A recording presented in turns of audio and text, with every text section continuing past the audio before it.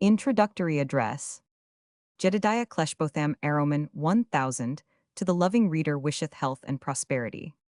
It would ill become me, whose name has been spread abroad by those former collections, bearing this title of Tales of my Landlord, and who have by the candid voice of a numerous crowd of readers been taught to think that I merit not the empty fame alone, but also the more substantial rewards of successful Pencroffdit, would I say ill become me to suffer this my youngest literary babe, and probably at the same time, the last child of mine old age to pass into the world, without some such modest apology for its defects, as it has been my custom to put forth. On preceding occasions of the like nature, the world has been sufficiently instructed of a truth, that I am not individually the person to whom is to be ascribed the actual inventing or designing of the scheme upon which these tales, which men have found so pleasing, were originally constructed, as also that neither am I the actual workman who, furnished by a skillful architect with an accurate plan, including elevations and directions, both general and particular, has from thence toiled to bring forth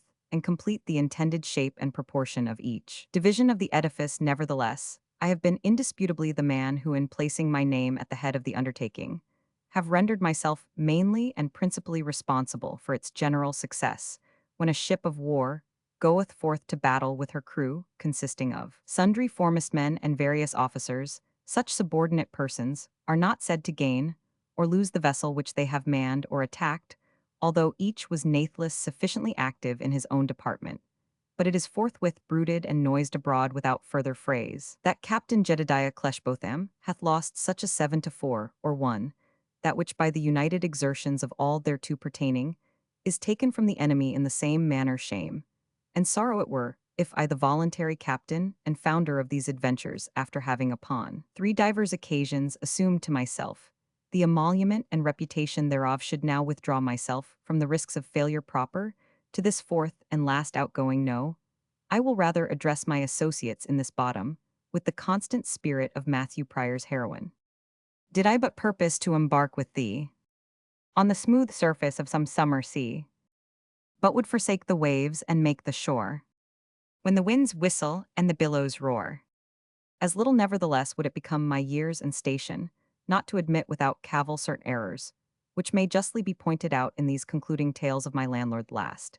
And it is manifest never carefully revised or corrected handiwork of Mr. Peter Pattison, now no more the same worthy young man so repeatedly mentioned in these introductory essays, and never without that tribute to his good sense and talents, nay, even genius, which his contributions to this my undertaking fairly entitled him to claim at the hands of his surviving friend and patron. These pages, I have said, were the ultimate labor of mine ingenious assistant.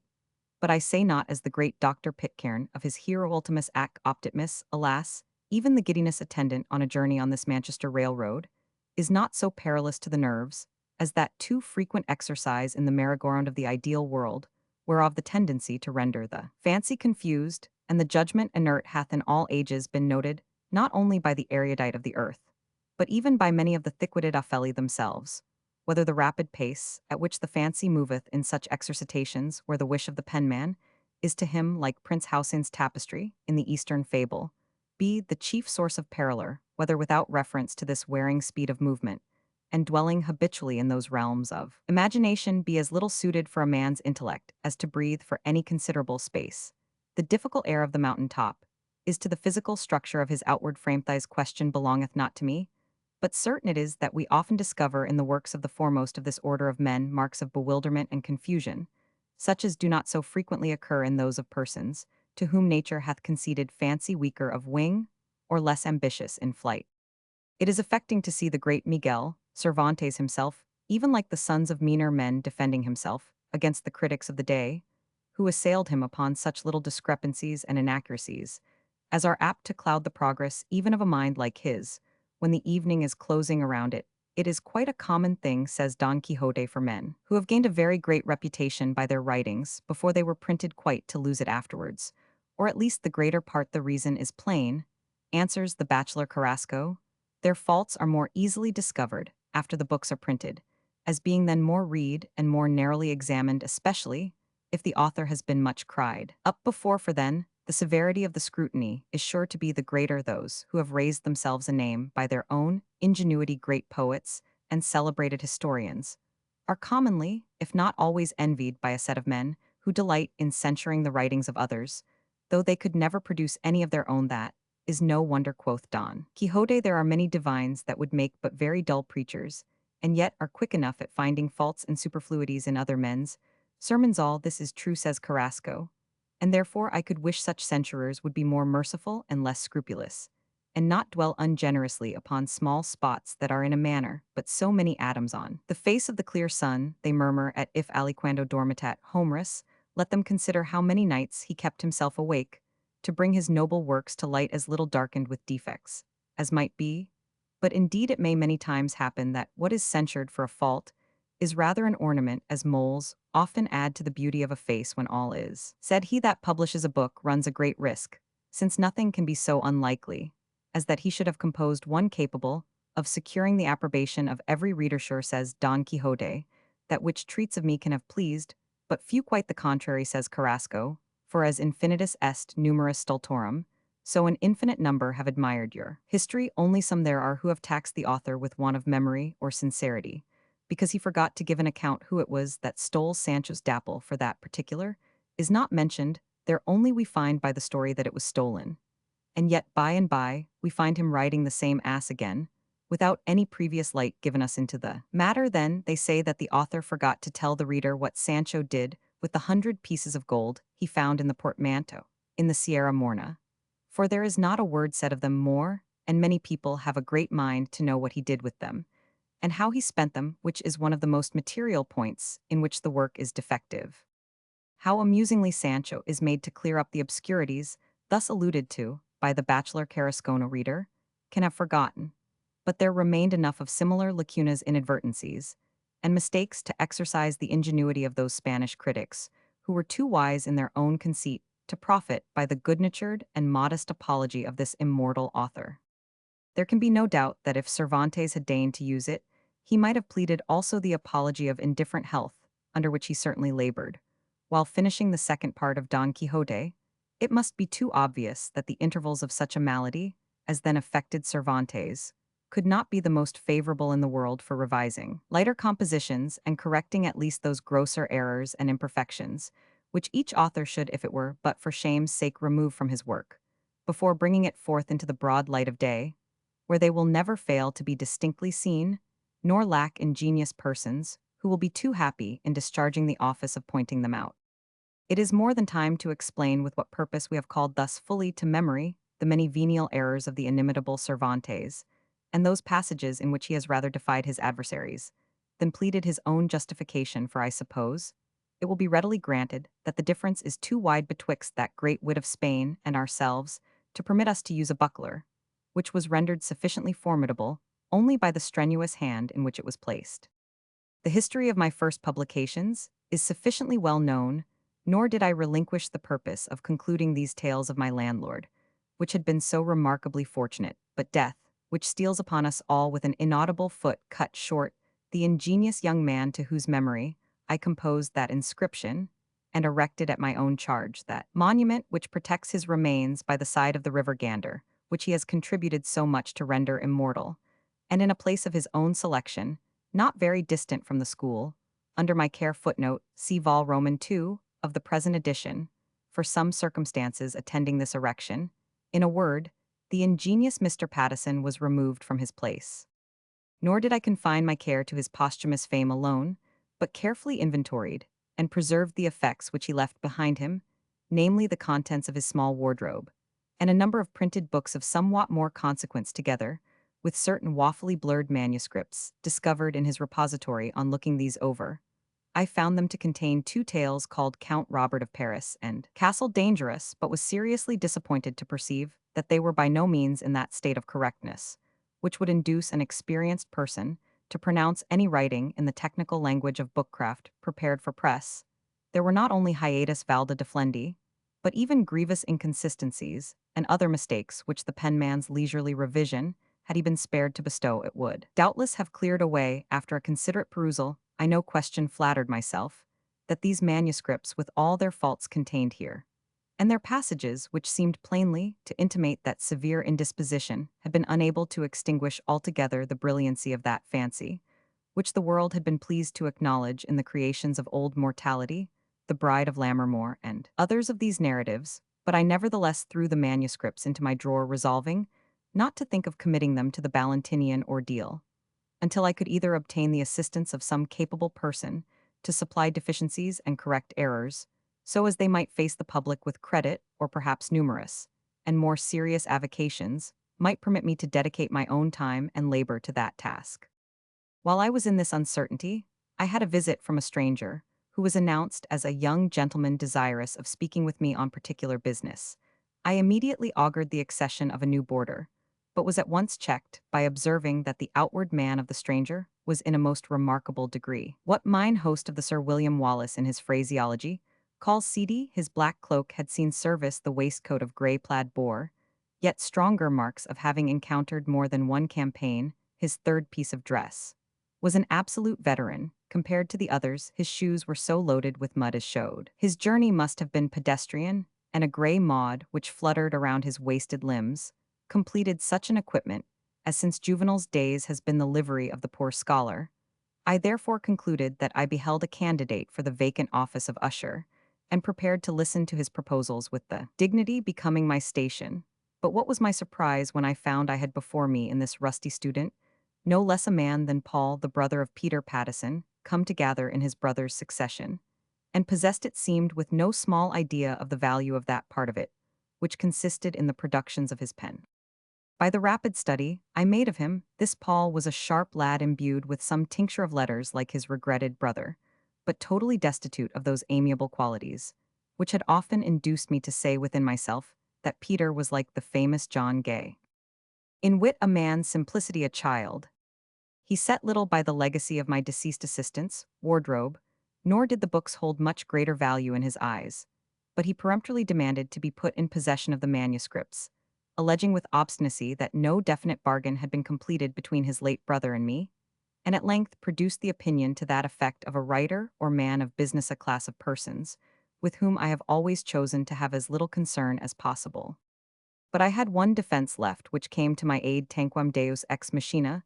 This rapacious Paul Pattison could not pretend to wrest the disputed manuscripts out of my possession, unless upon repayment of a considerable sum of money, which I had advanced from time to time to the deceased Peter, and particularly to purchase a small annuity for his aged mother. These advances, with the charges of the funeral and other expenses, amounted to a considerable sum, which the poverty-struck student and his acute legal adviser equally foresaw great difficulty in liquidating the said Mr. Paul Pattison, therefore listened to a suggestion, which I dropped as if by accident, that, if he thought himself capable of filling his brother's place of carrying the work through the press, I would make him welcome to bed and board within my mansion, while he was thus engaged, only requiring his occasional assistance at hearing the more advanced scholars. This seemed to promise a close of our dispute alike satisfactory to all parties, and the first act of Paul was to draw on me for a round sum under pretense that his wardrobe must be wholly refitted to this.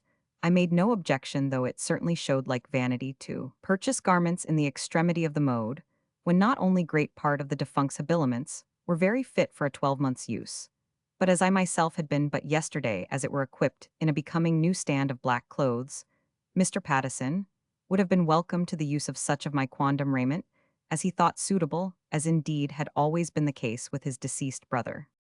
The school, I must needs say, came tolerably on. My youngster was very smart, and seemed to be so active in his duty of usher, if I may so speak, that he even overdid his part therein, and I began to feel myself a cipher in my own school.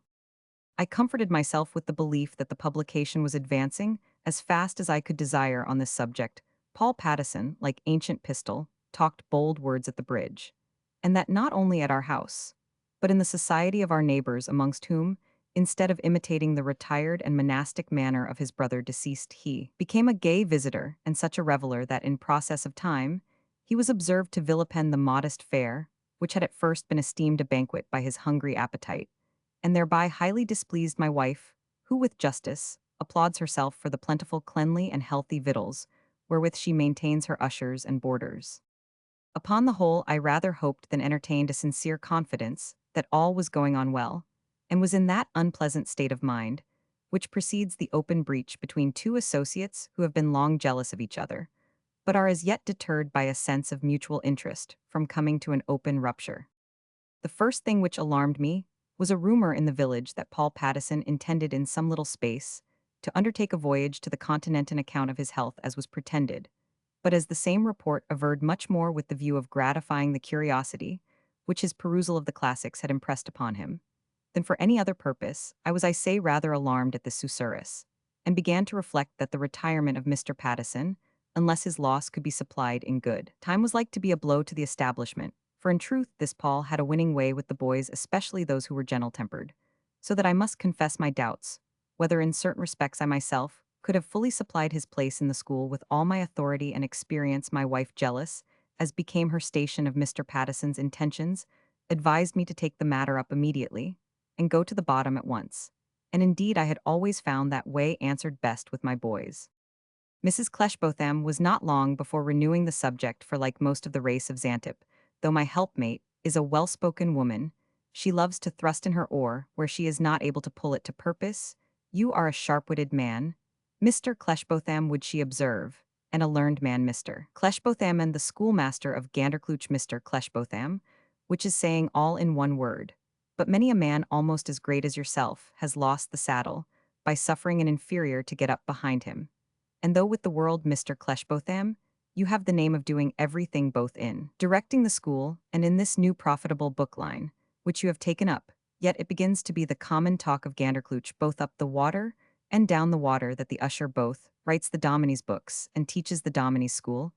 I ask maid, wife, or widow, and shall tell ye. The least gateling among them all comes to Paul Pattison with his lesson, as naturally as they come to me, for their forwers pure things, and never ain things of applying to you about a kittle turn, or a crabbed word, or about ony thing else, unless it were for licit exire, or the mending of an auld pen. Now this address assailed me on a summer evening, when I was whiling away my leisure hours with the end of a cutty pipe, and indulging in such bland imaginations as the Nicotian weed is wont to produce, more especially in the case of the studious persons devoted muses severioribus.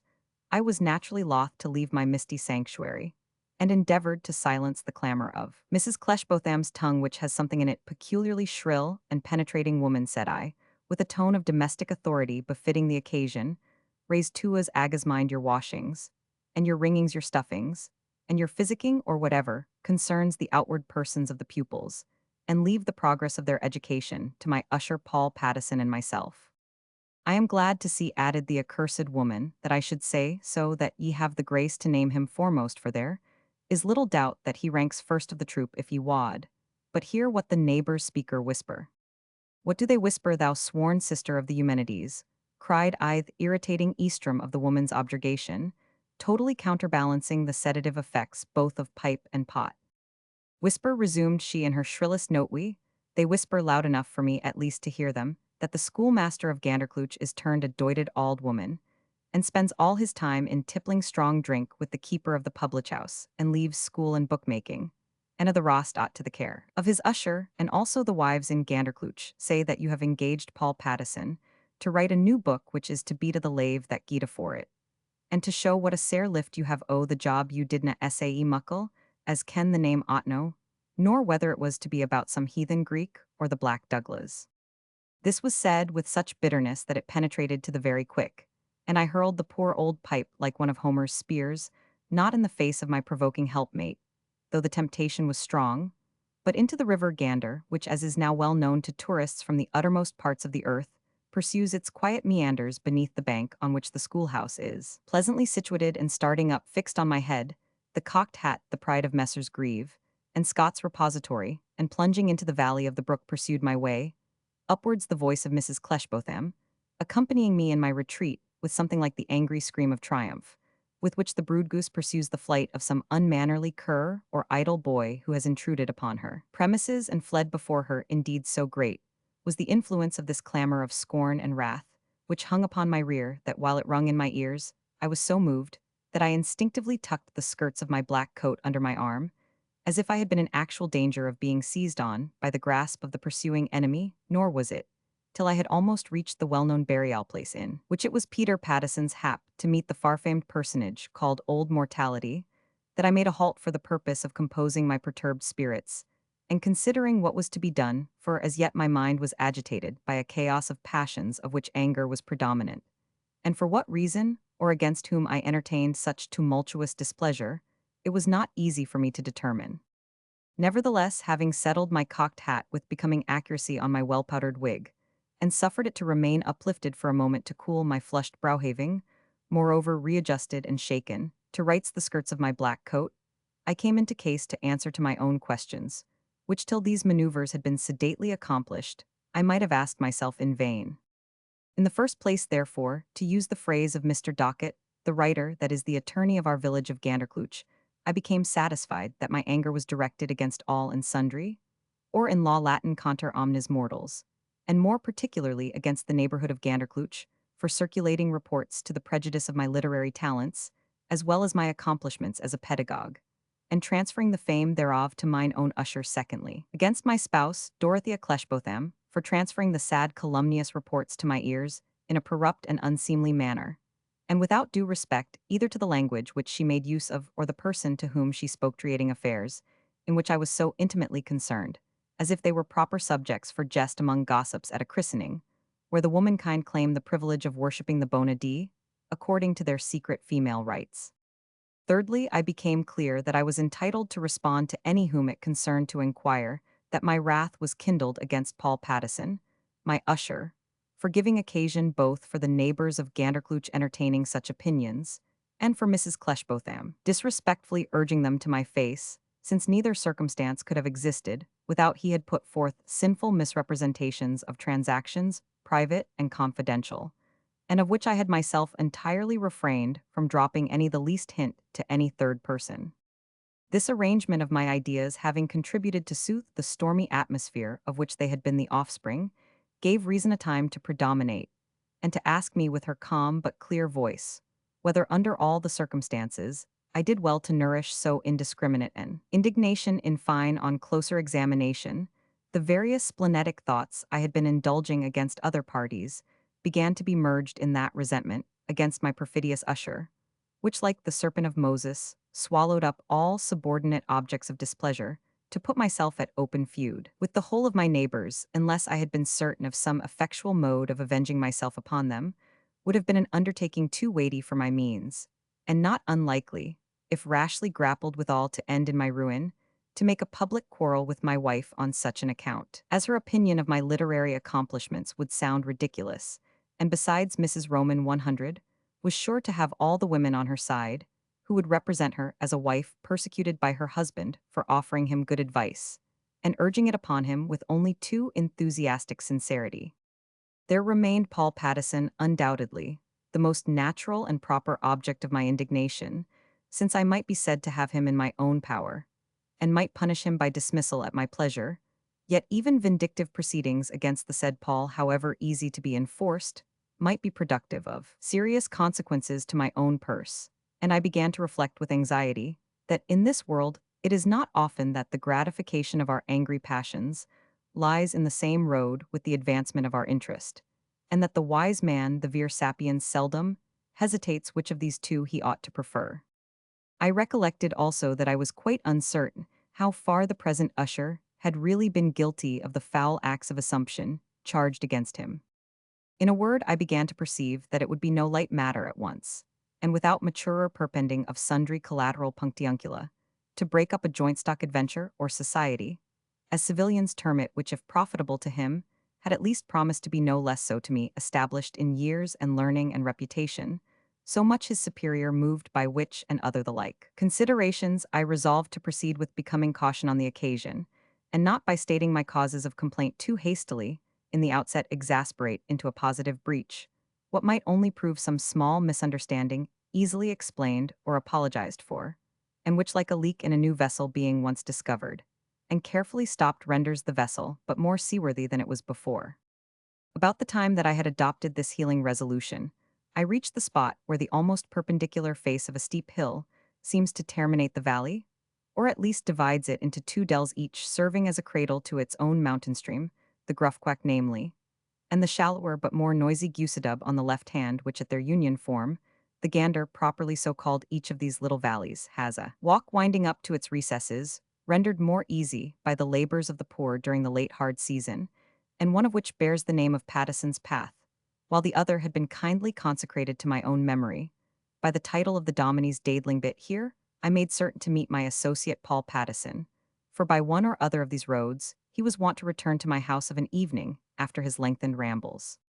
Nor was it long before I espied him descending the Gusedub by that tortuous path marking so strongly the character of a Scottish glen. He was easily distinguished, indeed at some distance, by his jaunty swagger, in which he presented to you the flat of his leg, like the manly knave of clubs apparently, with the most perfect contentment, not only with his leg and boot, but with every part of his outward man and the whole fashion of his garments, and one would almost have thought the contents of his pockets. In this his wonted guise he approached me, where I was seated near the meeting of the waters, and I could not but discern that his first impulse was to pass me without any prolonged or formal greeting. But as that would not have been decent considering the terms on which we stood, he seemed to adopt on reflection a course directly opposite, bustled up to me with an air of alacrity, and I may add impudence, and hastened at once into the middle of the important affairs, which it had been my purpose to bring under discussion in a manner more becoming their gravity. I am glad to see you, Mr. Cleshbotham, said he, with an inimitable mixture of confusion and effrontery. The most wonderful news which has been heard in the literary world in my time all Ganderclooch rings, with it thee positively speak of nothing else from Miss Buskbody's youngest apprentice to the minister himself, and ask each other in amazement whether the tidings are true or falsito. Be sure they are of an astounding complexion, especially to you and me. Mr. Pattison said, I am quite at a loss to guess at your meaning. Davis, some non-Oedipusi, am Jedediah Cleshbotham, schoolmaster of the parish of Ganderclooch, no conjurer and neither reader of riddles, nor expounder of enigmata. Well, replied Paul Pattison, Mr. Jedediah Cleshbotham, schoolmaster of the parish of Ganderclooch, and so forth. All I have to inform you is that our hopeful scheme is entirely blown up. The tales on publishing which we reckoned with so much confidence have already been printed. They are abroad over all America, and the British papers are clamorous. I received this news with the same equanimity with which I should have accepted a blow, addressed to my stomach, by a modern gladiator, with the full energy of his fist. If this be correct information, Mr. Pattison, said I must of necessity suspect you to be the person who have supplied the foreign press with the copy, which the printers have thus made an unscrupulous use of without respect to the rights of the undeniable proprietors of the manuscripts, and I request to know whether this American production embraces the alterations which you as well as I judged necessary, before the work could be fitted to meet the public eye. To this my gentleman saw it necessary to make a direct answer, for my manner was impressive, and my tone decisive. His native audacity enabled him, however, to keep his ground, and he answered with firmness. Mr. Cleshbotham, in the first place, these manuscripts over which you claim a very doubtful right were never given to anyone by me, and must have been sent to America either by yourself or by some one of the various gentlemen to whom, I am well aware, you have afforded opportunities of perusing my brother's MS remains. Mr. Pattison, I replied, I beg to remind you that it never could be my intention, either by my own hands or through those of another, to remit these manuscripts to the press, until by the alterations which I meditated, and which you yourself engaged to make, they were rendered fit for public perusal. Mr. Pattison answered me with much heat, sir, I would have you to know that if I accepted your paltry offer, it was with less regard to its amount than to the honor and literary fame of my late brother. I foresaw that if I declined it, you would not hesitate to throw the task into incapable hands, or perhaps have taken it upon yourself, the most unfit of all men to tamper with the works of departed genius, and that God willing I was determined to prevent, but the justice of heaven has taken the matter into its own hands. Peter Pattison's last labors shall now go down to posterity unscathed by the scalping knife of alteration in the hands of a false friend. Shame on the thought that the unnatural weapon could ever be wielded by the hand of a brother. I heard this speech not without a species of vertigo or dizziness in my head, which would probably have struck me lifeless at his feet, had not a thought like that of the old ballad, Earl Percy sees my fall, called to my recollection that I should only afford an additional triumph by giving way to my feelings in the presence of Mr. Paul Pattison, who I could not doubt must be more or less directly at the bottom of the transatlantic publication, and had in one way or another found his own interest in that nefarious transaction. To get quit of his odious presence, I bid him an unceremonious good night, and marched down the glen with the air, not of one who has parted with a friend, but who rather has shaken off an intrusive companion. On the road, I pondered the whole matter over with an anxiety which did not, in the smallest degree, tend to relieve me. Had I felt adequate to the exertion, I might, of course, have supplanted this spurious edition, of which the literary gazettes are already doling out copious specimens, by introducing into a copy to be instantly published at Edinburgh adequate correction of the various inconsistencies and imperfections, which have already been alluded to. I remember the easy victory of the real second part of these tales of my landlord, over the performance sent forth by an interloper under the same title, and why should not the same triumph be repeated now? There would in short have been a pride of talent in this manner of avenging myself, which would have been justifiable in the case of an injured man. But the state of my health has for some time been such as to render any attempt of this nature in every way imprudent. Under such circumstances, the last remains of Peter Pattison must even be accepted as they were left in his desk, and I humbly retire in the hope that such as they are they may receive the indulgence of those who have ever been but too merciful to the productions of his pen, and in all respects to the courteous reader's obliged servant, J. Roman 100 Ganderklooch, 15th Oct. 1831. Count Robert of Paris. Chapter the First. Leontius, that power that kindly spreads the clouds, a signal of impending showers, to warn the wandering linnet to the shade. Beheld without concern expiring Greece, and not one prodigy foretold our fate. Demetrius, 1,000 horrid prodigies foretold it. A feeble government eluded laws. A factious populace luxurious nobles. And all the maladies of sinking states. When public villainy too strong for justice shows his bold front the harbinger of ruin. Can brave Leontius call for airy wonders, which cheats interpret and which fools regard. Irene Act Roman 1, the close observers of vegetable nature have remarked that when a new graft is taken from an aged tree, it possesses indeed in exterior form the appearance of a youthful shoot, but has in fact attained to the same state of maturity, or even decay which has been reached by the parent stem. Hence it is said arises the general decline and death, that about the same season is often observed to spread itself through individual trees of some particular species, all of which deriving their vital powers from the parent stock, are therefore incapable of protracting their existence longer than it does. In the same manner, efforts have been made by the mighty of the earth to transplant large cities, states, and communities by one great and sudden exertion, expecting to secure to the new capital the wealth, the dignity, the magnificent decorations, and unlimited extent of the ancient city, which they desire to renovate, while at the same time they hope to begin a new succession of ages from the date of the new structure, to last they imagine as long, and with as much fame as its predecessor, which the founder hopes his new metropolis may replace in all its youthful glories. But nature has her laws which seem to apply to the social, as well as the vegetable system. It appears to be a general rule that what is to last long should be slowly matured and gradually improved, while every sudden effort, however gigantic, to bring about the speedy execution of a plan, calculated to endure for ages, is doomed to exhibit symptoms of premature decay. From its very commencement, thus in a beautiful oriental tale, a dervise explains to the Sultan how he had reared the magnificent trees among which they walked by nursing their shoots from the seed, and the prince's pride is damped when he reflects that those plantations, so simply raised, were gathering new vigor from each returning sun, while his own exhausted cedars, which had been transplanted by one violent effort, were drooping their majestic heads in the valley of Orez. Footnote: Tale of Merglip, the Persian in the Tales of the Genii. It has been allowed, I believe, by all men of taste, many of whom have been late visitants of Constantinople, that if it were possible to survey the whole globe, with a view to fixing a seat of universal empire, all who are capable of making such a choice would give their preference to the city of Constantine, as including the great recommendations of beauty, wealth, security, and eminence, yet with all these advantages of situation and climate, and with all the architectural splendor of its churches, and halls, its quarries of marble, and its treasure houses of gold.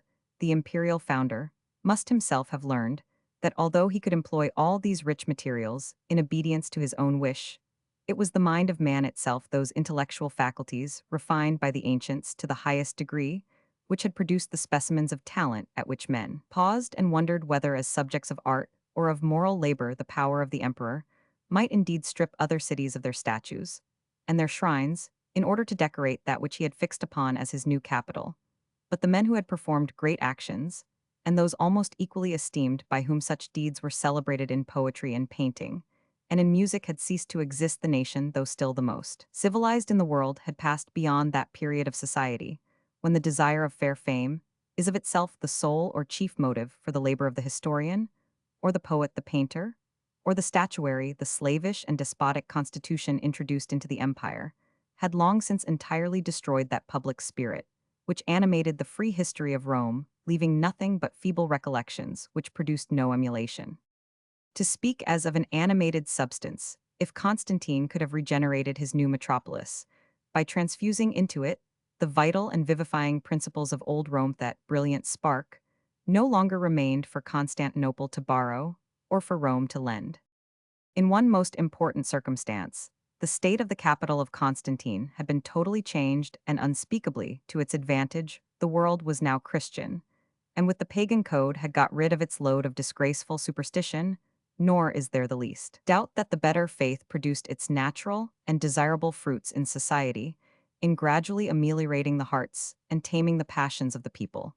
But while many of the converts were turning meekly towards their new creed, some in the arrogance of their understanding were limiting the scriptures by their own devices, and others failed not to make religious character or spiritual rank the means of rising to temporal power. Thus it happened at this critical period that the effects of this great change in the religion of the country, although producing an immediate harvest, as well as sowing much good seed which was to grow hereafter, did not in the 4th century flourish, so as to shed at once that predominating influence which its principles might have taught men to expect. Even the borrowed splendor in which Constantine decked his city bore in it something which seemed to mark premature decay. The imperial founder, in seizing upon the ancient statues, pictures, obelisks, and works of art, acknowledged his own incapacity to supply their place with the productions of later genius. And when the world, and particularly Rome, was plundered to adorn Constantinople, the emperor, under whom the work was carried on, might be compared to a prodigal youth, who strips an aged parent of her youthful ornaments, in order to decorate a flaunting paramour, on whose brow all must consider them as misplaced. Constantinople, therefore, when in 324 it first arose in imperial majesty, out of the humble Byzantium, showed even in its birth, and amid its adventitious splendor, as we have already said, some intimations of that speedy decay, to which the whole civilized world, then limited within the Roman Empire, was internally and imperceptibly tending, nor was it many ages ere these prognostications of declension were fully verified. In the year 1080 Alexius Comnenus, footnote, see Gibbon chap Roman 48 for the origin and early history of the house of the Comneni, ascended the throne of the empire, that is, he was declared sovereign of Constantinople, its precincts and dependencies, nor if he was disposed to lead a life of relaxation, would the savage incursions of the Scythians or the Hungarians frequently disturb the imperial slumbers. Limited to his own capital, it may be supposed that this safety did not extend much farther, for it is said that the Empress Pulcheria had built a church to the Virgin Mary, as remote as possible from the gate of the city, to save her devotions from the risk of being interrupted by the hostile yell of the barbarians, and the reigning emperor had constructed a palace near the same spot, and for the same reason. Alexius Comnenus was in the condition of a monarch, who rather derives consequence from the wealth and importance of his predecessors, and the great extent of their original dominions, than from what remnants of fortune had descended to the present generation. This emperor, except nominally, no more ruled over his dismembered provinces than a half-dead horse can exercise power over those limbs on which the hooded crow and the vulture have already begun to settle and select their prey. In different parts of his territory different enemies arose who waged successful or dubious war against the emperor, and of the numerous nations with whom he was engaged in hostilities, whether the Franks from the west, the Turks advancing from the east, the Cumans and Scythians pouring their barbarous numbers and unceasing storm of arrows from the north, and the Saracens, or the tribes into which they were divided pressing from the south, there was not one for whom the Grecian Empire did not spread a tempting repast. Each of these various enemies had their own particular habits of war, and a way of maneuvering in battle peculiar to themselves. But the Roman, as the unfortunate subject of the Greek Empire was still called, was by far the weakest, the most ignorant, and most timid who could be dragged into the field, and the emperor was happy in his own good luck when he found it possible to conduct a defensive war on a counterbalancing principle, making use of the Scythian to repel the Turk, or of both these savage people to drive back the fierce-footed Frank, whom Peter the Hermit had in the time of Alexius waked to double fury by the powerful influence of the Crusades. If therefore Alexius Comnenus was during his anxious seat upon the throne of the East reduced to use a base and truckling course of policy, he was sometimes reluctant to fight when he had a conscious doubt of the valor of his troops. If he commonly employed cunning and dissimulation, instead of wisdom and perfidy, instead of courage his expedients, were the disgrace of the age rather than his own. Again, the Emperor Alexius may be blamed for affecting a degree of state, which was closely allied to imbecility, he was proud of assuming in his own person, and of bestowing upon others the painted show of various orders of nobility, even now when the rank within the prince's gift was become an additional reason for the free barbarian despising the imperial noble, that the Greek court was encumbered with unmeaning ceremonies, in order to make amends for the want of that veneration, which ought to have been called forth by real worth. And the presence of actual power was not the particular fault of that prince, but belonged to the system of the government of Constantinople, for ages, indeed, in its trumpery etiquette, which provided rules for the most trivial points of a man's behavior during the day. The Greek Empire resembled no existing power in its minute follies, except that of Pekin, both doubtless being influenced by the same vain wish to add seriousness and an appearance of importance to objects which from their trivial nature could admit no such distinction. Yet thus far we must justify Alexius, that humble as were the expedients he had recourse to, they were more useful to his empire than the measures of a more proud and high-spirited prince might have proved in the same circumstances. He was no champion to break a lance against the breastplate of his Frankish rival, the famous Bohemond of Antioch. Bohemond, son of Robert Guiscard, the Norman conqueror of Apulia Calabria. And Sicily was at the time when the First Crusade began. Count of Tarentum. Though far advanced in life, he eagerly joined the expedition of the Latins, and became Prince of Antioch. For details of his adventures, death, and extraordinary character, see Gibbon Chaplic's and Mill's History of the Crusades Vol. Roman 1. But there were many occasions on which he hazarded his life freely, and so far as we can see from a minute perusal of his achievements, the Emperor of Greece was never so dangerous under shield as when any foeman desired to stop him while retreating from a conflict in which he had been worsted. But besides that, he did not hesitate, according to the custom of the time, at least occasionally, to commit his person to the perils of close combat. Alexius also possessed such knowledge of a general's profession as is required in our modern days. He knew how to occupy military positions to the best advantage, and often covered defeats or improved dubious conflicts in a manner highly to the disappointment of those who deemed that the work of war was done only on the field of battle. If Alexius Comnenus thus understood the evolutions of war, he was still better skilled in those of politics, where, soaring far above the express purpose of his immediate negotiation, the emperor was sure to gain some important and permanent advantage, though very often he was ultimately defeated by the unblushing fickleness or avowed treachery of the barbarians, as the Greeks generally termed all other nations, and particularly those tribes they can hardly be termed states, by which their own empire was surrounded. We may conclude our brief character of Comnenus by saying that had he not been called on to fill the station of a monarch, who was under the necessity of making himself dreaded, as one who was exposed to all manner of conspiracies, both in and out of his own family, he might in all probability have been regarded as an honest and humane prince. Certainly, he showed himself a good-natured man, and dealt less in cutting off heads and extinguishing eyes than had been the practice of his predecessors, who generally took this method of shortening the ambitious views of competitors. It remains to be mentioned that Alexius had his full share of the superstition of the age, which he covered with a species of hypocrisy. It is even said that his wife Irene, who of course was best acquainted with the real character of the emperor, taxed her dying husband with practicing, in his last moments, the dissimulation which had been his companion during life. See Gibbon Chap. Roman 56.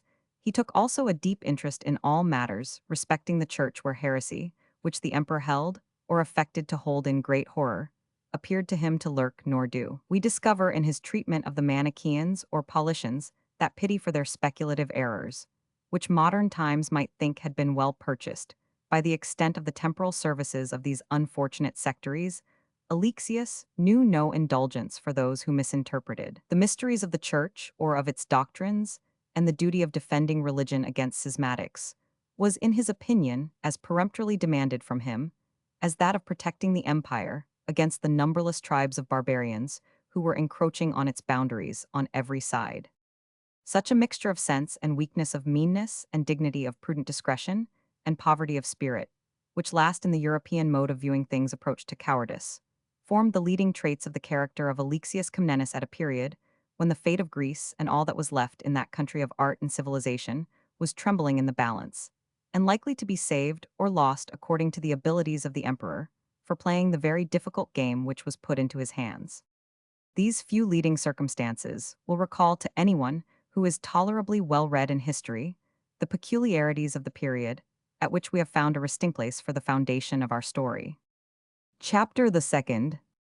Authors this superb successor of the earth's mistress, as thou vainly speakest, stands midst these ages as on the wide ocean, the last spared fragment of a spacious land, that in some grand and awful ministration of mighty nature has engulfed been, doth lift aloft its dark and rocky cliffs, o'er the wild waste around, and sadly frowns. In lonely majesty, Constantine Paleologus seen, Roman one are seen in the capital of the Eastern Empire, opens at what is termed the Golden Gate of Constantinople. And it may be said in passing that this splendid epithet is not so lightly bestowed as may be expected from the inflated language of the Greeks, which throws such an appearance of exaggeration about them, their buildings and monuments. The massive and seemingly impregnable walls with which Constantine surrounded the city were greatly improved, and added to by Theodosius, called the Great Triumphal Arch, decorated with the architecture of a better, though already a degenerate age, and serving at the same time as a useful entrance, introduced the stranger into the city. On the top, a statue of bronze represented Victory, the goddess who had inclined the scales of battle in favor of Theodosius, and as the artist determined to be wealthy, if he could not be tasteful, the gilded ornaments with which the inscriptions were set off readily led to the popular name of the gate figures. Carved in a distant and happier period of the art, glance from the walls, without assorting happily with the taste in which these were built, the more modern ornaments of the Golden Gate bore at the period of our story an aspect very different from those indicating the conquest brought back to the city and the eternal peace, which the flattering inscriptions recorded as having been extorted by the sword of Theodosius. 4 or 5 military engines for throwing darts of the largest size were placed upon the summit of the arch, and what had been originally designed as a specimen of architectural embellishment was now applied to the purposes of defense. It was the hour of evening, and the cool and refreshing breeze from the sea inclined each passenger, whose business was not of a very urgent description, to loiter on his way, and cast a glance at the romantic gateway and the various interesting objects of nature and art which the city of Constantinople presented as well to the inhabitants as to strangers. Footnote the impression which the imperial city was calculated to make on such visitors, as the Crusaders of the West, is given by the ancient French chronicler Villehardouin, who was present at the capture of a Roman 500. When we had come, he says, within 3 leagues to a certain abbey, then we could plainly survey Constantinople there. The ships and the galleys came to anchor, and much did they who had never been in that quarter before gaze upon the city, that such a city could be in the world they had never conceived, and they were never weary of staring at the high walls and towers with which it was entirely encompassed, the rich palaces and lofty churches of which there were so many that no one could have believed it if he had not seen with his own eyes that city, the queen of all cities, and know that there was not so bold a heart there, that it did not feel some terror at the strength of Constantinople. Chap. 66. Again and now many of those of the host went to see Constantinople within, and the rich palaces and stately churches of which it possesses so many, and the riches of the place, which are such as no other city ever equaled. I need not speak of the sanctuaries, which are as many as are in all the world beside. Chap. 100. One individual, however, seemed to indulge more wonder and curiosity than could have been expected from a native of the city, and looked upon the rarities around with a quick and startled eye that marked an imagination awakened by sights that were new and strange. The appearance of this person bespoke a foreigner of military habits, who seemed from his complexion to have his birthplace far from the Grecian metropolis, whatever chance had at present brought him to the Golden Gate, or whatever place he filled in the emperor's service. This young man was about 22 years old, remarkably finely formed, and athletic qualities, well understood by the citizens of Constantinople, whose habits of frequenting the public games had taught them at least an acquaintance with the human person, and where in the select of their own countrymen they saw the handsomest specimens of the human race. These were, however, not generally so tall as the stranger at the Golden Gate, while his piercing blue eyes, and the fair hair which descended from under a light helmet gaily, ornamented with silver, bearing on its summit a crest resembling a dragon, in the act of expanding his terrible jaws, intimated a northern descent to which the extreme purity of his complexion also bore witness. His beauty, however, though he was eminently distinguished, both in features and in person, was not liable to the charge of effeminacy from this. It was rescued both by his strength and by the air of confidence and self-possession, with which the youth seemed to regard the wonders around him, not indicating the stupid and helpless gaze of a mind equally inexperienced and incapable of receiving instruction, but expressing the bold intellect, which at once understands the greater part of the information which it receives, and commands the spirit to toil, in search of the meaning of that, which it has not comprehended, or may fear, it has misinterpreted. This look of awakened attention and intelligence gave interest to the young barbarian, and while the bystanders were amazed that a savage from some unknown or remote corner of the universe should possess a noble countenance, bespeaking a mind so elevated, they respected him for the composure with which he witnessed so many things, the fashion, the splendor, nay, the very use of which must have been recently new to him. The young man's personal equipments exhibited a singular mixture of splendor and effeminacy, and enabled the experienced spectators to ascertain his nation and the capacity in which he served. We have already mentioned the fanciful and crested helmet, which was a distinction of the foreigner, to which the reader must add in his imagination a small cuirass or breastplate of silver, so sparingly fashioned as obviously to afford little security to the broad chest, on which it rather hung like an ornament than covered as a buckler, nor if a well-thrown dart or strongly-shod arrow should alight full on this rich piece of armor, was there much hope that it could protect the bosom which it partially shielded. From betwixt the shoulders hung down over the back what had the appearance of a bearskin, but when more closely examined, it was only a very skillful imitation of the spoils of the chase, being in reality a surcoat composed of strong shaggy silk, so woven as to exhibit at a little distance no inaccurate representation of a bear's hide, a light crooked sword, or scimitar sheathed in a scabbard of gold, and ivory hung by the left side of the stranger, the ornamented hilt, of which appeared much too small for the large jointed hand of the young Hercules, who was thus gaily attired. A dress purple in color and setting close to the limbs covered the body of the soldier, to a little above the knee. From thence, the knees and legs were bare to the calf, to which the reticulated strings of the sandals rose from the instep, the ligatures being there fixed by a golden coin of the reigning emperor, converted into a species of clasp for the purpose.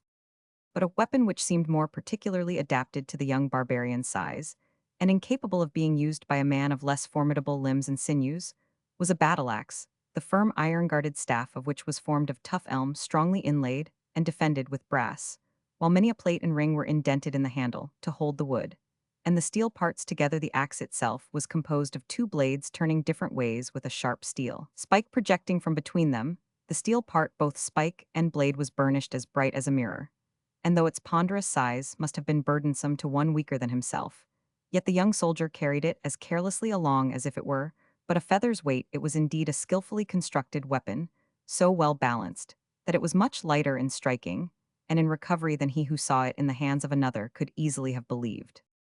The carrying arms of itself showed that the military man was a stranger.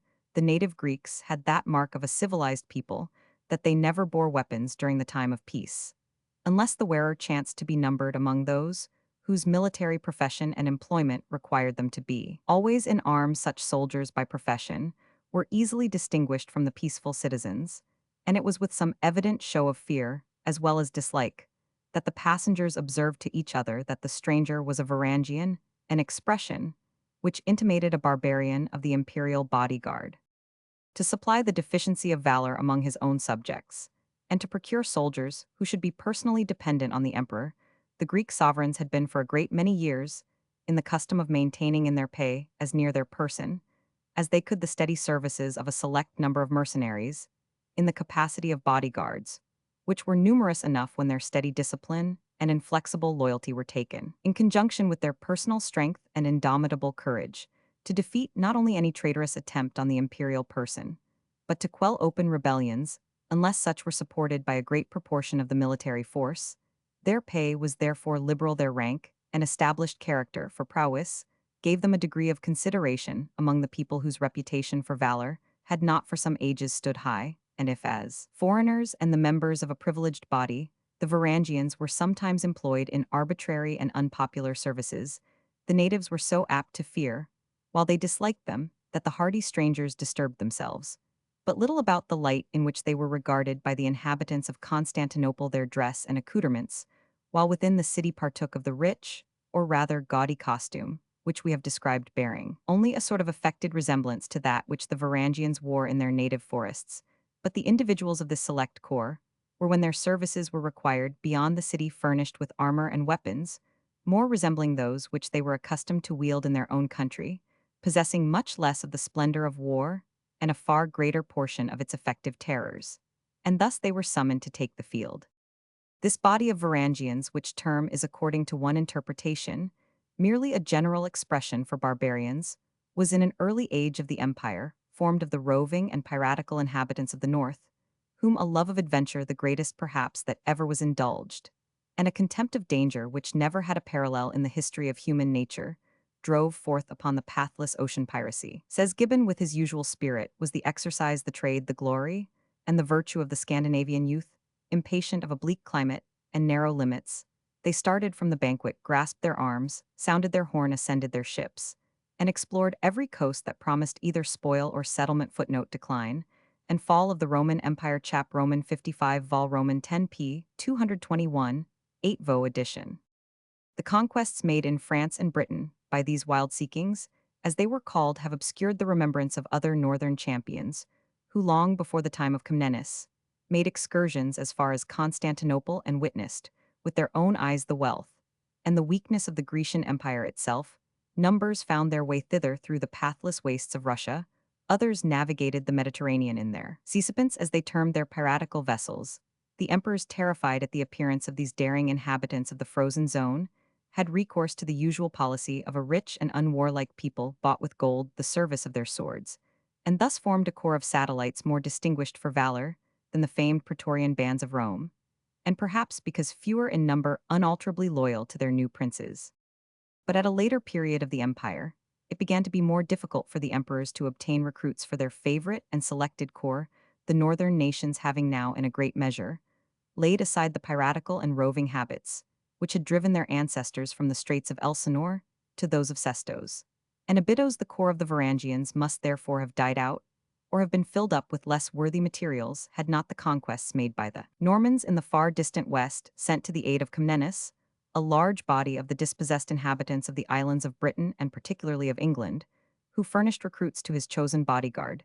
These were in fact Anglo-Saxons, but in the confused idea of geography received at the court of Constantinople, they were naturally enough called Anglo-Danes, as their native country was confounded with the Thule of the ancients, by which expression the archipelago of Zetland and Orkney is properly to be understood, though according to the notions of the Greeks, it comprised either Denmark or Britain.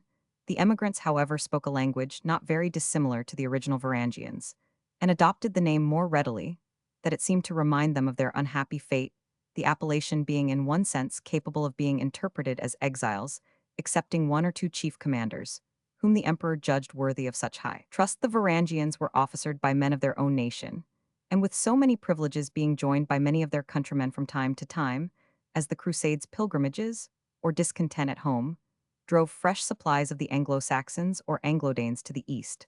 The Varangians subsisted in strength to the last days of the Greek Empire, retaining their native language, along with the unblemished loyalty and unabated martial spirit which characterized their fathers. This account of the Varangian Guard is strictly historical, and might be proved by reference to the Byzantine historians, most of whom, and also Villehardouin's account of the taking of the city of Constantinople by the Franks and Venetians, make repeated mention of this celebrated and singular body of Englishmen, forming a mercenary guard attendant on the person of the Greek emperor's. Footnote: Dukenge has poured forth a tide of learning on this curious subject, which will be found in his notes on Villehardouin's Constantinople, under the French Emperor's Paris, 1637 folio p. 196 Gibbon's History, may also be consulted Vol Roman 10 p. 231. Villehardouin, in describing the siege of Constantinople A Roman 500, says Les mers fut molt garnis d'Anglois, et de Dancients, the dissertation of Ducange, here quoted in several articles, besides in his glossarium, as Varengi Roman 100.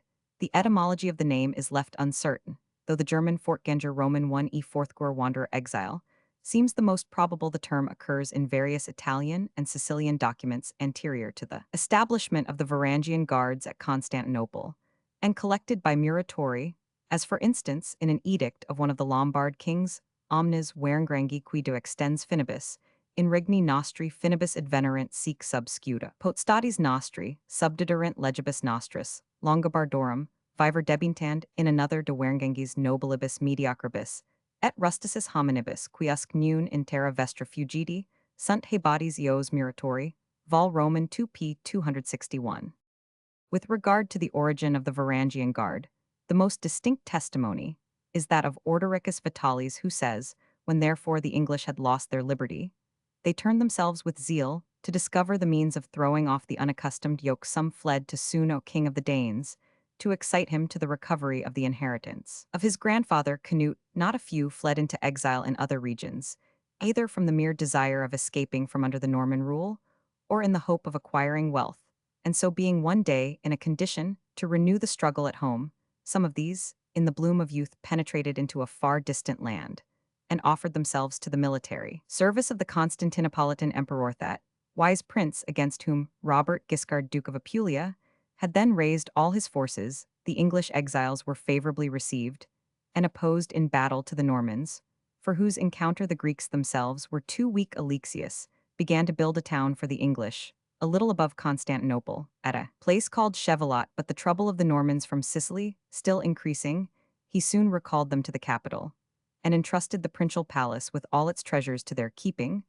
This was the method in which the Saxon English found their way to Ionia, where they still remain highly valued by the emperor, and the People Book Roman 4 p. 508. Having said enough to explain why an individual Varangian should be strolling about the Golden Gate, we may proceed in the story which we have commenced. Let it not be thought extraordinary that this soldier of the Life Guard should be looked upon with some degree of curiosity by the passing citizens. It must be supposed that from their peculiar duties they were not encouraged to hold frequent intercourse or communication with the inhabitants, and besides that they had duties of police occasionally to exercise amongst them, which made them generally more dreaded than beloved. They were at the same time conscious that their high pay, splendid appointments, and immediate dependence on the emperor were subjects of envy to the other forces. They therefore kept much in the neighborhood of their own barracks, and were seldom seen straggling remote from them, unless they had a commission of government entrusted to their charge. This being the case, it was natural that a people so curious as the Greeks should busy themselves in eyeing the stranger as he loitered in one spot, or wandered to and fro like a man who either could not find some place which he was seeking, or had failed to meet some person with whom he had an appointment for which the ingenuity of the passengers found 1,000 different and inconsistent reasons. A Varangian said one citizen to another, and upon duty ahem, then I presume to say in your ear. What do you imagine is his object? Inquired the party, to whom this information was addressed. Gods and goddesses, do you think I can tell you? But suppose that he is lurking here to hear what folks say of the emperor, answered the quidnunc of Constantinople. That is not likely, said the querist. These Varangians do not speak our language, and are not extremely well fitted for spies, since few of them pretend to any intelligible notion of the Grecian tongue. It is not likely, I think, that the emperor would employ as a spy a man who did not understand the language of the country. But if there are, as all men fancy, answered the politician, persons among these barbarian soldiers who can speak almost all languages, you will admit that such are excellently qualified for seeing clearly around them, since they possess the talent of beholding and reporting, while no one has the slightest idea of suspecting them. It may well be, replied his companion, but since we see so clearly the fox's foot and paws protruding from beneath the seeming sheep's fleece, or rather, by your leave, the bear's hide yonder, had we not better be jogging homeward, ere it be pretended we have insulted a Varangian guard? This surmise of danger insinuated by the last speaker, who was a much older and more experienced politician than his friend determined, both on a hasty retreat. They adjusted their cloaks, caught hold of each other's arm, and speaking fast and thick, as they started new subjects of suspicion, they sped close, coupled together towards their habitations in a different and distant quarter of the town. In the meantime, the sunset was nigh over, and the long shadows of the walls, bulwarks, and arches were projecting from the westward in deeper and blacker shade. The Varangian seemed tired of the short and lingering circle, in which he had now trodden for more than an hour, and in which he still loitered like an unliberated spirit which cannot leave the haunted spot till licensed by the spell which has brought it hither. Even so the barbarian, casting an impatient glance to the sun, which was setting in a blaze of light, behind a rich grove of cypress trees, looked for some accommodation on the benches of stone, which were placed under shadow of the triumphal arch of Theodosius, drew the axe which was his principal weapon close to his side, wrapped his cloak about him, and though his dress was not in other respects a fit attire for slumber any more than the place well selected for repose, yet in less than 3 minutes he was fast asleep. The irresistible impulse, which induced him to seek for repose in a place very indifferently fitted for the purpose, might be weariness, consequent upon the military vigils, which had proved a part of his duty on the preceding evening. At the same time, his spirit was so alive within him, even while he gave way to this transient fit of oblivion, that he remained almost awake, even with shut eyes. And no hound ever seemed to sleep more lightly than our Anglo-Saxon at the Golden Gate of Constantinople. And now the slumberer, as the loiterer had been before, was the subject of observation to the accidental passengers. Two men entered the porch in company.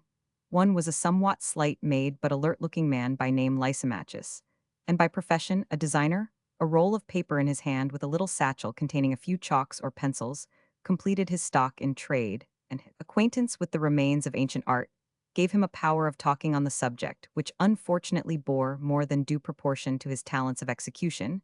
His companion, a magnificent-looking man in form, and so far resembling the young barbarian, but more clownish and peasant-like in the expression of his features, was Stephanos the wrestler well known in the Palestra. "Stop here, my friend," said the artist, producing his pencils, "till I make a sketch for my youthful Hercules." "I thought Hercules had been a Greek," said the wrestler. "This sleeping animal is a barbarian."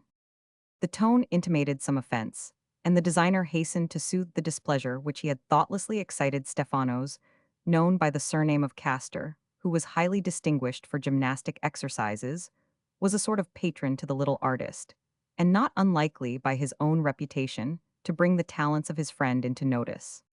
"Beauty and strength," said the adroit artist, "are of no particular nation, and may our muse never deign me her prize, but it is my greatest pleasure to compare them as existing in the uncultivated savage of the north, and when they are found in the darling of an enlightened people who has added the height of gymnastic skill to the most distinguished natural qualities, such as we can now only see in the works of Phidias and Praxite Lesser, in our living model of the gymnastic champions of antiquity." "Nay, I acknowledge that the Varangian is a proper man," said the athletic hero, softening his tone, "but the poor savage hath not perhaps in his lifetime had a single drop of oil on his bosom. Hercules instituted the Isthmian games. But hold, what sleeps he with wrapped so close in his bearskin?" said the artist. "Is it a club?" "Away, away, my friend," cried Stephanos as they looked closer on the sleeper. "Do you not know that is the instrument of their barbarous office? They do not war with swords or lances, as if destined to attack men of flesh and blood, but with maces and axes as if they were to hack limbs, formed of stone and sinews of oak. I will wager my crown of withered parsley that he lies here to arrest some distinguished commander who has offended the government. He would not have been thus formidably armed otherwise. Away, away, good Lysimachus. Let us respect the slumbers of the bear." So saying, the champion of the Palestra made off with less apparent confidence than his size and strength might have inspired. Others, now thinly straggling, passed onward as the evening closed, and the shadows of the cypress trees fell darker around. "Two females of the lower rank cast their eyes on the sleeper. Holy Maria," said one, "if he does not put me in mind of the Eastern tale, how the genie brought a gallant young prince from his nuptial chamber in Egypt, and left him sleeping at the gate of Damascus. I will awake the poor lamb, lest he catch harm from the night dew." "Harm," answered the older and crosser-looking woman, "I such harm as the cold water of the Cydnus does to the wild swan. A lambe forsooth, why he's a wolf, or a bear, at least a Varangian, and no modest matron, would exchange a word with such an unmannered barbarian. I'll tell you what one of these English Danes did to me." So saying, she drew on her companion, who followed with some reluctance, seeming to listen to her gabble, while she looked back upon the sleeper. The total disappearance of the sun, and nearly at the same time, the departure of the twilight, which lasts so short time in that tropical region of the few advantages, which a more temperate climate possesses over it, being the longer continuance of that sweet and placid light, gave signal to the warders of the city to shut the folding leaves of the golden gate, leaving a wicket lightly bolted for the passage of those whom business might have detained too late without the walls. And indeed, for all who chose to pay a small coin, the position and apparent insensibility of the Varangian did not escape those who had charge of the gate, of whom there was a strong guard which belonged to the ordinary Greek forces. By Castor and by Pollux, said the centurion, for the Greeks swore by the ancient deities, although they no longer worshipped them, and preserved those military distinctions with which the steady Romans shook the world, although they were altogether degenerated from their original manners. By Castor and Pollux, comrades, we cannot gather gold in this gate according, as its legend tells us, yet it will be our fault if we cannot glean a goodly crop of silver. And though the golden age be the most ancient and honorable, yet in this degenerate time, it is much if we see a glimpse of the inferior metal. Unworthy are we to follow the noble centurion Harpax, answered one of the soldiers of the watch, who showed the shaven head, and the single tuft. Footnote: one tuft is left on the shaven head of the Moslem, for the angel to grasp by, when conveying him to paradise. Of a Mussulman, if we do not hold silver a sufficient cause to bestir ourselves, when there has been no gold to be hadas, by the faith of an honest man, I think we can hardly tell its color, whether out of the imperial treasury, or obtained at the expense of individuals for many long moons. But this silver, said the centurion, thou shalt see with thine own eye, and hear it ring a knell in the purse, which holds our common stock, which did hold it, as thou wouldst say, most valiant commander, replied the inferior warder. But what that purse holds now, save a few miserable oboli for purchasing certain pickled potherbs and salt fish, to relish our allowance of stummed wine, I cannot tell, but willingly give my share of the contents to the devil, if either purse or platter exhibits symptom of any age richer than the age of copper. I will replenish our treasury, said the centurion, were our stock yet lower than it is. Stand up close by the wicket, my masters. Bethink you, we are the imperial guards, or the guards of the imperial city. It is all one, and let us have no man rush past us on a sudden. And now that we are on our guard, I will unfold to you. But stop, said the valiant centurion. Are we all here true brothers? Do all well understand the ancient and laudable customs of our watchkeeping, all things secret, which concern the profit and advantage of this, our vigil, and aiding and abetting the common cause, without information or treachery? You are strangely suspicious. Tonight, answered the sentinel, methinks we have stood by you, without tattling in matters which were more weighty. Have you forgot the passage of the jeweler, which was neither the gold nor silver age, but if there were a diamond one? Peace, good Ismail, the infidel, said the centurion, for I thank heaven we are of all religions, so it is to be hoped we must have the true one amongst us. Peace? I say it is unnecessary to prove thou canst keep new secrets by ripping up old ones. Come hither, look through the wicket to the stone bench on the shady side of the grand porch. Tell me, old lad, what dost thou see there? A man asleep, said Ismail. By heaven, I think from what I can see by the moonlight that it is one of those barbarians, one of those island dogs, whom the emperor sets such store by. And can thy fertile brain, said the centurion, spin nothing out of his present situation, tending towards our advantage? Why, I said Ismail, they have large pay, though they are not only barbarians, but pagan dogs in comparison with us Moslems and Nazarenes. That fellow hath besotted himself with liquor, and hath not found his way home to his barracks in good time. He will be severely punished, unless we consent to admit him, and to prevail on us to do so, he must empty the contents of his girdle. That at least, answered the soldiers of the city watch, but carefully suppressing their voices, though they spoke in an eager tone. And is that all that you would make of such an opportunity? Said Harpax scornfully. No, no, comrades, if this outlandish animal indeed escape us, he must at least leave his fleece behind. See you not the gleams from his headpiece, and his cuirass? I presume these betoken substantial silver. Though it may be of the thinnest, there lies the silver mine. I spoke of ready to enrich the dexterous hands who shall labor it. But said timidly, a young Greek, a companion of their watch, lately enlisted in the corps, and unacquainted with their habits still this barbarian, as you call him, is a soldier of the emperor. And if we are convicted of depriving him of his arms, we shall be justly punished for a military crime. Here to a new Lycurgus, come to teach us our duty, said the centurion learn first young man that the metropolitan cohort never can commit a crime, and next, of course, that they can never be convicted of one suppose.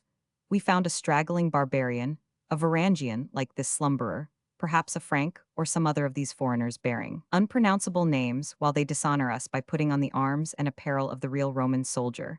Are we placed to defend an important post, to admit a man so suspicious within our postern, when the event may probably be to betray both the Golden Gate and the hearts of gold who guard it have the one seized, and the throats of the others handsomely cut. Keep him without sight of the gate. Then replied the novice, if you think him so dangerous for my part, I should not fear him, were he deprived of that huge double-edged axe, which gleams from under his cloak, having a more deadly glare than the comet which astrologers prophesy, such strange things of. Nay, then we agree together, answered Harpax, and you speak like a youth of modesty and sense. And I promise you the state will lose nothing in the despoiling of this same barbarian. Each of these savages hath a double set of accoutrements, the one wrought with gold, silver, inlaid work, and ivory as becomes their duties in the prince's household, the other fashioned of triple steel, strong, weighty, and irresistible. Now, in taking from this suspicious character his silver helmet and cuirass, you reduce him to his proper weapons, and you will see him start up in arms fit for duty. Yes, said the novice, but I do not see that this reasoning will do more than warrant our stripping the Varangian of his armor, to be afterwards heedfully returned to him on the morrow. If he prove a true man, how I know not, but I had adopted some idea that it was to be confiscated for our joint behoof. Unquestionably, said Harpax, for such has been the rule of our watch ever since the days of the excellent centurion Sisyphus, in whose time it first was determined that all contraband commodities, or suspicious weapons, or the like which were brought into the city during the night watch, should be uniformly forfeited to the use of the soldiery of the guard. And where the emperor finds the goods or arms unjustly seized, I hope, he is rich enough to make it up to the sufferer. But still, said Sebasts of Mytilene, the young Greek aforesaid, were the emperor to discover. As replied Harpax, he cannot discover if he had all the eyes of Argus. Tale here, are 12 of us sworn according to the rules of the watch to abide in the same story. Here is a barbarian, who, if he remembers anything of the matter which, I greatly doubt thy's choice of, a lodging arguing his familiarity with the wine patels, but a wild tale of losing his armor, which we my masters looking round to his companions, deny stoutly I hope. We have courage enough for that end, which party will be believed the companions of the watch surely. Quite the contrary, said Sebasts, I was born at a distance from hence. Yet even in the island of Mytilene, the rumor had reached me that the cavaliers of the city guard of Constantinople were so accomplished in falsehood that the oath of a single barbarian would outweigh the Christian oath of the whole body, if Christians some of them err, for example, this dark man, with a single tuft on his head. And if it were even so, said the centurion, with a gloomy and sinister look, there is another way of making the transaction a safe one. Sebasts, fixing his eye on his commander, moved his hand to the hilt of an eastern poniard, which he wore as if to penetrate his exact meaning. The centurion nodded in acquiescence. Young as I am, said Sebasts, I have been already a pirate 5 years at sea, and a robber 3 years now in the hills, and it is the first time I have seen or heard a man hesitate in such a case to take the only part which is worth a brave man's while to resort to in a pressing affair. Harpax struck his hand into that of the soldier, as sharing his uncompromising sentiments, but when he spoke it was in a tremulous voice. How shall we deal with him, said he to Sebasts, who from the most raw recruit in the corps, had now risen to the highest place in his estimation. Anyhow, returned the islander, I see bows here and shafts, and if no other person can use them. They are not, said the centurion, the regular arms of our corps. The fitter you to guard the gates of a city, said the young soldier with a horselaugh, which had something insulting in it, Welbit, so I can shoot like a Scythian, he proceeded, nod. But with your head, one shaft shall crash among the splinters of his skull, and his brains the second shall quiver in his heart. Bravo, my noble comrade, said Harpax in a tone of affected rapture, always lowering his voice, however, as respecting the slumbers of the Varangian. Such were the robbers of ancient days, the Diomes, Corvneets, Sins, Sirons, Procrustes, whom it required demigods to bring to what was miscalled justice, and whose compeers and fellows will remain masters of the continent and isles of Greece, until Hercules and Theseus shall again appear upon earth. Nevertheless shoot, not my valiant Sebastesdro, not the bow, my invaluable Mytilenean you may wound, and not kill, I am little wont to do so, said Sebastes again, repeating the hoarse chuckling, discordant laugh which grated upon the ears of the centurion, though he could hardly tell the reason why it was so uncommonly unpleasant. If I look not about me, was his internal reflection, we shall have two centurions of the watch, instead of one this Mytilenean, or be he who the devil will is a bow's length beyond me. Must keep my eye on him, he then spoke aloud in a tone of authority. But come, young man, it is hard to discourage a young beginner, if you have been such a rover of wood and river, as you tell us of you know how to play the Sicarius there. Lies your object drunk, or asleep? We know not which you will deal with him in either case. Will you give me no odds to stab a stupefied or drunken man, most noble centurion? Answered the Greek, you would perhaps love the commission yourself. He continued somewhat ironically. Do as you are directed, friend, said Harpax, pointing to the turret staircase, which led down from the battlement to the arched entrance underneath the porch. He has the true cat-like stealthy pace, half muttered the centurion, as his sentinel descended to do such a crime, as he was posted there to prevent this cockerel's comb must be cut, or he will become king of the roost. But let us see if his hand be as resolute as his tongue, then we will consider what turn to give to the conclusion. As Harpax spoke between his teeth and rather to himself than any of his companions, the Mytilenean emerged from under the archway treading on tiptoe, yet swiftly, with an admirable mixture of silence and celerity, his poniard drawn, as he descended, gleamed in his hand, which was held a little behind the rest of his person, so as to conceal it. The assassin hovered less than an instant over the sleeper, as if to mark the interval between the ill-fated silver corselet and the body which it was designed to protect, when at the instant the blow was rushing to its descent. The Varangian started up at once, arrested the armed hand of the assassin, by striking it upwards with the head of his battle-axe, and while he thus parried the intended stab, struck the Greek a blow heavier than Sebas had ever learned at the pancration, which left him scarce the power to cry help to his comrades on the battlements. They saw what had happened, however, and beheld the barbarian set his foot on their companion, and brandish high his formidable weapon, the whistling sound of which made the old arch ring ominously. While he paused an instant with his weapon upheaved air, he gave the finishing blow to his enemy. The warders made a bustle, as if some of them would descend to the assistance of Sebastes, without, however, appearing very eager to do so, when Harpax in a rapid whisper commanded them to stand fast. Each man to his place, he said, happen what may, yonder comes a captain of the guard's secret, is our own, if the savage has killed the Mytilenean, as I well trust, for he stirs neither hand nor foot. But if he lives, my comrades, make hard your faces as flinch, is but one man, we are 12, we know nothing of his purpose, save that he went to sea, wherefore the barbarian slept so near the post. While the centurion thus brooded his purpose in busy insinuation to the companions of his watch, the stately figure of a tall soldier, richly armed, and presenting a lofty crest which glistened, as he stepped from the open moonlight into the shade of the vault, became visible beneath a whisper, passed among the warders on the top of the gate. Draw bolt, shut gate, come of the Mytilenean, what will, said the centurion, we are lost men. If we own him, here comes the chief of the Varangian axes, the follower himself. Well, hear word, said the officer, who came last upon the scene, in a sort of lingua franca, generally used by the barbarians of the guard. Hast thou caught a nighthawk? Aye, by St. George, answered the soldier, and yet in my country we would call him but a kite. What is he, said the leader. He will tell you that himself, replied the Varangian, when I take my grasp from his windpipe. Let him go, then, said the officer.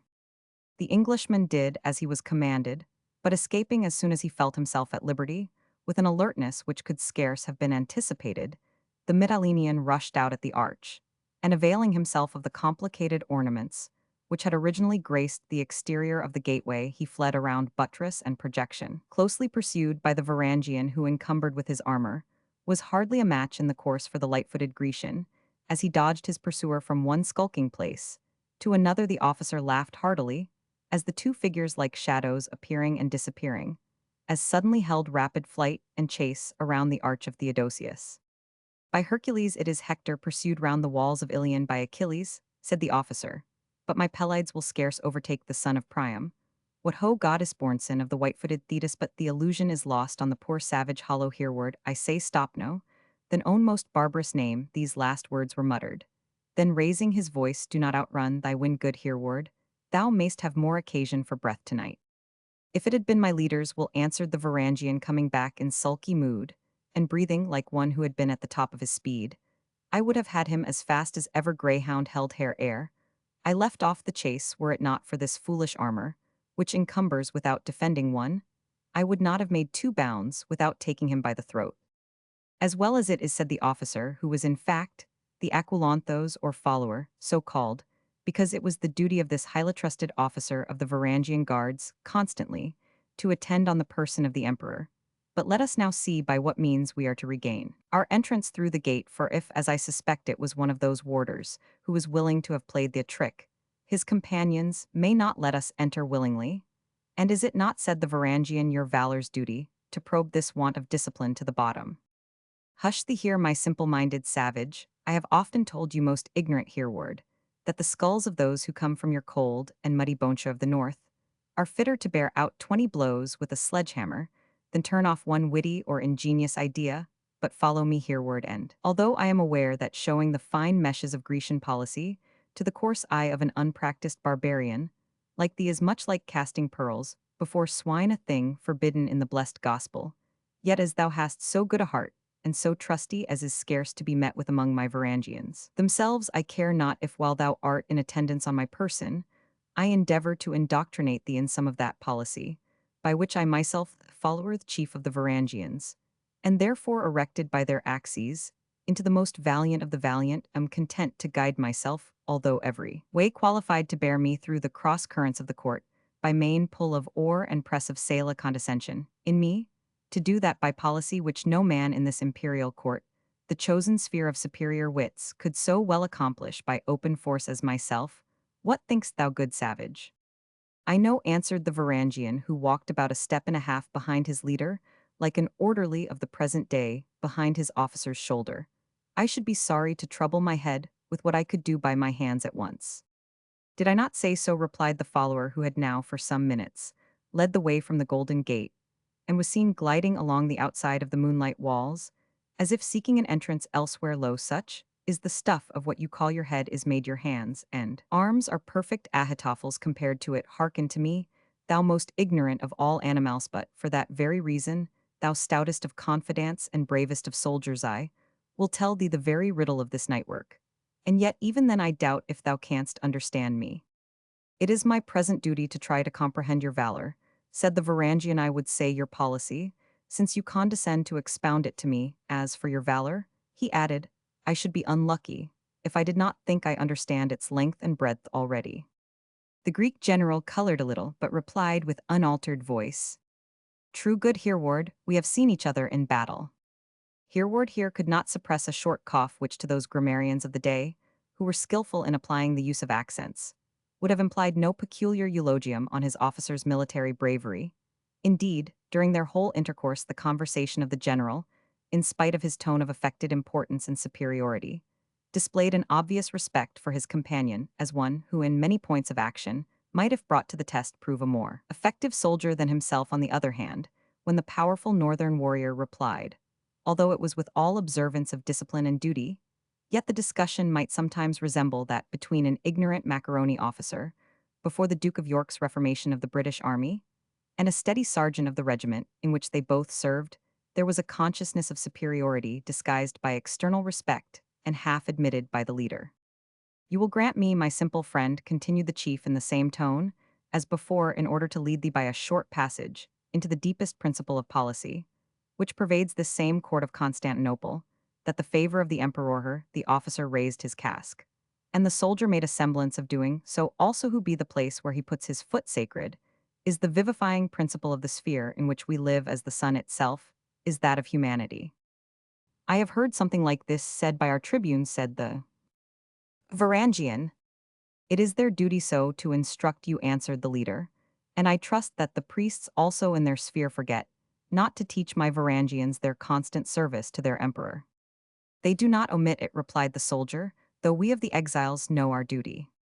God forbid I should doubt it, said the commander of the battle axes. All I mean is to make thee understand, my dear hereward, that as there are, though perhaps such do not exist in thy dark and gloomy climate, a race of insects which are born in the first rays of the morning, and expire with those of sunset, thence called by us ephemeras, as enduring one day, only such is the case of a favorite at court while enjoying the smiles of the most sacred emperor, and happy is he whose favor rising as the person of the sovereign emerges from the level space, which extends around the throne displays itself in the first imperial blaze of glory, and who keeping his post during the meridian splendor of the crown, has only the fate to disappear and die with the last beam of imperial brightness. Your valor, said the islander, speaks higher language than my northern wits, are able to comprehend only methinks, rather than part with life at the sunset. I would since insect, I must needs be become a moth for 2 or 3 dark hours.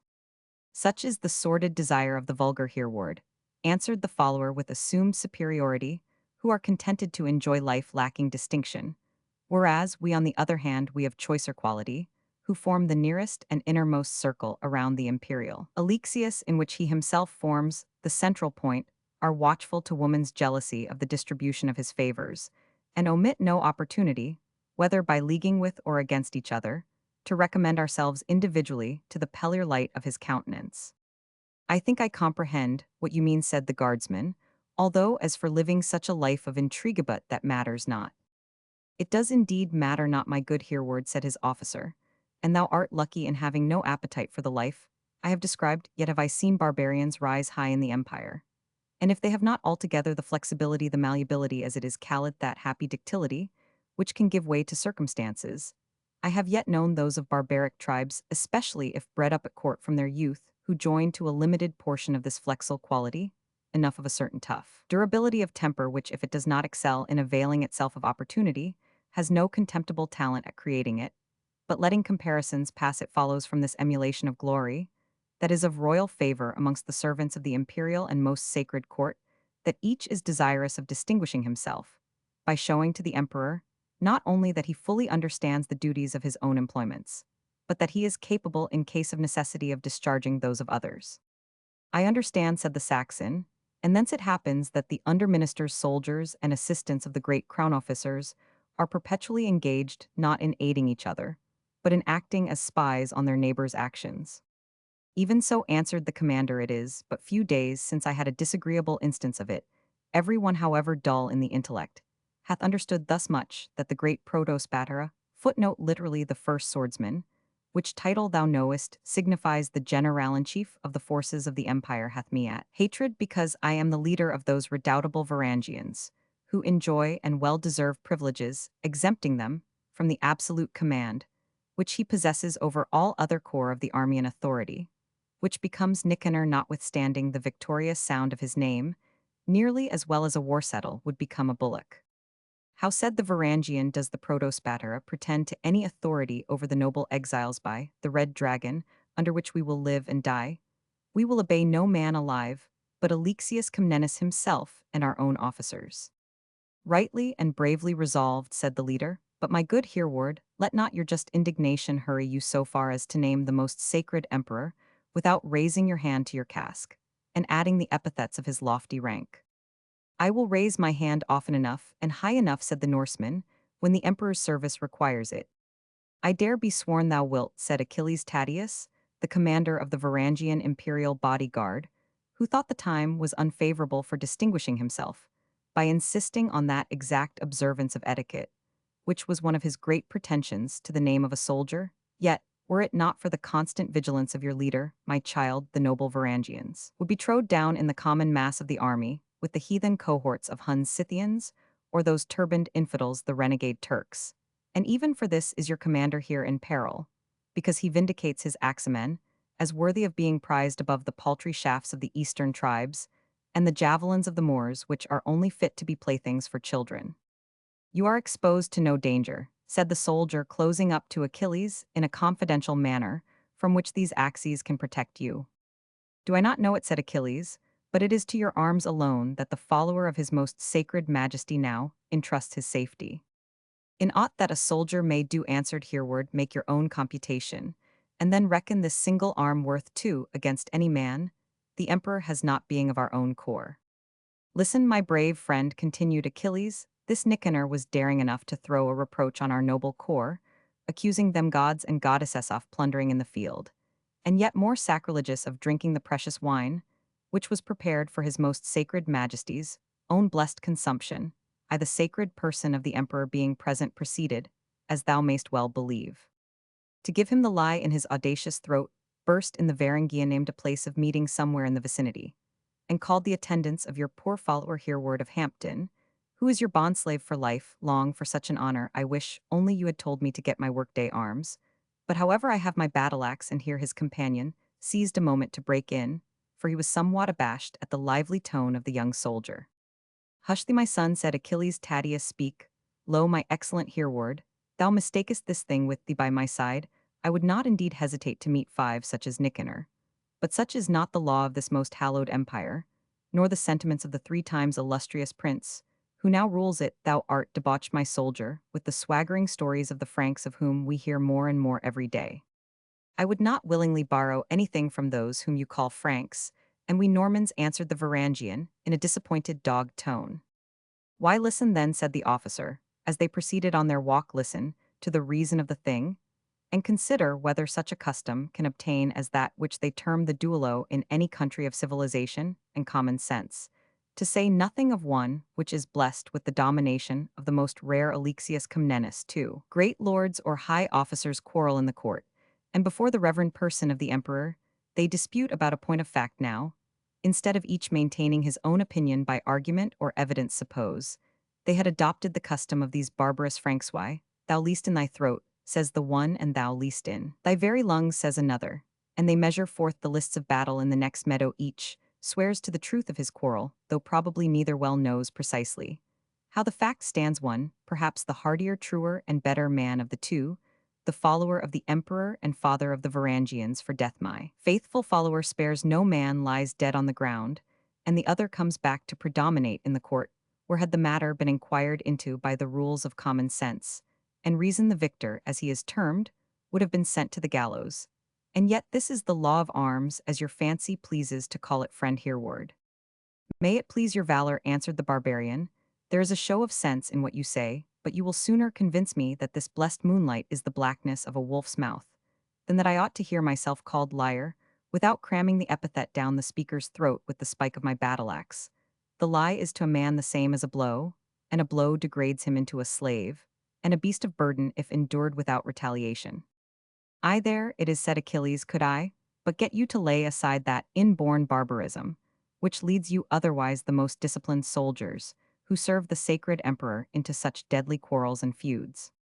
Sir Captain, said the Varangian in a sullen tone, take my advice, and take the Varangians as you have them, for believe my word, that if you could teach them to endure reproaches, bear the lie, or tolerate stripes, you would hardly find them, when their discipline is completed, worth the single day's salt which they cost to his holiness, if that be his title. I must tell you, moreover, valorous sir, that the Varangians will little thank their leader, who heard them called marauders, drunkards, and what not, and repelled not the charge on the spot. Now, if I knew not the humors of my barbarians, thought Tadius in his own mind, I should bring on myself a quarrel with these untamed islanders, who the emperor thinks can be so easily kept in discipline. But I will settle this sport presently. Accordingly, he addressed the Saxon in a soothing tone. My faithful soldier, he proceeded aloud, we Romans, according to the custom of our ancestors, set as much glory on actually telling the truth as you do in resenting the imputation of falsehood. And I could not with honor return a charge of falsehood upon Nicanor, since what he said was substantially true. What that we Varangians were plunderers, drunkards, and the like, said Hereward, more impatient than before. No, surely not in that broad sense, said Achilles, but there was too much foundation for the legend. When and where, asked the Anglo-Saxon. You remember, replied his leader, the long march near Laodicea, where the Varangians beat off a cloud of Turks, and retook a train of the imperial baggage. You know what was done that day, how you quenched your thirst, I mean.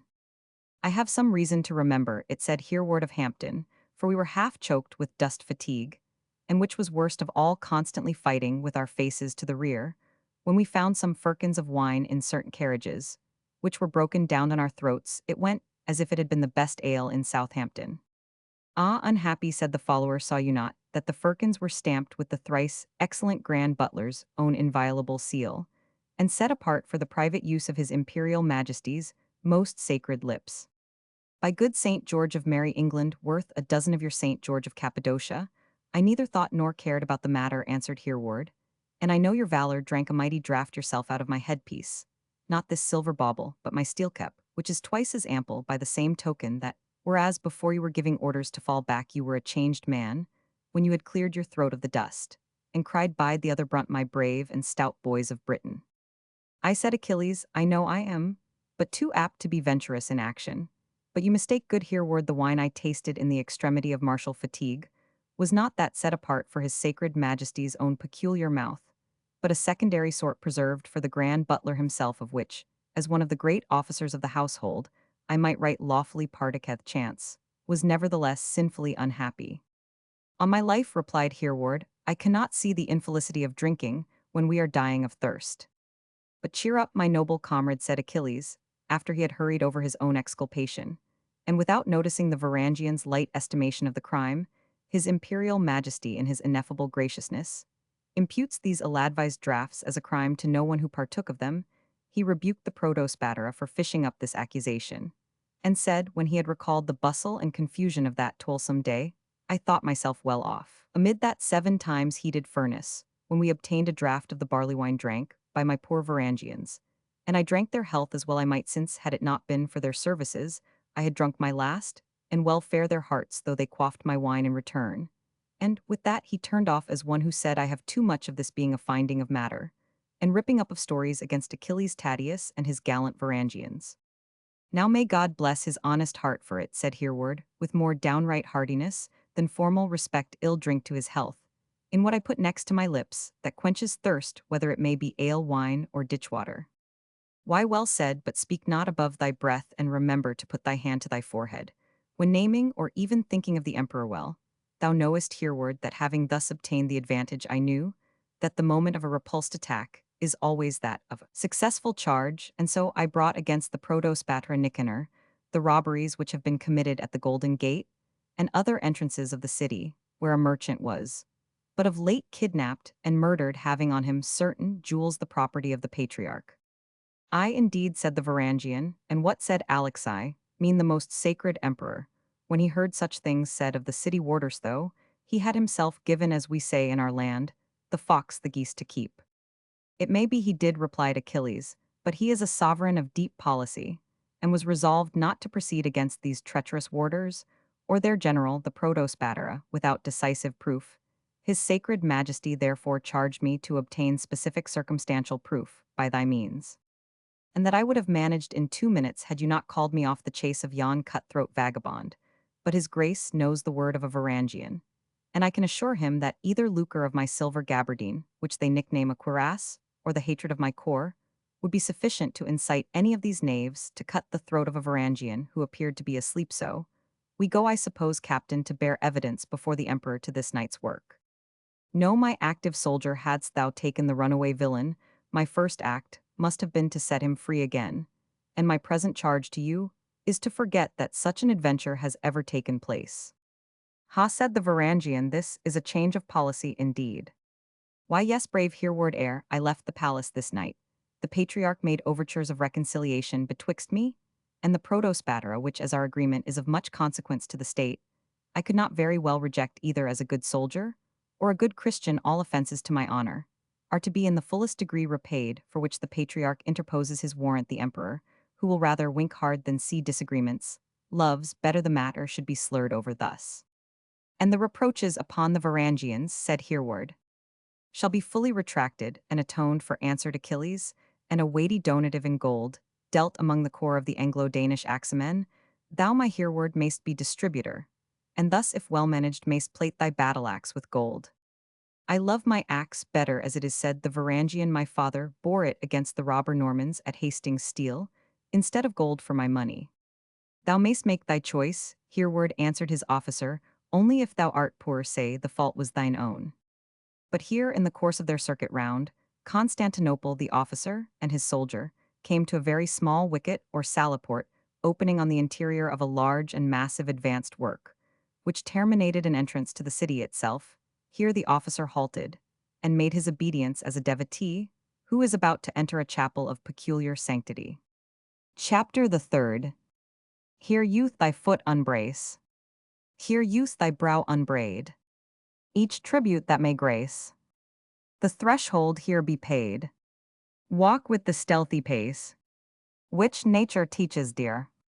When echoing in the chase, the hunter's horn they hear. The court. Before entering, Achilles Tatius made various gesticulations, which were imitated roughly and awkwardly by the unpracticed Varangian, whose service with his corps had been almost entirely in the field, his routine of duty not having, till very lately, called him to serve as one of the garrison of Constantinople. He was not therefore acquainted with the minute observances which the Greeks, who were the most formal and ceremonious soldiers and courtiers in the world, rendered not merely to the Greek emperor in person, but throughout the sphere which peculiarly partook of his influence. Achilles, having gesticulated after his own fashion at length, touched the door with a rap distinct at once, and modest this was thrice repeated, when the captain whispered to his attendant the interior, for thy life, do as thou seest me do. At the same moment, he started back and, stooping his head on his breast with his hands over his eyes, as if to save them from being dazzled by an expected burst of light, awaited the answer to his summons. The Anglo-Dane, desirous to obey his leader, imitating him, as near as he could, stood side by side in the posture of oriental humiliation. The little portal opened inwards, when no burst of light was seen, but four of the Varangians were made visible in the entrance, holding each his battle-axe, as if about to strike down the intruders who had disturbed the silence of their watch. Aquilouthos, said the leader by way of password. Tatius and Aquilouthos murmured the warders as a countersign. Each sentinel sunk his weapon. Achilles then reared his stately crest with a conscious dignity, at making this display of court influence in the eyes of his soldiers hereward, observed an undisturbed gravity to the surprise of his officer, who marveled in his own mind how he could be such a barbarian as to regard with apathy a scene which had in his eyes the most impressive and peculiar. All this indifference he imputed to the stupid insensibility of his companion. They passed on between the sentinels, who wheeled backward in file on each side of the portal, and gave the strangers entrance to a long narrow plank, stretched across the citamote, which was here drawn within the enclosure of an external rampart, projecting beyond the principal wall of the city. This, he whispered to Hereward, is called the Bridge of Peril, and it is said that it has been occasionally smeared with oil or strewed with dried peas, and that the bodies of men known to have been in company with the emperor's most sacred person have been taken out of the Golden Horn, footnote the harbor of Constantinople, into which the moat empties itself. I would not have thought, said the islander, raising his voice to its usual rough tone, that Alexius Comnenus. Hush, rash and regardless of your life, said Achilles Tatius, to awaken the daughter of the imperial arch. Footnote the daughter of the arch was a courtly expression for the echo, as we find explained by the courtly commander himself, is to incur deep penalty at all times, but when a rash delinquent has disturbed her with reflections on his most sacred highness, the emperor death, is a punishment far too light for the effrontery which has interrupted her blessed slumberil, hath been my fate to have positive commands laid on me enjoining me to bring into the sacred precincts a creature who hath no more of the salt of civilization in him than to keep his mortal frame from corruption, since of all mental culture he is totally incapable. Consider thyself hereward, and bethink thee what thou art by nature, a poor barbarian. Thee best boast that thou hast slain certain Mussulmans in thy sacred master's quarrel, and here art thou admitted into the inviolable enclosure of the Black Wernal, and in the hearing not only of the royal daughter of the imperial arch, which means, said the eloquent leader, the echo of the sublime vaults, but heaven be our guide for what I know within the natural hearing of the sacred ear itself. Well, my captain, replied the Varangian, I cannot presume to speak my mind after the fashion of this place, but I can easily suppose I am but ill qualified to converse in the presence of the court, nor do I mean therefore to say a word till I am spoken to, unless, when I shall see no better company than ourselves, to be plain, I find difficulty in modeling my voice to a smoother tone than nature has given it. So henceforth, my brave captain, I will be mute, unless when you give me a sign to speak. You will act wisely, said the captain. Here be certain persons of high rank, nay, some that have been born in the purple itself, that will hereward, alas, for thee prepare to sound with the line of their courtly understanding the depths of thy barbarous and shallow conceit. Do not therefore then join their graceful smiles with thy inhuman bursts of cachinnation, with which thou art wont to thunder forth, when opening in chorus with thy messmates. I tell thee I will be silent, said the Varangian, moved somewhat beyond his mood, if you trust my words so. If you think I am a jackdaw that must be speaking whether in or out of place and purpose, I am contented to go back again. And therein we can end the matter.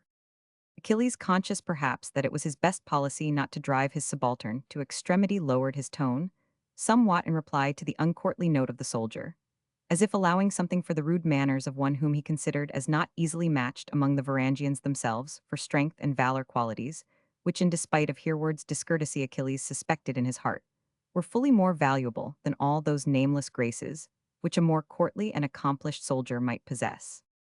The expert navigator of the intricacies of the imperial residence carried the Varangian through 2 or 3 small complicated courts, forming a part of the extensive palace of the Blackwarnel. Footnote: this palace derived its name from the neighboring Blashernian gate and bridge, and entered the building itself by a side door watched in like manner by a sentinel of the Varangian guard whom they passed on being recognized in the next apartment, was stationed the court of guard, where were certain soldiers of the same corps, amusing themselves at games, somewhat resembling the modern draughts and dice, while they seasoned their pastime with frequent applications to deep flagons of ale which were furnished to them, while passing away their hours of duty. Some glances passed between Hereward and his comrades, and he would have joined them, or at least spoke to them. For since the adventure of the Mytilenean, Hereward had rather thought himself annoyed than distinguished by his moonlight ramble, in the company of his commander, excepting always the short and interesting period during which he conceived they were on the way to fight a duel, still however negligent in the strict observance of the ceremonies of the sacred palace. The Varangians had in their own way rigid notions of calculating their military duty, in consequence of which Hereward, without speaking to his companions, followed his leader through the guardroom, and 1 or 2 antechambers adjacent, the splendid and luxurious furniture of which convinced him that he could be nowhere else save in the sacred residence of his master, the emperor. At length, having traversed passages and apartments with which the captain seemed familiar, and which he threaded with a stealthy, silent, and apparently reverential pace, as if, in his own inflated phrase, afraid to awaken the sounding echoes of those lofty and monumental halls, another species of inhabitants began to be visible in different entrances, and in different apartments. The northern soldier beheld those unfortunate slaves, chiefly of African descent, raised occasionally under the emperors of Greece to great power and honors, who, in that respect, imitated one of the most barbarous points of Oriental despotism. These slaves were differently occupied, some standing, as if on guard at gates, or in passages with their drawn sabers in their hands. Some were sitting in the Oriental fashion on carpets, reposing themselves, or playing at various games, all of a character profoundly silent. Not a word passed between the guide of Hereward and the withered and deformed beings, whom they thus encountered. The exchange of a glance with the principal soldier seemed all that was necessary to ensure both an uninterrupted passage. After making their way through several apartments empty, or thus occupied, they at length entered one of black marble, or some other dark-colored stone much loftier and longer than the rest. Side passages opened into it so far as the islander could discern, descending from several portals in the wall, but as the oils and gums with which the lamps in these passages were fed diffused a dim vapor around, it was difficult to ascertain from the imperfect light either the shape of the hall or the style of its architecture. At the upper and lower ends of the chamber there was a stronger and clearer light. It was when they were in the middle of this huge and long apartment that Achilles said to the soldier in the sort of cautionary whisper, which he appeared to have substituted in place of his natural voice, since he had crossed the bridge of peril: "Remain here till I return, and stir from this hall on no account." "To hear is to obey," answered the Varangian, an expression of obedience, which, like many other phrases and fashions, the empire, which still affected the name of Roman, had borrowed from the barbarians of the East. Achilles Tadius then hastened up the steps which led to one of the side doors of the hall, which, being slightly pressed, its noiseless hinge gave way and admitted him. Left alone to amuse himself as he best could within the limits permitted to him, the Varangian visited in succession both ends of the hall, where the objects were more visible than elsewhere. The lower end had in its center a small low-browed door of iron. Over it was displayed the Greek crucifix in bronze, and around, and on every side, the representation of shackles, fetter, bolts, and the like were also executed in bronze and disposed as appropriate ornaments over the entrance. The door of the dark archway was half open, and Hereward naturally looked in the orders of his chief, not prohibiting his satisfying his curiosity, thus far a dense red light, more like a distant spark than a lamp, affixed to the wall of what seemed a very narrow and winding stair, resembling in shape and size a drawwell the verge of which, opened on the threshold of the iron door, showed a descent, which seemed to conduct to the infernal regions. The Varangian, however obtuse he might be considered by the quick-witted Greeks, had no difficulty in comprehending that a staircase having such a gloomy appearance and the access to which was by a portal decorated in such a melancholy style of architecture, could only lead to the dungeons of the imperial palace, the size and complicated number of which were neither the least remarkable nor the least awe-imposing portion of the sacred edifice. Listening profoundly, he even thought he caught such accents as befit those graves of living men, the faint echoing of groans and sighs sounding, as it were from the deep abyss beneath. But in this respect, his fancy probably filled up the sketch which his conjectures bodied out. I have done nothing, he thought, to merit being immured in one of these subterranean dens. Surely, though my captain Achilles Tatius is under favor little better than an ass, he cannot be so false of word as to train me to prison under false pretexts. I trow, he shall first see for the last time how the English axe plays, if such is to be the sport of the evening. But let us see the upper end of this enormous vault, it may bear a better omen. Thus thinking and not quite ruling the tramp of his armed footstep, according to the ceremonies of the place, the large-limbed Saxon strode to the upper end of the black marble hall. The ornament of the portal here was a small altar like those in the temples of the heathen deities, which projected above the center of the arch. On this altar smoked incense of some sort, the fumes of which rose curling in a thin cloud to the roof, and thence extending through the hall enveloped in its column of smoke, a singular emblem, of which the Varangian could make nothing. It was the representation of two human arms and hands, seeming to issue from the wall, having the palms extended and open as about to confer some boon on those who approached the altar. These arms were formed of bronze, and being placed farther back than the altar with its incense, were seen through the curling smoke by lamps so disposed as to illuminate the whole archway. The meaning of this, thought the simple barbarian, I should well know how to explain were these fists clenched, and were the hall dedicated to the pancration which we call boxing. But as even these helpless Greeks use not their hands without their fingers being closed by St. George, I can make out nothing of their meaning. At this instant Achilles entered the black marble hall at the same door by which he had left it, and came up to his neophyte, as the Varangian might be termed. Come with me now, hear word for here. Approaches the thick of the onset, now display the utmost courage that thou canst summon up, for believe me, thy credit and name also depend on it. Fear nothing for either, said Hereward. If the heart or hand of one man can bear him through the adventure, by the help of a toy like this. Keep thy voice low and submissive, I have told thee a score of times, said the leader, and lower thine axe, which, as I bethink me, thou hadst better leave in the outer apartment.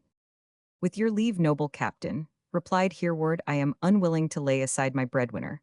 I am one of those awkward clowns who cannot behave seemly unless I have something to occupy my hands, and my faithful battle-axe comes most natural to me.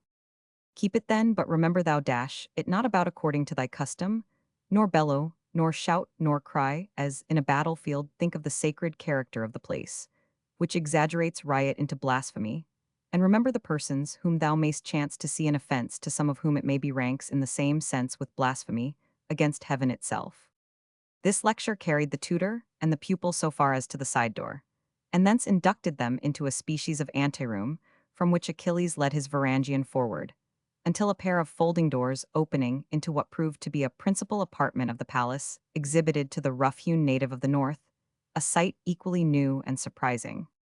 It was an apartment of the palace of the Black Wernal, dedicated to the special service of the beloved daughter of the Emperor Alexius, the Princess Anna Komnena, known to our times by her literary talents, which record the history of her father's reign. She was seated the queen and sovereign of a literary circle, such as an imperial Princess Porphyrogeniта, or born in the sacred purple chamber itself, could assemble in those days, and a glance around will enable us to form an idea of her guests or companions.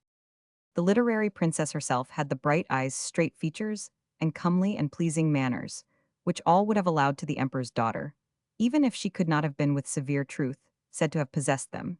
She was placed upon a small bench or sofa, the fair sex here not being permitted to recline, as was the fashion of the Roman ladies. A table before her was loaded with books, plants, herbs, and drawings. She sat on a slight elevation, and those who enjoyed the intimacy of the princess, or to whom she wished to speak in particular, were allowed during such sublime colloquy to rest their knees on the little dais or elevated place, where her chair found its station in a posture half standing, half kneeling. 3 other seats of different heights were placed on the dais, and under the same canopy of state which overshadowed that of the Princess Anna. The first, which strictly resembled her own chair in size and convenience, was one designed for her husband Nicephorus Briennius. He was said to entertain or affect the greatest respect for his wife's erudition, though the courtiers were of opinion he would have liked to absent himself from her evening parties more frequently than was particularly agreeable to the Princess Anna and her imperial parents. This was partly explained by the private tattle of the court, which averred that the Princess Anna Komnena had been more beautiful when she was less learned, and that though still a fine woman she had somewhat lost the charms of her person, as she became enriched in her mind.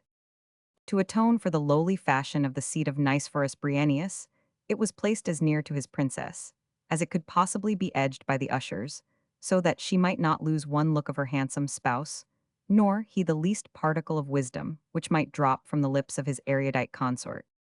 2 other seats of honor, or rather thronesfer. They had footstools placed for the support of the feet, rests for the arms, and embroidered pillows for the comfort of the back, not to mention the glories of the outspreading canopy, were destined for the imperial couple, who frequently attended their daughter's studies, which she prosecuted in public in the way we have intimated. On such occasions, the Empress Irene enjoyed the triumph peculiar to the mother of an accomplished daughter, while Alexius, as it might happen, sometimes listened, with complacence to the rehearsal of his own exploits, in the inflated language of the princess, and sometimes mildly nodded over her dialogues upon the mysteries of philosophy with the patriarch Zosimus and other sages. All these 4 distinguished seats for the persons of the imperial family were occupied at the moment which we have described, excepting that which ought to have been filled by Nicephorus Briennius, the husband of the fair Anna Komnena, to his negligence. An absence was perhaps owing the angry spot on the brow of his fair bride. Beside her on the platform were 2 white-robed nymphs of her household, female slaves, in a word, who reposed themselves on their knees on cushions, when their assistance was not wanted, as a species of living book desks, to support and extend the parchment rolls, in which the princess recorded her own wisdom, or from which she quoted that of others. One of these young maidens, called Astarte, was so distinguished as a calligrapher or beautiful writer of various alphabets and languages that she narrowly escaped being sent as a present to the caliph, who could neither read nor write at a time, when it was necessary to bribe him into peace. Violante, usually called the muse, the other attendant of the princess, a mistress of the vocal and instrumental art of music, was actually sent in a compliment to soothe the temper of Robert Guiscard, the Archduke of Apulia, who, being aged and stone-deaf, and the girl under 10 years old at the time, returned the valued present to the imperial donor, and with the selfishness which was one of that wily Norman's characteristics, desired to have some one sent him who could contribute to his pleasure, instead of a twangling, squalling infant. Beneath these elevated seats there sat or reposed on the floor of the hall such favorites as were admitted. The patriarch Zosimus and 1 or 2 old men were permitted the use of certain lowly stools, which were the only seats prepared for the learned members of the princess evening parties, as they would have been called in our days. As for the younger magnates, the honor of being permitted to join the imperial conversation was expected to render them far superior to the paltry accommodation of a joint stool. 5 or 6 courtiers of different dress and ages might compose the party, who either stood or relieved their posture by kneeling along the verge of an adorned fountain, which shed a mist of such very small rain as to dispel almost insensibly, cooling the fragrant breeze, which breathed from the flowers and shrubs that were so disposed as to send a waste of sweets around one goodly old man named Michael Agelust's. Big, burly, and dressed like an ancient cynic philosopher, was distinguished by assuming in a great measure the ragged garb and mad bearing of that sect, and by his inflexible practice of the strictest ceremonies, exigible by the imperial family. He was known by an affectation of cynical principle and language, and of republican philosophy, strangely contradicted by his practical deference to the great. It was wonderful how long this man, now 60 years old and upwards, disdained to avail himself of the accustomed privilege of leaning or supporting his limbs, and with what regularity he maintained either the standing posture or that of absolute kneeling. But the first was so much his usual attitude that he acquired among his court friends the name of Eliphaz, or the elephant because the ancients had an idea that the half-reasoning animal, as it is called, has joints incapable of kneeling down. Yet I have seen them kneel, when I was in the country of the gymnosophists, said a person present on the evening of Hereward's introduction. To take up their master on their shoulders, so will ours, said the patriarch Zosimus with the slight sneer, which was the nearest advance to a sarcasm, that the etiquette of the Greek court permitted for on all ordinary occasions, it would not have offended the presence more surely literally to have drawn a poniard, than to exchange a repartee in the imperial circle, even the sarcasm such as it was would have been thought censurable by that ceremonious court in any, but the patriarch to whose high rank some license was allowed. Just as he had thus far offended decorum Achilles Tatius, and his soldier Hereward, entered the apartment the former bore him, with even more than his usual degree of courtliness, as if to set his own good breeding off by a comparison with the inexpert bearing of his follower, while nevertheless he had a secret pride in exhibiting as one under his own immediate and distinct command, a man whom he was accustomed to consider as one of the finest soldiers of the army of Alexius, whether appearance or reality were to be considered. Some astonishment followed the abrupt entrance of the newcomers. Achilles, indeed, glided into the presence with the easy and quiet extremity of respect, which intimated his habitude in these regions. But Hereward started on his entrance, and perceiving himself in company of the court, hastily strove to remedy his disorder. His commander, throwing round a scarce visible shrug of apology, made then a confidential and monitory sign to Hereward to mind his conduct. What he meant was that he should doff his helmet and fall prostrate on the ground, but the Anglo-Saxon, unaccustomed to interpret obscure inferences, naturally thought of his military duties, and advanced in front of the emperor, as when he rendered his military homage, he made reverence with his knee half touched his cap, and then recovering and shouldering his axe stood in advance of the imperial chair, as if on duty as a sentinel. A gentle smile of surprise went round the circle, as they gazed on the manly appearance and somewhat unceremonious but martial deportment of the northern soldier. The various spectators around consulted the emperor's face, not knowing whether they were to take the intrusive manner of the Varangian's entrance as matter of ill-breeding, and manifest their horror, or whether they ought rather to consider the bearing of the lifeguardsman as indicating blunt and manly zeal, and therefore to be received with applause. It was some little time ere the emperor recovered himself sufficiently to strike a keynote. As was usual upon such occasions, Alexius Comnenus had been wrapped for a moment into some species of slumber, or at least absence of mind out of this. He had been startled by the sudden appearance of the Varangian, for though he was accustomed to commit the outer guards of the palace to this trusty corps, yet the deformed blacks whom we have mentioned, and who sometimes rose to be ministers of state and commanders of armies, were on all ordinary occasions entrusted with the guard of the interior of the palace. Alexius therefore awakened from his slumber, and the military phrase of his daughter still ringing in his ears, as she was reading a description of the great historical work, in which she had detailed the conflicts of his reign, felt somewhat unprepared for the entrance and military deportment of one of the Saxon guard, with whom he was accustomed to associate in general scenes of blows, danger, and death. After a troubled glance around, his look rested on Achilles Tatius. Why here, he said, trusty follower, why this soldier here, at this time of night? Here, of course, was the moment for modeling the visages regis ad exemplum. But ere the patriarch could frame his countenance into devout apprehension of danger, Achilles Tatius had spoken a word or two which reminded Alexius' memory that the soldier had been brought there by his own special orders. "Oh, I true good fellow," said he, smoothing his troubled brow, "we had forgot that passage among the cares of state." He then spoke to the Varangian with a countenance more frank and a heartier accent than he used to his courtiers, for to a despotic monarch a faithful lifeguardsman is a person of confidence, while an officer of high rank is always in some degree a subject of distrust. "Ha," said he, "our worthy Anglodane, how fares he?" This unceremonious salutation surprised all but him to whom it was addressed. Hereward answered, accompanying his words with a military obeisance, which partook of heartiness rather than reverence, with a loud, unsubdued voice which startled the presence still more that the language was Saxon, which these foreigners occasionally used. "Wes hail Caesar Murig, unmatched hat, is be of good health stout, and mighty emperor." The emperor, with a smile of intelligence, to show he could speak to his guards in their own foreign language, replied by the well-known countersignal, "Drink hail." Immediately a page brought a silver goblet of wine. The emperor put his lips to it, though he scarce tasted the liquor, then commanded it to be handed to Hereward, and bade the soldier drink. The Saxon did not wait till he was desired a second time, but took off the contents without hesitation, a gentle smile decorous, as the presence required passed over the assembly at a feat which, though by no means wonderful in a Hyperborean, seemed prodigious in the estimation of the moderate Greeks. Alexius himself laughed more loudly than his courtiers thought might be becoming on their part, and mustering what few words of Varangian he possessed, which he eked out with Greek, demanded of his lifeguardsman, "Well, my bold Briton, or Edward, as men call thee, dost thou know the flavor of that wine?" "Yes," answered the Varangian, without change of countenance, "I tasted it once before at Laodicea."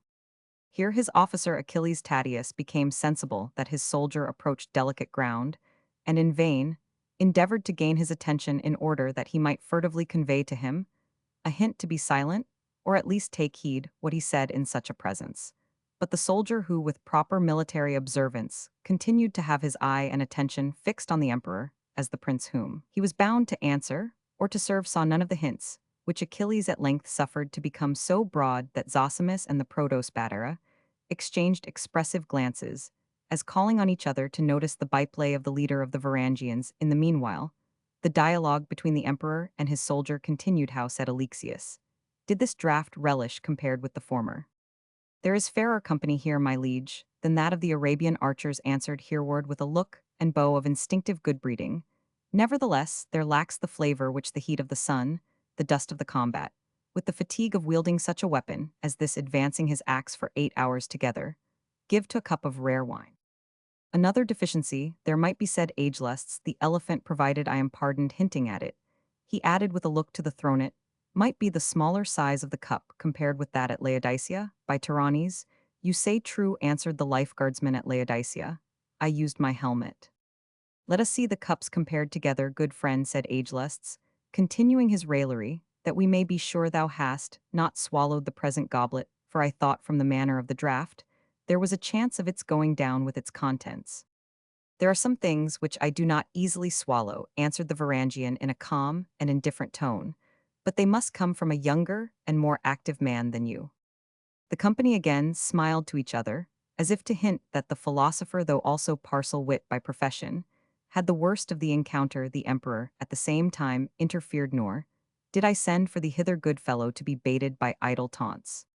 Here Agelust shrunk back in the circle, as a hound that has been rebuked by the huntsman for babbling, and the Princess Anna Komnena, who had indicated by her fair features a certain degree of impatience, at length spoke. "Will it then please you, my imperial and much beloved father, to inform those blessed with admission to the Muses' temple for what it is that you have ordered this soldier to be this night admitted to a place so far above his rank in life? Permit me to say we ought not to waste in frivolous and silly jests the time which is sacred to the welfare of the empire, as every moment of your leisure must be." "Our daughter speaks wisely," said the Empress Irene, who, like most mothers, who do not possess much talent themselves, and are not very capable of estimating it in others, was nevertheless a great admirer of her favorite daughter's accomplishments, and ready to draw them out on all occasions. "Permit me to remark that in this divine and selected palace of the Muses, dedicated to the studies of our well-beloved and highly gifted daughter, whose pen will preserve your reputation, our most imperial husband, till the desolation of the universe, and which enlivens and delights this society, the very flower of the wits of our sublime court, permit me to say that we have, merely by admitting a single lifeguardsman, given our conversation the character of that which distinguishes a barrack." Now the Emperor Alexius Comnenus had the same feeling with many an honest man in ordinary life, when his wife begins a long oration, especially as the Empress Irene did not always retain the observance consistent with his awful rule and right supremacy, although especially severe in exacting it from all others in reference to her lord. Therefore, though he had felt some pleasure in gaining a short release from the monotonous recitation of the princess history, he now saw the necessity of resuming it, or of listening to the matrimonial eloquence of the empress.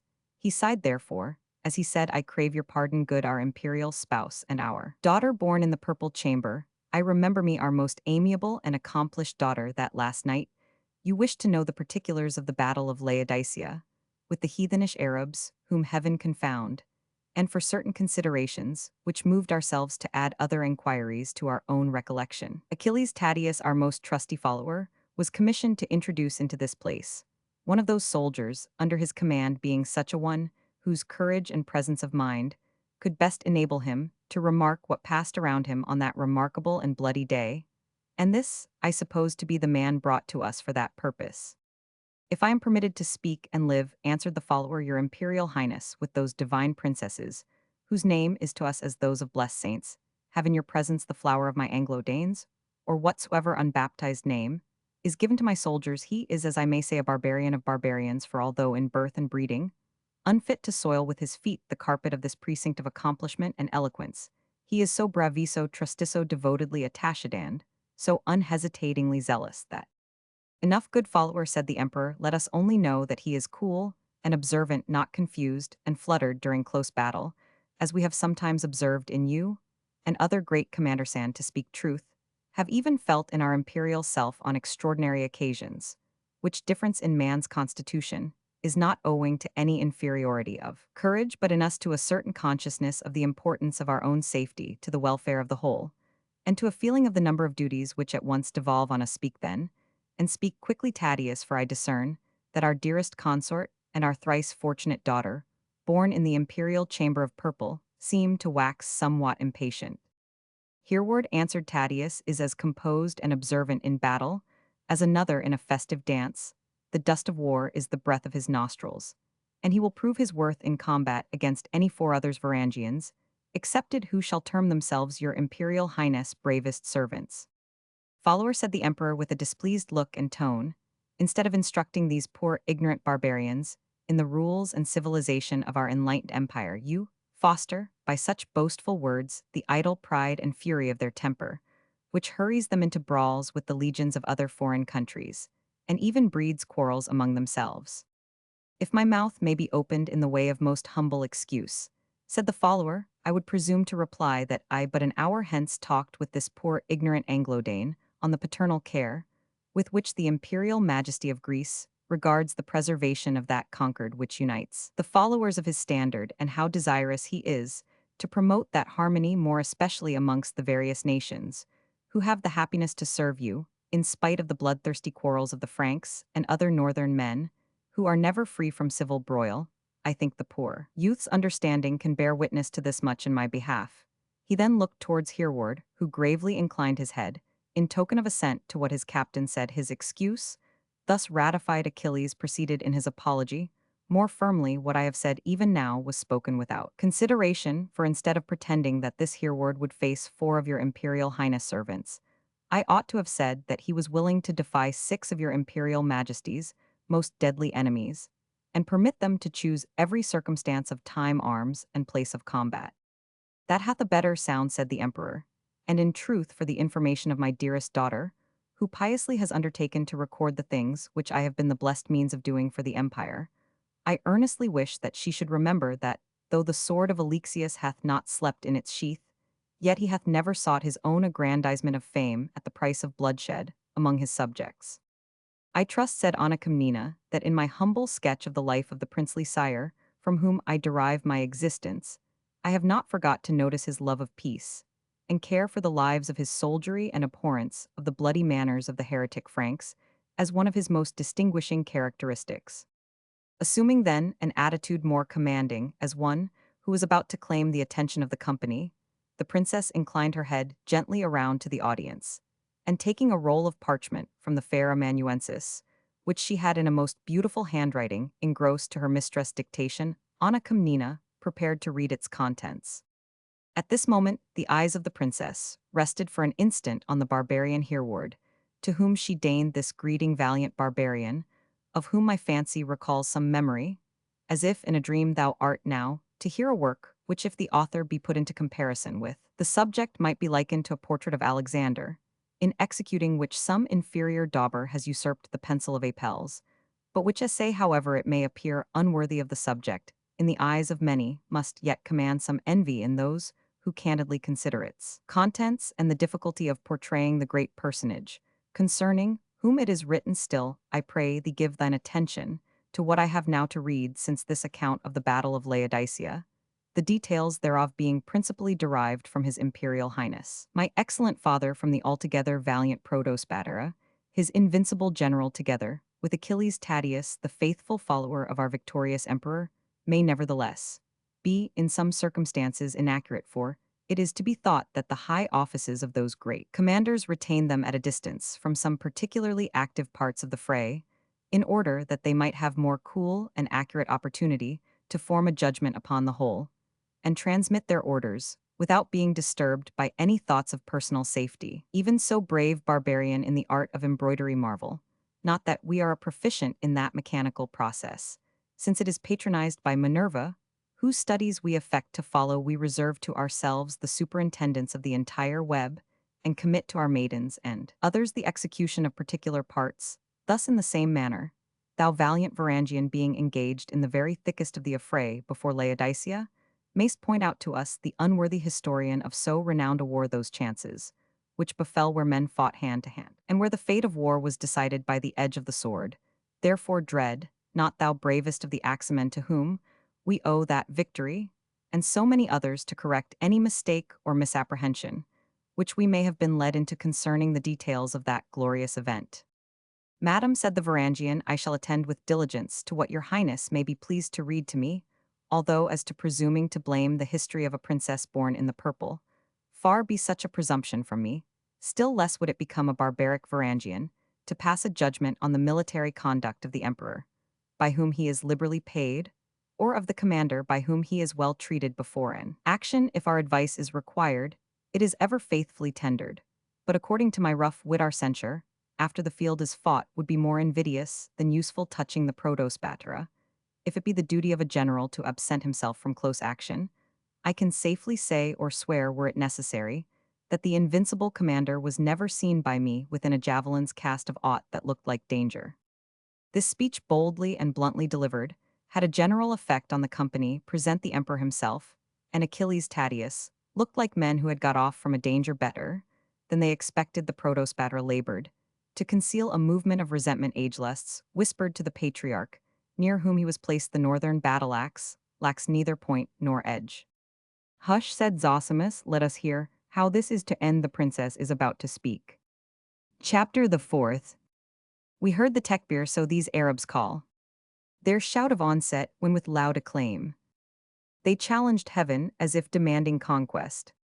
The battle joined, and through the barbarous herd, fight, fight, and paradise was all their cry. The siege of Damascus. The voice of the northern soldier, although modified by feelings of respect to the emperor and even attachment to his captain, had more of a tone of blunt sincerity, nevertheless, than was usually heard by the sacred echoes of the imperial palace. And though the Princess Anna Komnena began to think that she had invoked the opinion of a severe judge, she was sensible at the same time, by the deference of his manner, that his respect was of a character more real, and his applause, should she gain, it would prove more truly flattering than the gilded assent of the whole court of her father. She gazed with some surprise and attention on Hereward, already described as a very handsome young man, and felt the natural desire to please which is easily created in the mind. Towards a fine person of the other sex his attitude was easy and bold, but neither clownish nor uncourtly. His title of a barbarian placed him at once free from the forms of civilized life and the rules of artificial politeness, but his character for valor and the noble self-confidence of his bearing gave him a deeper interest than would have been acquired by a more studied and anxious address or an excess of reverential awe. In short, the Princess Anna Komnena, high in rank as she was, and born in the imperial purple, which she herself deemed the first of all attributes, felt herself nevertheless, in preparing to resume the recitation of her history, more anxious to obtain the approbation of this rude soldier than that of all the rest of the courteous audience. She knew them well, it is true, and felt nowise solicitous about the applause which the daughter of the emperor was sure to receive with full hands from those of the Grecian court, to whom she might choose to communicate the productions of her father's daughter. But she had now a judge of a new character, whose applause, if bestowed, must have something in it intrinsically real, since it could only be obtained by affecting his head or his heart. It was perhaps under the influence of these feelings that the princess was somewhat longer than usual in finding out the passage in the roll of history, at which she purposed to commence. It was also noticed that she began her recitation with a diffidence and embarrassment, surprising to the noble hearers who had often seen her in full possession of her presence of mind before what they conceived a more distinguished and even more critical audience. Neither were the circumstances of the Varangian such as rendered the scene indifferent to him. Anna Komnena had indeed attained her fifth luster, and that is a period after which Grecian beauty is understood to commence its decline. How long she had passed that critical period was a secret to all but the trusted wardwomen of the Purple Chamber, enough that it was affirmed by the popular tongue, and seemed to be attested by that bent towards philosophy and literature, which is not supposed to be congenial to beauty in its earlier buds, to amount to 1 or 2 years more, she might be 7 and 20. Still Anna Komnena was, or had very lately been a beauty of the very first rank, and must be supposed to have still retained charms to captivate a barbarian of the north, if indeed he himself was not careful to maintain an heedful recollection of the immeasurable distance between them. Indeed, even this recollection might hardly have saved Hereward from the charms of this enchantress bold, freeborn, and fearless, as he was, for during that time of strange revolutions, there were many instances of successful generals sharing the couch of imperial princesses, whom perhaps they had themselves rendered widows, in order to make way for their own pretensions. But besides the influence of other recollections, which the reader may learn hereafter, Hereward, though flattered by the unusual degree of attention which the princess bestowed upon him, saw in her only the daughter of his emperor, an adopted liege lord, and the wife of a noble prince whom reason and duty alike forbade him to think of in any other light. It was after 1 or 2 preliminary efforts that the Princess Anna began her reading, with an uncertain voice which gained strength and fortitude, as she proceeded with the following passage from a well-known part of her history of Alexius Comnenus, but which unfortunately has not been republished in the Byzantine historians. The narrative cannot therefore be otherwise than acceptable to the antiquarian reader, and the author hopes to receive the thanks of the learned world for the recovery of a curious fragment, which without his exertions must probably have passed to the gulf of total oblivion. The Retreat of Laodicea, now first published from the Greek of the Princess Komnena's history of her father. The son had betaken himself to his bed in the ocean, ashamed, it would seem, to see the immortal army of our most sacred Emperor Alexius, surrounded by those barbarous hordes of unbelieving barbarians who, as described in our last chapter, had occupied the various passes both in front and rear of the Romans. Footnote, more properly termed the Greeks, but we follow the phraseology of the fair authoress, secured during the preceding night by the wily barbarians.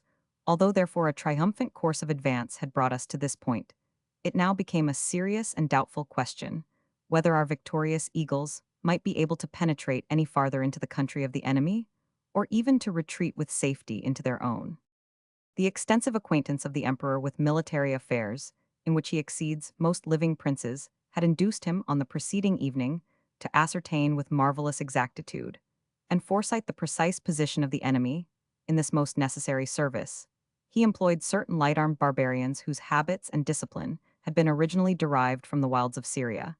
And if I am required to speak according to the dictation of truth, seeing she ought always to sit upon the pen of a historian, I must needs say they were infidels like their enemies, faithfully attached, however, to the Roman service, and as I believe true slaves of the emperor, to whom they communicated the information required by him respecting the position of his dreaded opponent Jezdegerd.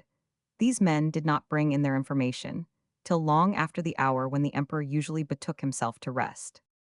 Notwithstanding this derangement of his most sacred time, our imperial father, who had postponed the ceremony of disrobing so important, where the necessities of the moment continued, until deep in the night to hold a council of his wisest chief's men, whose depth of judgment might have saved a sinking world, and who now consulted what was to be done under the pressure of the circumstances in which they were now placed, and so great was the urgency that all ordinary observances of the household were set aside, since I have heard from those who witnessed the fact that the royal bed was displayed in the very room where the council assembled, and that the sacred lamp called the light of the council, and which always burns when the emperor presides in person over the deliberations of his servants, was for that night a thing unknown in our annals, fed with unperfumed oil.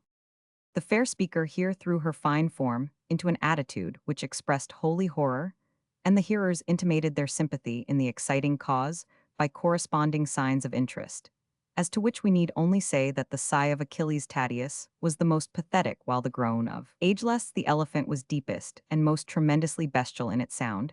Hereward seemed little moved, except by a slight motion of surprise at the wonder expressed by the others. The princess, having allowed due time for the sympathy of her hearers to exhibit itself, proceeded as follows. In this melancholy situation, when even the best established and most sacred rights of the imperial household gave way to the necessity of a hasty provision, for the opinions of the counselors were different according to their tempers, and habits a thing by the way which may be remarked as likely to happen among the best and wisest on such occasions of doubt and danger. I do not in this place put down the names and opinions of those whose counsels were proposed, and rejected herein, paying respect to the secrecy and freedom of debate, justly attached to the imperial cabinet. Enough it is to say that some there were who advised a speedy attack upon the enemy. In the direction of our original advance others thought it was safer, and might be easier to force our way to the rear and retreat by the same course which had brought us hither, nor must it be concealed that there were persons of unsuspected fidelity who proposed a third course safer, indeed, than the others, but totally alien to the mind of our most magnanimous father. They recommended that a confidential slave in company with a minister of the interior of our imperial palace should be sent to the tent of Jezdejerd, in order to ascertain upon what terms the barbarian would permit our triumphant father to retreat in safety at the head of his victorious army. On learning such opinion, our imperial father was heard to exclaim Sancta Sophia, being the nearest approach to an adjuration which he has been known to permit himself, and was apparently about to say something violent both concerning the dishonor of the advice and the cowardice of those by whom it was preferred, when recollecting the mutability of human things and the misfortune of several of his Majesty's gracious predecessors, some of whom had been compelled to surrender their sacred persons to the infidels. In the same region his imperial majesty repressed his generous feelings, and only suffered his army councillors to understand his sentiments by a speech in which he declared so desperate and so dishonorable a course would be the last which he would adopt even in the last extremity of danger. Thus did the judgment of this mighty prince at once reject counsel that seemed shameful to his arms, and thereby encourage the zeal of his troops, while privately he kept this postern in reserve which in utmost need might serve for a safe, though not altogether in less urgent circumstances, an honorable retreat. When the discussion had reached this melancholy crisis, the renowned Achilles Tatius arrived with the hopeful intelligence that he himself and some soldiers of his corps had discovered an opening on the left flank of our present encampment, by which making indeed a considerable circuit, but reaching, if we marched with vigor, the town of Laodicea, we might by falling back on our resources be in some measure in surety from the enemy. So soon as this ray of hope darted on the troubled mind of our gracious father, he proceeded to make such arrangements as might secure the full benefit of the advantage. His imperial highness would not permit the brave Varangians, whose battle-axes he accounted the flower of his imperial army, to take the advanced posts of assailants on the present occasion. He repressed the love of battle by which these generous foreigners have been at all times distinguished, and directed that the Syrian forces in the army who have been before mentioned should be assembled with as little noise as possible in the vicinity of the deserted pass. With instructions to occupy it, the good genius of the empire suggested that, as their speech, arms, and appearance resembled those of the enemy, they might be permitted unopposed to take post in the defile with their light-armed forces, and thus secure it for the passage of the rest of the army, of which he proposed that the Varangians, as immediately attached to his own sacred person, should form the vanguard. The well-known battalions, termed the Immortals, came next, comprising the gross of the army, and forming the center and rear, Achilles Tatius, the faithful follower of his royal master, although mortified that he was not permitted to assume the charge of the rear, which he had proposed for himself, and his valiant troops, as the post of danger at the time, cheerfully acquiesced, nevertheless, in the arrangement proposed by the emperor as most fit to effect the imperial safety and that of the army. The imperial orders, as they were sent instantly abroad, were in like manner executed with the readiest punctuality, the rather that they indicated a course of safety, which had been almost despaired of even by the oldest soldiers during the dead period of time, when, as the divine Homer tells us, gods and men are alike asleep. It was found that the vigilance and prudence of a single individual had provided safety for the whole Roman army. The pinnacles of the mountain passes were scarcely touched by the earliest beams of the dawn, when these beams were also reflected from the steel caps and spears of the Syrians, under the command of a captain named Monastras, who with his tribe had attached himself to the empire. The emperor, at the head of his faithful Varangians, defiled through the passes, in order to gain that degree of advance on the road to the city of Laodicea, which was desired so as to avoid coming into collision with the barbarians. It was a goodly sight to see the dark mass of northern warriors, who now led the van of the army, moving slowly and steadily through the defiles of the mountains, around the insulated rocks and precipices, and surmounting the gentler acclivities like the course of a strong and mighty river, while the loose bands of archers and javelin men, armed after the eastern manner, were dispersed on the steep sides of the defiles, and might be compared to light foam upon the edge of the torrent, in the midst of the squadrons of the lifeguard, might be seen the proud war-horse of his imperial majesty, which pawed the earth indignantly, as if impatient at the delay, which separated him from his august burden. The Emperor Alexius himself traveled in a litter borne by 8 strong African slaves, that he might rise perfectly refreshed if the army should be overtaken by the enemy. The valiant Achilles Tatius rode near the couch of his master, that none of those luminous ideas by which our august sire so often decided the fate of battle might be lost for want of instant communication to those whose duty it was to execute them. I may also say that there were close to the litter of the emperor 3 or 4 carriages of the same kind, one prepared for the moon, as she may be termed of the universe, the gracious Empress Irene. Among the others which might be mentioned was that which contained the authoress of this history, unworthy, as she may be of distinction, save as the daughter of the eminent and sacred persons, whom the narration chiefly concerns in this manner.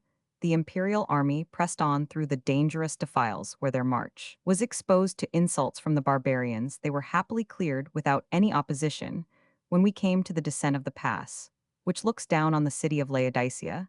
The sagacity of the emperor commanded the van which, though the soldiers composing the same were heavily armed, had hitherto marched extremely fast to halt, as well that they themselves might take some repose and refreshment, as to give the rearward forces time to come up and close various gaps, which the rapid movement of those in front had occasioned in the line of march. The place chosen for this purpose was eminently beautiful from the small and comparatively insignificant ridge of hills, which melt irregularly down into the plains stretching between the pass, which we occupied, and Laodicea.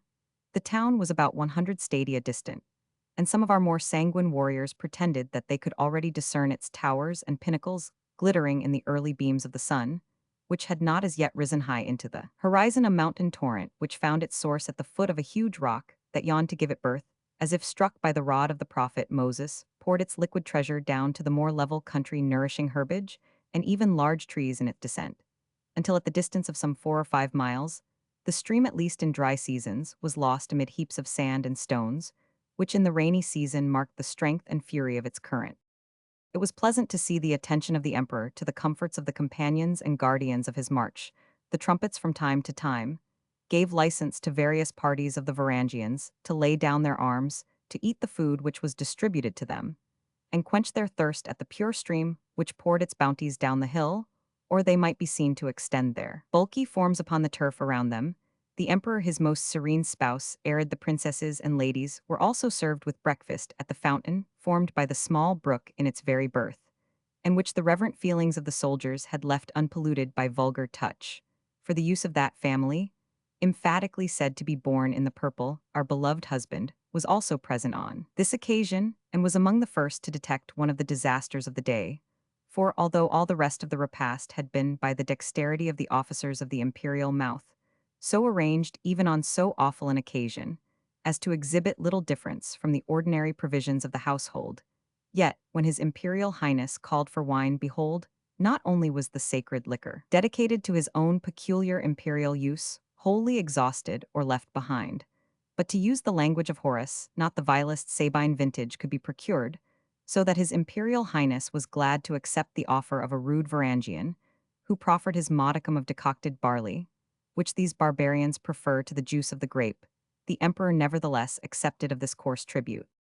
Insert, said the emperor, who had been hitherto either plunged in deep contemplation or in an incipient slumber. Insert, I say these very words, and with the heat of the morning and anxiety of so rapid a march with a numerous enemy in his rear, the emperor was so thirsty as never in his life to think beverage more delicious. In obedience to her imperial father's orders, the princess resigned the manuscript to the beautiful slave, by whom it was written, repeating to the fair scribe the commanded edition, requiring her to note it as made by the express sacred command of the emperor, and then proceeded thus more. Had I said here respecting the favorite liquor of your imperial highness's faithful Varangians, but your highness having once graced it with a word of commendation, this ale, as they call it, doubtless, because removing all disorders which they term ailments, becomes a theme too lofty for the discussion of any inferior person, Suffice it to say that thus were we all pleasantly engaged, the ladies and slaves, trying to find some amusement for the imperial ears, the soldiers, in a long line down the ravine scene, in different postures, some straggling to the watercourse, some keeping guard over the arms of their comrades, in which duty they relieved each other, while body after body of the remaining troops under command of the protospatra, and particularly those called immortals, footnote the Greek Athenate, or immortals of the army of Constantinople, were a select body so named in imitation of the ancient Persians. They were first embodied according to Ducange by Michael Ducas, joined the main army. As they came up, those soldiers who were already exhausted were allowed to take a short repose, after which they were sent forward with directions to advance steadily on the road to Laodicea, while their leader was instructed so soon as he should open a free communication with that city, to send thither a command for reinforcements and refreshments, not forgetting fitting provision of the sacred wine for the imperial mouth. Accordingly, the Roman bands of immortals and others had resumed their march, and held some way on their journey, it being the imperial pleasure that the Varangians lately, the vanguard, should now form the rear of the whole army, so as to bring off in safety the Syrian light troops, by whom the hilly pass was still occupied, when we heard upon the other side of this defile, which he had traversed with so much safety, the awful sound of the lelies, as the Arabs name their shout of onset, though, in what language it is expressed, it would be hard to say. Perchance some in this audience may enlighten my ignorance. May I speak and live, said the Aquilauthos Achilles, proud of his literary knowledge. The words are Allah, Allah, Allah, Mohammed, Rizol, Allah, footnote Roman, one God. Is God Mahomet, is the prophet of God these? Or something like them contain the Arabs' profession of faith, which they always call out when they join battle. I have heard them many times. And so have I, said the emperor, and as thou didst I warrant me, I have sometimes wished myself anywhere else than within hearing. All the circle were alive to hear the answer of Achilles Tatius. He was too good a courtier, however, to make any imprudent reply. It was my duty, he replied, to desire to be as near your imperial highness as your faithful follower ought, wherever you might wish yourself for the time. Ageless and Zosimus exchanged looks, and the Princess Anna Komnena proceeded in her recitation. The cause of these ominous sounds, which came in wild confusion up the rocky pass, was soon explained to us by a dozen cavaliers to whom the task of bringing intelligence had been assigned. These informed us that the barbarians whose host had been dispersed around the position in which they had encamped the preceding day had not been enabled to get their forces together. Until our light troops were evacuating the post they had occupied for securing the retreat of our army, they were then drawing off from the tops of the hills into the pass itself, when in despite of the rocky ground they were charged furiously by Jezdegerd at the head of a large body of his followers, which after repeated exertions he had at length brought to operate on the rear of the Syrians. Notwithstanding that the pass was unfavorable for cavalry, the personal exertions of the infidel chief made his followers advance with a degree of resolution unknown to the Syrians of the Roman army, who, finding themselves at a distance from their companions, formed the injurious idea that they were left there to be sacrificed and thought of flight in various directions, rather than of a combined and resolute resistance. The state of affairs, therefore, at the further end of the pass, was less favorable than we could wish, and those whose curiosity desired to see something which might be termed the rout of the rear of an army beheld the Syrians pursued from the hilltops, overwhelmed and individually cut down, and made prisoners by the bands of caitiff Mussulmans. His Imperial Highness looked upon the scene of battle for a few minutes, and much commoved at what he saw was somewhat hasty in his directions to the Varangians to resume their arms and precipitate their march towards Laodicea, whereupon one of those northern soldiers said boldly, though in opposition to the imperial command, if we attempt to go hastily down this hill, our rearguard will be confused not only by our own hurry, but by these runaway scoundrels of Syrians who in their headlong flight will not fail to mix themselves among our ranks. Let 200 Varangians, who will live and die for the honor of England, abide in the very throat of this pass with me, while the rest escort the emperor to this Laodicea, or whatever it is called. We may perish in our defense, but we shall die in our duty, and I have little doubt but we shall furnish such a meal as will stay the stomach of these yelping hounds from seeking any farther banquet this day. My imperial father at once discovered the importance of this advice, though it made him well-nigh weep to see with what unshrinking fidelity these poor barbarians pressed to fill up the number of those who were to undertake this desperate duty, with what kindness they took leave of their comrades, and with what jovial shouts they followed their sovereign with their eyes as he proceeded on his march down the hill, leaving them behind to resist and perish. The imperial eyes were filled with tears, and I am not ashamed to confess that, amid the terror of the moment, the Empress and I myself forgot our rank in paying a similar tribute to these bold and self-devoted men. We left their leader carefully arraying his handful of comrades, in defense of the pass, where the middle path was occupied by their center, while their wings on either side were so disposed as to act upon the flanks of the enemy, should he rashly press upon such as appeared. Opposed to him in the road, we had not proceeded halfway towards the plain, when a dreadful shout arose, in which the yells of the Arabs were mingled with the deep and more regular shouts which these strangers usually repeat thrice as well when bidding hail to their commanders and princes, as when in the act of engaging in battle. Many a look was turned back by their comrades, and many a form was seen in the ranks which might have claimed the chisel of a sculptor, while the soldier hesitated whether to follow the line of his duty, which called him to march forward with his emperor, or the impulse of courage, which prompted him to rush back to join his companions. Discipline, however, prevailed, and the main body marched on. An hour had elapsed during which we heard from time to time the noise of battle, when a mounted Varangian presented himself at the side of the emperor's litter. The horse was covered with foam, and had obviously from his trappings, the fineness of his limbs, and the smallness of his joints been the charger of some chief of the desert, which had fallen by the chance of battle into the possession of the northern warrior. The broad axe which the Varangian bore was also stained with blood, and the paleness of death itself was upon his countenance. These marks of recent battle were held sufficient to excuse the irregularity of his salutation, while he exclaimed, "Noble prince, the Arabs are defeated, and you may pursue your march at more leisure." "Where is Jezdejerd?" said the emperor, who had many reasons for dreading this celebrated chief.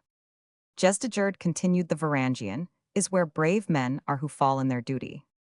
"And that is," said the emperor, impatient to know distinctly the fate of so formidable an adversary. "Where I am now going," answered the faithful soldier, who dropped from his horse as he spoke and expired at the feet of the litter-bearers. The emperor called to his attendants to see that the body of this faithful retainer, to whom he destined an honorable sepulchre, was not left to the jackal or vulture, and some of his brethren, the Anglo-Saxons, among whom he was a man of no mean repute, raised the body on their shoulders, and resumed their march with this additional encumbrance, prepared to fight for their precious burden like the valiant Menelaus for the body of Patroclus. The Princess Anna Komnena here naturally paused, for having attained what she probably considered as the rounding of a period, she was willing to gather an idea of the feelings of her audience, indeed, but that she had been intent upon her own manuscript. The emotions of the foreign soldier must have more early attracted her attention in the beginning of her recitation.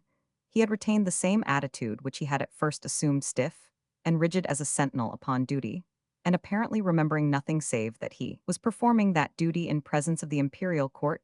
As the narrative advanced, however, he appeared to take more interest in what was read, the anxious fears expressed by the various leaders in the midnight council. He listened to with a smile of suppressed contempt, and he almost laughed at the praises bestowed upon the leader of his own corps, Achilles Tatius, nor did even the name of the emperor, though listened to, respectfully gain that applause for which his daughter fought so hard and used so much exaggeration. Hitherto the Varangian's countenance indicated very slightly any internal emotions, but they appeared to take a deeper hold on his mind, as she came to the description of the halt after the main army had cleared the pass, the unexpected advance of the Arabs, the retreat of the column which escorted the emperor, and the account of the distant engagement. He lost, on hearing the narration of these events, the rigid and constrained look of a soldier who listened to the history of his emperor with the same feelings with which he would have mounted guard at his palace. His color began to come and go, his eyes to fill, and to sparkle, his limbs to become more agitated than their owner seemed to assent to, and his whole appearance was changed into that of a listener highly interested by the recitation which he hears, and insensible or forgetful of whatever else is passing before him, as well as of the quality of those who are present. As the historian proceeded hereward, became less able to conceal his agitation, and at the moment the princess looked round, his feelings became so acute that, forgetting where he was, he dropped his ponderous axe upon the floor, and clasping his hands together, exclaimed, "My unfortunate brother!" All were startled by the clang of the falling weapon, and several persons at once attempted to interfere as called upon to explain a circumstance so unusual. Achilles Tatius made some small progress in a speech designed to apologize for the rough mode of venting his sorrows, to which Hereward had given way by assuring the eminent persons present that the poor uncultivated barbarian was actually younger brother to him who had commanded and fallen at the memorable defile. The princess said nothing, but was evidently struck and affected, and not ill pleased perhaps at having given rise to feelings of interest so flattering to her. As an authoress, the others, each in their character, uttered incoherent words of what was meant to be consolation for distress which flows from a natural cause, generally attracts sympathy even from the most artificial characters. The voice of Alexius silenced all these imperfect speakers. "Ha, my brave soldier Edward," said the emperor, "I must have been blind, that I did not sooner recognize thee, as I think there is a memorandum entered, respecting 500 pieces of gold, due from us to Edward the Varangian. We have it in our secret scroll of such liberalities, for which we stand indebted to our servitors, nor shall the payment be longer deferred. Not to me, if it may please you, my liege," said the Anglo-Dane, hastily composing his countenance into its rough gravity of lineament, "lest it should be to one who can claim no interest in your imperial munificence. My name is Hereward, that of Edward is borne by 3 of my companions, all of them as likely as I to have deserved your highness' reward for the faithful performance of their duty." Many a sign was made by Tatius in order to guard his soldier against the folly of declining the liberality of the emperor. Agelusts spoke more plainly. "Young man," he said, "rejoice in an honor so unexpected, and answer henceforth to no other name save that of Edward, by which it hath pleased the light of the world, as it poured a ray upon thee to distinguish thee from other barbarians. What is to thee the font-stone, or the priest officiating? Thereat shouldst thou have derived from either any epithet different from that by which it hath now pleased the emperor to distinguish thee from the common mass of humanity, and by which proud distinction thou hast now a right to be known ever afterwards." "Hereward was the name of my father," said the soldier, who had now altogether recovered his composure. "I cannot abandon it, while I honor his memory in death. Edward is the title of my comrade. I must not run the risk of usurping his interest." "Peace, all," interrupted the emperor. "If we have made a mistake, we are rich enough to right it, nor shall Hereward be the poorer if an Edward shall be found to merit this gratuity." "Your highness may trust that to your affectionate consort," answered the Empress Irene. "His most sacred highness," said the Princess Anna Komnena, "is so avariciously desirous to do whatever is good and gracious, that he leaves no room, even for his nearest connections, to display generosity or munificence. Nevertheless, I in my degree will testify my gratitude to this brave man, for where his exploits are mentioned in this history, I will cause to be recorded this feat was done by Hereward the Anglo-Dane, whom it hath pleased his imperial majesty to call Edward. Keep this good youth," she continued, bestowing at the same time a ring of price, "in token that we will not forget our engagement." Hereward accepted the token with a profound obeisance, and a discomposure which his station rendered not unbecoming. It was obvious to most persons present that the gratitude of the beautiful princess was expressed in a manner more acceptable to the youthful lifeguardsman than that of Alexius Comnenus. He took the ring with great demonstration of thankfulness. "Precious relic," he said as he saluted this pledge of esteem, by pressing it to his lips, "we may not remain long together, but be assured," bending reverently to the princess, "that death alone shall part us." "Proceed, our princely daughter," said the Empress Irene. "You have done enough to show that valor is precious to her who can confer fame, whether it be found in a Roman or a barbarian." The princess resumed her narrative with some slight appearance of embarrassment. "Our movement upon Laodicea was now resumed, and continued with good hopes on the part of those engaged in the march. Yet instinctively, we could not help casting our eyes to the rear, which had been so long the direction in which we feared attack. At length, to our surprise, a thick cloud of dust was visible on the descent of the hill halfway betwixt us and the place at which we had halted. Some of the troops who composed our retreating body, particularly those in the rear, began to exclaim, The Arabs, and their march assumed a more precipitate character when they believed themselves pursued by the enemy. But the Varangian guards affirmed with one voice that the dust was raised by the remains of their own comrades who, left in the defense of the pass, had marched off after having so valiantly maintained the station entrusted to them. They fortified their opinion by professional remarks that the cloud of dust was more concentrated than if raised by the Arab horse, and they even pretended to assert from their knowledge of such cases that the number of their comrades had been much diminished in the action. Some Syrian horsemen dispatched to reconnoiter the approaching body brought intelligence corresponding with the opinion of the Varangians. In every particular, the portion of the bodyguard had beaten back the Arabs, and their gallant leader had slain their chief Jesdajerd, in which service he was mortally wounded, as this history hath already mentioned the survivors of the detachment diminished by one half were now on their march, to join the emperor as fast as the encumbrance of bearing their wounded to a place of safety would permit. The Emperor Alexius, with one of those brilliant and benevolent ideas, which mark his paternal character, towards his soldiers ordered all the litters, even that for his own most sacred use, to be instantly sent back, to relieve the bold Varangians of the task of bearing the wounded. The shouts of the Varangians' gratitude may be more easily conceived than described when they beheld the emperor himself descend from his litter like an ordinary cavalier, and assume his war horse at the same time that the most sacred empress, as well as the authoress of this history, with other princesses born in the purple, mounted upon mules in order to proceed upon the march.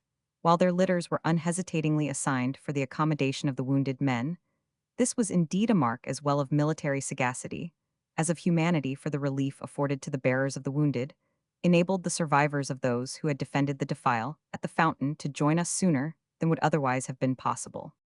It was an awful thing to see those men who had left us in the full splendor which military equipment gives to youth and strength again, appearing in diminished numbers, their armor shattered, their shields, full of arrows, their offensive weapons, marked with blood, and they themselves exhibiting all the signs of desperate and recent battle. Nor was it less interesting to remark the meeting of the soldiers, who had been engaged with the comrades, whom they had rejoined. The emperor, at the suggestion of the trusty Aquilauthos, permitted them a few moments to leave their ranks and learn from each other the fate of the battle.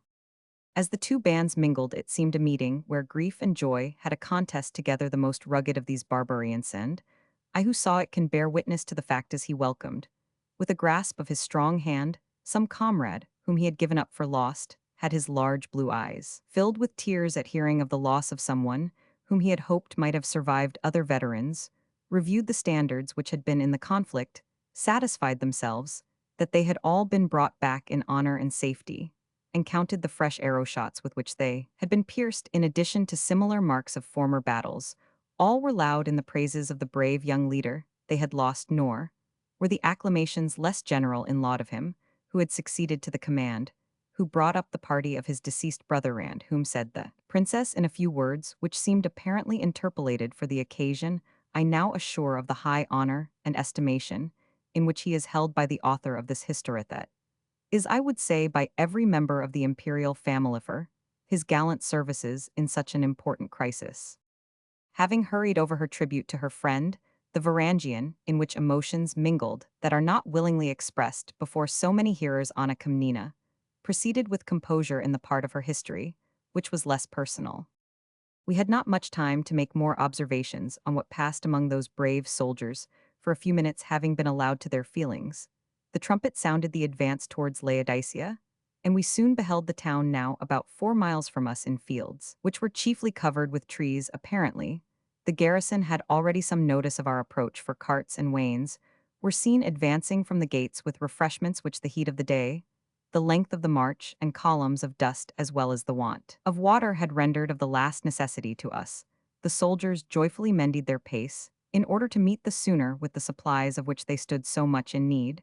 But as the cup doth not carry in all cases the liquid treasure to the lips for which it was intended, however much it may be longed for, what was our mortification, to behold a cloud of Arabs issue at full gallop from the wooded plain, betwixt the Roman army and the city, and throw themselves upon the wagons, slaying the drivers, and making havoc and spoil of the contents. This, we afterwards learned, was a body of the enemy headed by Varan's equal, in military fame, among those infidels, to Jesdajerd his slain brother.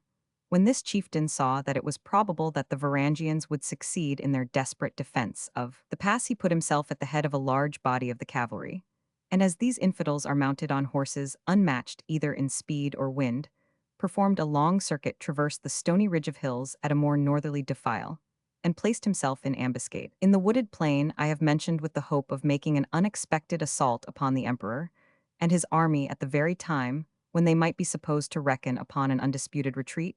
This surprise would certainly have taken place, and it is not easy to say what might have been the consequence had not the unexpected appearance of the train of wagons awakened the unbridled rapacity of the Arabs.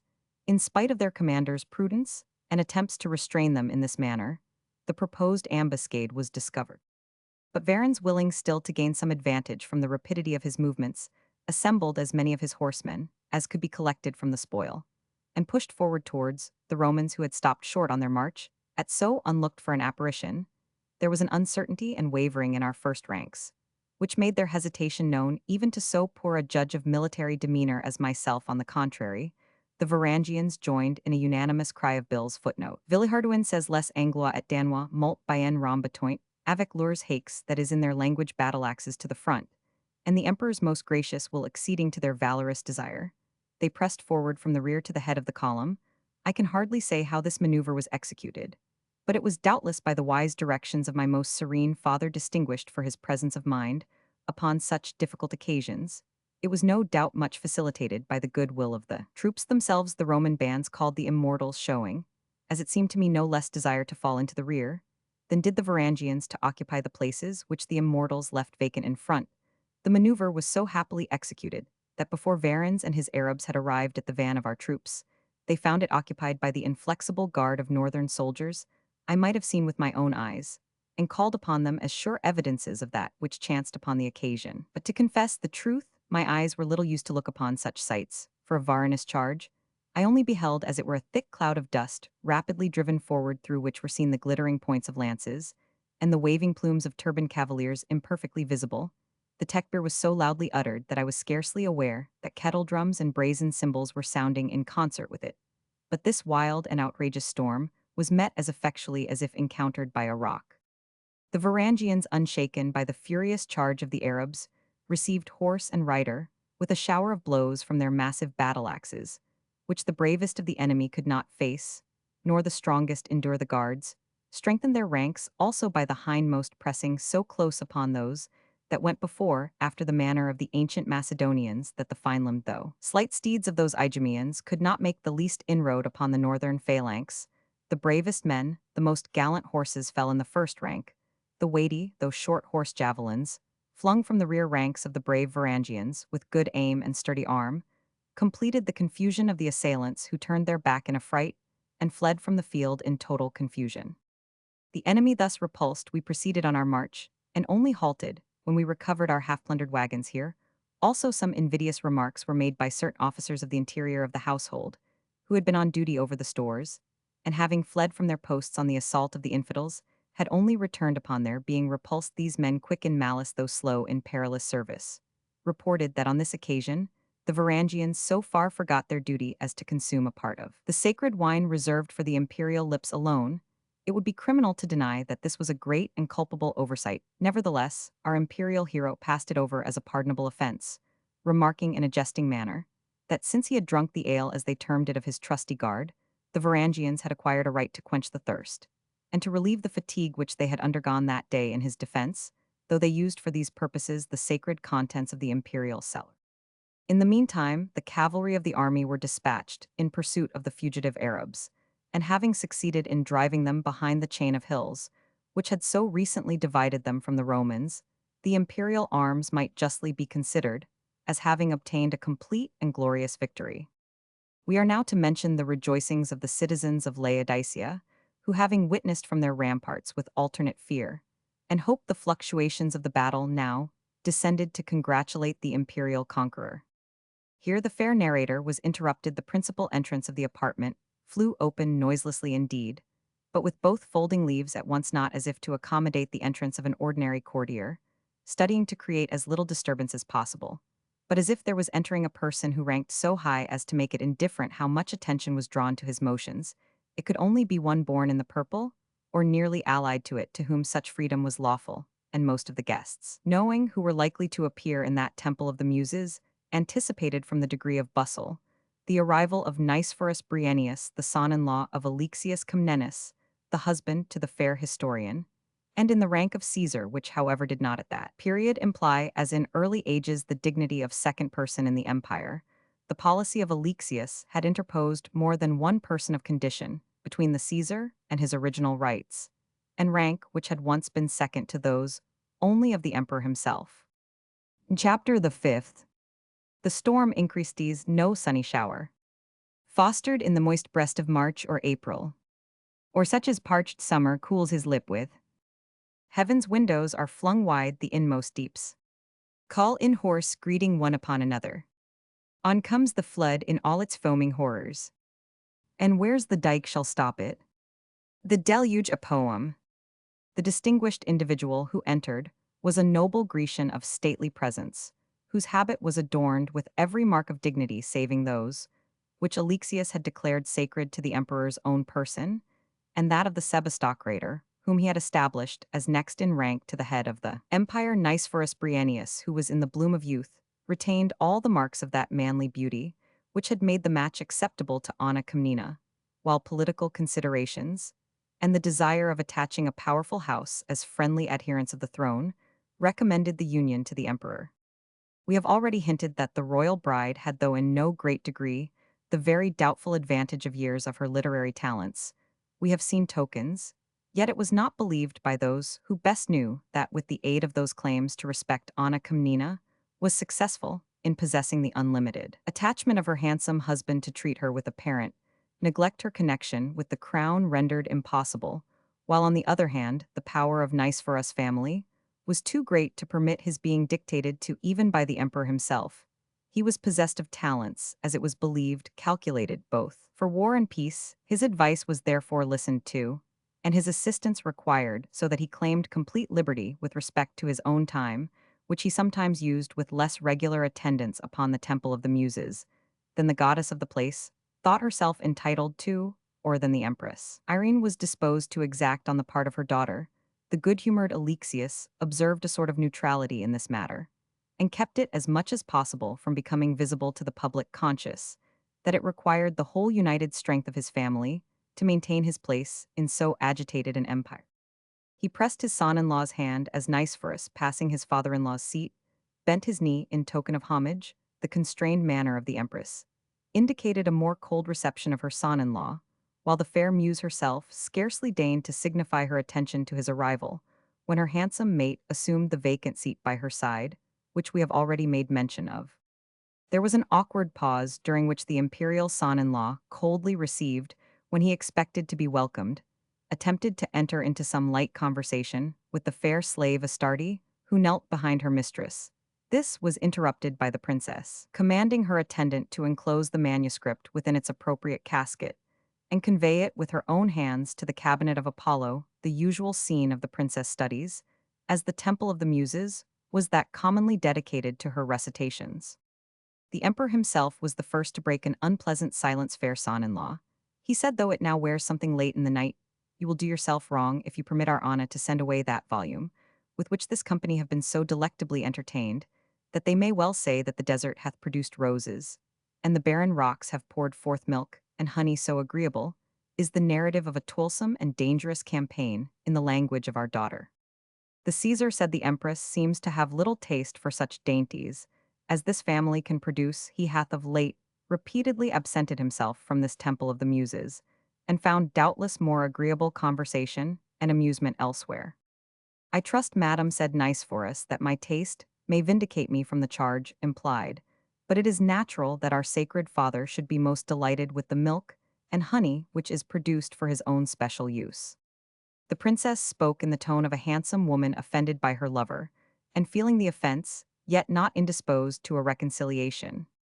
If she said the deeds of Nicephorus Briennius are less frequently celebrated in that poor roll of parchment than those of my illustrious father, he must do me the justice to remember that such was his own special request, either proceeding from that modesty, which is justly ascribed to him, as serving to soften and adorn his other attributes, or because he with justice distrusts his wife's power to compose their eulogium. We will then summon back Astarte, said the empress, who cannot yet have carried her offering to the cabinet of Apollo. With your imperial pleasure, said Nicephorus. It might incense the Pythian god were a deposit to be recalled of which he alone can fitly estimate the value. I came hither to speak with the emperor upon pressing affairs of state, and not to hold a literary conversation with a company which I must needs say is something of a miscellaneous description, since I behold an ordinary lifeguardsman in the imperial circle. By the rude son-in-law, said Alexius, you do this gallant man wrong. He is the brother of that brave Anglodane, who secured the victory at Laodicea by his valiant conduct, and death he himself is that Edmundor Edwardor Herwardto whom we are ever bound for securing the success. Of that victorious day, he was called into our present son-in-law, since it imports that you should know so much to refresh the memory of any follower Achilles Tadius, as well as mine own concerning some transactions of the day of which we had become in some degree oblivious. Truly imperial sir, answered Bryennius, I grieve that by having intruded on some such important researches, I may have in some degree intercepted a portion of that light, which is to illuminate future ages. Methinks that in a battlefield fought under your imperial guidance, and that of your great captains your evidence might well supersede the testimony of such a man as this. Let me know, he added, turning haughtily to the Varangian, what particular thou canst add that is unnoticed in the princess narrative. The Varangian replied instantly only that, when we made a halt at the fountain, the music that was there made by the ladies of the emperor's household, and particularly by those two, whom I now behold, was the most exquisite that ever reached my ears. Ha, darest thou to speak so audacious an opinion? Exclaimed Nicephorus. Is it for such as thou to suppose for a moment that the music which the wife and daughter of the emperor might condescend to make was intended to afford either matter of pleasure or of criticism to every plebeian barbarian who might hear them begone from this place, nor dare on any pretext again to appear before mine eyes under allowance, always of our imperial father's pleasure? The Varangian bent his looks upon Achilles Tadius as the person from whom he was to take his orders to stay or withdraw, but the emperor himself took up the subject with considerable dignity. Son, he said, we cannot permit this on account of some love quarrel, as it would seem betwixt you and our daughter you allow yourself strangely to forget our imperial rank, and to order from our presence those whom we have pleased to call to attend us. This is neither right nor seemly, nor is it our pleasure that this same Herewardor Edwardor, whatever be his name, either leave us at this present moment, or do at any time hereafter regulate himself by any commands save our own or those of our follower Achilles Tadius, and now allowing this foolish affair, which I think was blown among us by the wind, to pass as it came without farther notice, we crave to know the grave matters of state which brought you to our presence at so late an hour. You look again at this Varangian, withhold not your words, I pray you, on account of his presence, for he stands as high in our trust, and we are convinced with as good reason as any counselor who has been sworn our domestic servant. To hear is to obey, returned the emperor's son-in-law, who saw that Alexius was somewhat moved, and knew that in such cases it was neither safe nor expedient to drive him to extremity. What I have to say, continued, he must so soon be public news that it little matters who hears it, and yet the West so full of strange changes, never sent to the eastern half of the globe tidings so alarming as those I now come to tell your imperial highness. Europe, to borrow an expression from this lady, who honors me by calling me husband, seems loosened from its foundations, and about to precipitate itself upon Asia. So I did express myself, said the Princess Anna Komnena, and as I trust not altogether unforcibly, when we first heard that the wild impulse of those restless barbarians of Europe had driven a tempest as of 1,000 nations upon our western frontier, with the extravagant purpose, as they pretended, of possessing themselves of Syria and the holy places there marked as the sepulchres of prophets, the martyrdom of saints, and the great events detailed in the blessed gospel. But that storm by all accounts hath burst and passed away, and we well hoped that the danger had gone with it. Devoutly shall we sorrow to find it otherwise. And otherwise we must expect to find it, said her husband. It is very true, as reported to us, that a huge body of men of low rank and little understanding assumed arms at the instigation of a mad hermit, and took the road from Germany to Hungary, expecting miracles to be wrought in their favor, as when Israel was guided through the wilderness by a pillar of flame and a cloud, but no showers of manna or of quails relieved their necessities or proclaimed them the chosen people of God. No waters gushed from the rock for their refreshment. They were enraged at their sufferings, and endeavored to obtain supplies by pillaging the country. The Hungarians and other nations on our western frontiers, Christians like themselves, did not hesitate to fall upon this disorderly rabble, and immense piles of bones in wild passes and unfrequented deserts attest the calamitous defeats which extirpated these unholy pilgrims. All this, said the emperor, we knew before, but what new evil now threatens, since we have already escaped so important a one? Knew before, said the prince Nicephorus, we knew nothing of our real danger before, save that a wild herd of animals as brutal and as furious as wild bulls threatened to bend their way to a pasture, for which they had formed a fancy, and deluged the Grecian Empire and its vicinity in their passage, expecting that Palestine with its streams of milk and honey once more awaited them as God's predestined people, but so wild and disorderly, an invasion had no terrors for a civilized nation like the Romans. The brute herd was terrified by our Greek fire. It was snared and shot down by the wild nations, who, while they pretend to independence, cover our frontier. As with a protecting fortification, the vile multitude has been consumed, even by the very quality of the provisions thrown in their wathos, wise means of resistance, which were at once suggested by the paternal care of the emperor, and by his unfailing policy. Thus wisdom has played its part, and the bark over which the tempest had poured its thunder has escaped notwithstanding all its violence. But the second storm by which the former is so closely followed is of a new descent of these Western nations, more formidable than any which we or our fathers have yet seen. This consists not of the ignorant, or of the fanatical, not of the base, the needy, and the improvident know-all, that wide Europe possesses of what is wise, and worthy, brave, and noble, are united by the most religious vows in the same purpose. And what is that purpose? Speak plainly, said Alexius, the destruction of our whole Roman Empire, and the blotting out the very name of its chief from among the princes of the earth, among which it has long been predominant, can alone be an adequate motive for a confederacy, such as thy speech infers. No such design is avowed, said Nicephorus, and so many princes, wise men, and statesmen of eminence aim, it is pretended at nothing else than the same extravagant purpose announced by the brute multitude, who first appeared in these regions. Here, most gracious emperor, is a scroll in which you will find marked down a list of the various armies which by different routes are approaching the vicinity of the empire. Behold, Hugh of Vermandois called from his dignity. Hugh the Great has set sail from the shores of Italy. 20 knights have already announced their coming, sheathed in armor of steel, inlaid with gold, bearing this proud greeting. Let the Emperor of Greece and his lieutenants understand that Hugo, Earl of Vermandois, is approaching his territories. He is brother to the King of Kings, the King of France. Footnote: Ducange pours out a whole ocean of authorities to show that the King of France was in those days styled Rex by way of eminence. See his notes on the Alexiad Anna Comnena in her history. Makes Hugh of Vermandois assume to himself the titles which could only, in the most enthusiastic Frenchman's opinion, have been claimed by his older brother, the reigning monarch, namely, and is attended by the flower of the French nobility. He bears the blessed banner of St. Peter, entrusted to his victorious care by the holy successor of the apostle, and warns thee of all this, that thou mayst provide a reception suitable to his rank. Here are sounding words, said the emperor, but the wind which whistles loudest is not always most dangerous to the vessel. We know something of this nation of France, and have heard more. They are as petulant, at least, as they are valiant. We will flatter their vanity, till we get time and opportunity for more effectual defense. Tush! If words can pay debt, there is no fear of our exchequer becoming insolvent. What follows here? Nice for us, a list, I suppose, of the followers of this great count. My liege, no, answered Nicephorus Briennius, so many independent chiefs, as your imperial highness sees, in that memorial, so many independent European armies are advancing by different routes towards the east, and announce the conquest of Palestine from the infidels as their common object.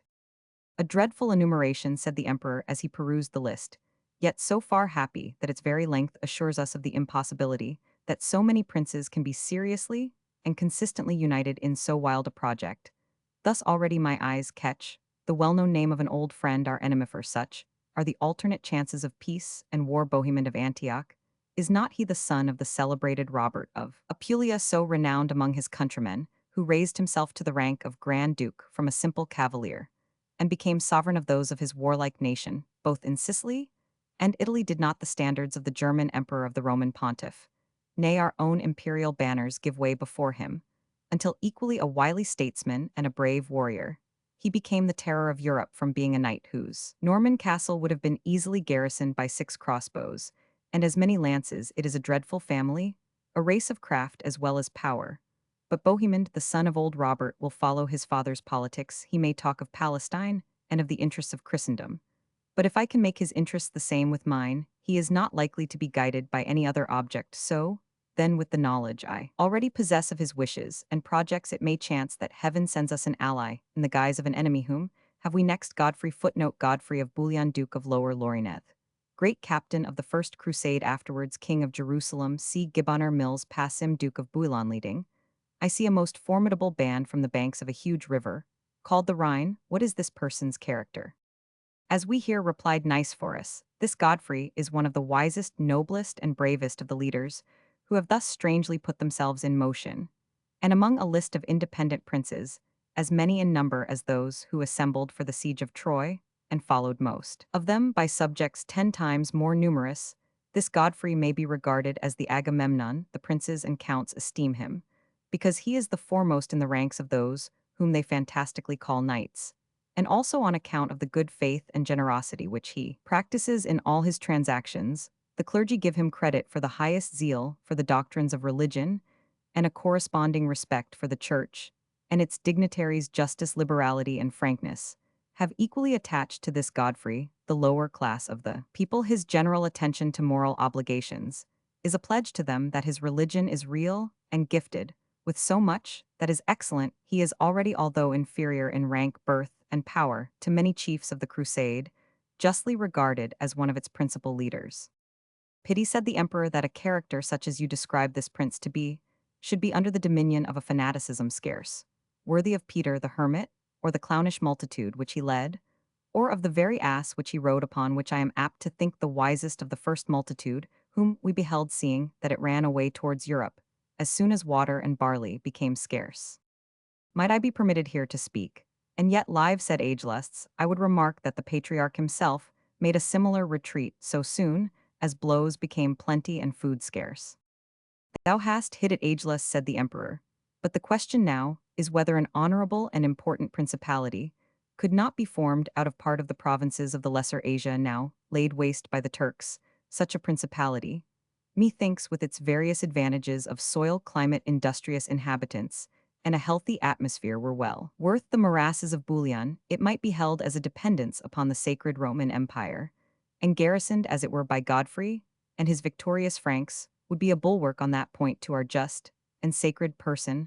Ha, most holy patriarch, would not such a prospect shake the most devout crusader's attachment to the burning sands of Palestine? Especially, answered the patriarch, if the prince for whom such a rich theme, footnote these provinces were called themes, was changed into a feudal appanage, should be previously converted to the only true faith, as your imperial highness undoubtedly means. Certainly, most unquestionably, answered the emperor, with a due affectation of gravity notwithstanding.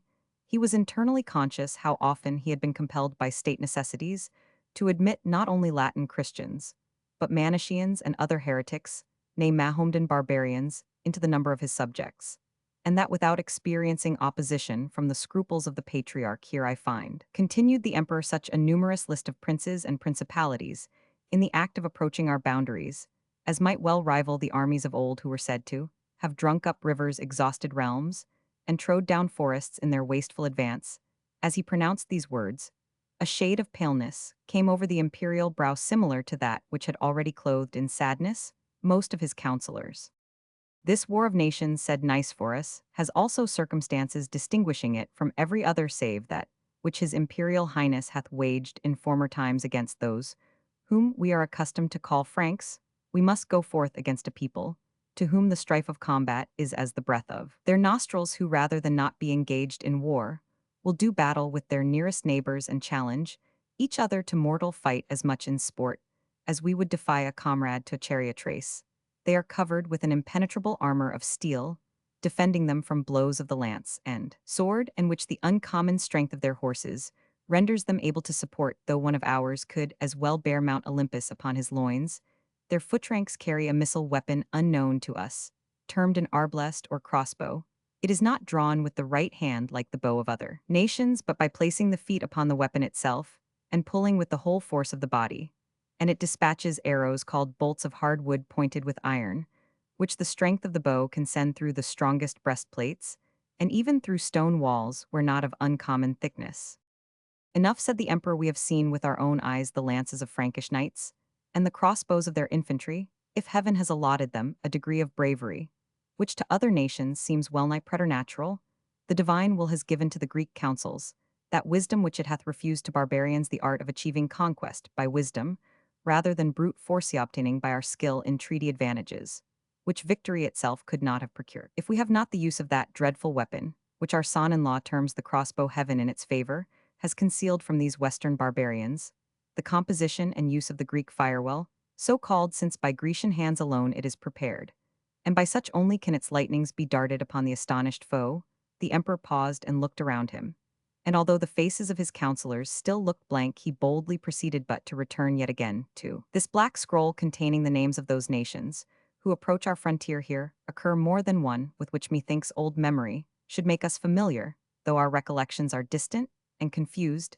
It becomes us to know who these men are that we may avail ourselves of those feuds and quarrels among them, which being blown into life, may happily divert them from the prosecution of this extraordinary attempt in which they are now united here is for example one Robert styled Duke of Normandy, who commands a goodly band of counts with which title we are but too well acquainted of earls a word totally strange to us, but apparently some barbaric title of honor, and of knights whose names are compounded, as we think chiefly of the French language, but also of another jargon, which we are not ourselves competent to understand to you most reverend and most learned patriarch, we may fittest apply for information on this subject. The duties of my station, replied the patriarch Zosimus, have withheld my riper years from studying the history of distant realms.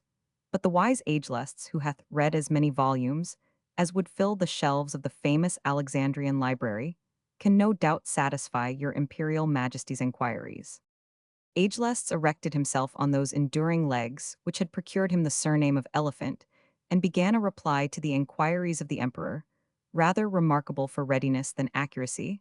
I have read, said he, in that brilliant mirror, which reflects the time of our fathers, the volumes of the learned Procopius, that the people separately called Normans and Angles are in truth the same race, and that Normandy, sometimes so called, is in fact a part of a district of Gaul beyond, and nearly opposite to it, but separated by an arm of the sea, lies a ghastly region on which clouds and tempests forever rest, and which is well known to its continental neighbors as the abode to which departed spirits are sent after this life. On one side of the strait dwell a few fishermen men, possessed of a strange charter, and enjoying singular privileges in consideration of their being the living ferrymen who, performing the office of the heathen Charon, carry the spirits of the departed to the island, which is their residence after death at the dead of night.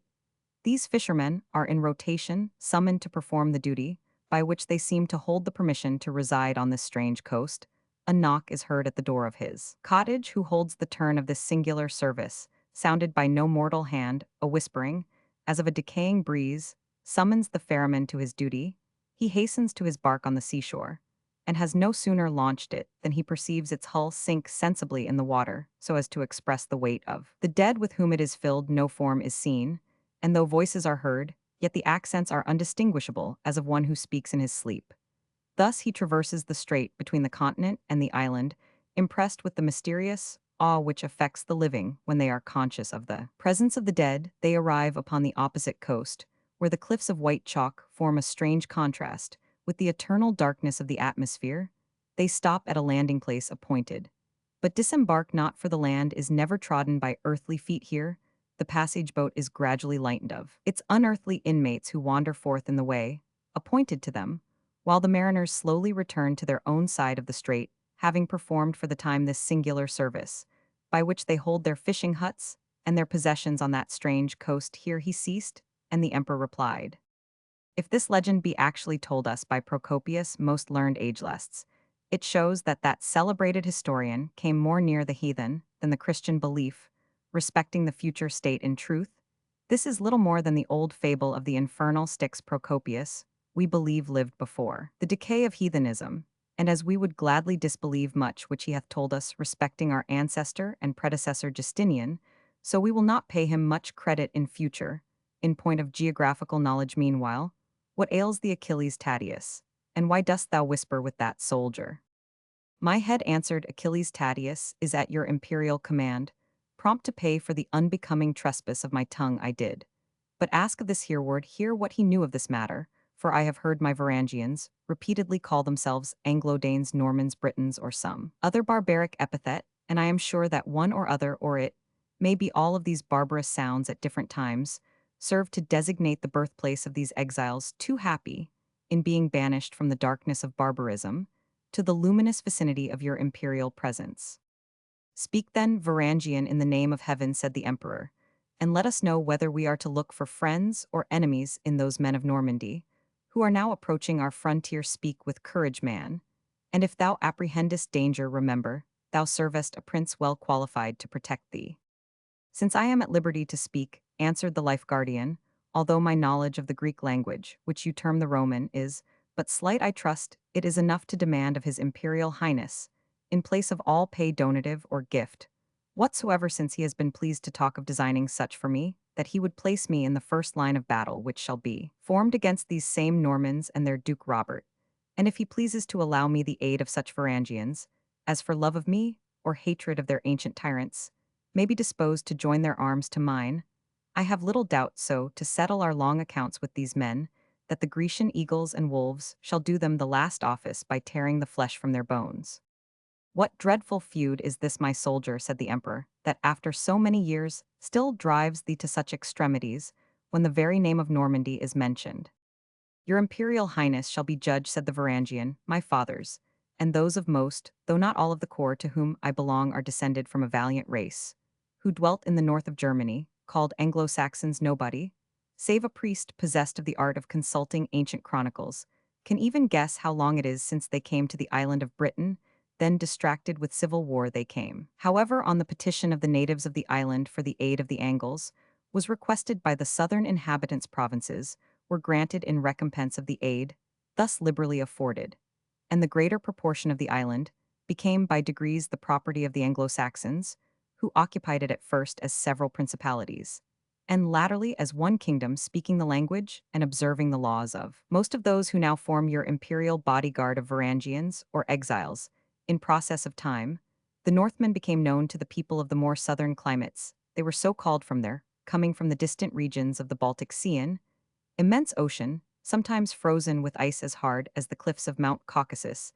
They came seeking milder regions than nature had assigned them at home, and the climate of France being delightful, and its people slow in battle, they extorted from them the grant of a large province which was from the name of the new settlers called Normandy, though I have heard my father say that was not its proper appellation. They settled there under a duke, who acknowledged the superior authority of the King of France, that is to say, obeying him, when it suited his convenience so to do.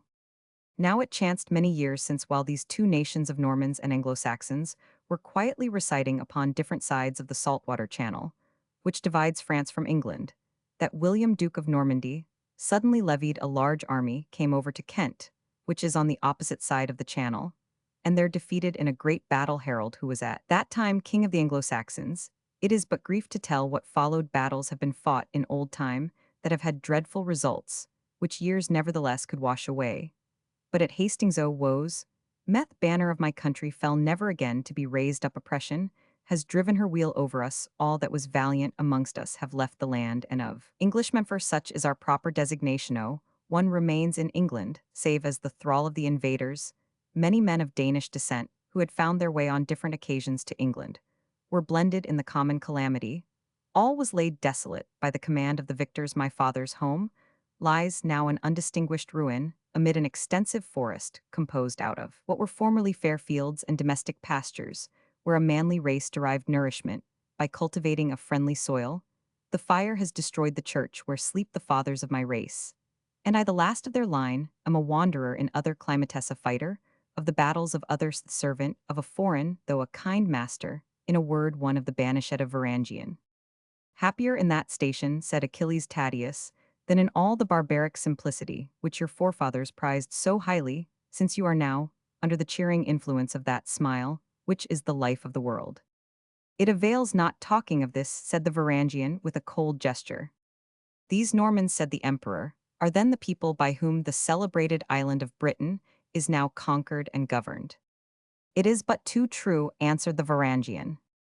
They are then a brave and warlike people, said Alexius. It would be base and false to say otherwise of an enemy, said Hereward. Wrong have they done me, and a wrong never to be atoned. But to speak falsehood of them were but a woman's vengeance. Mortal enemies, as they are to me, and mingling with all my recollections, as that which is hateful and odious, yet were the troops of Europe mustered, as it seems they are likely to be, no nation or tribe dared in gallantry claim the advance of the haughty Norman. And this Duke Robert, who is he? That, answered the Varangian, I cannot so well explain. He is the sonth eldest son, as men say, of the tyrant William, who subdued England when I hardly existed, or was a child in the cradle. That William, the victor of Hastings, is now dead, we are assured by concurring testimony, but while it seems his eldest son, Duke Robert, has become his heir to the Duchy of Normandy, some other of his children have been so fortunate as to acquire the throne of England unless. Indeed, like the petty farm of some obscure yeoman, the fair kingdom has been divided among the tyrant's issue. Concerning this, said the emperor, we have heard something which we shall try to reconcile with the soldier's narrative at leisure, holding the words of this honest Varangian as positive proof, in whatsoever he avers from his own knowledge. And now, my grave and worthy counselors, we must close this evening's service in the Temple of the Muses. This distressing news, brought us by our dearest son-in-law, the Caesar having induced us to prolong our worship of these learned goddesses deeper into the night, than is consistent with the health of our beloved wife and daughter, while to ourselves this intelligence brings subject for grave deliberation. The courtiers exhausted their ingenuity in forming the most ingenious prayers that all evil consequences should be averted, which could attend this excessive vigilance. Nicephorus and his fair bride spoke together as a pair equally desirous to close an accidental breach between them. Some things thou hast said, my Caesar, observed the lady in detailing this dreadful intelligence, as elegantly turned, as if the 9 goddesses to whom this temple is dedicated had lent each her aid to the sense and expression. I need none of their assistance, answered Nicephorus, since I possess a muse of my own, in whose genius are included all those attributes which the heathens vainly ascribed to the 9 deities of Parnassus. It is well said, the fair historian, retiring by the assistance of her husband's arm, but if you will load your wife with praises far beyond her merits, you must lend her your arm to support her under the weighty burden you have been pleased to impose. The council parted when the imperial persons had retired, and most of them sought to indemnify themselves, in more free though less dignified circles, for the constraint which they had practiced in the Temple of the Muses. Chapter the 6th. Vain man, thou mayst esteem thy love as fair, as fond hyperboles suffice to raise. She may be all that's matchless in her person, and all divine in soul to match her body. But take this from Methu, shalt never call her superior to her sex while one survives. And I am her true votary. Bold play. Achilles Tatius, with his faithful Varangian close by his shoulder, melted from the dispersing assembly silently, and almost invisibly, as snow is dissolved from its alpine abodes. As the days become more genial, no lordly step, nor clash of armor, betokened the retreat of the military persons. The very idea of the necessity of guards was not ostentatiously brought forward, because so near the presence of the emperor, the emanation supposed to flit around that divinity of earthly sovereigns had credit for rendering it impassive and unassailable. Thus the oldest and most skillful courtiers, among whom our friend Ageless was not to be forgotten, were of opinion that, although the emperor employed the ministry of the Varangians and other guards, it was rather for form's sake than from any danger of the commission of a crime of a kind so heinous, that it was the fashion to account it almost impossible. And this doctrine of the rare occurrence of such a crime was repeated from month to month in those very chambers, where it had oftener than once been perpetrated, and sometimes by the very persons who monthly laid schemes for carrying some dark conspiracy against the reigning emperor into positive execution. At length the captain of the Life Guardsmen and his faithful attendant found themselves on the outside of the Blackwernel Palace. The passage which Achilles found for their exit was closed by a postern, which a single Varangian shut behind them, drawing at the same time bolt and bar within a lowmend and jarring sound. Looking back at the mass of turrets, battlements, and spires, out of which they had at length emerged, Hereward could not but feel his heart light to find himself once more under the deep blue of a Grecian heaven where the planets were burning with unusual luster. He sighed and rubbed his hands with pleasure like a man newly restored to liberty. He even spoke to his leader contrary to his custom, unless addressed. Methinks the air of yonder hall's valorous captain carries with it a perfume which, though it may be well termed sweet, is so suffocating as to be more suitable to sepulchre's chambers than to the dwellings of men. Happy I am that I am free, as I trust, from its influences. Be happy then, said Achilles Tatius, since thy vile cloddish spirit feels suffocation, rather than refreshment in gales, which instead of causing death might recall the dead themselves to life. Yet this I will say for thee, Hereward, that born a barbarian within the narrow circle of a savage's desires and pleasures, and having no idea of life save what thou derivest from such vile and base connections, thou art nevertheless designed by nature for better things, and hast this day sustained a trial in which I fear me not even one of mine own noble corps, frozen, as they are into lumps of unfashioned barbarity, could have equaled thy bearing and speak now, in true faith hast not thou been rewarded. That will I never deny, said the Varangian, the pleasure of knowing 24 hours perhaps before my comrades, that the Normans are coming hither to afford us a full revenge of the bloody day of Hastings, is a lordly recompense for the task of spending some hours in hearing the lengthened chat of a lady who has written about she knows not what, and the flattering commentaries of the bystanders, who pretended to give her an account of what they did not themselves stop to witness. Hereward, my good youth, said Achilles Tatius, thou ravest, and I think I should do well to place thee under the custody of some person of skill. Too much hardihood, my valiant soldier, is in soberness allied to overdaring. It was only natural that thou shouldst feel a becoming pride in thy late position, yet let it but taint thee with vanity, and the effect will be little short of madness. Why, thou hast looked boldly in the face of a princess born in the purple, before whom my own eyes, though well used to such spectacles, are never raised beyond the foldings of her veil. So be it in the name of heaven, replied Hereward. Nevertheless, handsome faces were made to look upon, and the eyes of young men to see withal. If such be their final end, said Achilles, never did then, I will freely suppose, find a richer apology for the somewhat overbold license, which thou tookest in thy gaze upon the princess this evening. Good leader or follower, whichever is your favorite title, said the Anglo-Briton, drive not to extremity a plain man, who desires to hold his duty in all honor to the imperial family, the princess wife of the Caesar, and born you tell me of a purple color has now inherited, notwithstanding the features of a most lovely woman, she hath composed a history, of which I presume not to form a judgment, since I cannot understand it. She sings like an angel, and to conclude, after the fashion of the knights of this day, though I deal not ordinarily with their language, I would say cheerfully that I am ready to place myself in lists against anyone whomsoever, who dares detract from the beauty of the imperial Anna Komnena's person, or from the virtues of her mind. Having said this, my noble captain, we have said all that it is competent for you to inquire into, or for me to answer. That there are handsomer women than the princess is unquestionable, and I question it the less that I have myself seen a person whom I think far her superior. And with that, let us close the dialogue. Thy beauty, thou unparalleled fool, said Achilles, must I ween be the daughter of the large-bodied northern boor, living next door to him, upon whose farm was brought up the person of an ass cursed, with such intolerable want of judgment. You may say your pleasure, captain, replied Hereward, because it is the safer for us both that thou canst, not on such a topic, either offend me, who hold thy judgment as light as thou canst esteem mine, or speak any derogation of a person whom you never saw, but whom, if you had seen perchance, I might not so patiently have brooked any reflections upon, even at the hands of a military superior. Achilles Tatius had a good deal of the penetration necessary for one in his situation.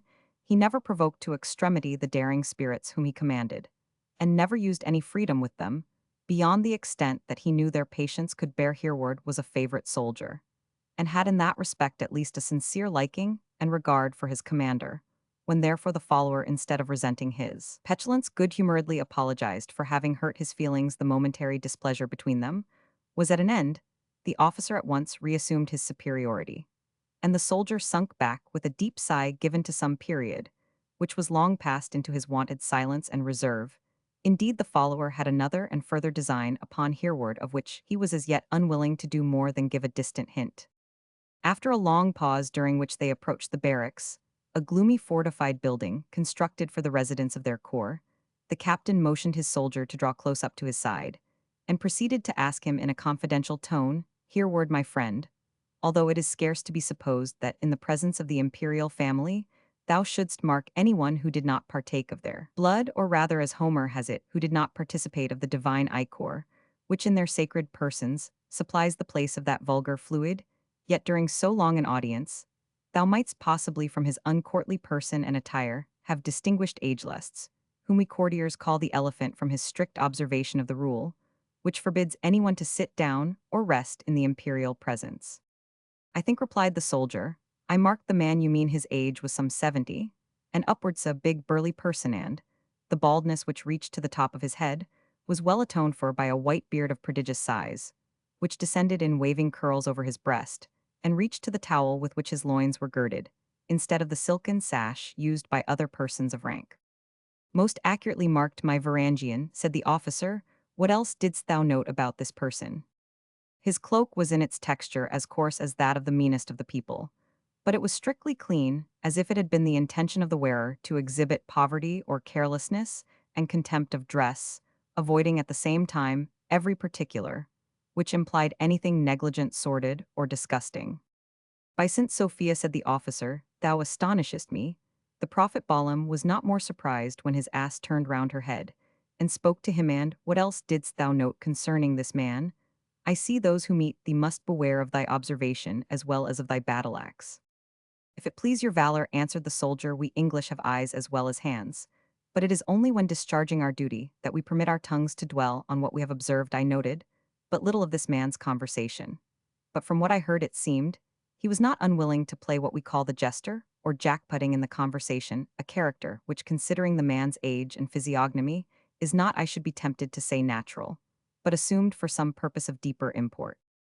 Hereward, answered his officer, thou hast spoken like an angel sent down to examine men's bosoms, that man agelusts, is a contradiction such as earth has seldom witnessed, possessing all that wisdom which in former times united the sages of this nation, with the gods themselves agelusts, has the same cunning as the elder Brutus, who disguised his talents under the semblance of an idle jester. He appears to seek no office, desires no consideration, pays suit at court, only when positively required to do so. Yet what shall I say, my soldier, concerning the cause of an influence gained without apparent effort, and extending almost into the very thoughts of men, who appear to act as he would desire without his soliciting them? To that purpose men say strange things concerning the extent of his communications with other beings, whom our fathers worshipped with prayer and sacrifice. I am determined, however, to know the road by which he climbs so high and so easily towards the point to which all men aspire at court. And it will go hard, but he shall either share his ladder with me, or I will strike its support from under him. Thee, Hereward, I have chosen to assist me in this matter, as the knights among these Frankish infidels select, when going upon an adventure, a sturdy squire or inferior attendant to share the dangers and the recompense, and this I am moved to as much by the shrewdness thou hast this night manifested, as by the courage which thou mayst boast in common with, or rather beyond, thy companions. I am obliged, and I thank your valor, replied the Varangian, more coldly perhaps than his officer expected. I am ready, as is my duty, to serve you in anything consistent with God and the Emperor's claims upon my service. I would only say that as a sworn inferior soldier, I will do nothing contrary to the laws of the Empire. And as a sincere though ignorant Christian, I will have nothing to do with the gods of the heathens, save to defy them in the name and strength of the holy saints. Idiot, said Achilles Tatius, dost thou think that I, already possessed of one of the first dignities of the empire, could meditate anything contrary to the interests of Alexius Comnenus, or what would be scarce more atrocious, that I, the chosen friend and ally of the reverend patriarch Zosimus, should meddle with anything bearing a relation, however remote, to heresy or idolatry? Truly, answered the Varangian, no one would be more surprised or grieved than I should, but when we walk in a labyrinth, we must assume and announce that we have a steady and forward purpose, which is one mode at least of keeping a straight path. The people of this country have so many ways of saying the same thing that one can hardly know at last what is their real meaning. We English, on the other hand, can only express ourselves in one set of words, but it is one out of which all the ingenuity of the world could not extract a double meaning. "'Tis well said," his officer. Tomorrow we will talk more of this, for which purpose thou wilt come to my quarters a little after sunset, and hark thee, tomorrow, while the sun is in heaven, shall be thine own, either to sport thyself, or to repose. Employ thy time in the latter, by my advice, since tomorrow night, like the present, may find us both watchers. So saying, they entered the barracks, where they parted company. The commander of the lifeguards, taking his way to a splendid set of apartments, which belonged to him in that capacity, and the Anglo-Saxon seeking his humble accommodations as a subaltern officer of the same corps. Chapter the 7th. Such forces met not nor so vast a camp. When Agrican with all his northern powers besieged Albrica, as romances tell, the city of Gallaphryn, from thence to win the fairest of her sex, Angelica, his daughter sought by many prowess knights, both Panem and the peers of Charlemagne. Paradise regained.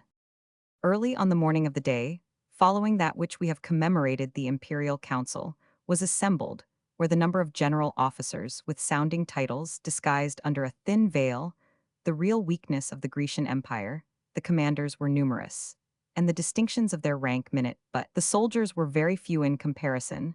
The offices formerly filled by prefects, praetors, and quaestors were now held by persons who had gradually risen into the authority of those officers, and who, though designated from their domestic duties about the emperor, yet from that very circumstance, possessed what in that despotic court was the most effectual source of power.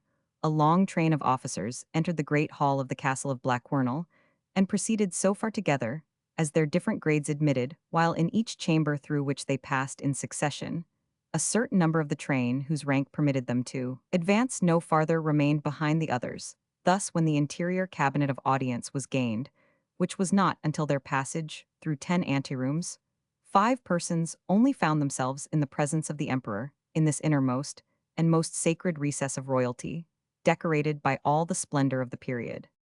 The Emperor Alexius sat upon a stately throne rich with barbaric gems and gold, and flanked on either hand in imitation, probably of Solomon's magnificence, with the form of a couchant lion, in the same precious metal, not to dwell upon other marks of splendor, a tree, whose trunk seemed also of gold, shot up behind the throne, which it overcanopied with its branches amid the boughs, were birds of various kinds curiously wrought and enameled, and fruit composed of precious stones, seemed to glisten among the leaves. 5 officers alone, the highest in the state, had the privilege of entering this sacred recess, when the emperor held council. These, where the grand domestic, who might be termed of rank with a modern prime minister, the logothete, or chancellor, the protospadera, or commander of the guards, already mentioned, the acolyte or follower, and leader of the Varangiansend, the patriarch. The doors of this secret apartment and the adjacent antechamber were guarded by 6 deformed Nubian slaves, whose writhen and withered countenances formed a hideous contrast with their snow-white dresses and splendid equipment. They were mutes, a species of wretches borrowed from the despotism of the East, that they might be unable to proclaim the deeds of tyranny of which they were the unscrupulous agents. They were generally held in a kind of horror, rather than compassion for men, considered that slaves of this sort had a malignant pleasure in avenging upon others the irreparable wrongs which had severed themselves from humanity. It was a general custom, though like many other usages of the Greeks it would be held childish in modern times, that by means of machinery, easily conceived, the lions at the entrance of a stranger were made as it were to rouse themselves, and roar, after which a wind seemed to rustle the foliage of the tree. The birds hopped from branch to branch, pecked the fruit, and appeared to fill the chamber with their caroling. This display had alarmed many an ignorant foreign ambassador, and even the Grecian counselors themselves were expected to display the same sensations of fear, succeeded by surprise, when they heard the roar of the lions, followed by the concert of the birds. Although perhaps it was for the 50th time on this occasion, as a proof of the urgency of the present meeting of the council, these ceremonies were entirely omitted. The speech of the emperor himself seemed to supply by its commencement the bellowing of the lions, while it ended in a strain more resembling the warbling of the birds.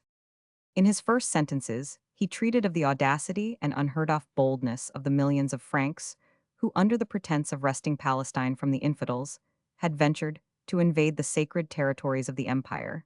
He threatened them with such chastisement as his innumerable forces and officers would, he affirmed, find it easy to inflict to all this the audience, and especially the military. Officers gave symptoms of ready assent. Alexius, however, did not long persist in the warlike intentions, which he at first avowed. The Franks, he at length seemed to reflect, were in profession Christians. They might possibly be serious in their pretext of the crusade, in which case their motives claimed a degree of indulgence. And although erring a certain portion of respect, their numbers also were great, and their valor could not be despised by those who had seen them fight at Durazzo. Footnote for the Battle of Durazzo, Oct. 1081, in which Alexius was defeated with great slaughter by Robert Guiscard, and escaped only by the swiftness of his horse. C. Gibbon, ch. 56. And elsewhere they might also, by the permission of supreme providence, be, in the long run, the instruments of advantage to the most sacred empire. Though they approached it with so little ceremony, he had therefore, mingling the virtues of prudence, humanity, and generosity with that valor, which must always burn in the heart of an emperor, formed a plan which he was about to submit to their consideration for present execution. And in the first place, he requested of the grand domestic to let him know what forces he might count upon on the western side of the Bosphorus. Innumerable are the forces of the empire as the stars in heaven, or the sand on the seashore?" answered the grand domestic. "That is a goodly answer," said the emperor, provided there were strangers present at this conference. "But since we hold consultation in private, it is necessary that I know precisely to what number that army amounts which I have to rely upon. Reserve your eloquence till some fitter time, and let me know what you at this present moment mean by the word innumerable." The grand domestic paused and hesitated for a short space, but as he became aware that the moment was one in which the emperor could not be trifled with, for Alexius Comnenus was at times dangerous, he answered thus, but not without hesitation: "Imperial master, and lord, none better knows that such an answer cannot be hastily made if it is at the same time to be correct in its results. The number of the imperial host betwixt this city and the western frontier of the empire, deducting those absent on furlough, cannot be counted upon as amounting to more than 25,000 men, or 30,000 at most." Alexius struck his forehead with his hand, and the councillors, seeing him give way to such violent expressions of grief and surprise, began to enter into discussions which they would otherwise have reserved for a fitter place and time. "By the trust your highness reposes in me," said the logothete, "there has been drawn from your highness coffers during the last year gold enough to pay double the number of the armed warriors whom the grand domestic now mentions." "Your imperial highness," retorted the impeached minister, with no small animation, "will at once remember the stationary garrisons, in addition to the movable troops for which this figurecaster makes no allowance." "Peace, both of you," said Alexius, composing himself hastily. "Our actual numbers are in truth less than we counted on. But let us not by wrangling augment the difficulties of the time. Let those troops be dispersed in valleys, in passes behind ridges of hills, and in difficult ground, where a little art being used in the position can make few men supply the appearance of numbers between this city and the western frontier of the empire. While this disposal is made, we will continue to adjust with these crusaders, as they call themselves, the terms on which we will consent to let them pass through our dominions, nor are we without hope of negotiating with them, so as to gain great advantage to our kingdom. We will insist that they pass through our country only by armies of perhaps 50,000 at once, whom we will successively transport into Asia, so that no greater number shall, by assembling beneath our walls, ever endanger the safety of the metropolis of the world. On their way towards the banks of the Bosphorus, we will supply them with provisions if they march peaceably and in order, and if any straggle from their standards, or insult the country by marauding, we suppose our valiant peasants will not hesitate to repress their excesses, and that without our giving positive orders, since we would not willingly be charged with anything like a breach of engagement. We suppose also that the Scythians, Arabs, Syrians, and other mercenaries in our service will not suffer our subjects to be overpowered in their own just defense, as besides that there is no justice in stripping our own country of provisions in order to feed strangers.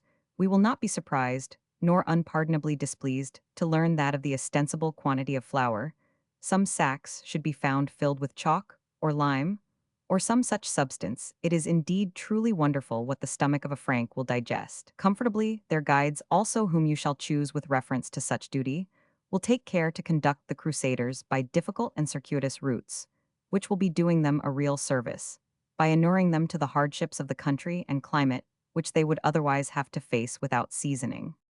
In the meantime, in your intercourse with their chiefs, whom they call counts, each of whom thinks himself as great as an emperor, you will take care to give no offense to their natural presumption, and omit no opportunity of informing them of the wealth and bounty of our government. Sums of money may be even given to persons of note, and largesses of less avail to those under them. You, our logothete, will take good order for this, and you, our grand domestic, will take care that such soldiers as may cut off detached parties of the Franks shall be presented if possible in savage dress, and under the show of infidels. In commending these injunctions to your care, I purpose that the crusaders, having found the value of our friendship, and also in some sort the danger of our enmity, those whom we shall safely transport to Asia, shall be, however unwieldy, still a smaller and more compact body, whom we may deal with in all Christian prudence. Thus, by using fair words to one, threats to another, gold to the avaricious power, to the ambitious, and reasons to those that are capable of listening to them, we doubt not, but to prevail upon those Franks, met as they are from 1,000 points, and enemies of each other, to acknowledge us as their common superior rather than choose a leader among themselves, when they are made aware of the great fact that every village in Palestine from Dan to Beersheba is the original property of the sacred Roman Empire, and that whatever Christian goes to war for their recovery must go as our subject, and hold any conquest which he may make as our vassal vice, and virtue sense, and folly ambition, and disinterested devotion, will alike recommend to the survivors of these singular-minded men to become the feudatories of the empire, not its foe, and the shield, not the enemy of your paternal emperor. There was a general inclination of the head among the courtiers, with the Eastern acclamation of "Long live the emperor." When the murmur of this applausive exclamation had subsided, Alexius proceeded once more. "I say that my faithful grand domestic, and those who act under him, will take care to commit the execution of such part of these orders as may seem aggressive to troops of foreign appearance and language, which I grieve to say, are more numerous in our imperial army than our natural-born and orthodox subjects." The patriarch here interposed his opinion. "There is a consolation," he said, "in the thought that the genuine Romans in the imperial army are but few, since a trade so bloody as war is most fitly prosecuted by those whose doctrines, as well as their doings on earth, merit eternal condemnation in the next world." "Reverend Patriarch," said the emperor, "we would not willingly hold with the wild infidels that paradise is to be gained by the saber.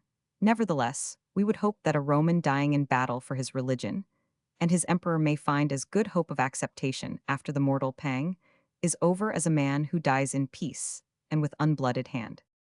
"It is enough for me to say," resumed the patriarch, "that the Church's doctrine is not so indulgent. She is herself peaceful, and her promises of favor are for those who have been men of peace.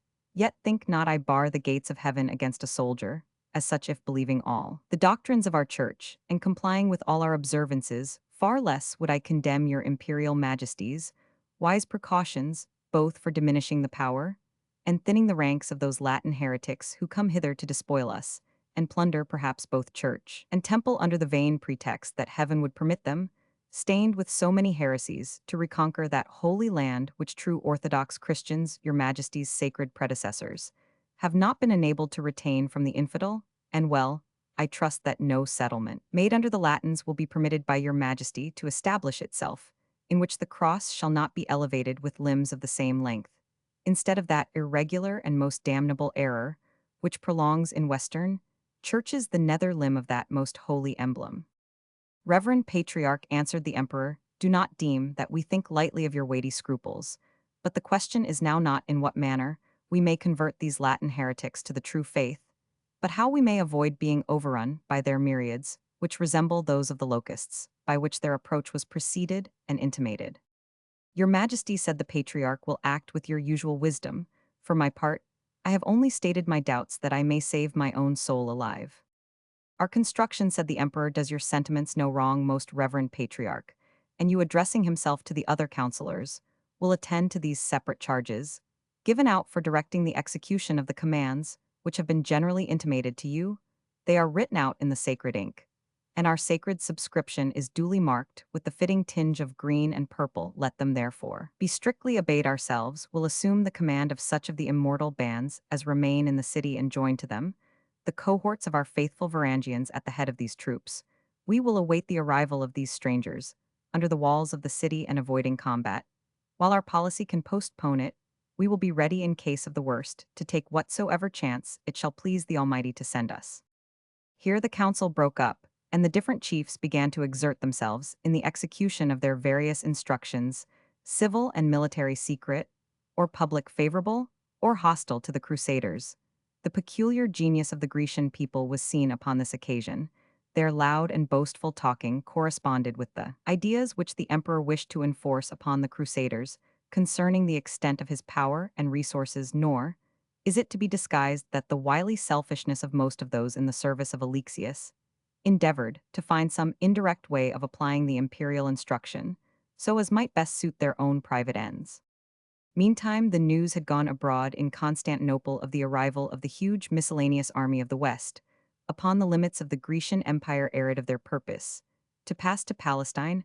1,000 reports magnified, if that was possible, an event so wonderful. Some said that their ultimate view was the conquest of Arabia, the destruction of the prophet's tomb, and the conversion of his green banner into a horsecloth for the king of Francis' brother. Others supposed that the ruin and sack of Constantinople was the real object of the war. A third class thought it was in order to compel the patriarch to submit himself to the pope, adopt the Latin form of the cross, and put an end to the schism. The Varangians enjoyed an addition to this wonderful news, seasoned as it everywhere was with something peculiarly suited to the prejudices of the hearers. It was gathered originally from what our friend Hereward, who was one of their inferior officers called sergeants or constables, had suffered to transpire of what he had heard the preceding evening, considering that the fact must be soon matter of notoriety. He had no hesitation to give his comrades to understand that a Norman army was coming hither under Duke Robert, the son of the far-famed William the Conqueror, and with hostile intentions, he concluded against them in particular like all other men in peculiar circumstances. The Varangians adopted an explanation applicable to their own condition. These Normans who hated the Saxon nation, and had done so much to dishonor and oppress them, were now following them, they supposed, to the foreign capital, where they had found refuge, with the purpose of making war on the bountiful prince who protected their sad remnant. Under this belief, many a deep oath was sworn in Norse and Anglo-Saxon, that their keen battle-axes should avenge the slaughter of Hastings, and many a pledge both in wine and ale was quaffed who should most deeply resent and most effectually revenge the wrongs which the Anglo-Saxons of England had received at the hand of their oppressors. Hereward, the author of this intelligence, began soon to be sorry that he had ever suffered it to escape him so closely. Was he cross-examined concerning its precise import by the inquiries of his comrades, from whom he thought himself obliged to keep concealed the adventures of the preceding evening, and the place in which he had gained his information. About noon, when he was effectually tired with returning the same answer to the same questions, and evading similar others, which were repeatedly put to him, the sound of trumpets announced the presence of the acolyte Achilles Tatius, who came immediately. It was industriously whispered from the sacred interior, with news of the immediate approach of war. The Varangians and the Roman bands called Immortal, it was said, were to form a camp under the city, in order to be prompt to defend it at the shortest notice. This put the whole barracks into commotion, each man making the necessary provision for the approaching campaign. The noise was chiefly that of joyful bustle and acclamation, and it was so general that Hereward, whose rank permitted him to commit to a page or esquire the task of preparing his equipments, took the opportunity to leave the barracks in order to seek some distant place apart from his comrades, and enjoy his solitary reflections upon the singular connection into which he had been drawn, and his direct communication with the imperial family. Passing through the narrow streets, then deserted on account of the heat of the sun, he reached at length one of those broad terraces, which, descending as it were by steps upon the margin of the Bosphorus, formed one of the most splendid walks in the universe, and still it is believed preserved as a public promenade for the pleasure of the Turks, as formerly for that of the Christians. These graduated terraces were planted with many trees, among which the cypress, as usual, was most generally cultivated. Here bands of the inhabitants were to be seen, some passing to and fro, with business and anxiety in their faces, some standing still in groups, as if discussing the strange and weighty tidings of the day, and some with the indolent carelessness of an eastern climate, eating their noontide refreshment in the shade, and spending their time, as if their sole object was to make much of the day as it passed, and let the cares of tomorrow answer for themselves. While the Varangian, afraid of meeting some acquaintance in this concourse, which would have been inconsistent with the desire of seclusion, which had brought him thither, descended, or passed from one terrace to another, all marked him with looks of curiosity and inquiry, considering him to be one who, from his arms and connection with the court, must necessarily know more than others concerning the singular invasion by numerous enemies, and from various quarters, which was the news of the day. None, however, had the hardihood to address the soldier of the guard, though all looked at him with uncommon interest. He walked from the lighter to the darker alleys, from the more closed to the more open terraces, without interruption from any one, yet not without a feeling that he must not consider himself as alone. The desire that he felt to be solitary rendered him at last somewhat watchful, so that he became sensible that he was dogged by a black slave, a personage not so unfrequent in the streets of Constantinople, as to excite any particular notice. His attention, however, being at length fixed on this individual, he began to be desirous to escape his observation, and the change of place which he had at first adopted to avoid society in general, he had now recourse to in order to rid himself of this distant, though apparently watchful attendant. Still, however, though he by chain of place had lost sight of the negro for a few minutes, it was not long ere he again discovered him at a distance, too far for a companion, but near enough to serve all the purposes of a spy. Displeased at this, the Varangian turned short in his walk, and choosing a spot where none was in sight, but the object of his resentment walked suddenly up to him and demanded wherefore, and by whose orders he presumed to dog his footsteps. The Negro answered in a jargon, as bad as that in which he was addressed, though of a different kind, that he had orders to remark whither he went. Orders from whom? Said the Varangian. From my master and yours, answered the Negro boldly. Thou infidel villain, exclaimed the angry soldier, when was it that we became fellows events? And who is it that thou darest to call my master? One who is master of the world, said the slave, since he commands his own passions. I shall scarce command mine, said the Varangian, if thou repliest to my earnest questions with thine affected quirks of philosophy. Once more, what dost thou want with me? And why hast thou the boldness to watch me? I have told thee already, said the slave, that I do my master's commands. But I must know who thy master is, said Hereward. He must tell thee that himself, replied the Negro. He trusts, not a poor slave like me, with the purpose of the errands on which he sends me. He has left thee a tongue, however, said the Varangian, which some of thy countrymen would I think be glad to possess. Do not provoke me to abridge it, by refusing me the information which I have a right to demand. The black meditated, as it seemed from the grin on his face, further evasions, when Hereward cut them short by raising the staff of his battle-axe. Put me not, he said, to dishonor myself, by striking thee with this weapon, calculated for a use so much more noble. I may not do so, valiant sir, said the Negro, laying aside an impudent half-jibing tone, which he had hitherto made use of, and betraying personal fear in his manner. If you beat the poor slave to death, you cannot learn what his master hath forbid him to tell. A short walk will save your honor the stain, and yourself the trouble of beating what cannot resist, and me the pain of enduring what I can neither retaliate nor avoid. Lead on then, said the Varangian, be assured thou shalt not fool me by thy fair words, and I will know the person who is impudent enough to assume the right of watching my motions. The black walked on with a species of leer peculiar to his physiognomy, which might be construed as expressive either of malice or of mere humor. The Varangian followed him with some suspicion, for it happened that he had had little intercourse with the unhappy race of Africa, and had not totally overcome the feeling of surprise with which he had at first regarded them, when he arrived a stranger from the north. So oft did this man look back upon him during their walk, and with so penetrating and observing a cast of countenance, that Hereward felt irresistibly renewed in his mind the English prejudices, which assigned to the demons, the sable color and distorted cast of visage of his conductor, the scene into which he was guided, strengthened an association which was not of itself unlikely to occur to the ignorant and martial islander.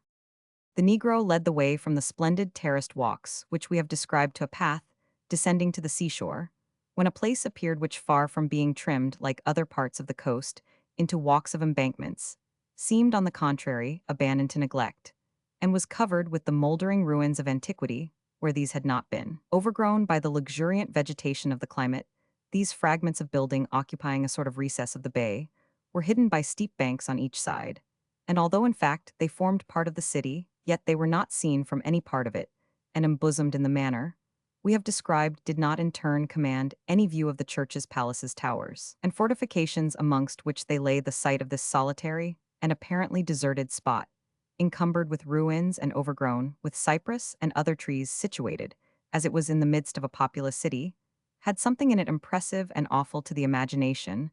The ruins were of an ancient date, and in the style of a foreign people. The gigantic remains of a portico, the mutilated fragments of statues of great size, but executed in a taste and attitude so narrow and barbaric as to seem perfectly the reverse of the Grecian, and the half-defaced hieroglyphics, which could be traced on some part of the decayed sculpture, corroborated the popular account of their origin, which we shall briefly detail. According to tradition, this had been a temple dedicated to the Egyptian goddess Cybele built, while the Roman Empire was yet heathen, and while Constantinople was still called by the name of Byzantium. It is well known that the superstition of the Egyptians, vulgarly gross in its literal meaning, as well as in its mystical interpretation, and peculiarly the foundation of many wild doctrines, was disowned by the principles of general toleration and the system of polytheism received by Rome, and was excluded by repeated laws from the respect paid by the empire to almost every other religion, however extravagant or absurd. Nevertheless, these Egyptian rites had charms for the curious and the superstitious, and had after long opposition obtained a footing in the empire. Still, although tolerated, the Egyptian priests were rather considered as sorcerers than as pontiffs, and their whole ritual had a nearer relation to magic in popular estimation than to any regular system of devotion. Stained with these accusations even among the heathen themselves, the worship of Egypt was held in more mortal abhorrence by the Christians than the other and more rational kinds of heathen devotion, that is, if any at all had a right to be termed, so the brutal worship of Apis and Cybele was regarded not only as a pretext for obscene and profligate pleasures, but as having a direct tendency to open and encourage a dangerous commerce with evil spirits who were supposed to take upon themselves at these unhallowed altars the names and characters of these foul deities. Not only therefore the temple of Cybele with its gigantic portico, its huge and inelegant statues, and its fantastic hieroglyphics was thrown down and defaced when the empire was converted to the Christian faith, but the very ground on which it stood was considered as polluted and unhallowed, and no emperor having yet occupied the site with a Christian church, the place still remained neglected and deserted as we have described it. The Varangian hereward was perfectly acquainted with the evil reputation of the place, and when the Negro seemed disposed to advance into the interior of the ruins, he hesitated, and addressed his guide, "Thus hark thee, my black friend, these huge fantastic images, some having dogs' heads, some cows' heads, and some no heads at all, are not held reverently. In popular estimation, your own color also, my comrade, is greatly too like that of Satan himself, to render you an unsuspicious companion, amid ruins, in which the false spirit, it is said daily, walks his rounds midnight and noon, are the times it is rumored of his appearance. I will go no farther with you unless you assign me a fit reason for so doing. In making so childish a proposal, said the Negro, you take from me, in effect, all desire to guide you to my master.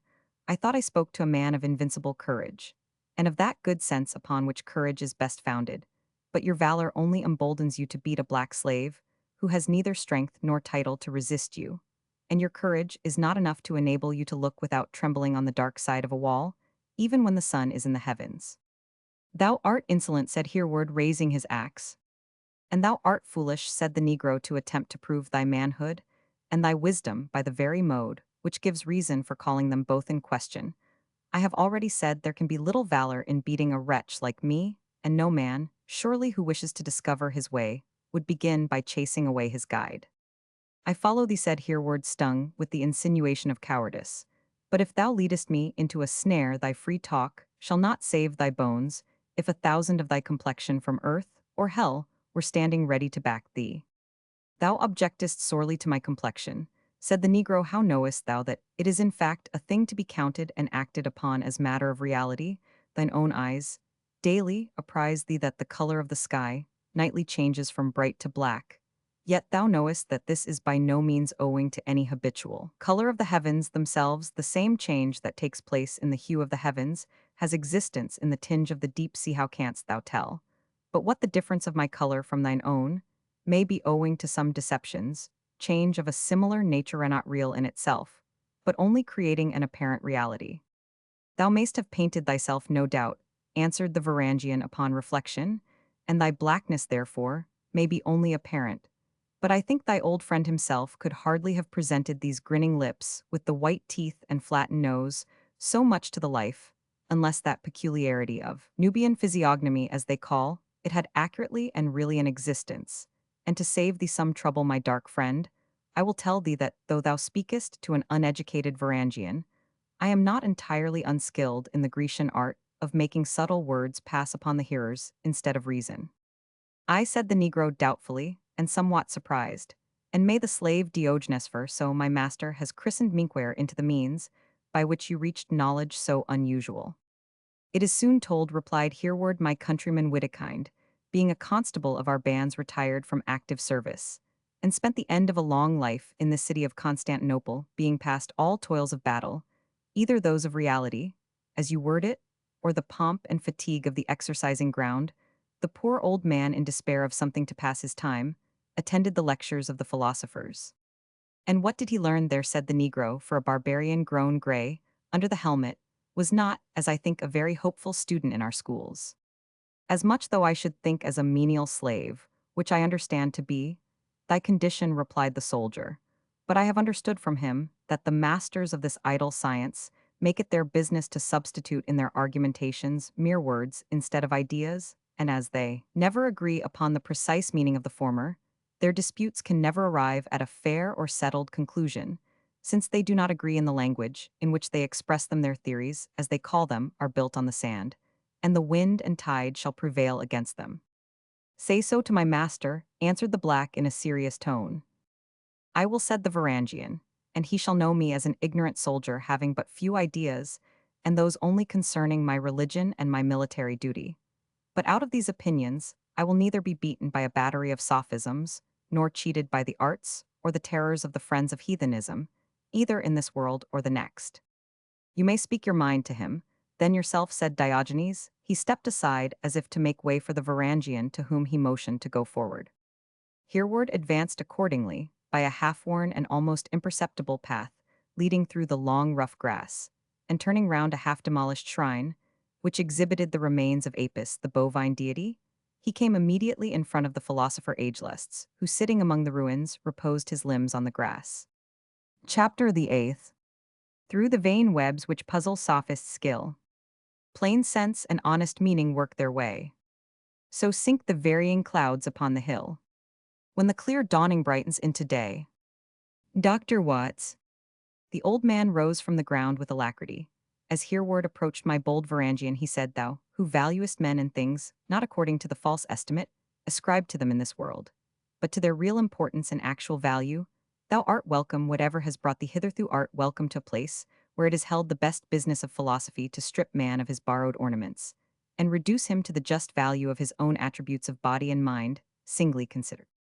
You are a courtier, sir, said the Saxon, and as a permitted companion of the Emperor's Highness, you must be aware that there are 20 times more ceremonies than such a man, as I can be acquainted with for regulating the different ranks in society, while a plain man like myself may be well excused from pushing himself into the company of those above him, where he does not exactly know how he should comport himself. True, said the philosopher, but a man like yourself, noble Hereward, merits more consideration in the eyes of a real philosopher than 1,000 of those mere insects, whom the smiles of a court call into life, and whom its frowns reduce to annihilation. You are yourself, grave sir, a follower of the court, said Hereward. And a most punctilious one, said Ageless. There is not, I trust, a subject in the empire who knows better the 10,000 punctilios exigible from those of different ranks, and clue to different authorities. The man is yet to be born who has seen me take advantage of any more commodious posture than that of standing in presence of the royal family. But though I use those false scales in society, and so far conform to its errors, my real judgment is of a more grave character, and more worthy of man, as said to be formed in the image of his Creator.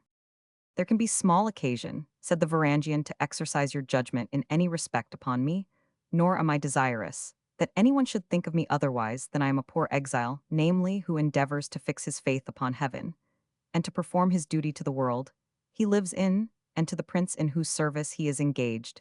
And now, grave sir, permit me to ask whether this meeting is by your desire, and for what is its purpose. An African slave whom I met in the public walks, and who calls himself Diogenes, tells me that you desired to speak with me. He hath somewhat the humor of the old scoffer, and so he may have lied. If so, I will even forgive him the beating which I owe his assurance, and make my excuse at the same time for having broken in upon your retirement, which I am totally unfit to share. Diogenes has not played you false, answered Ageless. He has his humors, as you remarked even now, and with these some qualities also that put him upon a level with those of fairer complexion and better features. And for what, said the Varangian, have you so employed him?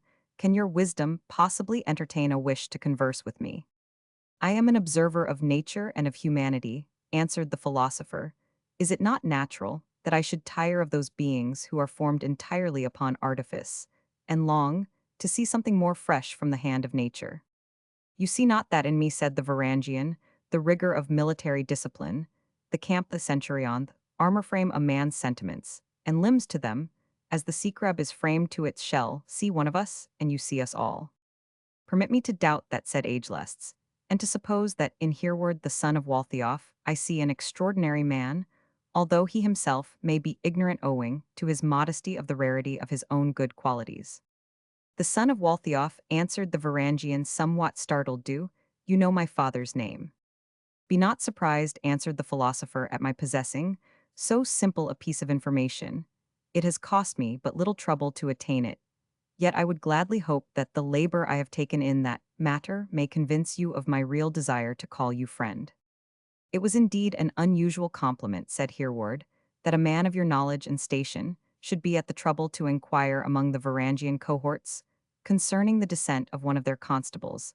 I scarcely think that my commander, the acolyte himself, would think such knowledge worthy of being collected or preserved. Greater men than he said ageless, certainly, would not you know one in high office, who thinks the names of his most faithful soldiers of less moment than those of his hunting dogs or his hawks, and would willingly save himself the trouble of calling them otherwise than by a whistle. I may not hear this, answered the Varangian. I would not offend you, said the philosopher. I would not even shake your good opinion of the person.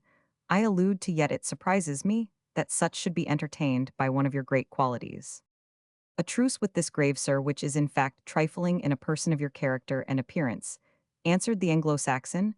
I am like the rocks of my country, the fierce winds cannot shake me, the soft rains cannot melt me, flattery and loud words are alike lost upon me. And it is even for that inflexibility of mind, replied Ageless, that steady contempt of everything that approaches thee save in the light of a duty, that I demand almost like a beggar that personal acquaintance which thou refusest like a churl. Pardon me, said Hereward, if I doubt this, whatever stories you may have picked up concerning me, not unexaggerated probablicence.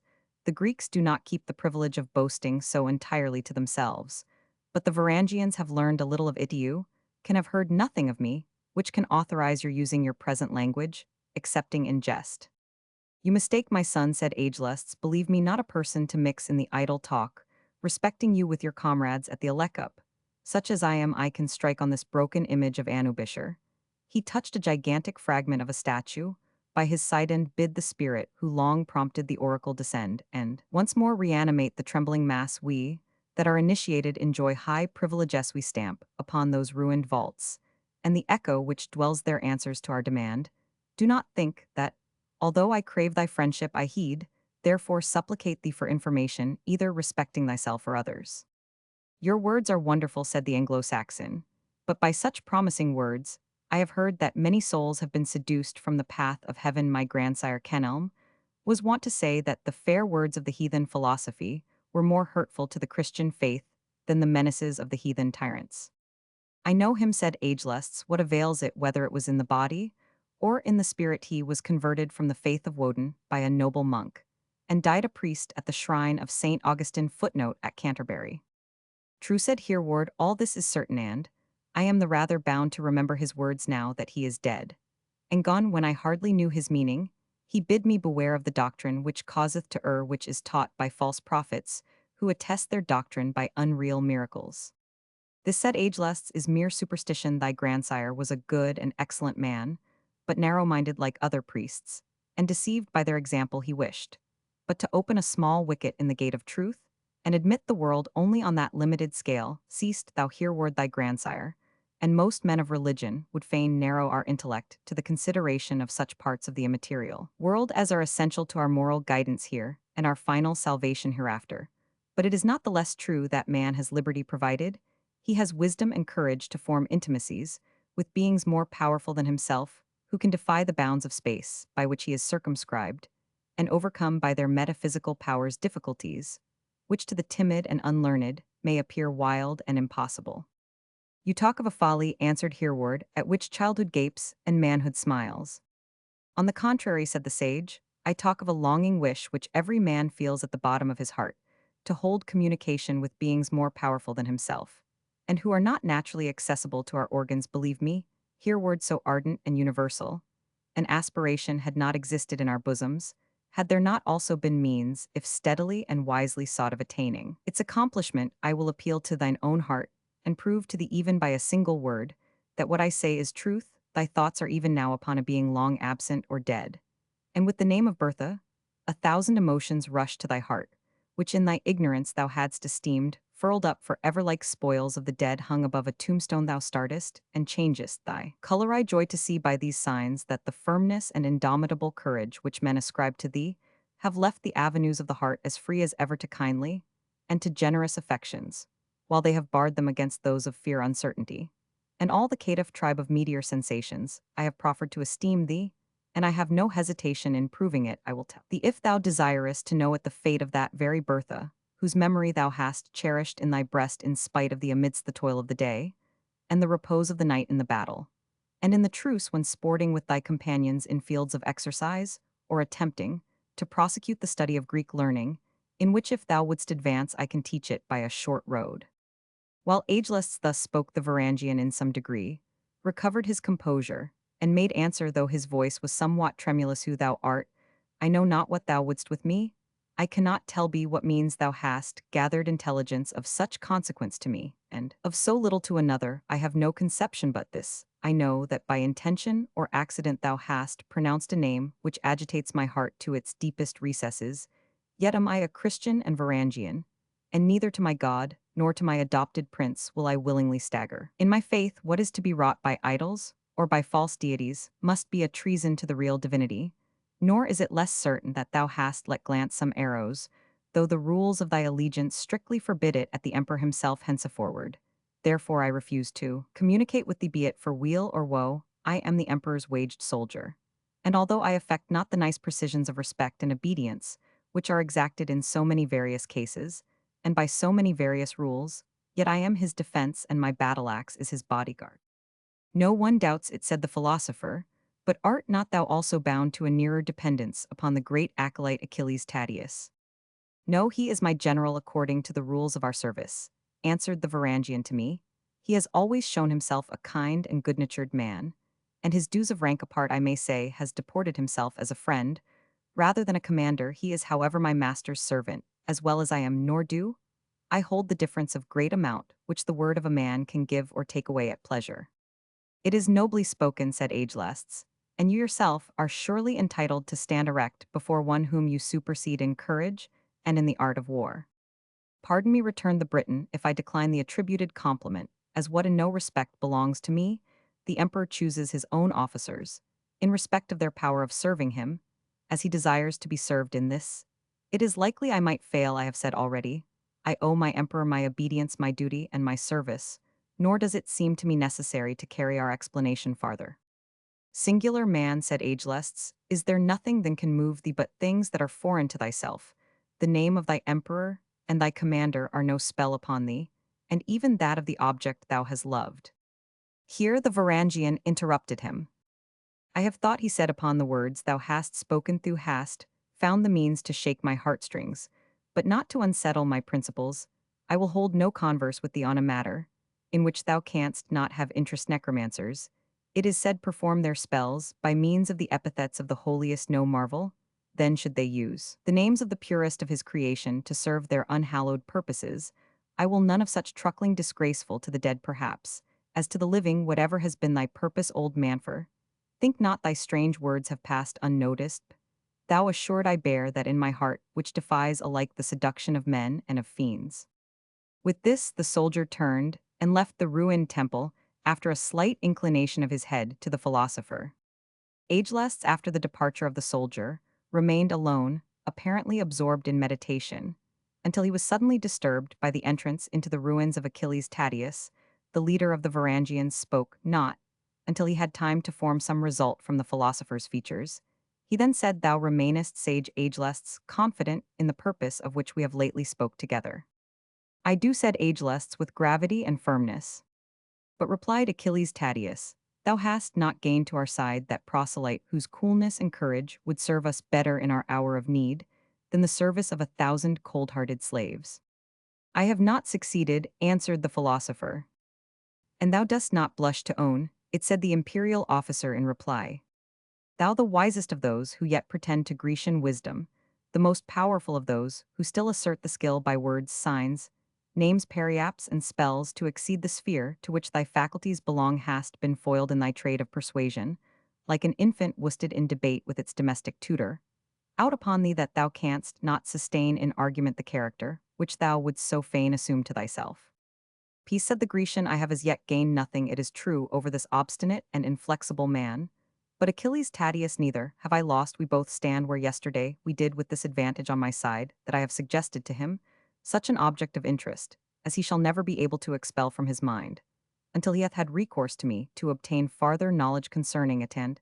Now let this singular person remain for a time, unmentioned, yet trust me. Though flattery, avarice, and ambition may fail to gain him a bait, nevertheless remains that shall make him as completely our own as any that is bound within our mystic and inviolable contract. Tell me then how go on the affairs of the empire? Does this tide of Zayatin warriors so strangely set a-flowing still rush on to the banks of the Bosphorus? And does Alexius still entertain hopes to diminish and divide the strength of numbers which he could in vain hope to defy?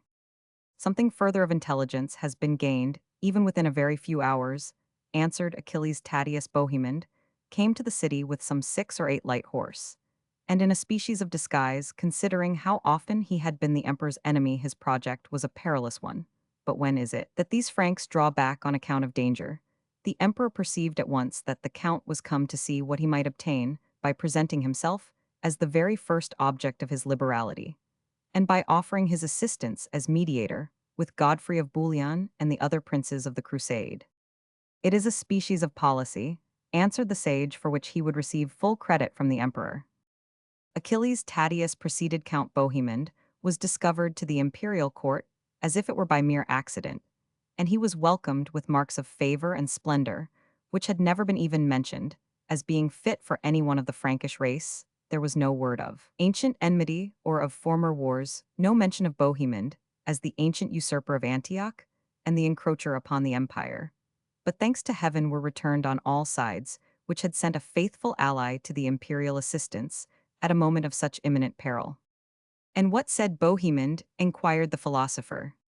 Little or nothing, said the captain of the Varangians, until, as I learned from the domestic slave Narses, a large sum of gold had been abandoned to him, considerable districts were afterwards agreed to be ceded to him, and other advantages granted on condition he should stand on this occasion the steady friend of the empire and its master. Such was the emperor's munificence towards the greedy barbarian that a chamber in the palace was by chance, as it were, left exposed to his view, containing large quantities of manufactured silks of jewelers, work of gold and silver, and other articles of great value. When the rapacious Frank could not forbear some expressions of admiration, he was assured that the contents of the treasure chamber were his own, provided he valued them, as showing forth the warmth and sincerity of his imperial ally towards his friends, and these precious articles were accordingly conveyed to the tent of the Norman leader. By such measures the emperor must make himself master of Bohemond, both body and soul, for the Franks themselves say it is strange to see a man of undaunted bravery and towering ambition, so infected nevertheless with avarice, which they term a mean and unnatural vice. Bohemond, said Ageless, is then the emperor's for life and death always, that is, till the recollection of the royal munificence be effaced by a greater gratuity. Alexius, proud as he naturally is of his management with this important chieftain, will no doubt expect to prevail by his counsels on most of the other crusaders, and even on Godfrey of Bouillon himself, to take an oath of submission and fidelity to the emperor, which, were it not for the sacred nature of their warfare, the meanest gentleman among them would not submit to, were it to be lord of a province. There then we rest a few days, must determine what we have to do. An earlier discovery would be destruction. We meet not then tonight, said the acolyte. No, replied the sage, unless we are summoned to that foolish stage play or recitation, and then we meet as playthings in the hand of a silly woman, the spoiled child of a weak-minded parent. Tatius then took his leave of the philosopher, and as if fearful of being seen in each other's company, they left their solitary place of meeting, by different routes. The Varangian hereward received shortly after a summons from his superior, who acquainted him that he should not, as formerly intimated, require his attendance that evening. Achilles then paused and added, Thou hast something on thy lips thou wouldst say to me, which nevertheless hesitates to break forth. It is only this, answered the soldier. I have had an interview with the man called Ageless, and he seems something so different from what he appeared when we last spoke of him that I cannot forbear mentioning to you what I have seen. He is not an insignificant trifler whose object it is to raise a laugh at his own expense, or that of any other. He is a deep-thinking and far-reaching man, who for some reason or other is desirous of forming friends and drawing a party to himself. Your own wisdom will teach you to beware of him. Thou art an honest fellow, my poor hereward, said Achilles. Tatius, with an affectation of good-natured contempt. Such men as Ageless do often frame their severest jests in the shape of formal gravity, will pretend to possess the most unbounded power over elements and elemental spirits. They will make themselves masters of the names and anecdotes best known to those whom they make their sport, and anyone who shall listen to them shall, in the words of the divine Homer, only expose himself to a flood of inextinguishable laughter. I have often known him select one of the rawest and most ignorant persons in presence, and to him, for the amusement of the rest, he has pretended to cause the absent to appear, the distant to draw near, and the dead themselves to burst the cerements of the grave. Take care hereward, that his arts make not a stain on the credit of one of my bravest Varangians. There is no danger, answered Hereward. I shall not be fond of being often with this man. If he jests upon one subject which he hath mentioned to me, I shall be but too likely to teach him seriousness after a rough manner, and if he is serious in his pretensions, in such mystical matters, we should, according to the faith of my grandfather Kenelm, do insult to the deceased whose name is taken in the mouth of a soothsayer or impious enchanter. I will not therefore again go near this ageless, be he wizard, or be he impostor. You apprehend me not, said the acolyte hastily. You mistake my meaning. He is a man from whom, if he pleases to converse with such as you may derive much knowledge, keeping out of the reach of those pretended secret arts, which he will only use to turn the into ridicule. With these words, which he himself would perhaps have felt it difficult to reconcile, the leader and his follower parted. Chapter the 9th. Between the foaming jaws of the white torrent, the skillful artist draws a sudden mound. By level long he subdivides their strength, stealing the waters from their rocky bed, first to diminish what he means to conquer. Then for the residue he forms a road, easy to keep and painful to desert, and guiding to the end the planner aimed at. The engineer. It would have been easy for Alexius, by a course of avowed suspicion, or any false step in the manner of receiving this tumultuary invasion of the European nations, to have blown into a flame the numerous but smothered grievances under which they labored, and a similar catastrophe would not have been less certain had he at once abandoned all thoughts of resistance and placed his hope of safety in surrendering to the multitudes of the West whatsoever they accounted worth taking. The emperor chose a middle course, and unquestionably, in the weakness of the Greek Empire, it was the only one which would have given him at once safety and a great degree of consequence. In the eyes of the Frank invaders, and those of his own subjects, the means with which he acted were of various kinds, and rather from policy than inclination, were often stained with falsehood or meanness. Therefore, it follows that the measures of the emperor resembled those of the snake who twines himself through the grass with the purpose of stinging insidiously those whom he fears to approach with the step of the bold and generous lion. We are not, however, writing the history of the Crusades, and what we have already said of the emperor's precautions on the first appearance of Godfrey of Bouillon and his associates may suffice for the elucidation of our story. About 4 weeks had now passed over, marked by quarrels and reconcilements between the Crusaders and the Grecians of the empire. The former were, as Alexius' policy dictated, occasionally and individually received with extreme honor, and their leaders loaded with respect and favor, while from time to time such bodies of them as sought distant or circuitous routes to the capital were intercepted and cut to pieces by light-armed troops who easily passed upon their ignorant opponents for Turk Scythians or other infidels, and sometimes were actually such. But in the service of the Grecian monarch, often too, it happened that, while the more powerful chiefs of the crusade were feasted by the emperor and his ministers with the richest delicacies and their thirst slaked with iced wines, their followers were left at a distance, where, intentionally supplied with adulterated flour-tainted provisions and bad water, they contracted diseases and died in great numbers, without having once seen a foot of the Holy Land, for the recovery of which they had abandoned their peace, their competence, and their native country. These aggressions did not pass without complaint. Many of the crusading chiefs impugned the fidelity of their allies, exposed the losses sustained by their armies as evils voluntarily inflicted on them by the Greeks. And on more than one occasion, the two nations stood opposed to each other on such terms that a general war seemed to be inevitable. Alexius, however, though obliged to have recourse to every finesse, still kept his ground, and made peace with the most powerful chiefs under one pretense or other. The actual losses of the Crusaders, by the sword, he imputed to their own aggressions, their misguidance, to accident, and to willfulness effects produced on them by adulterated provisions, to the vehemence of their own appetite for raw fruits and unripened wines. In short, there was no disaster of any kind whatsoever which could possibly befall the unhappy pilgrims, But the emperor stood prepared to prove that it was the natural consequence of their own violence, willfulness, of conduct, or hostile precipitancy. The chiefs who were not ignorant of their strength would not, it was likely, have tamely suffered injuries from a power so inferior to their own, were it not that they had formed extravagant ideas of the wealth of the Eastern Empire, which Alexius seemed willing to share with them, with an excess of bounty, as new to the leaders as the rich productions of the East were tempting to their followers. The French nobles would perhaps have been the most difficult to be brought into order when differences arose, but an accident which the emperor might have termed providential reduced the high-spirited Count of Vermandois to the situation of a suppliant when he expected to hold that of a dictator. A fierce tempest surprised his fleet after he set sail from Italy, and he was finally driven on the coast of Greece. Many ships were destroyed, and those troops who got ashore were so much distressed that they were obliged to surrender themselves to the lieutenants of Alexius, so that the Count of Vermandois, so haughty in his bearing when he first embarked, was sent to the court of Constantinople, not as a prince, but as a prisoner in this case.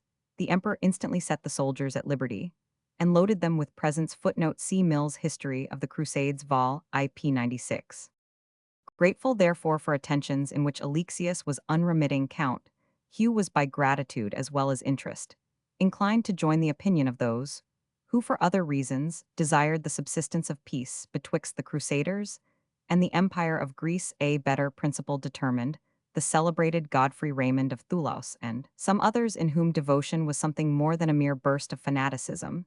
These princes considered with what scandal their whole journey must be stained if the first of their exploits should be a war upon the Grecian Empire, which might justly be called the barrier of Christendom if it was weak, and at the same time rich if at the same time it invited rapine, and was unable to protect itself against it was the more their interest and duty as Christian soldiers to protect a Christian state, whose existence was of so much consequence to the common cause, even when it could not defend itself.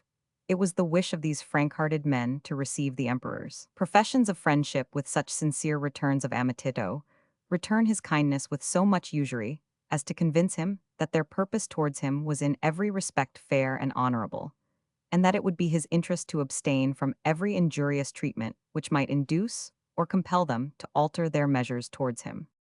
It was with this accommodating spirit towards Alexius, which for many different and complicated reasons had now animated most of the Crusaders, that the chiefs consented to a measure, which in other circumstances they would probably have refused as undue to the Greeks, and dishonorable to themselves. This was the famous resolution that, before crossing the Bosphorus to go in quest of that Palestine, which they had vowed to regain, each chief of Crusaders would acknowledge individually the Grecian emperor, originally lord paramount of all these regions, as their liege lord and suzerain.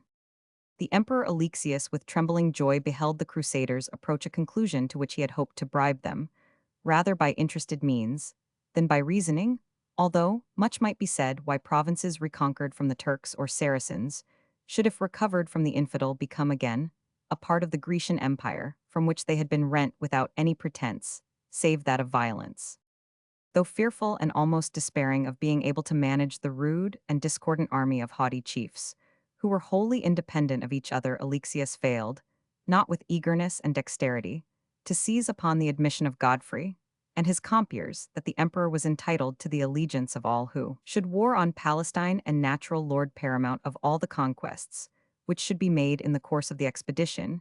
He was resolved to make this ceremony so public, and to interest men's minds in it by such a display of the imperial pomp and munificence, that it should not either pass unknown or be readily forgotten.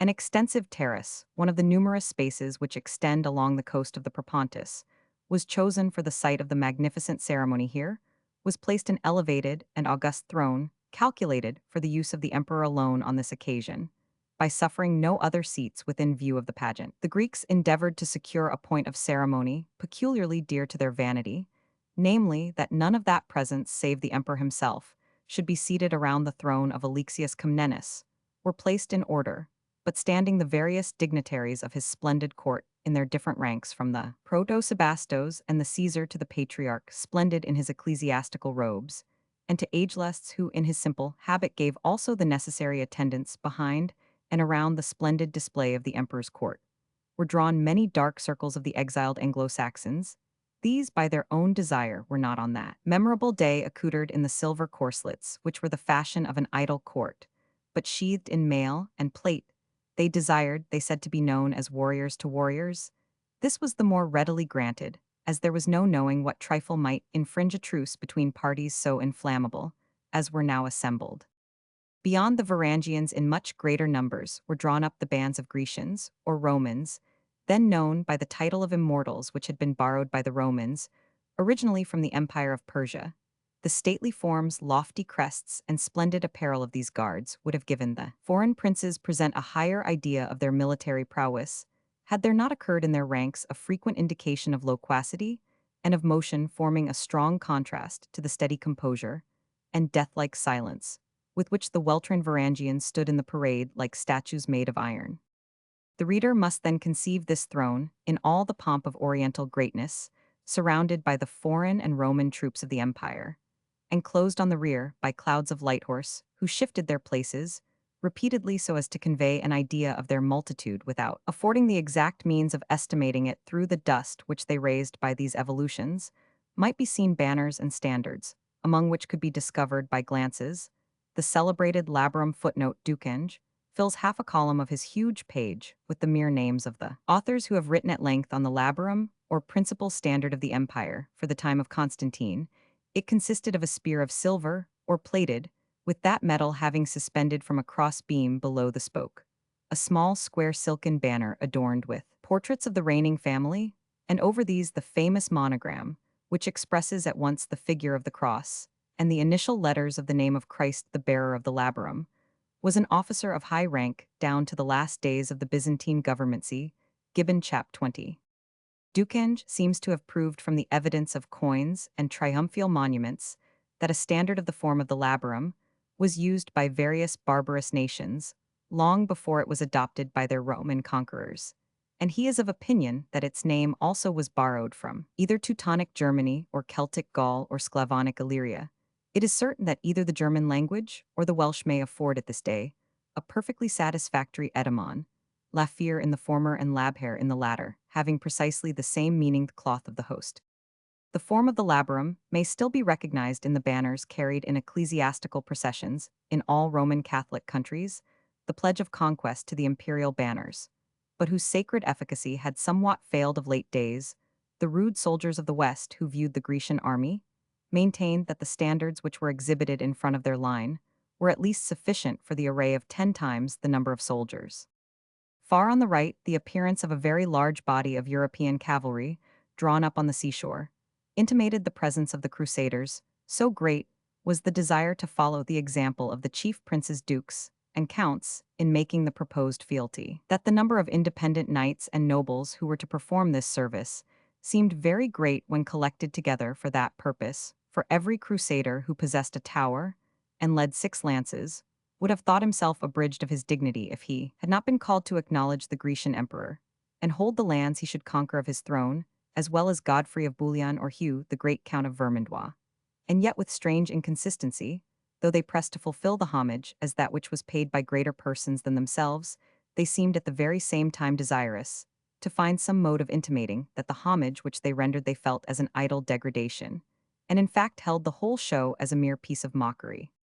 The order of the procession had been thus settled: the Crusaders, or as the Grecians called them, the counts, that, being the most common title among them, were to advance from the left of their body, and passing the emperor one by one, were apprised that in passing, each was to render to him, in as few words as possible, the homage which had been previously agreed on Godfrey of Bouillon, his brother Baldwin Bohemond of Antioch, and several other crusaders of eminence were the first to perform the ceremony, alighting when their own part was performed, and remaining in attendance by the emperor's chair, to prevent by the awe of their presence any of their numerous associates from being guilty of petulance or presumption during the solemnity. Other crusaders of less degree retained their station near the emperor when they had once gained it out of mere curiosity, or to show that they were as much at liberty to do so as the greater commanders who assumed that privilege. Thus 2 great bodies of troops, Grecian and European, paused at some distance from each other on the banks of the Bosphorus Canal, differing in language, arms, and appearance. The small troops of horse which from time to time issued forth from these bodies resembled the flashes of lightning, passing from one thundercloud to another which communicate to each other by such emissaries their overcharged contents, after some halt on the margin of the Bosphorus. The Franks who had performed homage straggled irregularly forward to a quay on the shore, where innumerable galleys and smaller vessels provided for the purpose lay with sails and oars, prepared to waft the warlike pilgrims across the passage, and place them on that Asia, which they longed so passionately to visit, and from which but few of them were likely to return the gay appearance of the vessels which were to receive them, the readiness with which they were supplied with refreshments, the narrowness of the strait they had to cross, the near approach of that active service, which they had vowed and longed to discharge, put the warriors into gay spirits, and songs and music bore chorus to the departing oars. While such was the temper of the Crusaders, the Grecian emperor did his best through the whole ceremonial to impress on the armed multitude the highest ideas of his own grandeur, and the importance of the occasion which had brought them together. This was readily admitted by the higher chiefs, some because their vanity had been propitiated, some because their avarice had been gratified, some because their ambition had been inflamed, and a very few, because to remain friends with Alexius was the most probable means of advancing the purposes of their expedition. Accordingly, the great lords from these various motives practiced a humility which perhaps they were far from feeling, and carefully abstained from all which might seem like irreverence at the solemn festival of the Grecians. But there were very many of a different temper.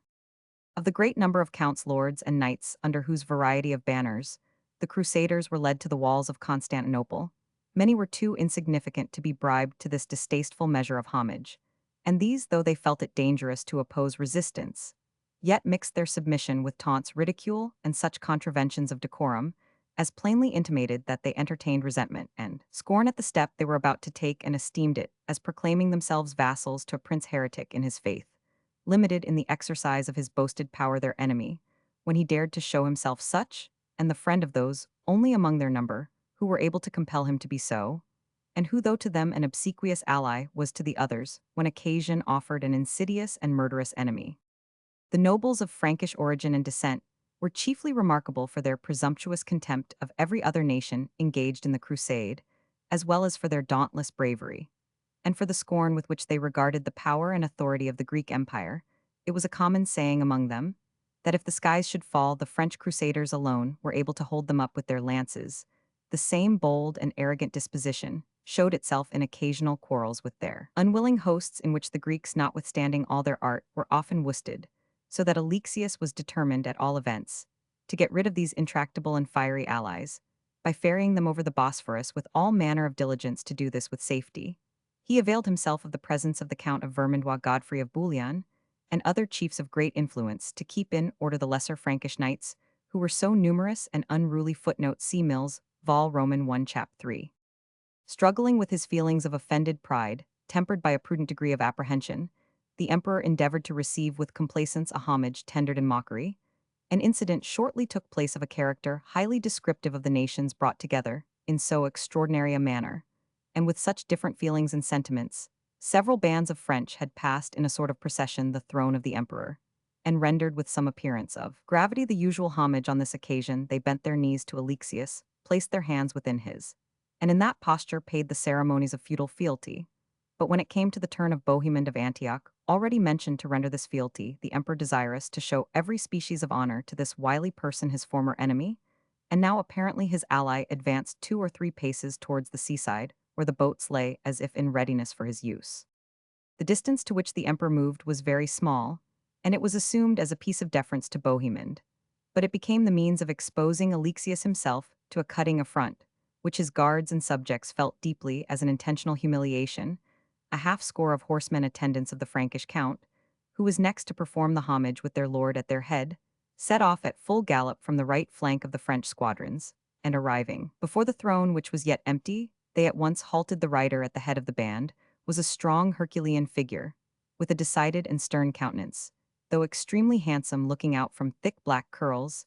His head was surmounted with a barret cap, while his hands, limbs, and feet were covered with garments of chamois leather, over which he in general wore the ponderous and complete armor of his country. This, however, he had laid aside for personal convenience, though in doing so he evinced a total neglect of the ceremonial, which marked so important a meeting.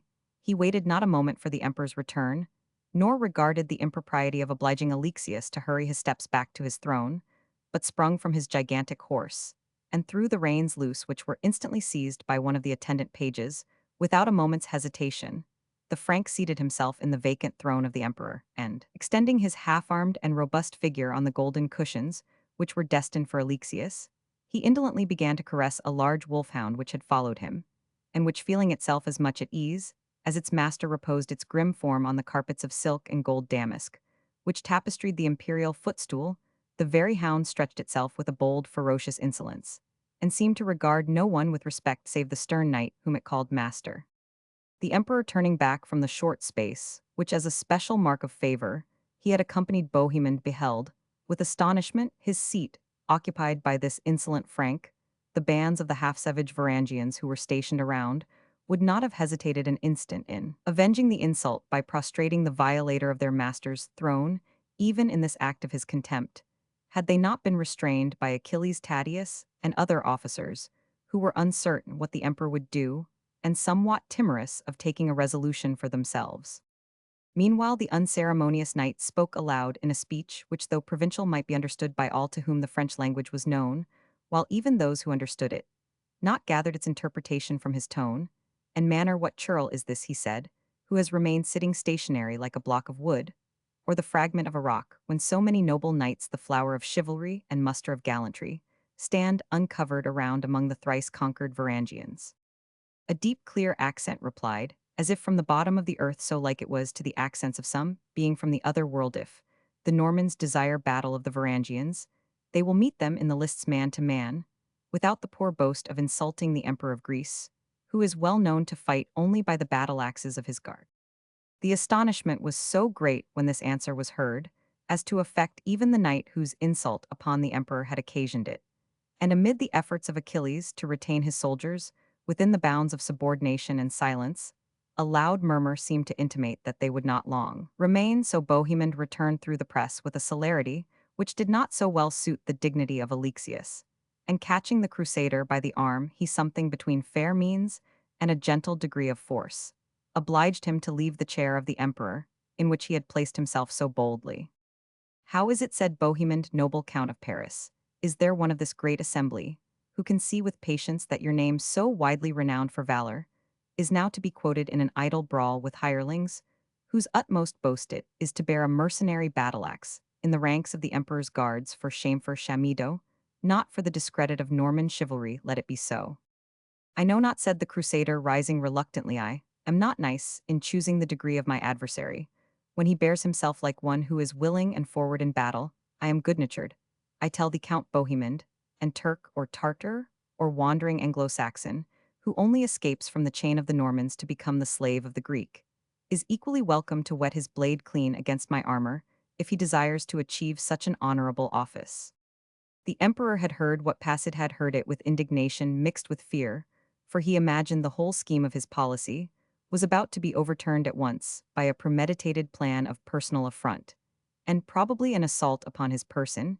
He was about to call to arms when, casting his eyes on the right flank of the Crusaders, he saw that all remained quiet after the Frank baron had transferred himself from thence.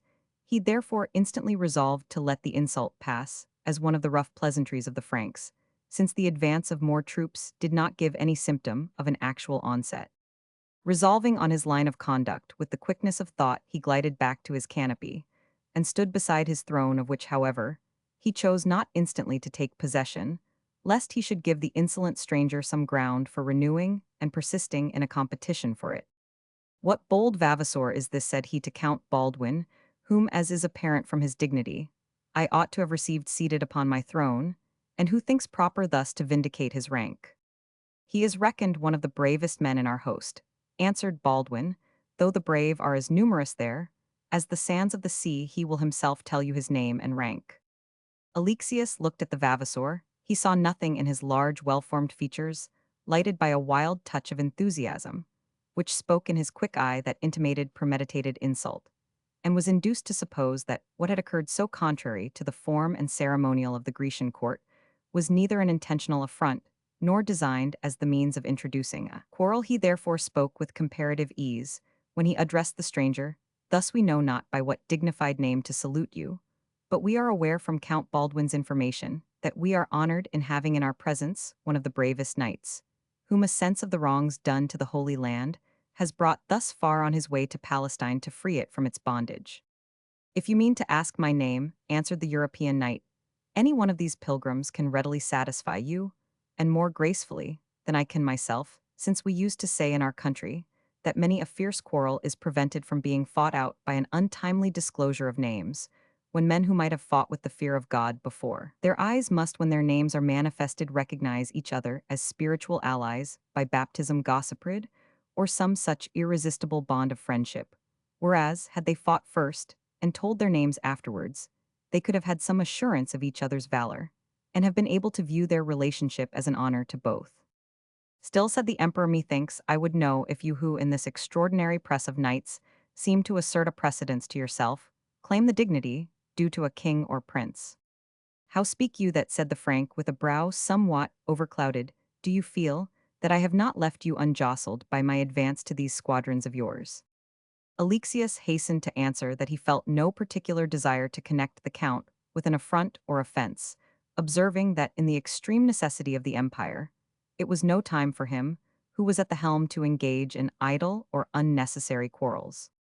The Frankish knight heard him and answered dryly, since such are your sentiments, I wonder that you have ever resided long enough within the hearing of the French language to learn to speak it, as you do. I would have thought some of the sentiments of the chivalry of the nation, since you are neither a monk nor a woman, would, at the same time, with the words of the dialect, have found their way into your heart. Hush, Sir Count, said Bohemond, who remained by the emperor to avert the threatening quarrel.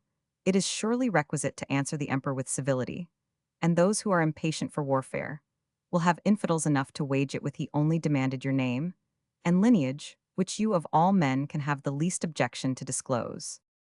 I know not if it will interest this prince or emperor, as you term him, answered the Frank count, but all the account I can give of myself is this: in the midst of one of the vast forests, which occupy the center of France, my native country, there stands a chapel sunk so low into the ground that it seems as if it were become decrepit by its own great age. The image of the Holy Virgin who presides over its altar is called by all men Our Lady of the Broken Lances, and is accounted through the whole kingdom the most celebrated for military adventures. 4 beaten roads, each leading from an opposite point in the compass, meet before the principal door of the chapel, and ever and anon, as a good knight arrives at this place, he passes in to the performance of his devotions in the chapel, having first sounded his horn 3 times, till ash and oak tree quiver and ring. Having then kneeled down to his devotions, he seldom arises from the mass of her of the broken lances, but there is attending on his leisure some adventurous knight, ready to satisfy the newcomer's desire of battle.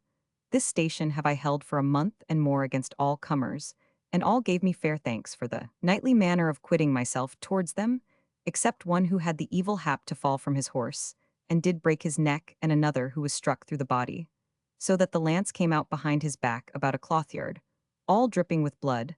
Allowing for such accidents, which cannot easily be avoided, my opponents parted with me with fair acknowledgment of the grace I had done them.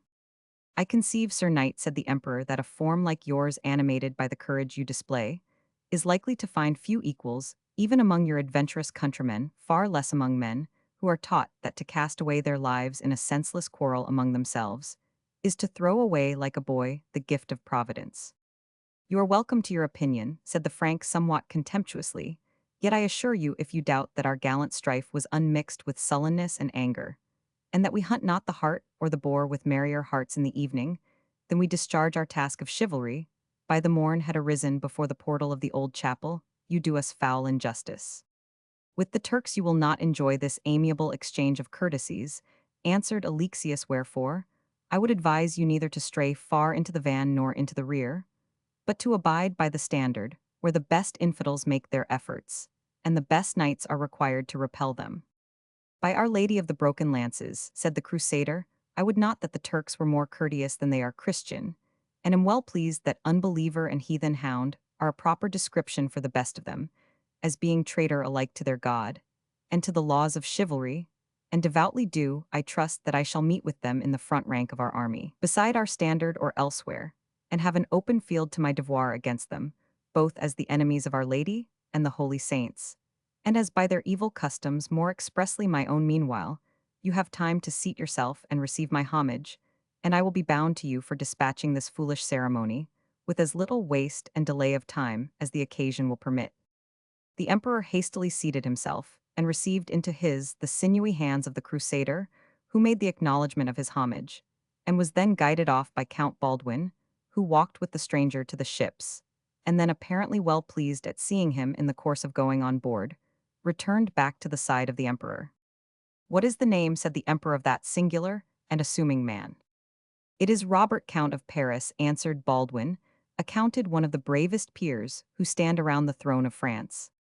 After a moment's recollection, Alexius Comnenus issued orders that the ceremonial of the day should be discontinued, afraid perhaps, lest the rough and careless humor of the strangers should produce some new quarrel. The crusaders were led nothing loth back to palaces, in which they had been hospitably received, and readily resumed the interrupted feast from which they had been called. To pay their homage, the trumpets of the various leaders blew the recall of the few troops of an ordinary character, who were attendant together with the host of knights and leaders, who, pleased with the indulgences provided for them, and obscurely foreseeing that the passage of the Bosphorus would be the commencement of their actual suffering, rejoiced in being called to the hither side.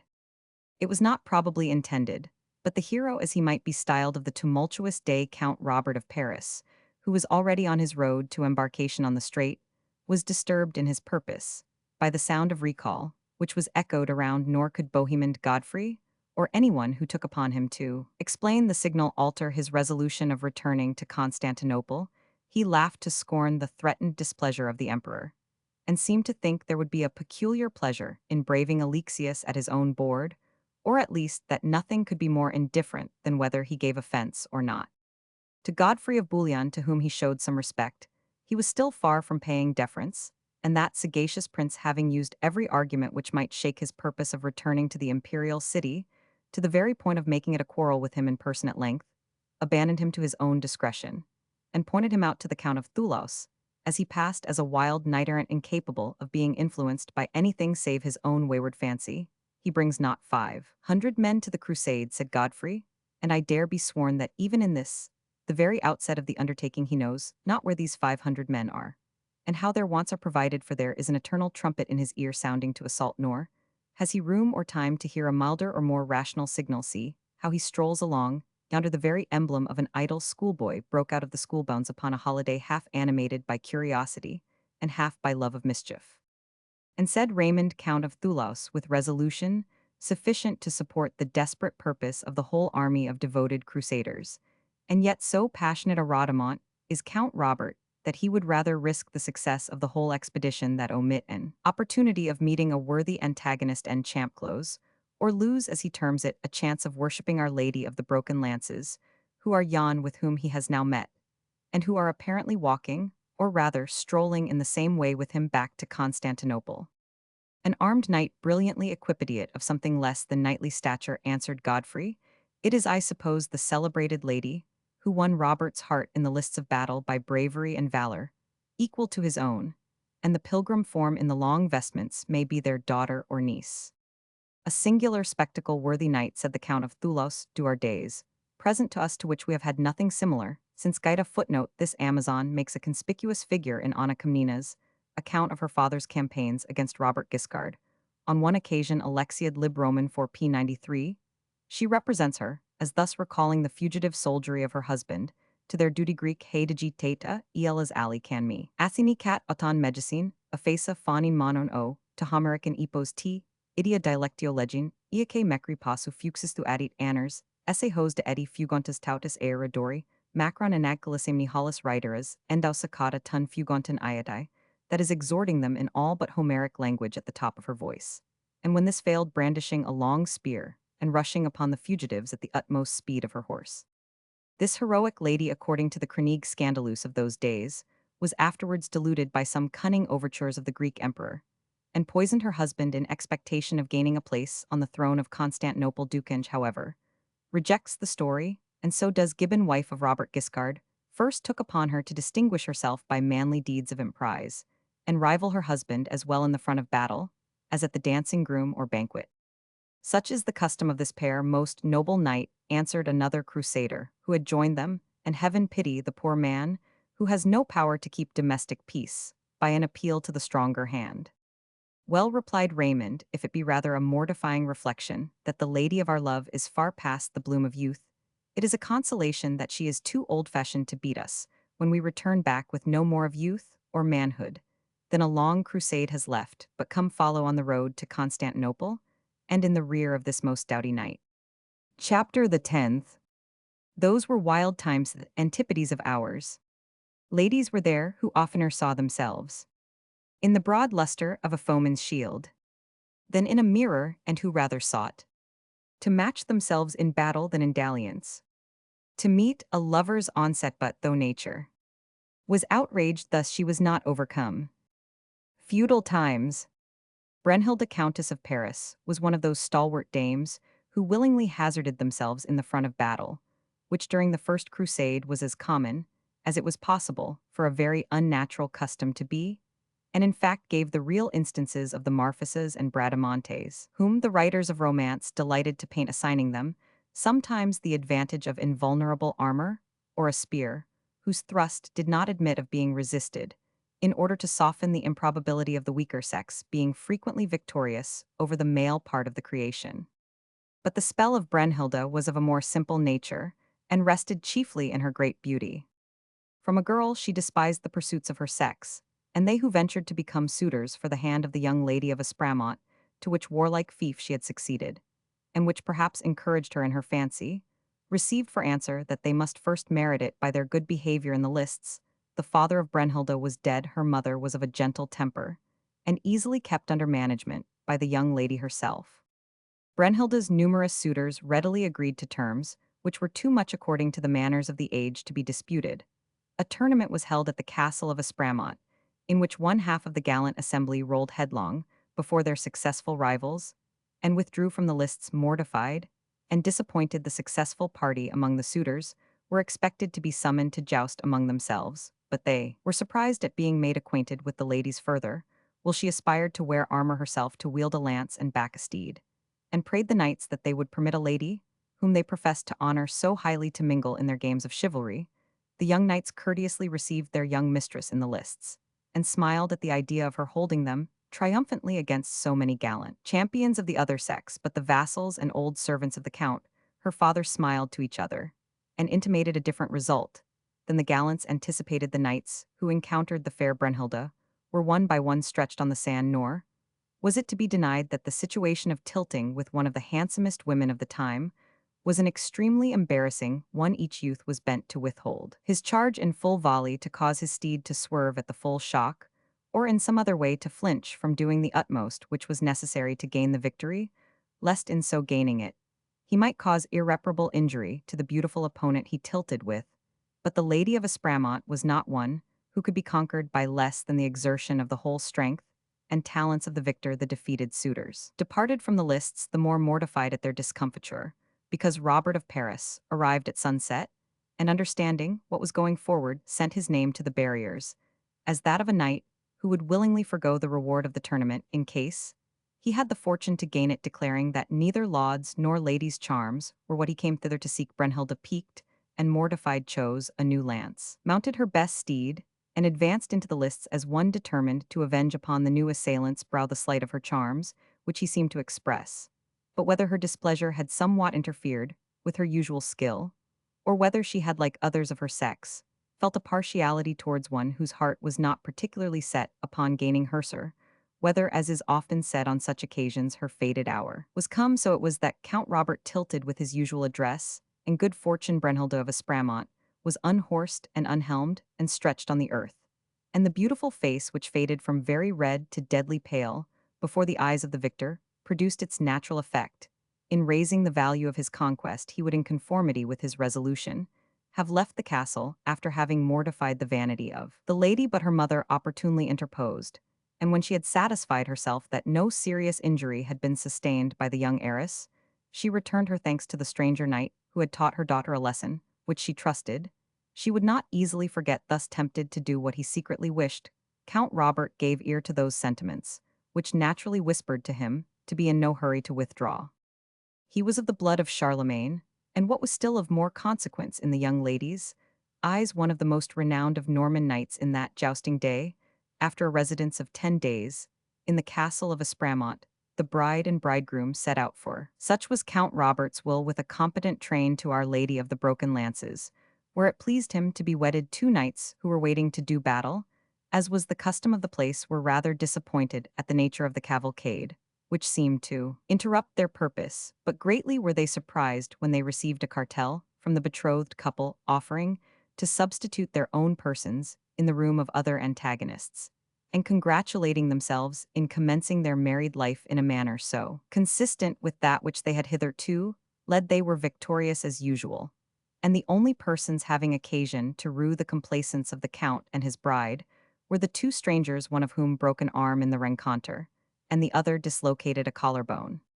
Count Robert's course of knight-errantry did not seem to be in the least intermitted by his marriage. On the contrary, when he was called upon to support his renown, his wife was often known also in military exploits, nor was she inferior to him in thirst after fame. They both assumed the cross at the same time, that being then the predominating folly in Europe. The Countess Brennhilda was now above 26 years old, with as much beauty as can well fall to the share of an Amazon. A figure of the largest feminine size was surmounted by a noble countenance, to which even repeated warlike toils had not given more than a sunny hue, relieved by the dazzling whiteness of such parts of her face as were not usually displayed. As Alexius gave orders that his retinue should return to Constantinople, he spoke in private to the follower Achilles. Tatius the satrap answered with a submissive bend of the head, and separated with a few attendants from the main body of the emperor's train.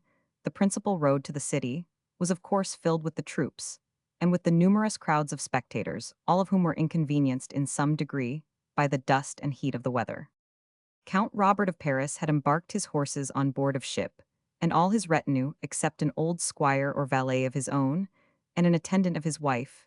He felt himself more incommoded in this crowd than he desired, especially as his wife shared it with him, and began to look among the scattered trees which fringed the shores down almost to the tide mark, to see if he could discern any bypath which might carry them more circuitously, but more pleasantly to the city, and afford them at the same time what was their principal object in the East: strange sights or adventures of chivalry. A broad and beaten path seemed to promise them all the enjoyment which shade could give in a warm climate. The ground through which it wound its way was beautifully broken by the appearance of temples, churches, and kiosks, and here and there a fountain distributed its silver produce like a benevolent individual who, self-denying to himself, is liberal to all others who are in necessity. The distant sound of the martial music still regaled their way, and at the same time as it detained the populace on the highroad, prevented the strangers from becoming incommoded with fellow travelers. Rejoicing in the abated heat of the day, wondering, at the same time, at the various kinds of architecture, the strange features of the landscape, or accidental touches of manners exhibited by those who met or passed them upon their journey, they strolled easily onwards. One figure particularly caught the attention of the Countess Brennhilda. This was an old man of great stature, engaged apparently so deeply with the roll of parchment which he held in his hand that he paid no attention to the objects which were passing around him. Deep thought appeared to reign on his brow, and his eye was of that piercing kind which seems designed to search and winnow the frivolous from the edifying part of human discussion, and limit its inquiry to the last. Raising his eyes slowly from the parchment on which he had been gazing, the look of ageless despair, it was the sage himself encountered those of Count Robert and his lady, and addressing them with the kindly epithet of "my children," he asked if they had missed their road, or whether there was anything in which he could do them any pleasure. "We are strangers, father," was the answer, "from a distant country, and belonging to the army which has passed hither upon pilgrimage. One object brings us here in common, we hope, with all that host. We desire to pay our devotions, where the great ransom was paid for us, and to free by our good swords enslaved Palestine from the usurpation and tyranny of the infidel." When we have said this, we have announced our highest human motive. Yet Robert of Paris and his countess would not willingly set their foot on a land, save what should resound its echo. They have not been accustomed to move in silence upon the face of the earth, and they would purchase an eternal life of fame, though it were at the price of mortal existence. "You seek then to barter safety for fame," said Agelusts, "though you may perchance throw death into the scale, by which you hope to gain it." "Assuredly," said Count Robert, "nor is there one wearing such a belt as this to whom such a thought is stranger." And as I understand, said Ageless, your lady shares with your honorable self in these valorous resolutions. Can this be? You may undervalue my female courage, father, if such is your will, said the countess. But I speak in presence of a witness who can attest the truth when I say that a man of half your years had not doubted the truth with impunity. Nay, heaven protect me from the lightning of your eyes, said Ageless, whether in anger or in scorn, I bear an aegis about myself, against what I should else have feared. But age with its incapacities brings also its apologies, perhaps indeed, it is one like me whom you seek to find, and in that case I should be happy to render to you such services as it is my duty to offer to all worthy knights. I have already said, replied Count Robert, that after the accomplishment of my vows, looked upwards, and crossed himself there, is nothing on earth to which I am more bound than to celebrate my name in arms, as becomes a valiant cavalier. When men die obscurely they die for. Ever had my ancestor Charles never left the paltry banks of the Zala, he had not now been much better known than any vine-dresser who wielded his pruning hook in the same territories, but he bore him like a brave man, and his name is deathless in the memory of the worthy. Young man, said the old Grecian, although it is but seldom that such as you whom I was made to serve, and to value visit this country, it is not the less true that I am well qualified to serve you in the matter, which you have so much at heart. My acquaintance with nature has been so perfect and so long that during its continuance she has disappeared, and another world has been spread before me, in which she has but little to do. Thus the curious stores which I have assembled are beyond the researches of other men, and not to be laid before those whose deeds of valor are to be bounded by the ordinary probabilities of everyday nature. No romancer of your romantic country ever devised such extraordinary adventures out of his own imagination, and to feed the idle wonder of those who sat listening around, as those which I know not of idle invention, but of real positive existence, with the means of achieving and accomplishing the conditions of each adventure. If such be your real profession, said the French count, you have met one of those whom you chiefly search for, nor will my countess and I stir farther upon our road, until you have pointed out to us some one of those adventures, which it is the business of errant knights to be industrious in seeking out. So saying, he sat down by the side of the old man, and his lady, with a degree of reverence which had something in it almost diverting, followed his example. We have fallen right, Brunhilde, said Count Robert, our guardian angel has watched his charge carefully here. Have we come among an ignorant set of pedants, chattering their absurd language, and holding more important the least look that a cowardly emperor can give than the best blow that a good knight can deal? Believe me, I was well nigh thinking that we had done ill to take the cross. God forgive such an impious doubt. Yet here, when we were even despairing to find the road to fame, we have met with one of those excellent men whom the knights of yore were wont to find sitting by springs, by crosses, and by altars, ready to direct the wandering knight where fame was to be found. Disturb him not, my Brunhilde, said the count, but let him recall to himself his stories of the ancient time, and thou shalt see he will enrich us with the treasures of his information. If, replied Ageless, after some pause, I have waited for a longer term than human life is granted to most men, I shall still be overpaid by dedicating what remains of existence to the service of a pair so devoted to chivalry. What first occurs to me is a story of our Greek country so famous in adventures, and which I shall briefly detail to you. Afar hence in our renowned Grecian archipelago, amid storms and whirlpools, rocks, which changing their character appear to precipitate themselves against each other, and billows that are never in a pacific state, lies the rich island of Zulicium, inhabited, notwithstanding its wealth, by a very few natives who live only upon the seacoast. The inland part of the island is one immense mountain or pile of mountains, amongst which those who dare approach near enough may, we are assured, discern the moss-grown and antiquated towers and pinnacles of a stately but ruinous castle, the habitation of the sovereign of the island, in which she has been enchanted for a great many years.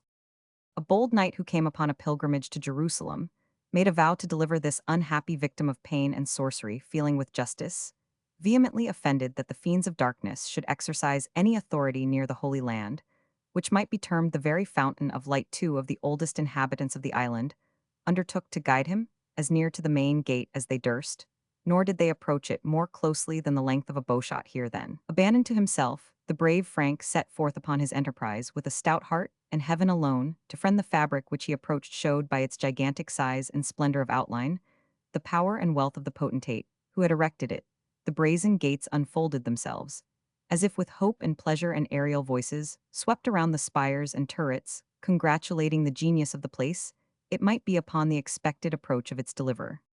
The knight passed on not unmoved with wonder though untainted by fear, and the Gothic splendors, which he saw were of a kind highly, to exalt his idea of the beauty of the mistress, for whom a prison house had been so richly decorated guards, there were in Eastern dress, and arms upon bulwark and buttress in readiness. It appeared to bend their bows, but the warriors were motionless and silent, and took no more notice of the armed step of the knight, than if a monk or hermit had approached their guarded post they were living, and yet as to all power and sense they might be considered among the dead, if there was truth in the old tradition the sun had shone, and the rain had fallen upon them for more than 400 changing seasons, without their being sensible of the genial warmth of the one or the coldness of the other like the Israelites in the desert.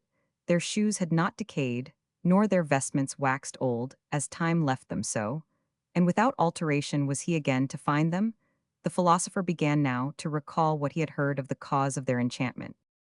The sage to whom this potent charm is imputed was one of the magi who followed the tenets of Zoroaster.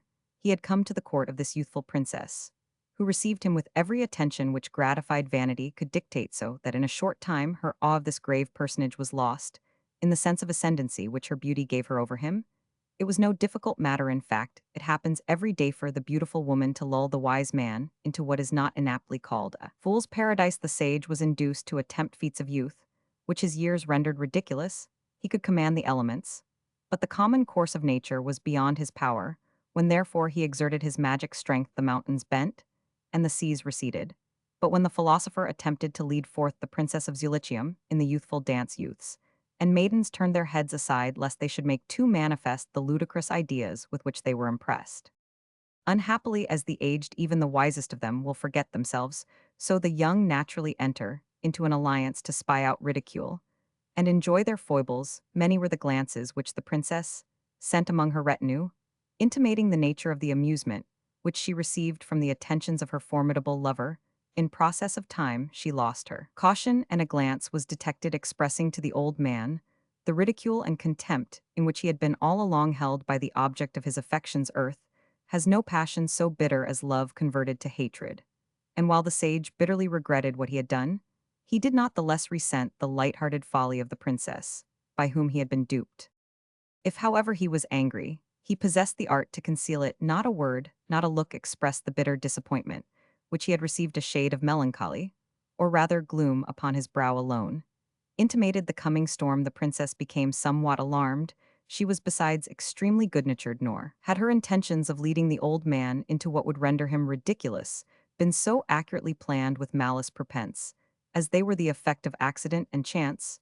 She saw the pain which he suffered, and thought to end it by going up to him, when about to retire, and kindly wishing him good night. "You say well, daughter," said the sage, "good night, but who of the numbers who hear me shall say good morning?"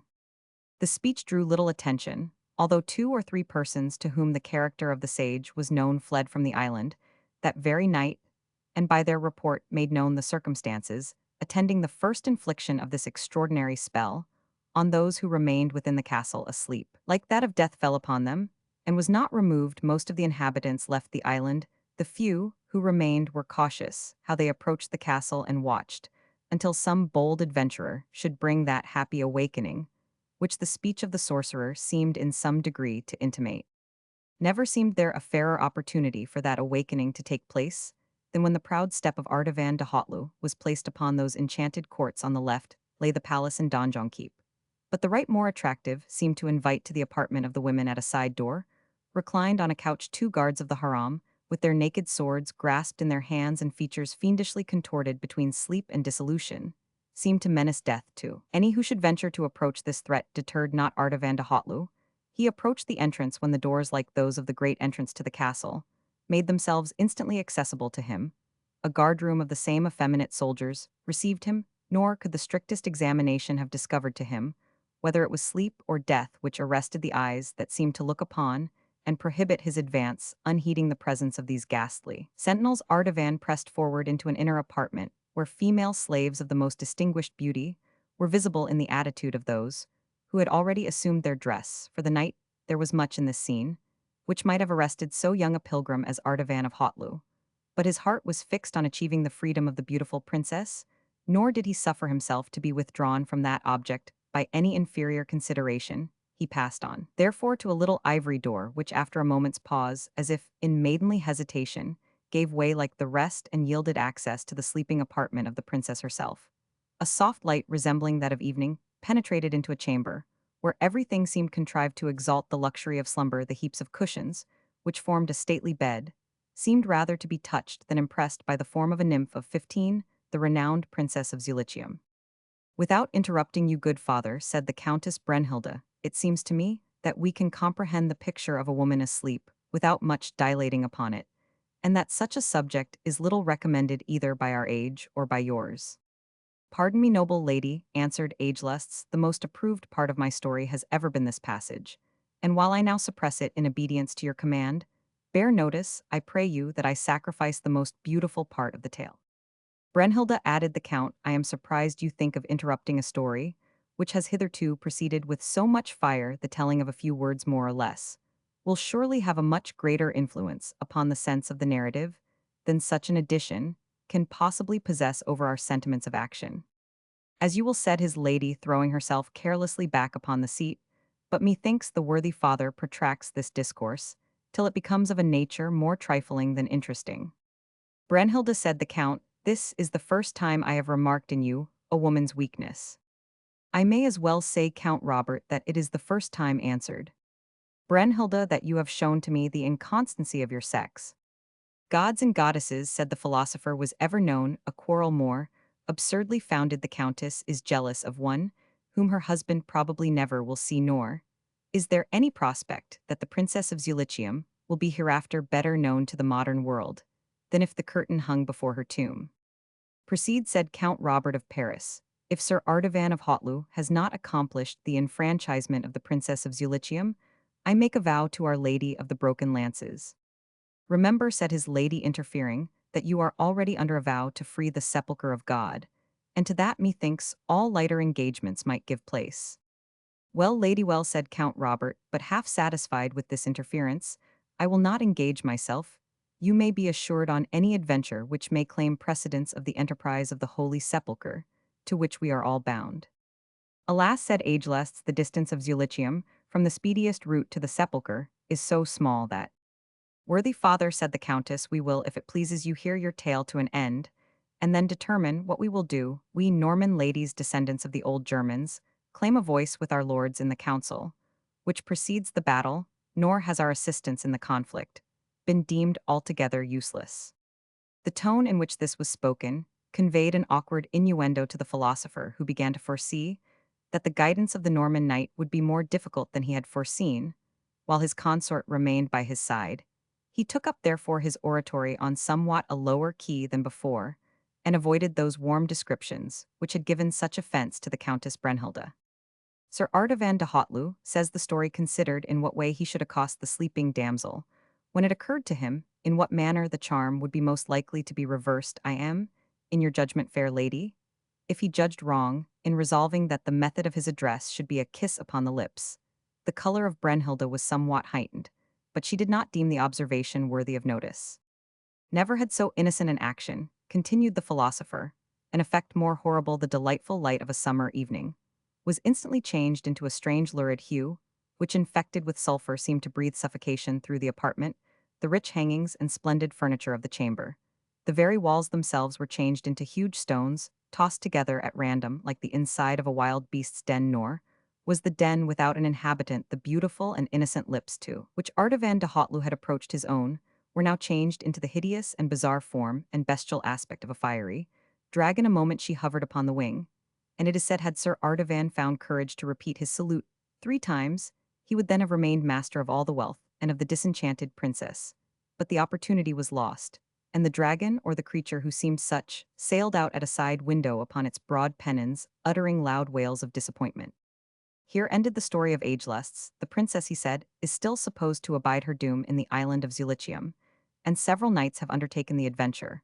But I know not whether it was the fear of saluting the sleeping maiden, or that of approaching the dragon into which she was transformed. But so it is, the spell remains unachieved. I know the way, and if you say the word, you may be tomorrow on the road to the castle of enchantment. The countess heard this proposal with the deepest anxiety, for she knew that she might by opposition determine her husband irrevocably. Upon following out the enterprise, she stood therefore, with a timid and bashful look strange in a person whose bearing was generally so dauntless, and prudently left it to the uninfluenced mind of Count Robert to form the resolution which should best please him. Brennhilde, he said, taking her hand, fame and honor are dear to thy husband as ever they were to knight who buckled a brand upon his side. Thou hast done, perhaps I may say for me, what I might in vain have looked for from ladies of thy condition, and therefore thou mayst well expect a casting voice in such points of deliberation. Why dost thou wander by the side of a foreign and unhealthy shore instead of the banks of the lovely Seine? Why dost thou wear a dress unusual to thy sex? Why dost thou seek death, and think it little in comparison of shame? Why, but that the Count of Paris may have a bride worthy of him, dost thou think that this affection is thrown away? No, by the saints thy knight repays it, as he best ought, and sacrifices to thee every thought which thy affection may less than entirely approve. Poor Brennhilde, confused as she was by the various emotions with which she was agitated, now in vain endeavored to maintain the heroic deportment which her character as an Amazon required from her. She attempted to assume the proud and lofty look which was properly her own, but failing in the effort, she threw herself into the Count's arms hung round his neck, and wept like a village maiden, whose true love is pressed for the wars her husband a little ashamed, while he was much moved by this burst of affection, in one to whose character it seemed an unusual attribute, was, at the same time, pleased and proud that he could have awakened an affection so genuine and so gentle in a soul so high-spirited and so unbending. Not thus, he said, my Brennhilde, I would not have it thus either for thine own sake, or for mine. Do not let this wise old man suppose that thy heart is made of the malleable stuff, which forms that of other maidens, and apologize to him, as may well become thee, for having prevented my undertaking the adventure of Zulicium, which he recommends.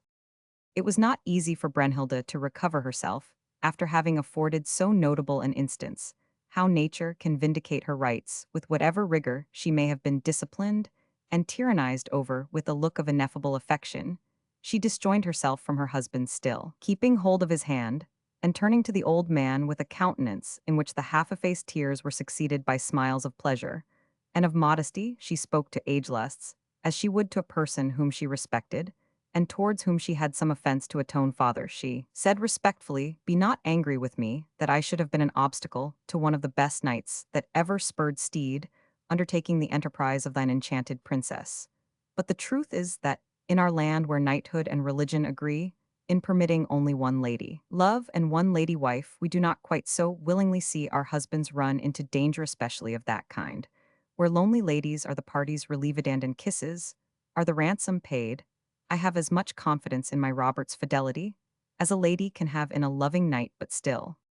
Lovely lady, said Agelusts, who, notwithstanding his highly artificial character, could not help being moved by the simple and sincere affection of the handsome young pair, you have done no evil. The state of the princess is no worse than it was, and there cannot be a doubt that the knight fated to relieve her will appear at the destined period. The countess smiled sadly and shook her head. You do not know, she said, how powerful is the aid of which I have unhappily deprived this unfortunate lady, by a jealousy which I now feel to have been alike paltry and unworthy. And such is my regret that I could find in my heart to retract my opposition to Count Robert's undertaking this adventure. She looked at her husband with some anxiety, as one that had made an offer she would not willingly see accepted, and did not recover her courage, until he said decidedly, Brennhilde, that may not be. And why then may not Brennhilde herself take the adventure, continued the countess, since she can neither fear the charms of the princess, nor the terrors of the dragon? Lady, said Agelusts, the princess must be awakened by the kiss of love, and not by that of friendship. A sufficient reason, said the countess, smiling, why a lady may not wish her lord to go forth upon an adventure, of which the conditions are so regulated. Noble minstrel or herald, or by whatever name this country calls you, said Count Robert, accept a small remuneration for an hour pleasantly spent, though spent unhappily in vain. I should make some apology for the meanness of my offering. But French knights, you may have occasion to know, are more full of fame than of wealth. Not for that, noble sir, replied Agelusts, would I refuse your munificence. A besant from your worthy hand, or that of your noble-minded lady, were centupled in its value. By the eminence of the persons from whom it came, I would hang it round my neck by a string of pearls, and when I came into the presence of knights and of ladies, I would proclaim that this addition to my achievement of armorial distinction was bestowed by the renowned Count Robert of Paris and his unequaled lady. The knight and the countess looked on each other, and the lady taking from her finger a ring of pure gold prayed the old man to accept of it as a mark of her esteem and her husband's with one other condition. Said the philosopher, which I trust you will not find altogether unsatisfactory, I have on the way to the city, by the most pleasant road a small kiosk or hermitage, where I sometimes receive my friends who I venture to say are among the most respectable personages of this empire. Two or three of these will probably honor my residence today and partake of the provision it affords. Could I add to these the company of the noble Count and Countess of Paris, I should deem my poor habitation honored forever.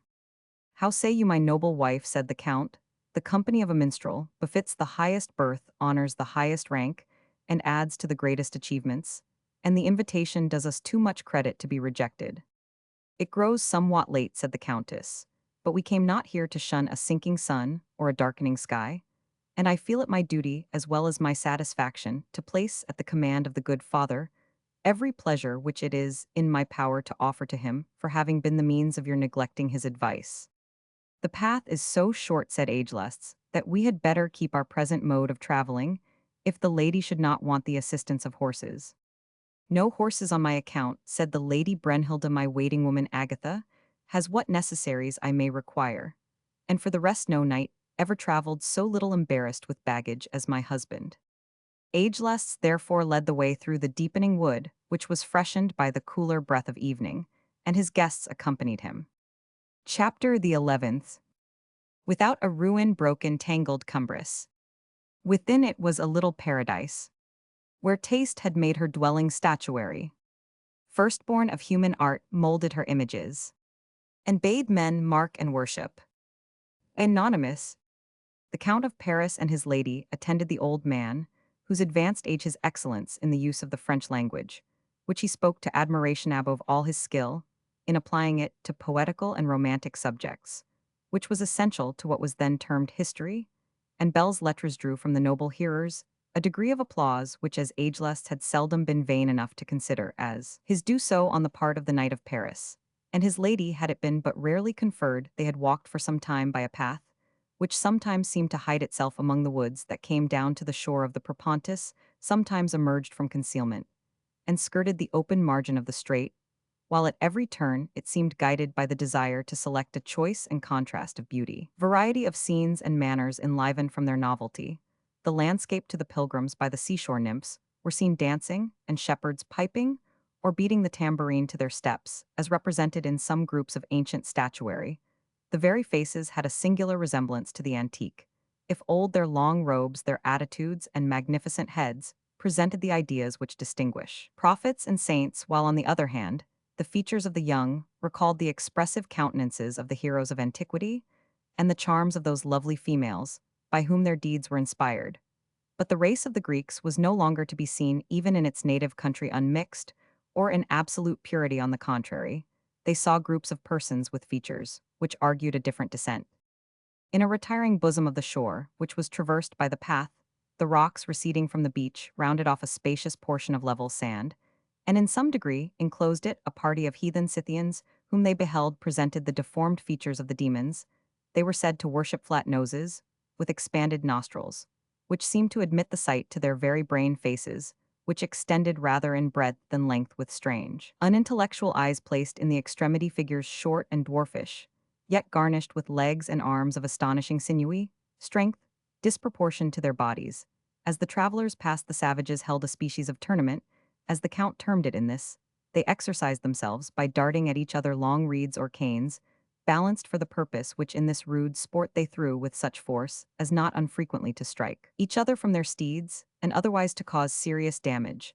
Some of the combatants, being for the time out of the play, devoured with greedy looks the beauty of the Countess, and eyed her in such a manner that she said to Count Robert, I have never known fear my husband, nor is it for me to acknowledge it now. But if disgust be an ingredient of it, these misformed brutes are qualified to inspire it. What ho, Sir Knight, exclaimed one of the infidels, your wife, or your lady love, has committed a fault against the privileges of the imperial Scythians, and not small will be the penalty she has incurred. You may go your way as fast as you will out of this place, which is for the present our hippodrome, or Atmaiden call it, which you will as you prize the Roman, or the Saracen language. But for your wife, if the sacrament has united you, believe my word, that she parts not so soon or so easy. Scoundrel heathen, said the Christian knight, dost thou hold that language to a peer of France? Agelests here interposed, and using the sounding language of a Grecian courtier, reminded the Scythians' mercenary soldiers, as they seemed of the empire, that all violence against the European pilgrims was, by the imperial orders, strictly prohibited under pain of death. I know better, said the exulting savage, shaking one or two javelins with broad steel heads and wings of the eagle's feather, which last were dabbled in blood. Ask the wings of my javelin, he said, in whose heart's blood these feathers have been dyed. They shall reply to you that if Alexius Comnenus be the friend of the European pilgrims, it is only while he looks upon them, and we are too exemplary soldiers to serve our emperor otherwise than he wishes to be served. Peace, Toxartes, said the philosopher, thou beliest thine emperor. Peace, thou, said Toxartes, or I will do a deed that misbecomes a soldier, and rid the world of a prating old man. So saying, he put forth his hand to take hold of the countess' veil. With the readiness which frequent use had given to the warlike lady, she withdrew herself from the heathen's grasp, and with her trenchant sword, dealt him so sufficient a blow that Toxartes lay lifeless on the plain. The count leapt on the fallen leader's steed, and crying his Warkry son of Charlemagne to the rescue, he rode amid the rout of heathen cavaliers with a battle-axe which he found at the saddle-bow of the deceased chieftain, and wielding it with remorseless dexterity he soon slew or wounded or compelled to flight the objects of his resentment, nor was there any of them who abode an instant to support the boast which they had made the despicable churls. Said the countess to Agelests, it irks me that a drop of such coward blood should stain the hands of a noble knight. They call their exercise a tournament, although in their whole exertions every blow is aimed behind the back, and not one has the courage to throw his windlestraw, while he perceives that of another pointed against himself. Such is their custom, said Agelests, not perhaps so much from cowardice, as from habit in exercising before his imperial majesty. I have seen that Toxartes literally turn his back upon the mark, when he bent his bow in full career, and when in the act of galloping the farthest from his object, he pierced it through the very center with a broad arrow. A force of such soldiers, said Count Robert, who had now rejoined his friends, could not methinks be very formidable, where there was but an ounce of genuine courage in the assailants. Meantime, let us pass on to my kiosk, said Agelests, lest the fugitives find friends to encourage them in thoughts of revenge. Such friends, said Count Robert, methinks the insolent heathens ought not to find in any land which calls itself Christian, and if I survive the conquest of the Holy Sepulchre, I shall make it my first business to inquire by what right your emperor retains in his service a band of paynim and unmannerly cutthroats who dare offer injury upon the highway, which ought to be sacred to the peace of God and the king, and to noble ladies and inoffensive pilgrims. It is one of a list of many questions, which my vow accomplished, I will not fail to put to him and expecting an answer, as they say, prompt and categorical. You shall gain no answer from me, though, said Ageless to himself, your demands, Sir Knight, are over-peremptory and imposed under too rigid conditions, to be replied to by those who can evade them. He changed the conversation accordingly with easy dexterity, and they had not proceeded much farther before they reached a spot the natural beauties of which called forth the admiration of his foreign companions, a copious brook gushing out of the woodland descended to the sea with no small noise and tumult, and as if disdaining a quieter course which it might have gained by a little circuit to the right, it took the readiest road to the ocean, plunging over the face of a lofty and barren precipice, which overhung the seashore, and from thence led its little tribute with as much noise as if it had the stream of a full river to boast of to the waters of the Hellespont. The rock, we have said, was bare and less in so far as it was clothed with the foaming waters of the cataract, but the banks on each side were covered with plantaries, walnut trees, cypresses, and other kinds of large timber proper to the east, the fall of water always agreeable in a warm climate, and generally produced by artificial means, was here natural and had been chosen something like the Sibyl's temple at Tivoli, for the seat of a goddess, to whom the invention of polytheism had assigned a sovereignty over the department around the shrine, was small and circular, like many of the lesser temples of the rustic deities, and enclosed by the wall of an outer court. After its desecration, it had probably been converted into a luxurious summer retreat by Agelests or some Epicurean philosopher, as the building itself, of a light, airy, and fantastic character, was dimly seen through the branches and foliage on the edge of the rock, so the mode by which it was accessible was not at first apparent amongst the mist of the cascade, a pathway, good deal hidden by vegetation, ascended by a gentle acclivity, and prolonged by the architect by means of a few broad and easy marble steps making part of the original approach, conducted the passenger to a small but exquisitely lovely velvet lawn in front of the turret or temple we have described, the back part of which building overhung the cataract. Chapter the 12th. The parties met the wily wordy Greek, weighing each word and canvassing each syllable, evading, arguing, equivocating. And the stern Frank came with his two-hand sword, watching to see which way the balance sways, that he may throw it in and turn the scales. Palestine, at a signal made by age-lusts, the door of this romantic retreat was opened by Diogenes the Negro slave to whom our readers have been already introduced, nor did it escape the wily old man that the Count and his lady testified some wonder at his form and lineaments, being the first African perhaps whom they had ever seen so closely. The philosopher lost not the opportunity of making an impression on their minds by a display of the superiority of his knowledge. This poor being, he observed, is of the race of Ham, the undutiful son of Noah. For his transgressions against his parent, he was banished to the sands of Africa, and was condemned to be the father of a race, doomed to be the slaves of the issue of his more dutiful brethren. The knight and his lady gazed on the wonderful appearance before them, and did not, it may be believed, think of doubting the information, which was so much of a piece with their prejudices, while their opinion of their host was greatly augmented by the supposed extent of his knowledge. It gives pleasure to a man of humanity, continued Agelusts, when in old age or sickness we must employ the services of others, which is at other times scarce lawful, to choose his assistance out of a race of beings, hewers of wood and drawers of water from, their birth upwards destined to slavery, and to whom therefore by employing them as slaves we render no injury, but carry into effect in a slight degree the intentions of the great being who made us all. Are there many of a race, said the Countess, so singularly unhappy in their destination? I have hitherto thought the stories of black men as idle as those which minstrels tell of fairies and ghosts. Do not believe so, said the philosopher. The race is numerous as the sands of the sea, neither are they altogether unhappy in discharging the duties which their fate has allotted them. Those who are of worse character suffer, even in this life, the penance due to their guilt. They become the slaves of the cruel and tyrannical, are beaten, starved, and mutilated. To those whose moral characters are better masters are provided, who share with their slaves as with their children food and raiment, and the other good things which they themselves enjoy. To some heaven allots the favor of kings and of conquerors, and to a few, but those the chief favorites of the species, hath been assigned a place in the mansions of philosophy, whereby availing themselves of the lights which their masters can afford, they gain a prospect into that world which is the residence of true happiness. Methinks I understand you, replied the Countess, and if so, I ought rather to envy our sable friend here than to pity him for having been allotted in the partition of his kind to the possession of his present master, from whom doubtless he has acquired the desirable knowledge which you mention. He learns at least, said Agelusts, modestly, what I can teach, and above all to be contented with his situation. Diogenes, my good child, said he, changing his address to the slave, thou seest I have company. What does the poor hermit's larder afford with which he may regale his honored guests? Hitherto they had advanced no farther than a sort of outer room or hall of entrance, fitted up with no more expense than might have suited one who desired at some outlay, and more taste to avail himself of the ancient building for a sequestered and private retirement. The chairs and couches were covered with Eastern wove mats, and were of the simplest and most primitive form, but on touching a spring, an interior apartment was displayed which had considerable pretension to splendor and magnificence.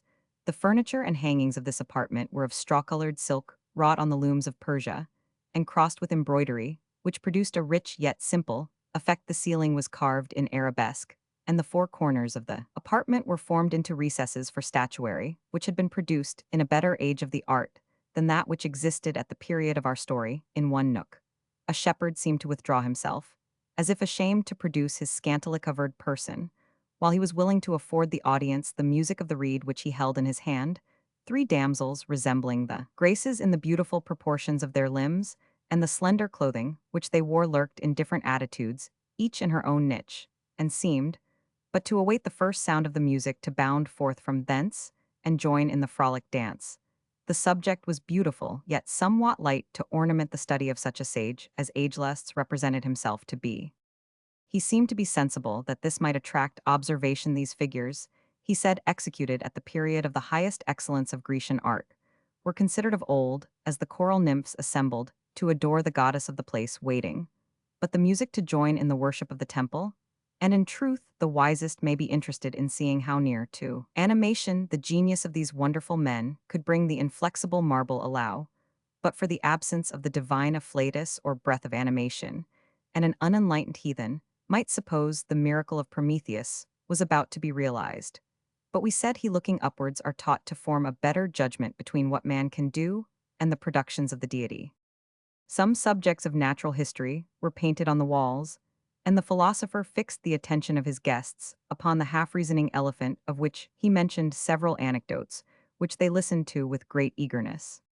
A distant strain was here heard as if of music in the woods, penetrating by fits through the hoarse roar of the cascade, which, as it sunk immediately below the windows, filled the apartment with its deep voice.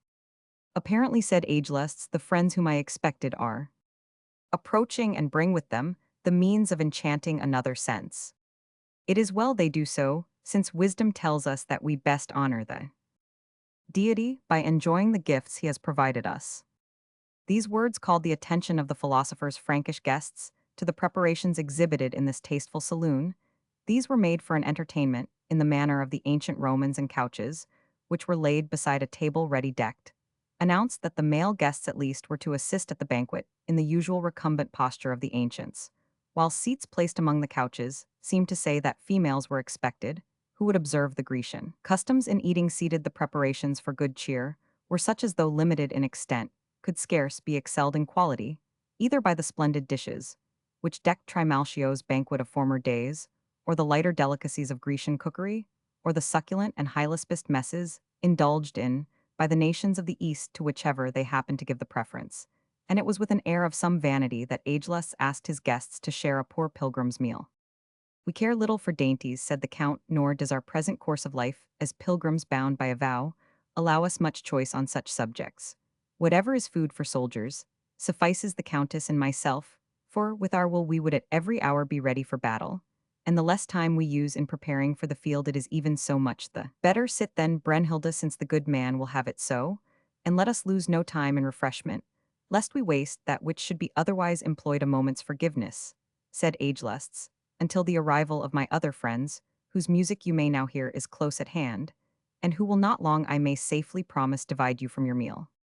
For that, said the Count, there is no haste, and since you seem to account it a part of civil manners, Brennhilda, and I can with ease postpone our repast, unless you will permit us what I own would be more pleasing, to take a morsel of bread and a cup of water presently, and thus refreshed to leave the space clear for your more curious and more familiar guests. The saints above forbid, said Ageless, guests so honored never before pressed these cushions, nor could do so, if the sacred family of the imperial Alexius himself even now stood at the gate. He had hardly uttered these words when the full-blown peal of a trumpet, louder in a tenfold degree than the strains of music they had before heard, was now sounded in the front of the temple, piercing through the murmur of the waterfall, as a Damascus blade penetrates the armor, and assailing the ears of the hearers, as the sword pierces the flesh of him who wears the harness. You seem surprised or alarmed, father, said Count Robert. Is there danger near? And do you distrust our protection? No, said Ageless, that would give me confidence in any extremity. But these sounds excite not fear. They tell me that some of the imperial family are about to be my guests. Yet fear nothing, my noble friends, thee, whose look is life, are ready to shower their favors with profusion upon strangers so worthy of honor, as they will see here. Meantime, my brow must touch my threshold in order duly to welcome them. So saying, he hurried to the outer door of the building. Each land has its customs, said the Count, as he followed his host with his wife hanging on his arm, but Brennhilda, as they are so various, it is little wonder that they appear unseemly to each other here. However, in deference to my entertainer, I stoop my crest in the manner which seems to be required. So saying, he followed Ageless into the anteroom, where a new scene awaited them. Chapter the 13th. Ageless gained his threshold before Count Robert of Paris, and his lady. He had therefore time to make his prostrations before a huge animal, then unknown to the Western world, but now universally distinguished as the elephant on its back, was a pavilion or palanquin, within which were enclosed the august persons of the Empress Irene and her daughter Anna Komnena Nicephorus. Bryennius attended the princesses in the command of a gallant body of light horse, whose splendid armor would have given more pleasure to the crusader if it had possessed less an air of useless wealth and effeminate magnificence. But the effect which it produced in its appearance was as brilliant as could well be conceived. The officers alone of this corps de garde followed. Nicephorus to the platform prostrated themselves, while the ladies of the imperial house descended and rose up again under a cloud of waving plumes and flashing lances. When they stood secure upon the platform in front of the building, here the somewhat aged but commanding form of the empress and the still juvenile beauties of the fair historian were seen to great advantage. In the front of a deep background of spears and waving crests stood the sounder of the sacred trumpet, conspicuous by his size and the richness of his apparel. He kept his post on a rock above the stone staircase, and by an occasional note of his instrument intimated to the squadrons beneath that they should stay their progress and attend the motions of the empress and the wife of the Caesar.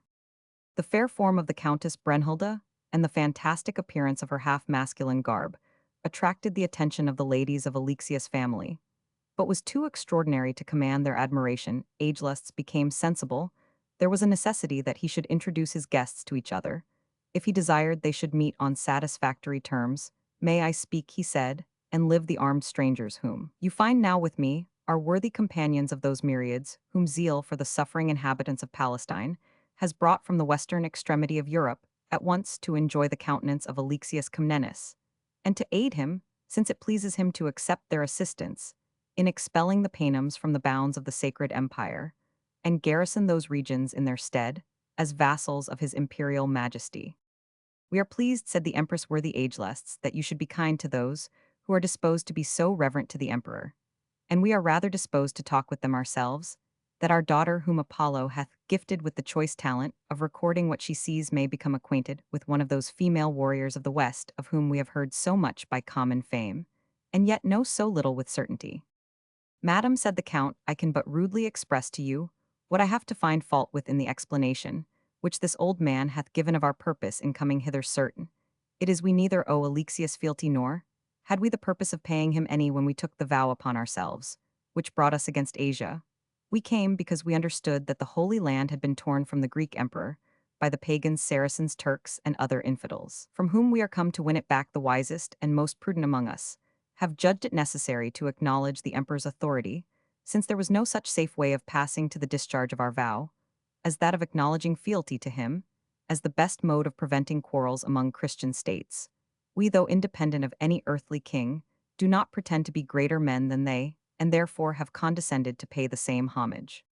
The empress colored several times with indignation in the course of this speech, which in more passages than one was at variance with those imperial maxims of the Grecian court, which held its dignity so high, and plainly intimated a tone of opinion which was depreciating to the emperor's power. But the Empress Irene had received instructions from her imperial spouse to beware how she gave or even took any ground of quarrel with the crusaders, who, though coming in the appearance of subjects, were nevertheless too punctilious, and ready to take fire to render them safe discussers of delicate differences. She made a graceful reverence accordingly, as if she had scarce understood what the Count of Paris had explained so bluntly. At this moment the appearance of the principal persons on either hand attracted in a wonderful degree the attention of the other party, and there seemed to exist among them a general desire of further acquaintance, and at the same time a manifest difficulty in expressing such a wish. Ageless Desto begin with the master of the house had risen from the ground indeed, but without venturing to assume an upright posture. He remained before the imperial ladies with his body and head still bent, his hand interposed between his eyes and their faces, like a man that would shade his eyesight from the level sun, and awaited in silence the commands of those to whom he seemed to think it disrespectful to propose the slightest action save by testifying in general that his house and his slaves were at their unlimited command. The Countess of Paris, on the other hand, and her warlike husband, were the peculiar objects of curiosity to Irene and her accomplished daughter Anna Komnena, and it occurred to both these imperial ladies that they had never seen finer specimens of human strength and beauty, but by a natural instinct they preferred the manly bearing of the husband to that of the wife, which seemed to her own sex rather too haughty and too masculine to be altogether pleasing. Count Robert and his lady had also their own object of attention in the newly arrived group.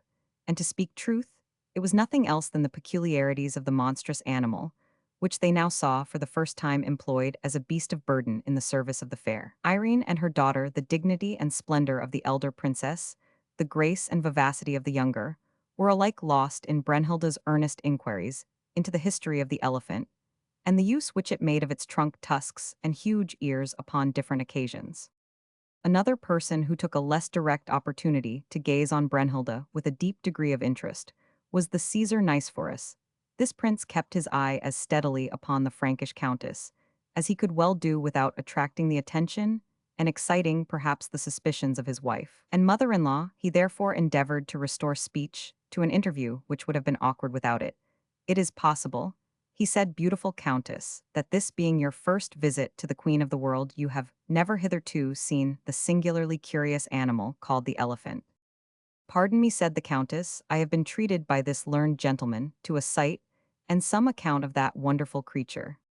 By all who heard this observation, the Lady Brunhilde was supposed to have made a satirical thrust at the philosopher himself, who, in the imperial court, usually went by the name of the elephant. "No one could describe the beast more accurately than Ageless," said the princess with a smile of intelligence, which went round her attendants. "He knows its docility, its sensibility, and its fidelity," said the philosopher in a subdued tone.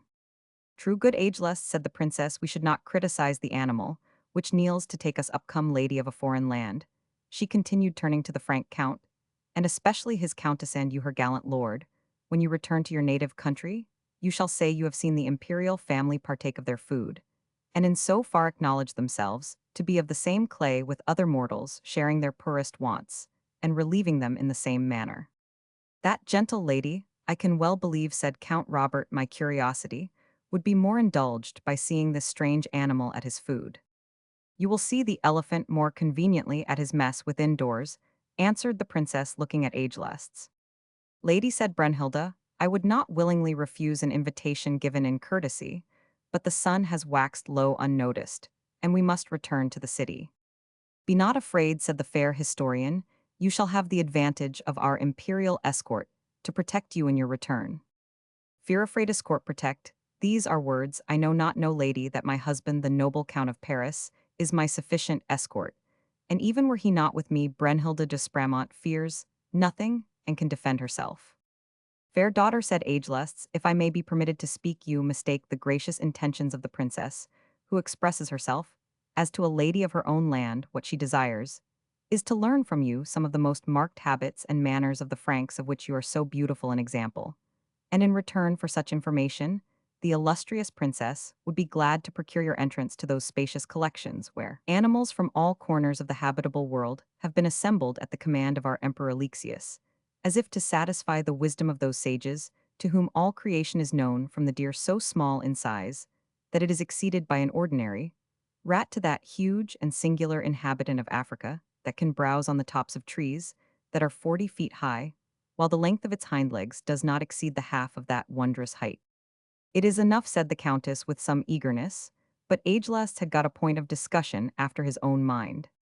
"There is also," he said, "that huge lizard which, resembling in shape the harmless inhabitant of the moors of other countries, is, in Egypt, a monster 30 feet in length, clothed in impenetrable scales, and moaning over his prey when he catches it, with the hope and purpose of drawing others within his danger, by mimicking the lamentations of humanity." "Say no more, father," exclaimed the lady, "my Robert, we will gowl, we not where such objects are to be seen." "There is also," said Ageless, who saw that he would gain his point by addressing himself to the curiosity of the strangers, "the huge animal wearing on its back an invulnerable vestment, having on its nose a horn, and sometimes too the folds of whose hide are of the most immense thickness, and which never knight was able to wound." "We will go, Robert, will we not?" reiterated the countess. "I," replied the count, "and teach these Easterns how to judge of a knight's sword by a single blow of my trusty trancheffer."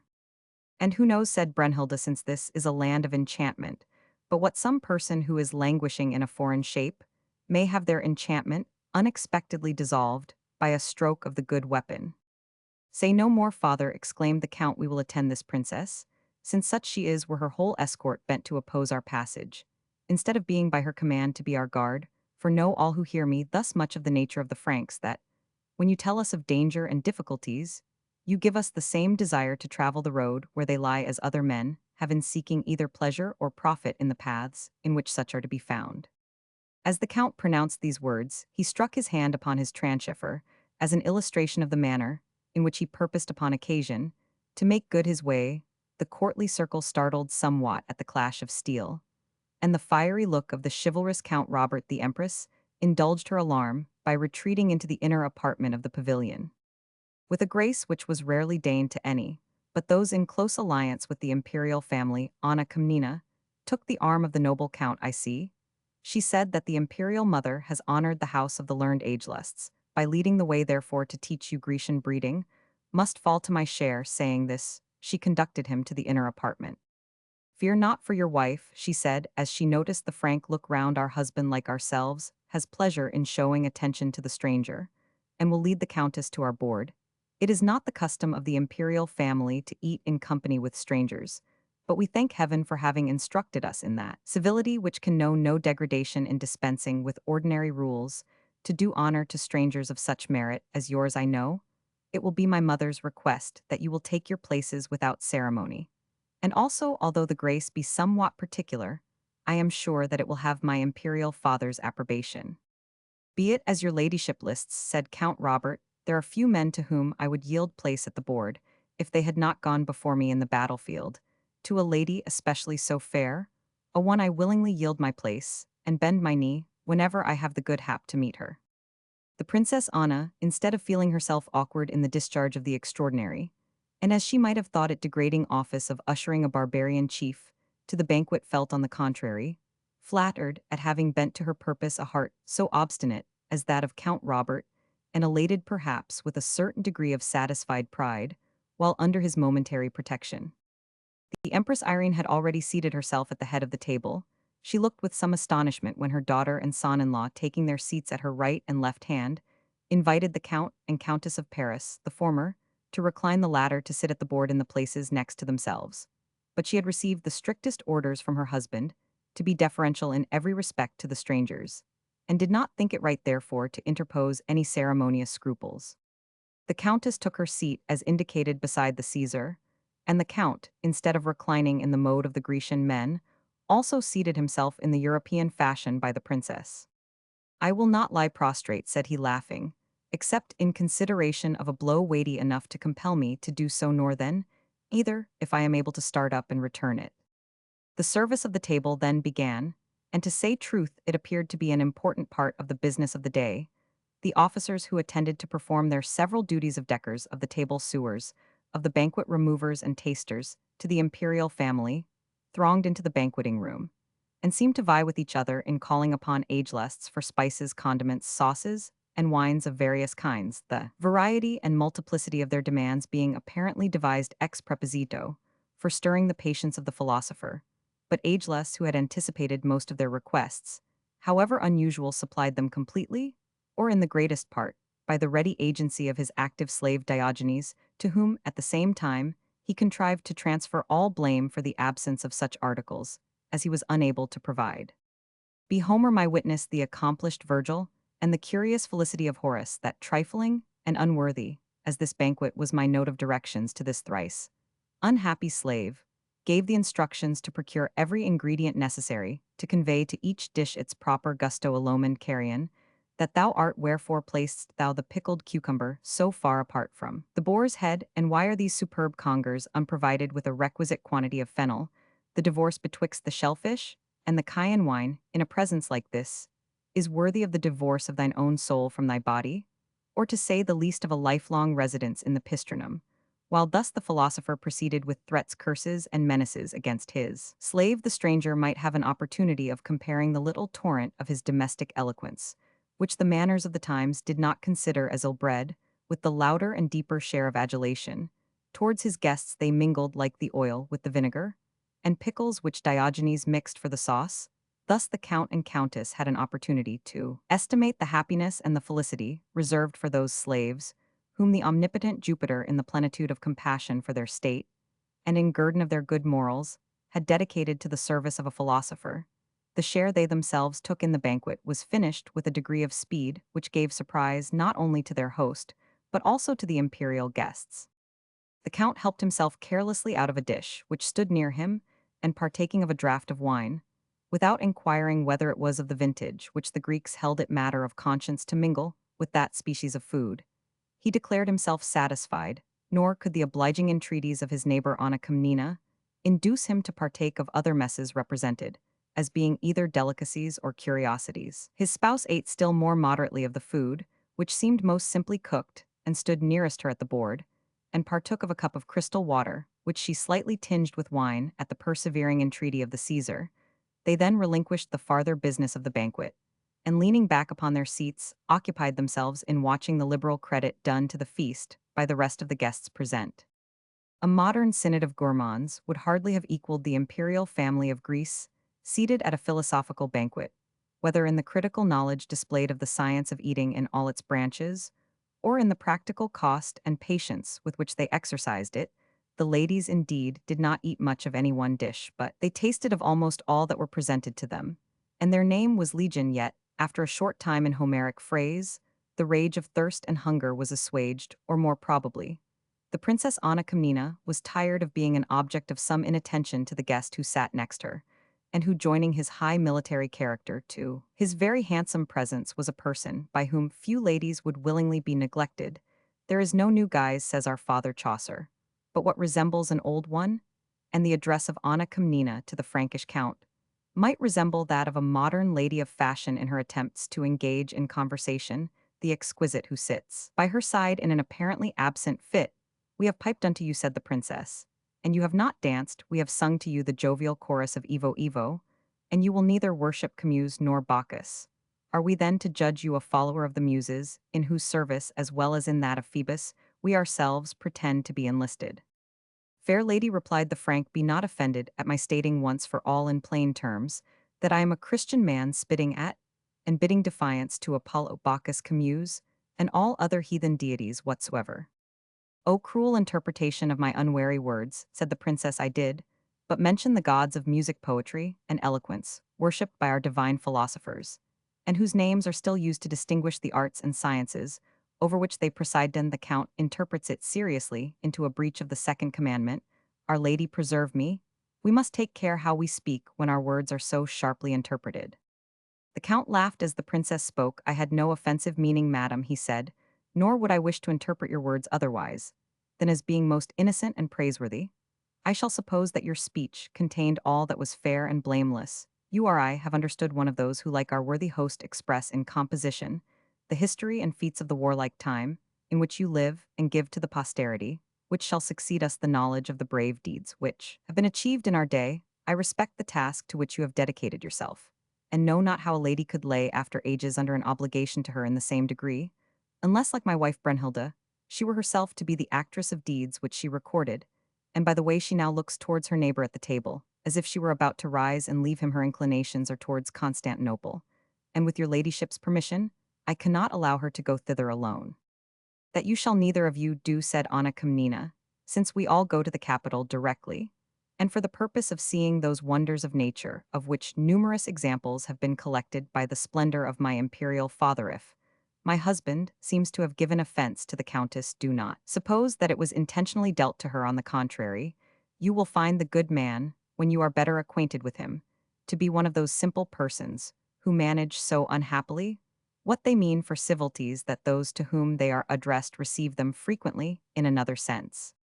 The Countess of Paris, however, refused again to sit down to the table from which she had risen, so that Agelusts and his imperial guests saw themselves under the necessity either to permit the strangers to depart, which they seemed unwilling to do, or to detain them by force to attempt, which might not perhaps have been either safe or pleasant, or lastly, to have waived the etiquette of rank, and set out along with them at the same time, managing their dignity so as to take the initiatory step, though the departure took place upon the motion of their wilful guests. Much tumult there was, bustling, disputing, and shouting among the troops and officers, who were thus moved from their repast 2 hours at least sooner than had been experienced upon similar occasions in the memory of the oldest among them. A different arrangement of the imperial party likewise seemed to take place by mutual consent. Nicephorus Briennius ascended the seat upon the elephant, and remained there placed beside his august mother-in-law Agelestes, on a sober-minded palfrey, which permitted him to prolong his philosophical harangues at his own pleasure rode, beside the Countess Brunhilda, whom he made the principal object of his oratory, the fair historian, though she usually travelled in a litter. Preferred upon this occasion, a spirited horse which enabled her to keep pace with Count Robert of Paris, on whose imagination, if not his feelings, she seemed to have it in view to work a marked impression. The conversation of the Empress with her son-in-law requires no special detail. It was a tissue of criticisms upon the manners and behavior of the Franks, and a hearty wish that they might be soon transported from the realms of Greece, never more to return. Such was at least the tone of the Empress, nor did the Caesar find it convenient to express any more tolerant opinion of the strangers. On the other hand, Agelestes made a long circuit ere he ventured to approach the subject, which he wished to introduce. He spoke of the menagerie of the emperor as a most superb collection of natural history. He extolled different persons at court for having encouraged Alexius Comnenus in this wise and philosophical amusement. But finally, the praise of all others was abandoned, that the philosopher might dwell upon that of Nicephorus Briennius, to whom the cabinet or collection of Constantinople was indebted, he said, for the principal treasures it contained. I am glad it is so, said the haughty countess, without lowering her voice, or affecting any change of manner. I am glad that he understands some things better worth understanding than whispering with stranger young women. Credit me, if he gives much license to his tongue among such women of nay country, as these stirring times may bring hither some one or other of them, will fling him into the cataract which dashes below. Pardon me, fair lady, said Agelestes, no female heart could meditate an action so atrocious against so fine a form as that of the Caesar Nicephorus Briennius. Put it not on that issue, father, said the offended countess, for, by my patroness saint, Our Lady of the Broken Lances, had it not been for regard to these two ladies, who seemed to intend some respect to my husband and myself, that same Nicephorus should have been as perfectly a lord of the broken bones as any Caesar who has borne the title since the great Julius. The philosopher, upon this explicit information, began to entertain some personal fear for himself, and hastened, by diverting the conversation, which he did with great dexterity, to the story of Hero and Leander, to put the affront received out of the head of this unscrupulous Amazon. Meantime, Count Robert of Paris was engrossed, as it may be termed, by the fair Anna Comnena. She spoke on all subjects, on some better, doubtless others worse. But on none did she suspect herself of any deficiency, while the good Count wished heartily within himself that his companion had been safely in bed with the enchanted Princess of Zulicium. She performed right or wrong the part of a panegyrist of the Normans, until at length the Count, tired of hearing her prate of she, knew not exactly what, broke in as follows. Lady, he said, notwithstanding I and my followers are sometimes so named, yet we are not Normans who come hither as a numerous and separate body of pilgrims, under the command of their Duke Robert a valiant, though extravagant, thoughtless, and weak man. I say nothing against the fame of these Normans. They conquered in our fathers' days a kingdom far stronger than their own, which men call England. I see that you entertain some of the natives of which country in your pay under the name of Varangians. Although defeated, as I said, by the Normans, they are nevertheless a brave race, nor would we think ourselves much dishonored by mixing in battle with them. Still, we are the valiant Franks who had their dwelling on the eastern banks of the Rhine, and of the Zala who were converted to the Christian faith by the celebrated Clovis, and are sufficient by our numbers and courage to reconquer the Holy Land, should all Europe besides stand neutral in the contest. There are few things more painful to the vanity of a person like the princess than the being detected in an egregious error at the moment. She is taking credit to herself for being peculiarly accurately informed. A false slave who knew not what he was saying, I suppose, said the princess, imposed upon me the belief that the Varangians were the natural enemies of the Normans. I see him marching there by the side of Achilles. Tadius, the leader of his corps, call him. Hither, you officers, yonder tall man, I mean with the battle-axe upon his shoulder. Hereward, distinguished by his post at the head of the squadron, was summoned from thence to the presence of the princess, where he made his military obeisance with a cast of sternness in his aspect, as his glance lighted upon the proud look of the Frenchman, who rode beside Anna Comnena. Did I not understand the fellow, said Anna Comnena, to have informed me nearly a month ago that the Normans and the Franks were the same people and enemies to the race from which you spring? The Normans are our mortal enemies, lady, answered Hereward, by whom we were driven from our native land. The Franks are subjects of the same lord paramount with the Normans, and therefore they neither love the Varangians nor are beloved by them. Good fellow, said the French count, you do the Franks wrong and ascribe to the Varangians, although not unnaturally an undue degree of importance, when you suppose that a race which has ceased to exist as an independent nation, for more than a generation, can be either an object of interest or resentment to such as we are. I am no stranger, said the Varangian, to the pride of your heart, or the precedence which you assume over those who have been less fortunate in war than yourselves. It is God who casteth down, and who buildeth up, nor is there in the world a prospect to which the Varangians would look forward with more pleasure than that 100 of their number should meet in a fair field, either with the oppressive Normans or their modern compatriots the vain Frenchmen, and let God be the judge which is most worthy of victory. You take an insolent advantage of the chance, said the Count of Paris, which gives you an unlooked-for opportunity to brave a nobleman. It is my sorrow and shame, said the Varangian, that that opportunity is not complete, and that there is a chain around me which forbids me to say slay me, or ill kill thee before we part from this spot. Why, thou foolish and hot-brained churl, replied the Count, what right hast thou to the honor of dying by my blade? Thou art mad, or hast drained the Alecup so deeply, that thou knowest not what thou thinkest or sayest. Thou least, said the Varangian, though such a reproach be the utmost scandal of thy race. The Frenchman motioned his hand quicker than light to his sword, but instantly withdrew it, and said with dignity, Thou canst not offend me. But thou, said the exile, hast offended me in a matter which can only be atoned by thy manhood. Where and how, answered the Count, although it is needless to ask the question which thou canst not answer rationally. Thou hast this day, answered the Varangian, put a mortal affront upon a great prince, whom thy master calls his ally, and by whom thou hast been received with every right of hospitality. Him thou hast affronted as one peasant at a merrymaking would do shame to another, and this dishonor thou hast done to him in the very face of his own chiefs and princes, and the nobles from every court of Europe. It was thy master's part to resent my conduct, said the Frenchman, if in reality he so much felt it as an affront. But that said hereward did not consist with the manners of his country, to do besides that we trusty Varangians esteem ourselves bound by our oath as much to defend our emperor, while the service lasts on every inch of his honor, as on every foot of his territory. I therefore tell thee, sir, knight, sir count, or whatever thou callest thyself, there is mortal quarrel between thee and the Varangian guard, ever and until thou hast fought it out in fair and manly battle body to body with one of the said imperial Varangians, when duty and opportunity shall permit, and so God shaw the right. As this passed in the French language, the meaning escaped the understanding of such imperialists as were within hearing at the time, and the princess who waited with some astonishment till the Crusader and the Varangian had finished their conference, when it was over, said to him, with interest, I trust you feel that poor man's situation to be too much at a distance from your own to admit of your meeting him in what is termed knightly battle. On such a question, said the knight, I have but one answer to any lady who does not, like my Brunhilde, cover herself with a shield and bear a sword by her side, and the heart of a knight in her bosom.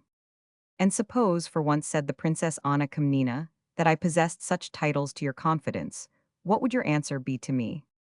There can be little reason for concealing it, said the Count. The Varangian is a brave man, and a strong one. It is contrary to my vow to shun his challenge, and perhaps I shall derogate from my rank by accepting it, but the world is wide, and he is yet to be born who has seen Robert of Paris shun the face of mortal man by means of some gallant officer among the Emperor's guards. This poor fellow, who nourishes so strange an ambition, shall learn that he shall have his wish gratified. And then said Anna Komnena, why then, said the Count, in the poor man's own language God shaw the right. Which is to say, said the princess, that if my father has an officer of his guards honorable enough to forward so pious and reasonable a purpose, the emperor must lose an ally in whose faith he puts confidence, or a most trusty and faithful soldier of his personal guard, who has distinguished himself upon many occasions. I am happy to hear, said the Count, that the man bears such a character. In truth, his ambition ought to have some foundation. The more I think of it, the rather am I of opinion that there is something generous rather than derogatory in giving to the poor exile, whose thoughts are so high and noble, those privileges of a man of rank, which some who were born in such lofty station are too cowardly to avail themselves of.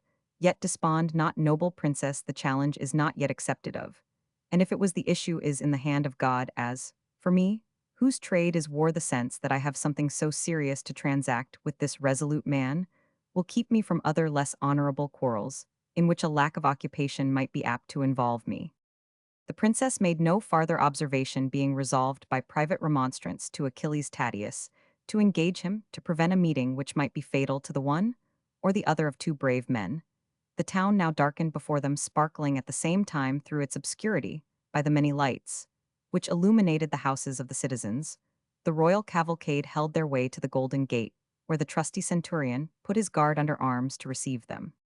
"We must now break off, fair ladies," said the count, as the party, having now dismounted, were standing together at the private gate of the Blackwernel Palace, "and find as we can the lodgings which we occupied last night. Under your favor, no," said the empress, "you must be content to take your supper, and repose in quarters more fitting your rank," and added Irene, "with no worse quartermaster than one of the imperial family who had been your traveling companion." This the count heard with considerable inclination to accept the hospitality which was so readily offered, although as devoted as a man could well be to the charms of his Brunhilde, the very idea never having entered his head of preferring another's beauty to hers. Yet nevertheless, he had naturally felt himself flattered by the attentions of a woman of eminent beauty and very high rank, and the praises with which the princess had loaded him had not entirely fallen to the ground. He was no longer in the humor in which the morning had found him disposed to outrage the feelings of the emperor, and to insult his dignity, but flattered by the adroit sycophancy, which the old philosopher had learned from the schools, and the beautiful princess had been gifted with. By nature he assented to the empress' proposal, the more readily perhaps that the darkness did not permit him to see that there was distinctly a shade of displeasure on the brow of Brunhilde. Whatever the cause, she cared not to express it, and the married pair had just entered that labyrinth of passages through which Hereward had formerly wandered, when a chamberlain and a female attendant richly dressed bent the knee before them, and offered them the means and place to adjust their attire. Ere they entered the imperial presence, Brunhilde looked upon her apparel, and arms spotted with the blood of the insolent Scythian and Amazon, as she was felt the shame of being carelessly and improperly dressed. The arms of the knight were also bloody and in disarrangement. "Tell my female squire Agatha to give her attendance," said the countess. "She alone is in the habit of assisting to unarm and to attire me." "Now God be praised," thought the Grecian lady of the bedchamber, "that I am not called to a toilet where smiths' hammers and tongs are like to be the instruments most in request."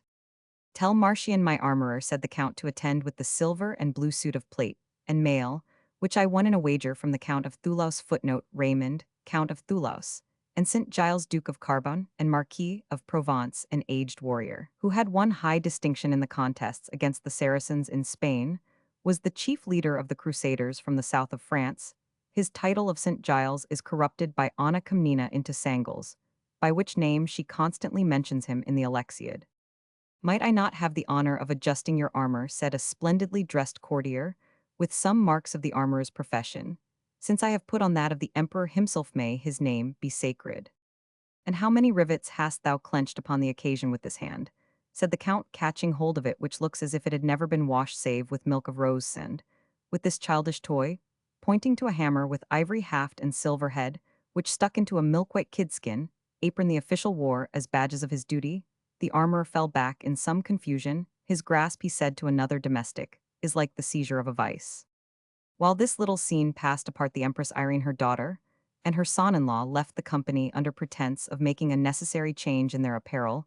Immediately after, Ageless was required to attend the emperor, and the strangers were conducted to two adjacent chambers of retirement, splendidly fitted up and placed for the present at their disposal and that of their attendants there. We shall for a time leave them, assuming, with the assistance of their own attendants, a dress, which their ideas regarded as most fit for a great occasion, those of the Grecian court willingly keeping apart from a task which they held nearly as formidable as assisting at the lair of a royal tiger or his bride.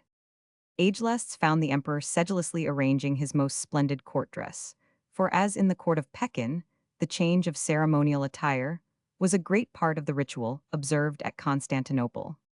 "Thou hast done well, wise Ageless," said Alexius to the philosopher, as he approached with abundance of prostrations and genuflections. "Thou hast done well, and we are content with thee. Less than thy wit and address must have failed in separating from their company. this tameless bull and unyoked heifer over whom, if we obtain influence, we shall command by every account no small interest among those who esteem them the bravest in the host. My humble understanding, said Agelusts, had been infinitely inferior to the management of so prudent and sagacious a scheme, had it not been shaped forth, and suggested by the inimitable wisdom of your most sacred imperial highness. We are aware, said Alexius, that we had the merit of blocking forth the scheme of detaining these persons, either by their choice as allies, or by main force as hostages their friends' heir, yet they have missed them will be engaged in war with the Turks, and at no liberty if the devil should suggest such an undertaking to take arms against the sacred empire. Thus, agelusts, we shall obtain hostages at least as important, and as valuable as that Count of Vermandois, whose liberty the tremendous Godfrey of Bouillon extorted from us by threats of instant war. Pardon, said Agelusts, if I add another reason to those which of themselves so heavily support your august resolution. It is possible that we may, by observing the greatest caution and courtesy towards these strangers, win them in good earnest to our side. I conceive you, said the emperor, and this very night I will exhibit myself to this count, and his lady in the royal presence chamber, in the richest robes, which our wardrobe can furnish. The lions of Solomon shall roar, the golden tree of Comnenus shall display its wonders, and the feeble eyes of these Franks shall be altogether dazzled. By the splendor of the empire, these spectacles cannot but sink into their minds, and dispose them to become the allies and servants of a nation, so much more powerful, skillful, and wealthy than their own. Thou hast something to say, Agelusts, years and long study have made thee wise, though we have given our opinion, thou mayst speak thine own and live. Thrice 3 times did Agelusts press his brow against the hem of the emperor's garment, and great seemed his anxiety to find such words as might intimate his dissent from his sovereign, yet save him from the informality of contradicting him expressly. These sacred words, in which your sacred highness has uttered your most just and accurate opinions, are undeniable and incapable of contradiction. Were any vain enough to attempt to impugn them, nevertheless, be it lawful to say that men show the wisest arguments in vain to those who do not understand reason, just as you would in vain exhibit a curious piece of limning to the blind, or endeavor to bribe, as Scripture saith, a sow by the offer of a precious stone. The fault is not in such case in the accuracy of your sacred reasoning, but in the obtuseness and perverseness of the barbarians to whom it is applied. Speak more plainly, said the emperor. How often must we tell thee that in cases in which we really want counsel, we know we must be contented to sacrifice ceremony. Then, in plain words, said Agelusts, these European barbarians are like no others under the cope of the universe, either on the things on which they look with desire, or on those which they consider as discouraging the treasures of this noble empire, so far as they affected their wishes, would merely inspire them with the desire to go to war with a nation, possessed of so much wealth, and who, in their self-conceited estimation, were less able to defend than they themselves are powerful to assail. Of such a description, for instance, is Bohemond of Tarentumend, such a one is many a crusader less able and sagacious than Heifer. I think I need not tell your imperial divinity that he holds his own self-interest to be the devoted guide of his whole conduct through this extraordinary war, and that therefore you can justly calculate his course, when once you are aware from which point of the compass the wind of avarice and self-interest breathes with respect to him. But there are spirits among the Franks of a very different nature, and who must be acted upon by very different motives, if we would make ourselves masters of their actions and the principles by which they are governed. If it were lawful to do so, I would request your majesty to look at the manner by which an artful juggler of your court achieves his imposition upon the eyes of spectators, yet needfully disguises the means by which he attains his object. This people I mean the more lofty-minded of these crusaders who act up to the pretenses of the doctrines, which they call chivalry, spies the thirst of gold and gold itself, unless to hilt their swords, or to furnish forth some necessary expenses, as alike useless and contemptible the man who can be moved by the thirst of gain. They contemn, scorn, and despise, and liken him in the meanness of his objects to the most paltry serf that ever followed the plough, or wielded the spade. On the other hand, if it happens that they actually need gold, they are sufficiently unceremonious in taking it where they can most easily find it. Thus, they are neither easily to be bribed by giving them sums of gold, nor to be starved into compliance by withholding what chance may render necessary for them in the one case. They set no value upon the gift of a little paltry yellow dross in the other. They are accustomed to take what they want. Yellow dross, interrupted Alexius, do they call that noble metal, equally respected by Roman and barbarian, by rich and poor, by great and mean, by churchman and layman, which all mankind are fighting for, plotting for, planning for, intriguing for, and damning themselves for both soul and body. The opprobrious name of yellow dross, they are mad, ageless, utterly mad, perils, and dangers, penalties, and scourges, are the arguments to which men who are above the universal influence, which moves all others, can possibly be accessible. Nor are they said agelusts more accessible to fear than they are to self-interest. They are indeed from their boyhood brought up to scorn those passions, which influence ordinary minds, whether by means of avarice to impel, or of fear to hold back. So much is this the case that what is enticing to other men must to interest them have the piquant sauce of extreme danger. I told, for instance, to this very hero, a legend of a princess of Zulicium, who lay on an enchanted couch, beautiful as an angel, awaiting the chosen knight who should, by dispelling her enchanted slumbers, become master of her person, of her kingdom of Zulicium, and of her countless treasures. And would your imperial majesty believe me, I could scarce get the gallant to attend to my legend or take any interest in the adventure, till I assured him he would have to encounter a winged dragon, compared to which the largest of those in the Frank romances was but like a mere dragonfly. And did this move the gallant, said the emperor. So much so, replied the philosopher, that had I not, unfortunately, by the earnestness of my description, awakened the jealousy of his Penthesilea of a countess, he had forgotten the crusade, and all belonging to it, to go in quest of Zulicium and its slumbering sovereign.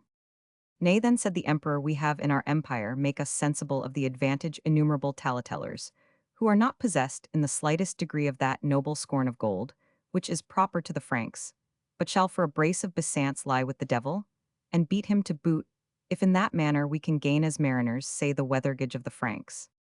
Discretion, said ageless, is in the highest degree necessary. Simply to lie is no very great matter.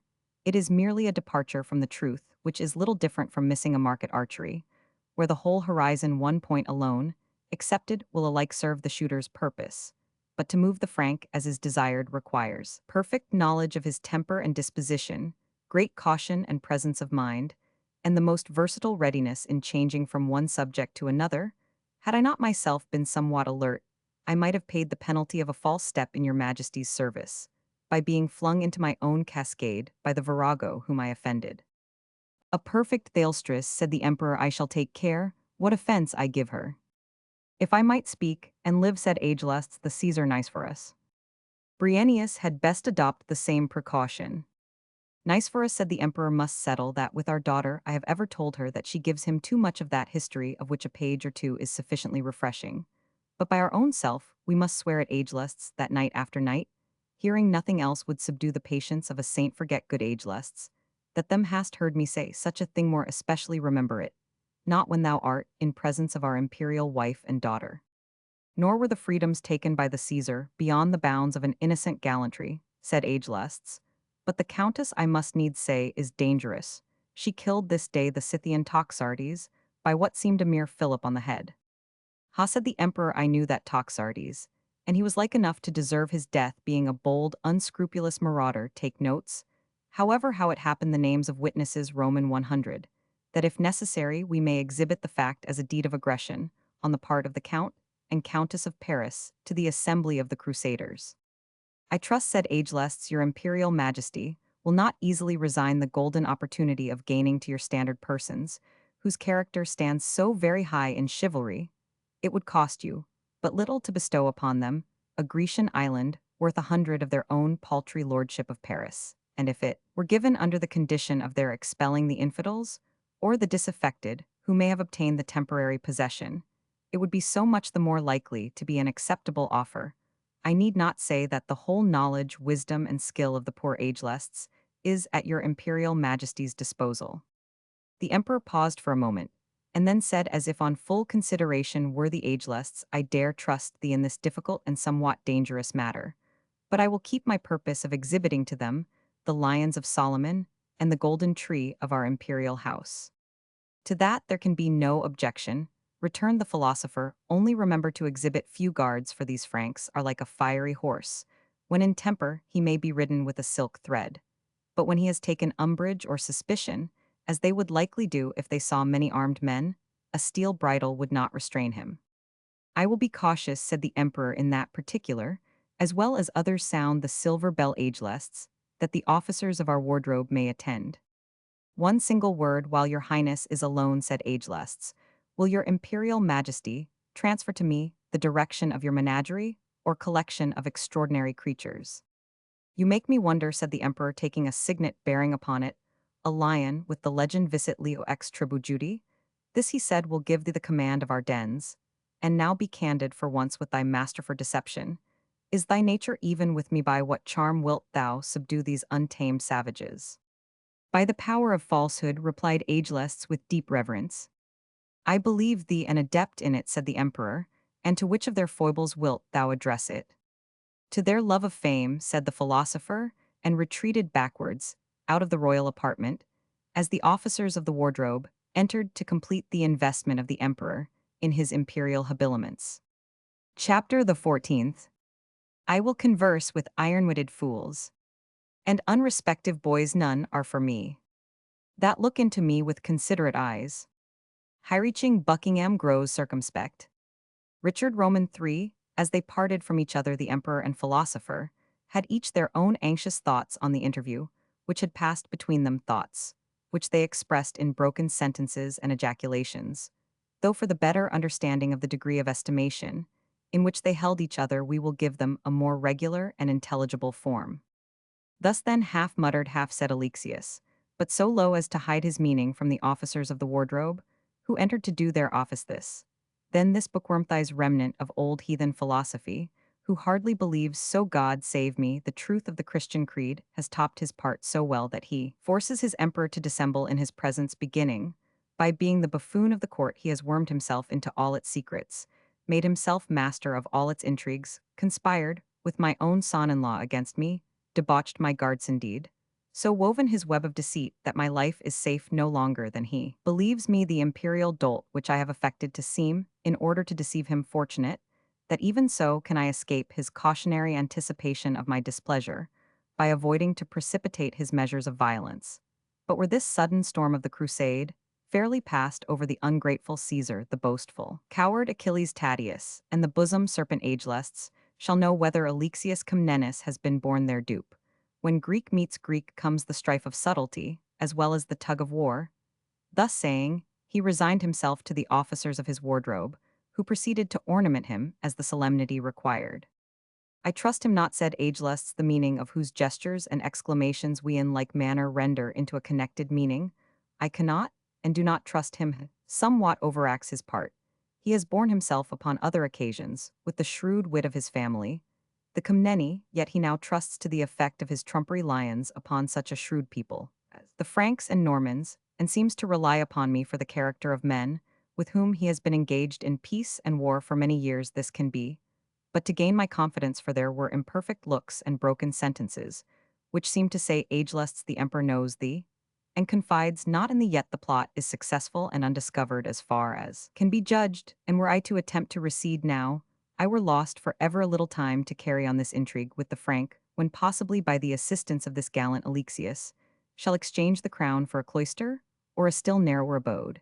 And then, Agelests, thou deservest to be blotted from the roll of philosophers, if thou canst not push out of the throne the conceited and luxurious Caesar, and reign in his stead a second Marcus Antoninus, when the wisdom of thy rule, long unfelt in a world which has been guided by tyrants and voluptuaries, shall soon obliterate recollection of the manner in which thy power was acquired to work then active, and be cautious the time requires it, and the prize deserves it. While these thoughts passed through his mind, he arrayed himself by the assistance of Diogenes in a clean suit of that simple apparel, in which he always frequented the court garb, as unlike that of a candidate for royalty, as it was a contrast to the magnificent robes with which Alexius was now investing himself. In their separate apartments or dressing rooms, the Count of Paris and his lady put on the best apparel which they had prepared to meet such a chance upon their journey. Even in France, Robert was seldom seen in the peaceful cap and sweeping mantle, whose high plumes and flowing folds were the garb of knights in times of peace. He was now arrayed in a splendid suit of armor. All except the head, which was bare otherwise than as covered by his curled locks, the rest of his person was sheathed in the complete mail of the time, richly inlaid with silver which contrasted with the azure in which the steel was damasked. His spurs were upon his heel-sheath sword was by his side, and his triangular shield was suspended round his neck bearing, painted upon it, a number of fleurs de lis semis, as it is called upon the field being the origin of those lily flowers, which after times reduced to three only, and which were the terror of Europe, until they suffered so many reverses in our own time.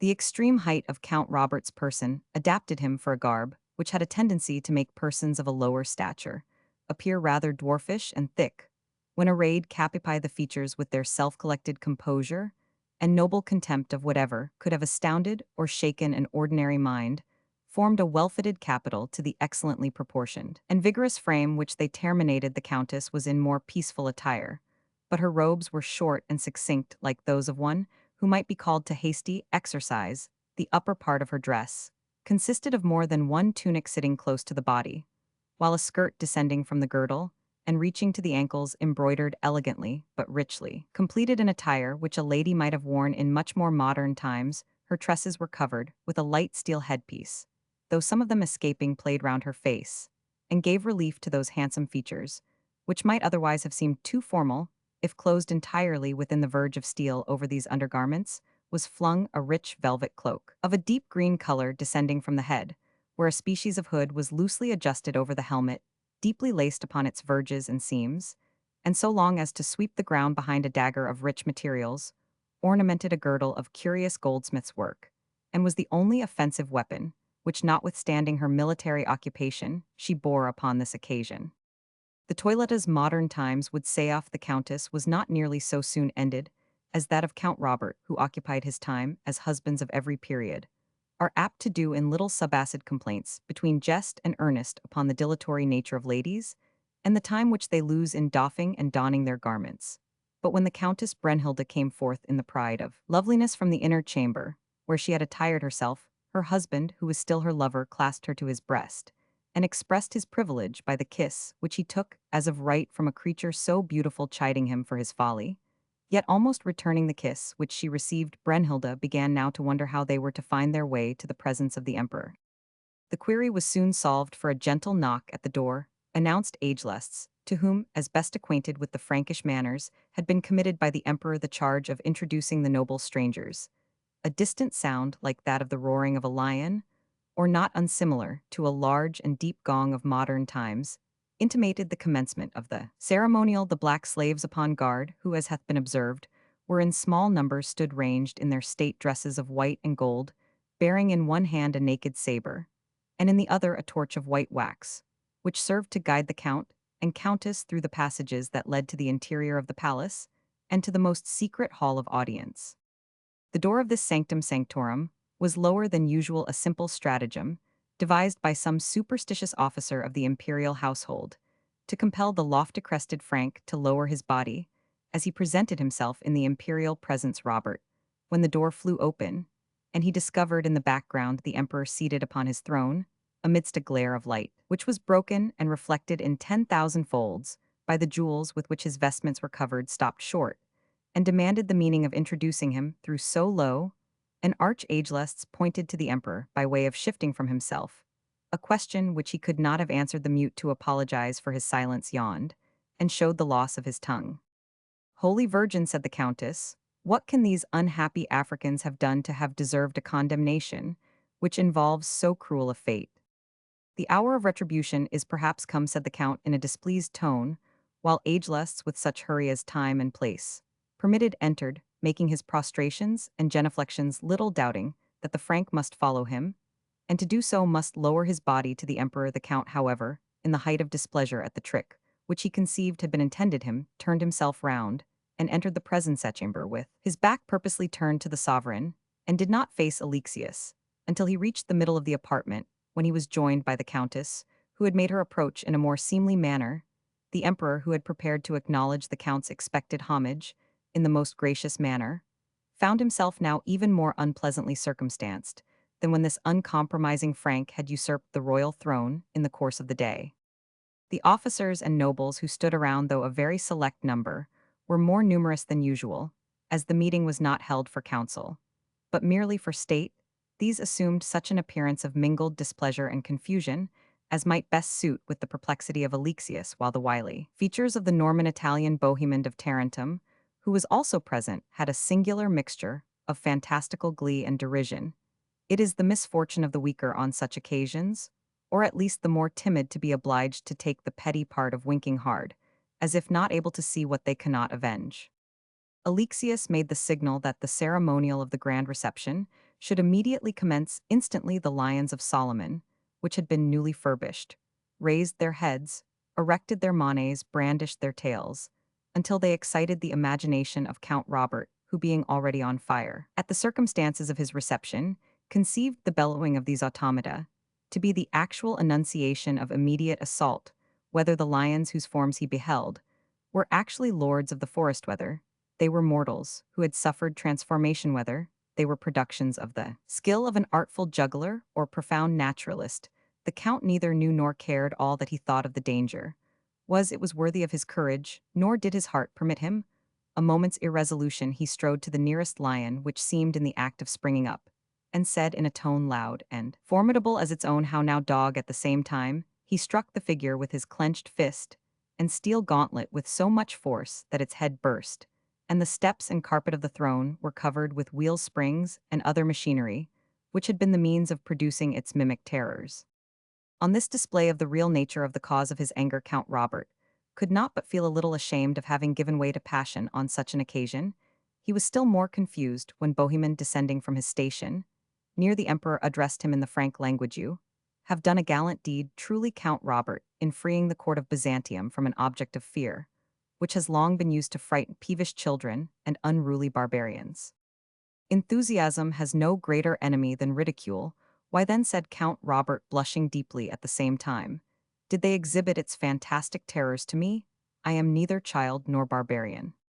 "Address yourself to the emperor, then, as an intelligent man," answered Bohemond. "Say something to him in excuse of your conduct, and show that our bravery has not entirely run away with our common sense. And hark you also, while I have a moment's speech of Yaudo, you and your wife heedfully follow my example at supper." These words were spoken with a significant tone and corresponding look. The opinion of Bohemond, from his long intercourse both in peace and war with the Grecian emperor, gave him great influence with the other crusaders, and Count Robert yielded to his advice. He turned towards the emperor with something liker an obeisance than he had hitherto paid. "I crave your pardon," he said, "for breaking that gilded piece of pageantry. But in sooth the wonders of sorcery and the portents of accomplished and skillful jugglers are so numerous in this country that one does not clearly distinguish what is true from what is false, or what is real from what is illusory."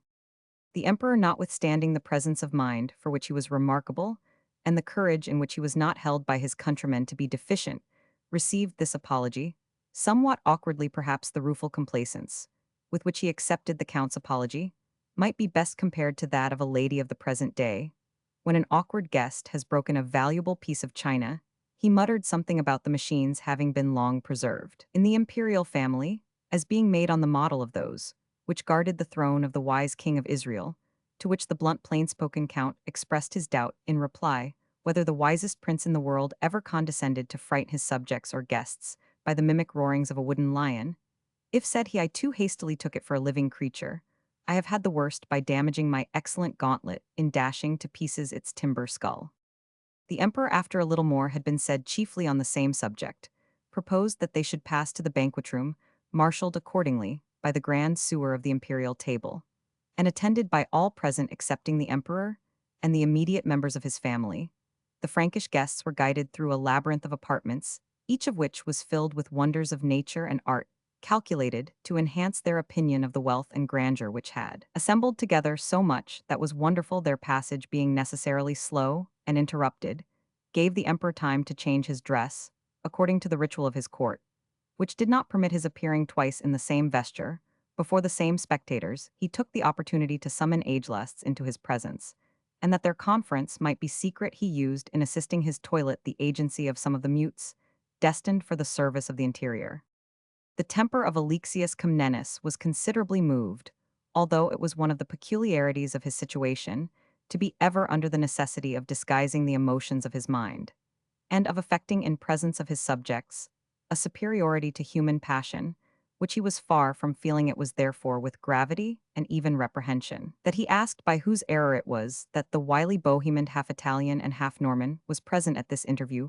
Surely, if there be one in the crusading army likely to conduct that foolish youth and his wife behind the scenes of the exhibition, by which we hope to impose upon them, the Count of Tarentum, as he entitles himself, is that person. It was that old man, said Agelusts, if I may reply and live Michael Cantacuzene, who deemed that his presence was peculiarly desired, but he returns to the camp this very night. Yes, said Alexius, to inform Godfrey and the rest of the Crusaders that one of the boldest and most highly esteemed of their number is left with his wife a hostage in our imperial city, and to bring back perhaps an alternative of instant war unless they are delivered up. If it is your imperial highness will to think so, said Agelusts, you can suffer Count Robert and his wife to return to the camp with the Italian Norman. What answered the emperor, and so lose all the fruits of an enterprise, the preparations for which have already cost us so much in actual expense, and were our heart made of the same stuff with that of ordinary mortals, would have cost us so much more in vexation and anxiety. No issue warning to the crusaders who are still on the hither side that farther rendering of homage is dispensed with, and that they repair to the quays on the banks of the Bosphorus by peep of light tomorrow. Let our admiral, as he values his head, pass every man of them over to the farther side before noon. Let there be largesses a princely banquet on the farther bancal that may increase their anxiety to pass. Then, agelusts, we will trust to ourselves to meet this additional danger, either by bribing the venality of Bohemond, or by bidding defiance to the Crusaders. Their forces are scattered, and the chief of them with the leaders themselves are all knower by far the greater part in the east side of the Bosphorus. And now to the banquet, seeing that the change of dress has been made sufficient to answer the statutes of the household, since our ancestors chose to make rules for exhibiting us to our subjects, as priests exhibit their images at their shrines. Under grant of life, said Agelusts, it was not done inconsiderately, but in order that the emperor ruled ever by the same laws from father to son, might ever be regarded as something beyond the common laws of humanity, divine image of a saint, therefore, rather than a human being. We know it, good Agelusts, answered the emperor with a smile, and we are also aware that many of our subjects, like the worshippers of Bel in Holy Writ, treat us so far as an image as to assist us in devouring the revenues of our provinces which are gathered in our name. And for our use, these things we now only touch lightly, the time not suiting them. Alexius left the secret council, accordingly, after the order for the passage of the Crusaders had been written out and subscribed in due form, and in the sacred ink of the imperial chancery. Meantime, the rest of the company had arrived in a hall which, like the other apartments in the palace, was most tastefully, as well as gorgeously fitted up, except that a table which presented a princely banquet might have been deemed faulty in this respect, that the dishes which were most splendid both in the materials of which they were composed and in the viands which they held were elevated by means of feet, so as to be upon a level with female guests as they sat, and with men as they lay recumbent at the banquet which it offered. Around stood a number of black slaves, richly attired, while the grand sewer Michael Cantacuzene arranged the strangers with his golden wand, and conveyed orders to them by signs that all should remain standing around the table, until a signal should be given. The upper end of the board thus furnished, and thus surrounded, was hidden by a curtain of muslin and silver, which fell from the top of the arch under which the upper part seemed to pass. On this curtain, the sewer kept a wary eye, and when he observed it slightly shake, he waved his wand of office, and all expected the result. As if self-moved, the mystic curtain arose, and discovered behind it a throne 8 steps higher than the end of the table, decorated in the most magnificent manner, and having placed before it a small table of ivory, inlaid with silver, behind which was seated Alexius Comnenus in a dress entirely different from what he had worn in the course of the day, and so much more gorgeous than his former vestments, that it seemed not unnatural that his subjects should prostrate themselves before a figure, so splendid. His wife, his daughter, and his son-in-law, the Caesar, stood behind him with faces bent to the ground, and it was with deep humility that, descending from the throne at the emperor's command, they mingled with the guests of the lower table, and exalted as they were proceeded to the festive board at the signal of the grand sewer, so that they could not be said to partake of the repast with the emperor, nor to be placed at the imperial table, although they supped in his presence, and were encouraged by his repeated request to them to make good cheer. No dishes presented at the lower table were offered at the higher, but wines and more delicate sorts of food, which arose before the emperor as if by magic, and seemed designed for his own proper use, were repeatedly sent by his special directions to one or other of the guests, whom Alexius delighted to honor among, these the Franks being particularly distinguished. The behavior of Bohemond was on this occasion particularly remarkable. Count Robert, who kept an eye upon him, both from his recent words and owing to an expressive look, which he once or twice darted towards him, observed that in no liquors or food, not even those sent from the emperor's own table, did this astucious prince choose to indulge a piece of bread taken from the canister at random, and a glass of pure water was the only refreshment of which he was pleased to partake. His alleged excuse was the veneration, due to the holy festival of the Advent, which chanced to occur that very night, and which both the Greek and Latin rule agree to hold sacred. I had not expected this of you, Sir Bohemond, said the emperor, that you should have refused my personal hospitality at my own board on the very day on which you honored me by entering into my service as vassal for the principality of Antioch. Antioch is not yet conquered, said Sir Bohemond, and conscience, dread sovereign, must always have its exceptions in whatever temporal contracts we may engage. Come, gentle count, said the emperor, who obviously regarded Bohemond's inhospitable humor as something arising more from suspicion than devotion. We invite, though it is not our custom, our children, our noble guests, and our principal officers here present to a general carouse. Fill the cups called the 9 Muses, let them be brimful of the wine, which is said to be sacred to the imperial lips. At the emperor's command, the cups were filled, they were of pure gold, and there was richly engraved upon each the effigy of the muse to whom it was dedicated.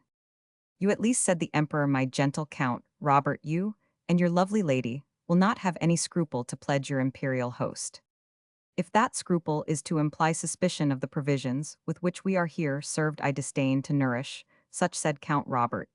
If it is a sin which I commit by tasting wine, tonight it is a venial one, nor shall I greatly augment my load by carrying it with the rest of my trespasses to the next confessional. Will you then, Prince Bohemond, not be ruled by the conduct of your friend, said the emperor. Methinks, replied the Norman Italian, my friend might have done better to have been ruled by mine, but be it as his wisdom pleases, the flavor of such exquisite wine is sufficient for me. So saying, he emptied the wine into another goblet, and seemed alternately to admire the carving of the cup and the flavor of what it had lately contained. You are right, Sir Bohemond, said the emperor, the fabric of that cup is beautiful. It was done by one of the ancient gravers of Greece. The boasted cup of Nestor, which Homer has handed down to us, was a good deal larger perhaps, but neither equaled these in the value of the material, nor the exquisite beauty of the workmanship. Let each one, therefore, of my stranger guests, accept of the cup which he either has or might have drunk out of as a recollection of me, and may the expedition against the infidels be as propitious as their confidence and courage deserve. If I accept your gift, mighty emperor, said Bohemond, it is only to atone for the apparent discourtesy, when my devotion compels me to decline your imperial pledge, and to show you that we part on the most intimate terms of friendship. So saying, he bowed deeply to the emperor, who answered him with a smile into which was thrown a considerable portion of sarcastic expression. And I, said the Count of Paris, having taken upon my conscience the fault of meeting your imperial pledge, may stand excused from incurring the blame of aiding to dismantle your table of these curious drinking cups. We empty them to your health, and we cannot in any other respect profit by them. But Prince Bohemond can, said the emperor, to whose quarters they shall be carried, sanctioned by your generous use. And we have still a set for you, and for your lovely countess equal to that of the Graces, though no longer matching in number the nymphs of Parnassus. The evening bell rings, and calls us to remember the hour of rest, that we may be ready to meet the labors of tomorrow. The party then broke up for the evening. Bohemond left the palace that night, not forgetting the muses of whom he was not in general a devotee. The result was as the wily Greek had intended, that he had established between Bohemond and the Count not indeed a quarrel, but a kind of difference of opinion. Bohemond, feeling that the fiery Count of Paris must think his conduct sordid and avaricious, while Count Robert was far less inclined than before to rely on him as a counselor. Chapter the 15th. The Count of Paris and his lady were that night lodged in the imperial palace of the Blackwernel. Their apartments were contiguous, but the communication between them was cut off for the night by the mutual door being locked and barred. They marveled somewhat at this precaution, The observance, however, of the festival of the church was pleaded as an admissible and not unnatural excuse for this extraordinary circumstance. Neither the count nor his lady entertained it, maybe believed the slightest personal fear for anything which could happen to them, their attendants Marcian and Agatha, having assisted their master and mistress in the performance of their usual offices, left them in order to seek the places of repose assigned to them among persons of their degree. The preceding day had been one of excitation, and of much bustle and interest perhaps, also the wine sacred to the imperial lips, of which Count Robert had taken a single indeed. But a deep draught was more potent than the delicate and high-flavored juice of the Gascogne grape, to which he was accustomed at any rate. It seemed to him that from the time he felt that he had slept, daylight ought to have been broad in his chamber when he awaked, and yet it was still darkness almost palpable. Somewhat surprised, he gazed eagerly around, but could discern nothing except two balls of red light which shone from among the darkness with a self-emitted brilliancy, like the eyes of a wild animal, while it glares upon its prey. The count started from bed to put on his armor, a necessary precaution if what he saw should really be a wild creature, and at liberty, but the instant he stirred a deep growl was uttered such as the count had never heard, but which might be compared to the sound of 1,000 monsters at once. And as the symphony was heard the clash of iron chains, and the springing of a monstrous creature towards the bedside, which appeared, however, to be withheld by some fastening from attaining the end of its bound. The roars which it uttered now ran thick on each other. They were most tremendous, and must have been heard throughout the whole palace. The creature seemed to gather itself many yards nearer to the bed than by its glaring eyeballs it appeared at first to be stationed, and how much nearer, or what degree of motion might place him within the monster's reach, the count was totally uncertain. Its breathing was even heard, and Count Robert thought he felt the heat of its respiration, while his defenseless limbs might not be 2 yards distant from the fangs, which he heard grinding against each other, and the claws which tore up fragments of wood from the oaken floor. The Count of Paris was one of the bravest men who lived in a time when bravery was the universal property of all who claimed a drop of noble blood. And the knight was a descendant of Charlemagne.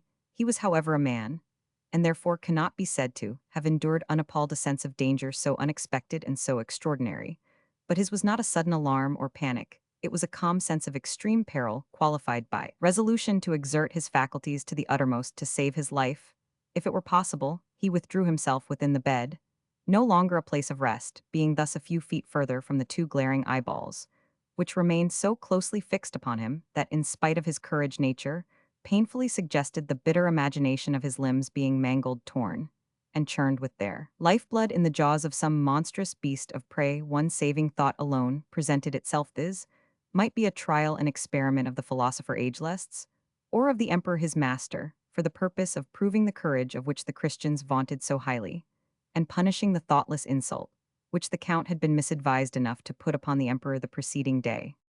Well is it said, he reflected in his agony, beard, not the lion in his den. Perhaps even now some base slave deliberates whether I have yet tasted enough of the preliminary agonies of death, and whether he shall yet slip the chain which keeps the savage from doing his work. But come death when it will, it shall never be said that Count Robert was heard to receive it with prayers for compassion, or with cries of pain or terror.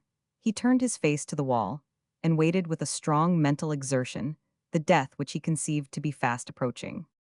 His first feelings had been unavoidably of a selfish nature. The danger was too instant, and of a description too horrible to admit of any which involved a more comprehensive view of his calamity, and other reflections of a more distant kind were at first swallowed up in the all-engrossing thought of immediate death. But as his ideas became clearer, the safety of his countess rushed upon his mind. What might she now be suffering? And while he was subjected to a trial so extraordinary for what were her weaker frame and female courage, reserved was she still within a few yards of him as when he lay down the last night, or had the barbarians who had devised for him a scene so cruel availed themselves of his and his lady's incautious confidence to inflict upon her some villainy of the same kind, or even yet more perfidious? Did she sleep or wake, or could she sleep within the close hearing of that horrible cry, which shook all around? He resolved to utter her name, warning her, if possible, to be upon her guard, and to answer without venturing rashly into the apartment which contained a guest so horribly perilous. He uttered therefore his wife's name, but in trembling accents, as if he had been afraid of the savage beast overhearing him. Brynhilda, Brynhildather, is danger awake, and speak to me? But do not arise, there was no answer. What am I become, he said to himself, that I call upon Brunhilde of Espramont like a child on its sleeping nurse. And all because there is a wild cat in the same room with me. Shame on the Count of Paris. Let thy arms be rent, and thy spurs be hacked from thy heels. What ho, he cried aloud, but still with a tremulous voice. Brunhilde, we are beset, the foe are upon us, answer me, but stir not. A deep growl from the monster, which garrisoned his apartment, was the only answer. The sound seemed to say, thou hast no hope, and it ran to the knight's bosom as the genuine expression of despair. Perhaps, however, I am still too cold in making my misery known. What ho, my love Brunhilde? A voice hollow and disconsolate as that which might have served an inhabitant of the grave answered, as if from a distance, what disconsolate wretch art thou, who expectest that the living can answer thee from the habitations of the dead? I am a Christian man, a free noble of the kingdom of France, answered the count, yesterday the captain of 500 men, the bravest in France, the bravest that is who breathe mortal errand. I am here, without a glimpse of light to direct me how to avoid the corner in which lies a wild tiger cat prompt to spring upon and to devour me. Thou art an example, replied the voice, and wilt not long be the last of the changes of fortune. I who am now suffering in my third year, was that mighty Ursel who rivaled Alexius Comnenus for the crown of Greece, was betrayed by my confederates, and being deprived of that eyesight which is the chief blessing of humanity, I inhabit these vaults, no distant neighbor of the wild animals, by whom they are sometimes occupied, and whose cries of joy I hear when unfortunate victims like thyself are delivered up to their fury. Didst thou not then hear, said Count Robert in return, a warlike guest, and his bride conducted hither last night with sounds, as it might seem of bridal musico, Brunhilde, hast thou so young, so beautiful been, so treacherously done to death by means so unutterably horrible?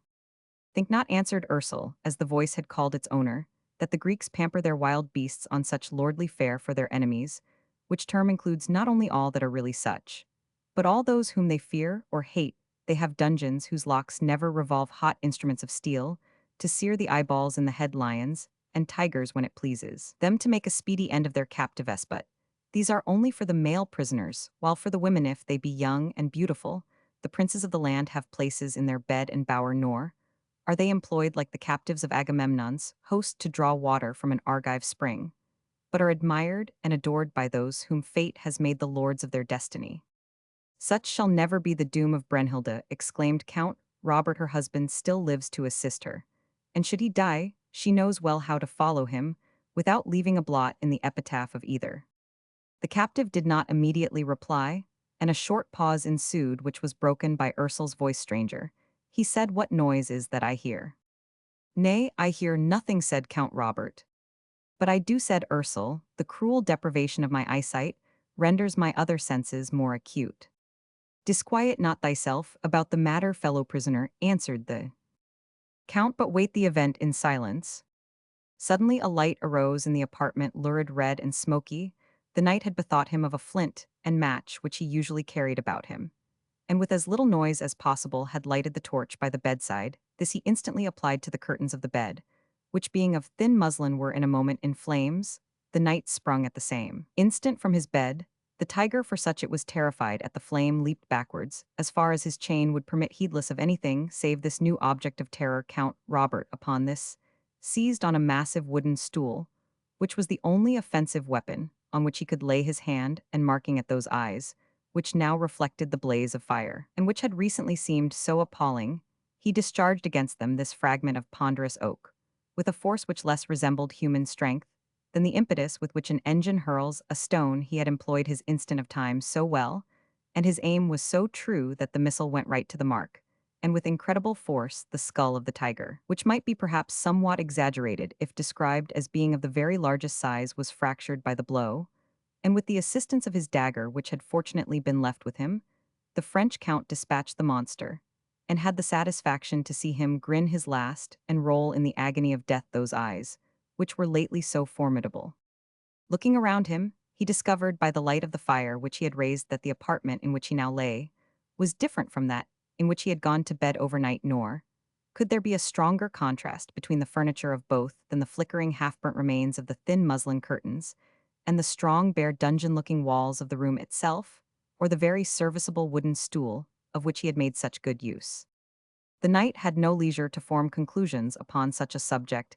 He hastily extinguished the fire, which had indeed nothing that it could lay hold of, and proceeded by the light of the flambeau to examine the apartment and its means of entrance. It is scarce necessary to say that he saw no communication with the room of Brunhilde, which convinced him that they had been separated the evening before under pretense of devotional scruples, in order to accomplish some most villainous design upon one or both of them. His own part of the night's adventure we have already seen, and success, so far over so formidable a danger, gave him a trembling hope that Brunhilde, by her own worth and valor, would be able to defend herself against all attacks of fraud or force.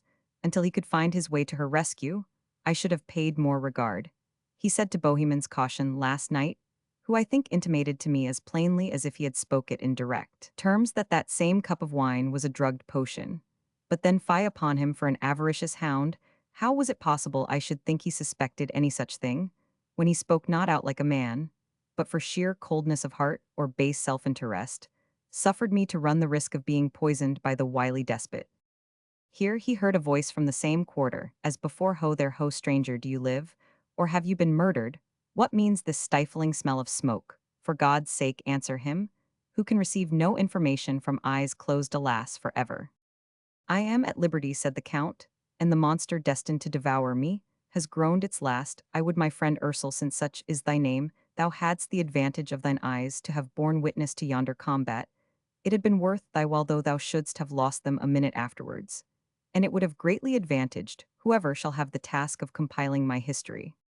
While he gave a thought to that vanity which strongly ruled him, he lost no time in seeking some mode of escape from the dungeon, for by that means only might he hope to recover his countess at last. He found an entrance in the wall, but it was strongly locked and bolted. I have found the passage, called out, and its direction is the same in which thy voice is heard, but how shall I undo the door?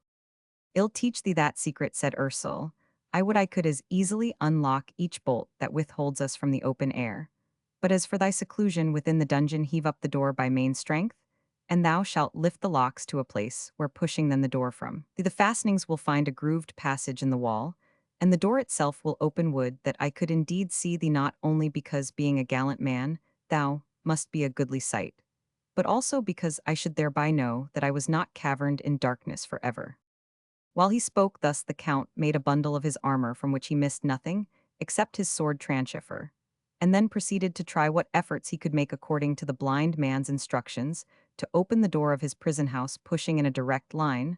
Was he soon found attended with no effect, but when he applied his gigantic strength and raised the door as high as it would go, he had the satisfaction to find that the bolts yielded, though reluctantly. A space had been cut so as to allow them to move out of the socket into which they had been forced, and without the turn of a key, but by a powerful thrust forwards, a small passage was left open. The knight entered bearing his armor in his hand. I hear thee, said Ursel, O stranger, and am aware thou art come into my place of captivity. For 3 years have I been employed in cutting these grooves, corresponding to the sockets which hold these iron bolts, and preserving the knowledge of the secret from the prison keepers.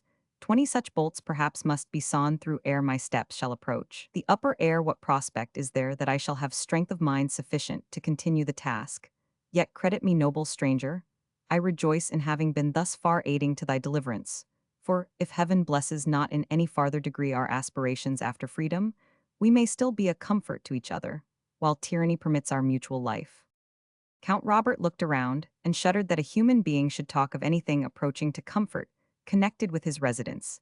In what seemed a living tomb, Ursel's dungeon was not above 12 feet square, vaulted in the roof, and strongly built in the walls by stones, which the chisel had mortised closely together, a bed, a coarse footstool like that which Robert had just launched at the head of the tiger, and a table of equally massive materials were its only articles of furniture. On a long stone above the bed were these few but terrible words: Zedekias Ursel imprisoned here, on the Ides of March a Roman 500 died, and interred on the spot.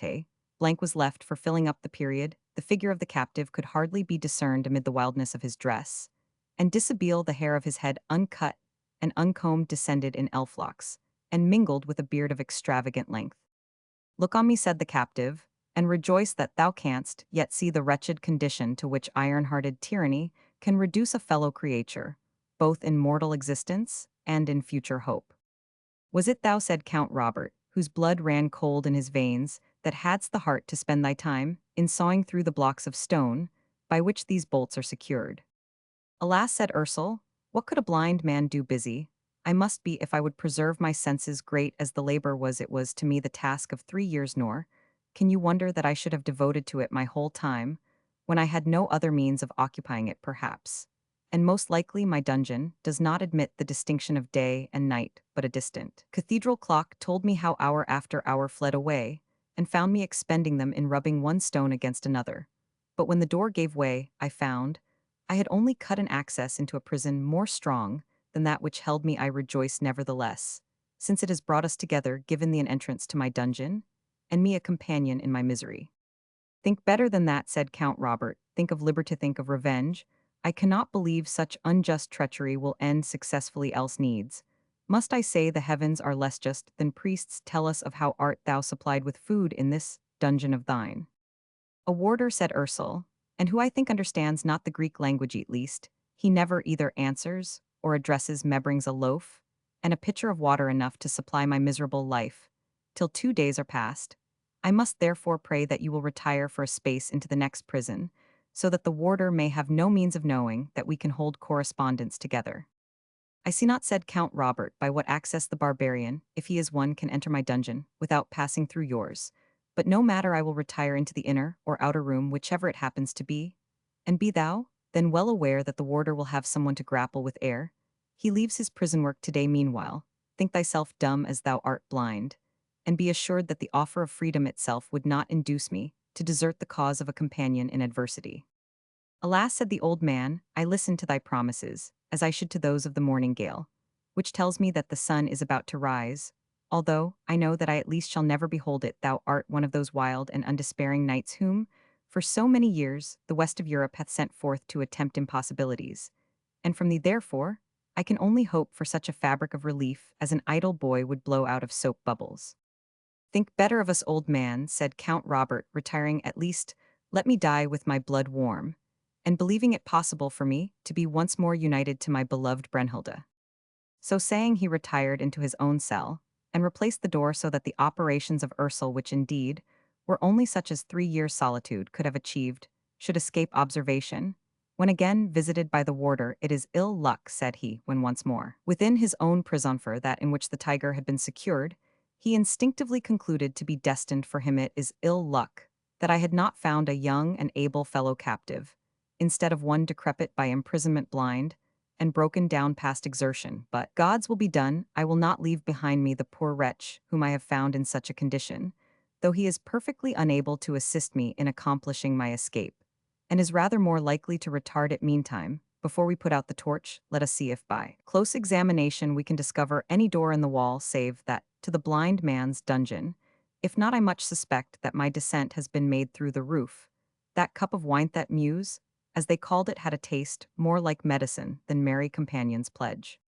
He began accordingly a strict survey of the walls, which he resolved to conclude by extinguishing the torch, that he might take the person who should enter his dungeon darkling, and by surprise. For a similar reason, he dragged into the darkest corner the carcass of the tiger, and covered it with the remains of the bedclothes, swearing at the same time that a half-tiger should be his crest in future, if he had the fortune, which his bold heart would not suffer him to doubt, of getting through the present danger. But he added, if these necromantic vassals of hell shall raise the devil upon me, what shall I do then?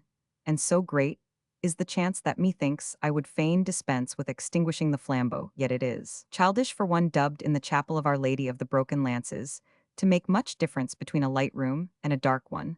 Let them come as many fiends as the cell can hold, and we shall see if we receive them not as becomes a Christian knight, and surely Our Lady, to whom I was ever a true votary, will hold it an acceptable sacrifice that I tore myself from my Brunhilde, even for a single moment, in honor of her advent, and thus led the way for our woeful separation. Fiends, I defy ye in the body as in the spirit, and I retain the remains of this flambeau, until some more convenient opportunity. He dashed it against the wall as he spoke, and then quietly sat down in a corner to watch what should next happen. Thought after thought chased each other through his mind, his confidence in his wife's fidelity, and his trust in her uncommon strength and activity, were the greatest comforts which he had, nor could her danger present itself to him in any shape so terrible, but that he found consolation in these reflections, She is pure, he said, as the dew of heaven, and heaven will not abandon its own. Chapter the 16th. Strange ape of man, who loathes thee while he scorns thee. Half a reproach to us and half a jest. What fancies can be ours ere we have pleasure? In viewing our own form our pride and passions, reflected in a shape grotesque as thine. Anonymous, Count Robert of Paris having ensconced himself behind the ruins of the bed, so that he could not well be observed, unless a strong light was at once flung upon the place of his retreat, waited with anxiety how, and in what manner the warder of the dungeon charged with the task of bringing food to the prisoners should make himself visible, nor was it long ere symptoms of his approach began to be heard and observed. A light was partially seen as from a trapdoor opening in the roof, and a voice was heard to utter these words in Anglo-Saxon leap sirrah, "Come no delay leap, my good Sylvan, show your honor's activity." A strange chuckling hoarse voice, in a language totally unintelligible to Count Robert, was heard to respond, as if disputing the orders which were received. "What, sir," said his companion, "you must contest the point, must you nay? If thou art so lazy, I must give your honor a ladder, and perhaps a kick to hasten your journey." Something then of very great size, in the form of a human being, jumped down from the trapdoor. Though the height might be above 14 feet, this figure was gigantic, being upwards of 7 feet high. In its left hand, it held a torch, and in its right a skein of fine silk, which, unwinding itself as it descended, remained unbroken.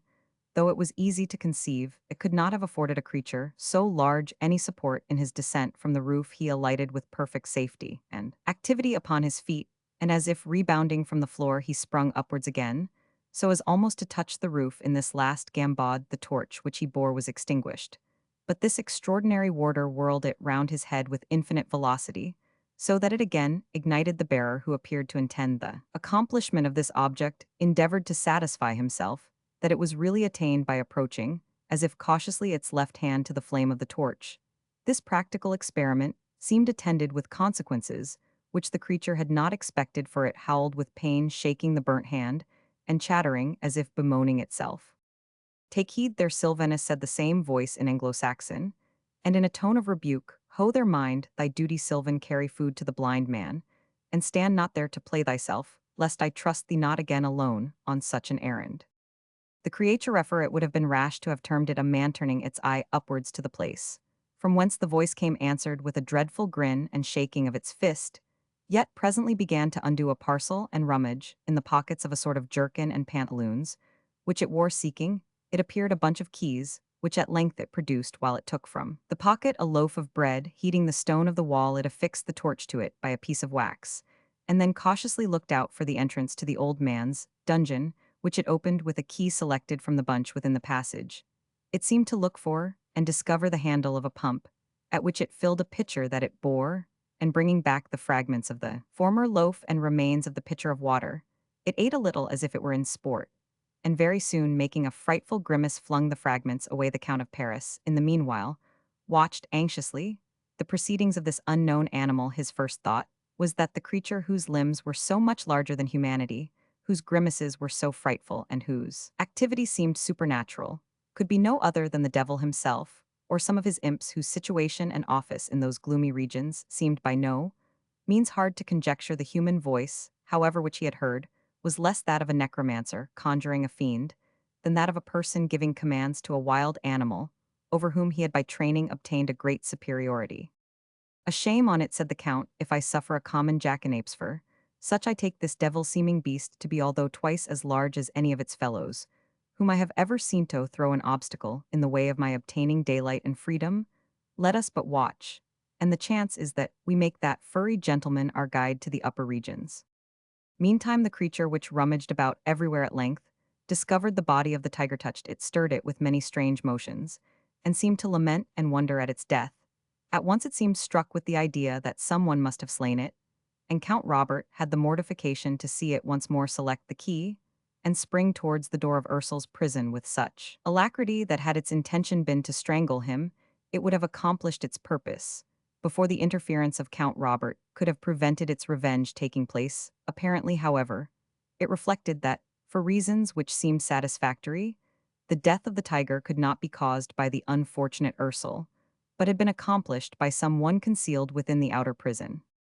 slowly grumbling therefore, and chattering to itself, and peeping anxiously into every corner, the tremendous creature, so like yet so very unlike to the human form, came stealing along the walls, moving whatever he thought could seclude a man from his observation. Its extended legs and arms were protruded forward with great strides, and its sharp eyes on the watch to discover the object of its search, kept prying with the assistance of the torch into every corner. Considering the vicinity of Alexius' collection of animals, the reader by this time can have little doubt that the creature in question, whose appearance seemed to the Count of Paris so very problematical, was a specimen of that gigantic species of ape. It is not indeed some animal more nearly allied to our Sylvesto, which I believe naturalists have given the name of the orang-outang. This creature differs from the rest of its fraternity in being comparatively more docile and serviceable, and though possessing the power of imitation, which is common to the whole race, yet making use of it less in mere mockery than in the desire of improvement and instruction, perfectly unknown to his brethren. The aptitude which it possesses of acquiring information is surprisingly great, and probably, if placed in a favorable situation, it might admit of being domesticated in a considerable degree. But such advantages the ardor of scientific curiosity has never afforded this creature. The last we have heard of was seen, we believe, in the island of Sumatra, was of great size and strength, and upwards of 7 feet high. It died defending desperately its innocent life against a party of Europeans who we cannot help thinking might have better employed the superiority which their knowledge gave them over the poor native of the forest. It was probably this creature seldom seen, but when once seen, never forgotten, which occasioned the ancient belief in the god Pan, with his sylvans and satyrs, nay, but for the gift of speech which we cannot suppose any of the family to have attained, we should have believed the satyr seen by St. Anthony in the desert to have belonged to this tribe. We can therefore the more easily credit the annals, which attest that the collection of natural history belonging to Alexius Comnenus preserved an animal of this kind, which had been domesticated and reclaimed to a surprising extent, and showed a degree of intelligence never perhaps to be attained in any other case. These explanations being premised, we return to the thread of our story. The animal advanced with long, noiseless steps, its shadow on the wall, when it held the torch, so as to make it visible to the Frank, forming another fiend-resembling mimicry of its own large figure. And extravagant-looking members, Count Robert remained in his lurking hole in no hurry to begin a strife of which it was impossible to foretell the end. In the meantime, the man of the woods came nigh, and every step by which he approached caused the Count's heart to vibrate almost audibly at the idea of meeting danger of a nature so strange and new. At length the creature approached. The Bedhigh's hideous eyes were fixed on those of the Count, and as much surprised at seeing him as Robert was at the meeting, he skipped about 15 paces backwards at one spring, with a cry of instinctive terror, and then advanced on tiptoe, holding his torch as far forward as he could between him and the object of his fears, as if to examine him at the safest possible distance. Count Robert caught up a fragment of the bedstead, large enough to form a sort of club with which he menaced the native of the wilds. Apparently this poor creature's education, like education of most kinds, had not been acquired without blows, of which the recollection was as fresh as that of the lessons which they enforced Sir Robert of Paris was a man at once to discover, and to avail himself of the advantage obtained by finding that he possessed a degree of ascendancy over his enemy which he had not suspected. He erected his warlike figure, assumed a step, as if triumphant in the lists, and advanced threatening his enemy with his club, as he would have menaced his antagonist with the redoubtable trancheffer. The man of the woods, on the other hand, obviously gave way, and converted his cautious advance into a retreat no less cautious, yet apparently the creature had not renounced some plan of resistance. He chattered in an angry and hostile tone, held out his torch in opposition, and seemed about to strike the crusader with it. Count Robert, however, determined to take his opponent at advantage, while his fears influenced him, and for this purpose resolved if possible to deprive him of his natural superiority in strength and agility, which his singular form showed he could not but possess over the human species, a master of his weapon. Therefore the Count menaced his savage antagonist with a stroke on the right side of his head, but suddenly averting the blow struck him with his whole force on the left temple, and in an instant was kneeling above him, when drawing his dagger, he was about to deprive him of life.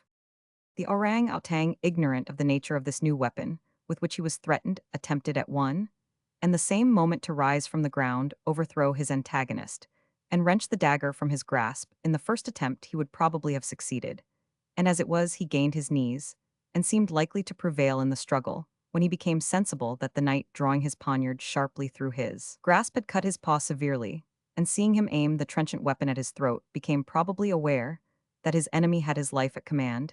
He suffered himself to be borne backwards without further resistance, with a deep wailing and melancholy cry having in it something human which excited compassion. He covered his eyes with the unwounded hand, as if he would have hid from his own sight the death which seemed approaching him.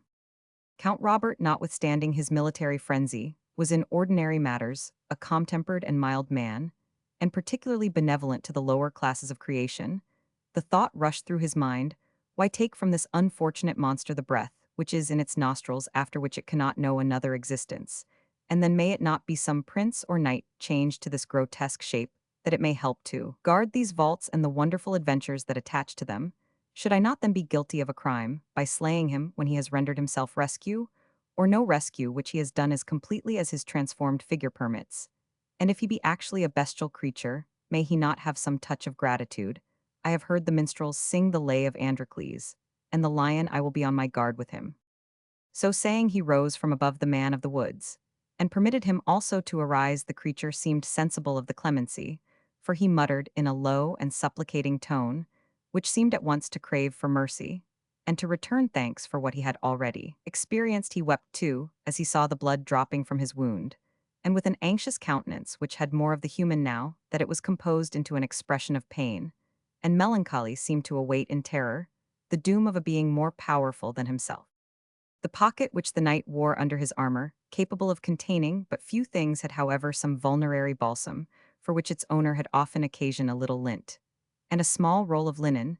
These the knight took out and motioned to the animal to hold forth his wounded hand. The man of the woods obeyed with hesitation and reluctance, and Count Robert applied the balsam and the dressings, acquainting his patient at the same time, in a severe tone of voice, that perhaps he did wrong in putting to his use a balsam compounded for the service of the noblest knights, but that if he saw the least sign of his making an ungrateful use of the benefit he had conferred, he would bury the dagger of which he had felt the efficacy to the very handle in his body.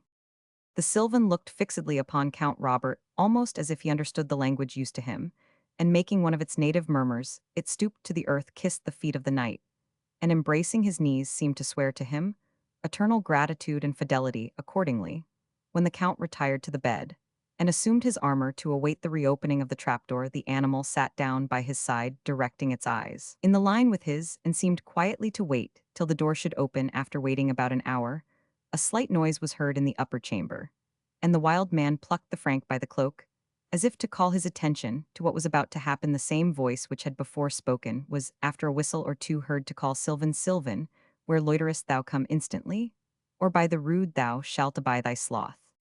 The poor monster, as Trinculo might have called him, seemed perfectly aware of the meaning of this threat, and showed his sense of it by pressing close to the side of Count Robert, making, at the same time, a kind of whining, entreating it would seem the knight's protection, forgetting the great improbability there was even in his own opinion that the creature could understand him.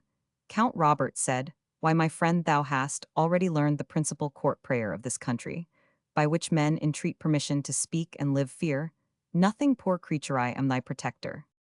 "Sylvan, what ho," said the voice again, "whom hast thou got for a companion? Some of the fiends or ghosts of murdered men who, they say, are frequent in these dungeons?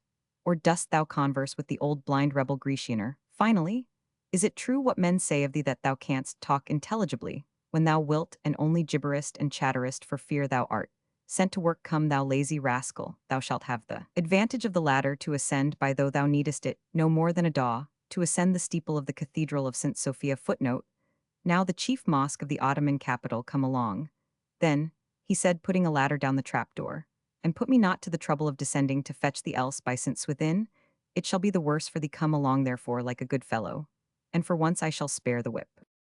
The animal apparently was moved by this rhetoric, for with a doleful look, which Count Robert saw by means of the nearly extinguished torch, he seemed to bid him farewell, and to creep away towards the ladder with the same excellent goodwill wherewith a condemned criminal performs the like evolution. But no sooner did the Count look angry and shake the formidable dagger than the intelligent animal seemed at once to take his resolution, and clenching his hands firmly together, in the fashion of one who has made up his mind, he returned from the ladder's foot, and drew up behind Count Robert with the air, however, of a deserter who feels himself but little at home when called into the field against his ancient commander. In a short time, the warder's patience was exhausted, and despairing of the Sylvan's voluntary return, he resolved to descend in quest of him down the ladder. He came a bundle of keys in one hand, the other assisting his descent, and a sort of dark lantern, whose bottom was so fashioned that he could wear it upon his head like a hat. He had scarce stepped on the floor when he was surrounded by the nervous arms of the Count of Paris. At first the warder's idea was that he was seized by the recusant Sylvan. "How now, villain," he said, "let me go, or thou shalt die the death." "Thou deest thyself," said the Count, who, between the surprise and his own skill in wrestling, felt fully his advantage in the struggle. "Treason, treason," cried the warder, hearing by the voice that a stranger had mingled in the contest. "Help ho above their help, hereward Varangian Anglo-Saxon, or whatever accursed name thou callest thyself." While he spoke thus, the irresistible grasp of Count Robert seized his throat and choked his utterance. They fell heavily, the jailer undermost, upon the floor of the dungeon, and Robert of Paris, the necessity of whose case excused the action, plunged his dagger in the throat of the unfortunate. Just as he did so, a noise of armor was heard, and rattling down the ladder our acquaintance hereward stood on the floor of the dungeon. The light, which had rolled from the head of the warder, continued to show him streaming with blood, and in the death grasp of a stranger hereward, hesitated not to fly to his assistance, and seizing upon the Count of Paris at the same advantage which that knight had gained over his own adversary, a moment before held him forcibly down with his face to the earth. Count Robert was one of the strongest men of that military age, but then so was the Varangian, and save that the latter had obtained a decided advantage by having his antagonist beneath him, it could not certainly have been conjectured which way the combat was to go. "Yield as your own jargon goes, rescue, or no rescue," said the Varangian, "or die on the point of my dagger." "A French count never yields," answered Robert, who began to conjecture with what sort of person he was engaged. "Above all, to a vagabond slave like thee." With this, he made an effort to rise, so sudden, so strong, so powerful, that he had almost freed himself from the Varangian's grasp, had not hereward, by a violent exertion of his great strength, preserved the advantage he had gained, and raised his poniard to end the strife for ever. But a loud chuckling laugh of an unearthly sound was at this instant heard. The Varangian's extended arm was seized with vigor, while a rough arm embracing his throat turned him over on his back, and gave the French count an opportunity of springing up. "Death to the wretch," said the Varangian, scarce knowing whom he threatened, but the man of the woods apparently had an awful recollection of the prowess of human beings. He fled therefore swiftly up the ladder, and left hereward and his deliverer to fight it out with what success chance might determine between them. The circumstances seemed to argue a desperate combat. Both were tall, strong, and courageous. Both had defensive armor, and the fatal and desperate poniard was their only offensive weapon. They paused facing each other and examined eagerly into their respective means of defense before hazarding a blow, which, if it missed its attaint, would certainly be fatally requited. During this deadly pause, a gleam shone from the trapdoor above, as the wild and alarmed visage of the man of the woods was seen peering down by the light of a newly kindled torch, which he held as low into the dungeon as he well could. "Fight bravely, comrade," said Count Robert of Paris, "for we no longer battle in private," this respectable person having chosen to constitute himself judge of the field. Hazardous as his situation was, the Varangian looked up, and was so struck with the wild and terrified expression which the creature had assumed, and the strife between curiosity and terror which its grotesque features exhibited, that he could not help bursting into a fit of laughter. "Sylvan is among those," said Hereward, "who would rather hold the candle to a dance so formidable than join in it himself." "Is there then," said Count Robert, "any absolute necessity that thou and I perform this dance at all?" "None but our own pleasure," answered Hereward, "for I suspect there is not between us any legitimate cause of quarrel demanding to be fought out in such a place. And before such a spectator thou art, if I mistake not, the bold Frank, who was yesternight imprisoned in this place, with a tiger chained within no distant spring of his bed." "I am," answered the Count. "And where is the animal who was opposed to thee?" "He lies yonder," answered the Count, never again to be the object of more terror than the deer whom he may have preyed on in his day. He pointed to the body of the tiger, which Hereward examined by the light of the dark lantern already mentioned. "And this, then, was thy handiwork?" said the wondering Anglo-Saxon. "Sooth to say, it was," answered the Count with indifference. And thou hast slain my comrade of the strange watch, said the Varangian. Mortally wounded him at the least, said Count Robert. With your patience, I will be beholden to you for a moment's truce, while I examine his wound, said Hereward. Assuredly, answered the Count, blighted be the arm, which strikes a foul blow at an open antagonist. Without demanding further security, the Varangian quitted his posture of defense and precaution, and set himself by the assistance of the dark lantern to examine the wound of the first warder who appeared on the field, who seemed by his Roman military dress to be a soldier of the bands called Immortals Pi, found him in the death agony, but still able to speak. So Varangian thou art come at last, and is it to thy sloth or treachery that I am to impute my fate? Nay, answer me. Not the stranger struck me over the collarbone head. We lived long together, or met often. I had done the like by thee to wipe out the memory of certain transactions at the Golden Gate. I know the use of the knife too well to doubt the effect of a blow, aimed over the collarbone, by so strong a hand. I feel it coming. The immortal so called becomes now, if priests say true, and immortal indeed, and Sebasts of Mytilene's bow is broken ere his quiver is half emptied. The robber Greek sunk back in Hereward's arms, and closed his life with a groan, which was the last sound he uttered. The Varangian laid the body at length on the dungeon floor.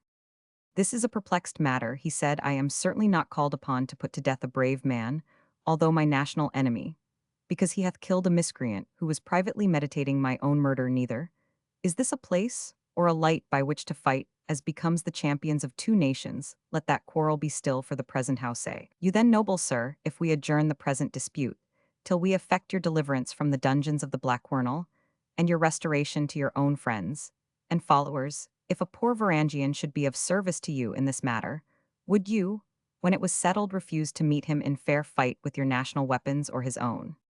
If, said Count Robert, whether friend or enemy, thou wilt extend thy assistance to my wife, who is also imprisoned somewhere in this inhospitable palace, be assured that whatever be thy rank, whatever be thy country, whatever be thy condition, Robert of Paris will at thy choice proffer thee his right hand in friendship, or raise it against thee in fair and manly battle, a strife, not of hatred, but of honor and esteem, and this I vow by the soul of Charlemagne my ancestor, and by the shrine of my patroness, Our Lady of the Broken Lances. Enough said, replied Hereward. I am as much bound to the assistance of your lady countess, being a poor exile, as if I were the first in the ranks of chivalry, for if anything can make the cause of worth and bravery, yet more obligatory, it must be its being united with that of a helpless and suffering female.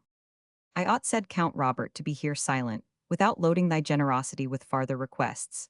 Yet thou art a man, whom if fortune has not smiled at thy birth, by ordaining thee to be born within the ranks of noblesse and knighthood, yet Providence hath done thee more justice, by giving thee a more gallant heart, than is always possessed, I fear, by those who are enwoven in the gayest wreath of chivalry. There lingers herein these dungeons, for I cannot say, he lives a blind old man to whom, for 3 years, everything beyond his prison has been a universal blot. His food is bread, and water, his intercourse limited to the conversation of a sullen warder. And if death can ever come as a deliverer, it must be to this dark old man. What sayst thou, shall he so unutterably miserable not profit by perhaps the only opportunity of freedom that may ever occur to him? By St. Dunstan, answered the Varangian, thou keepest over truly the oath thou hast taken as a redresser of wrongs. Thine own case is well nigh desperate, and thou art willing to make it utterly so by uniting with it that of every unhappy person whom fate throws in thy way. The more of human misery we attempt to relieve, said Robert of Paris, the more we shall carry with us the blessing of our merciful saints and Our Lady of the Broken Lances, who views with so much pain every species of human suffering or misfortune, save that which occurs within the enclosure of the lists. But come, valiant Anglo-Saxon, resolve me on my request as speedily as thou canst. There is something in thy face of candor as well as sense, and it is with no small confidence that I desire to see us set forth in quest of my beloved countess, who, when her deliverance is once achieved, will be a powerful aid to us in recovering that of others. So be it then, said the Varangian, we will proceed in quest of the Countess Brennhilda, and if on recovering her, we find ourselves strong enough to procure the freedom of the dark old man, my cowardice or want of compassion shall never stop the attempt. Chapter the 17th. 'Tis strange that in the dark sulphureous mine, where wild ambition piles its ripening stores, of slumbering thunder love will interpose, his tiny torch and cause the stern explosion to burst when the devisers least aware. Anonymous. About noon of the same day Ageless met with Achilles Tatius, the commander of the Varangian Guard, in those ruins of the Egyptian temple, in which we formerly mentioned hereward, having had an interview with the philosopher they met, as it seemed, in a very different humor. Tatius was gloomy, melancholy, and downcast, while the philosopher maintained the calm indifference which, procured for him, and in some sort deserved the title of the elephant. Thou blenchest Achilles Tatius, said the philosopher, now that thou hast frankly opposed thyself to all the dangers which stood between thee and greatness. Thou art like the idle boy who turned the millstream upon the machine, and that done instead of making a proper use of it, was terrified at seeing it in motion. Thou dost me wrong, Ageless, answered the acolyte. Foul wrong I am, but like the mariner who, although determined upon his voyage, yet cannot forbear a sorrowing glance at the shore before he parts with it may be forever. It may have been right to think of this, but pardon me, valiant Tatius, when I tell you the account should have been made up before, and the grandson of Alguric the Hun ought to have computed chances and consequences, ere he stretched his hand to his master's diadem. Hush, for heaven's sake, said Tatius, looking round, that thou knowest is a secret between our two selves, for if nice for us the Caesar should learn it, where were we and our conspiracy? Our bodies on the gibbet, probably, answered Ageless, and our souls divorced from them, and in the way of discovering the secrets which thou hast hitherto taken upon trust. Well said, Achilles, and should not the consciousness of the possibility of this fate render us cautious? Cautious men, if you will, answered Ageless, but not timid children. Stone walls can her, said the follower, lowering his voice. Dionysius, the tyrant I have read, had an ear which conveyed to him the secrets spoken within his state prison at Syracuse. And that ear is still stationary at Syracuse, said the philosopher. Tell me, my most simple friend, art thou afraid?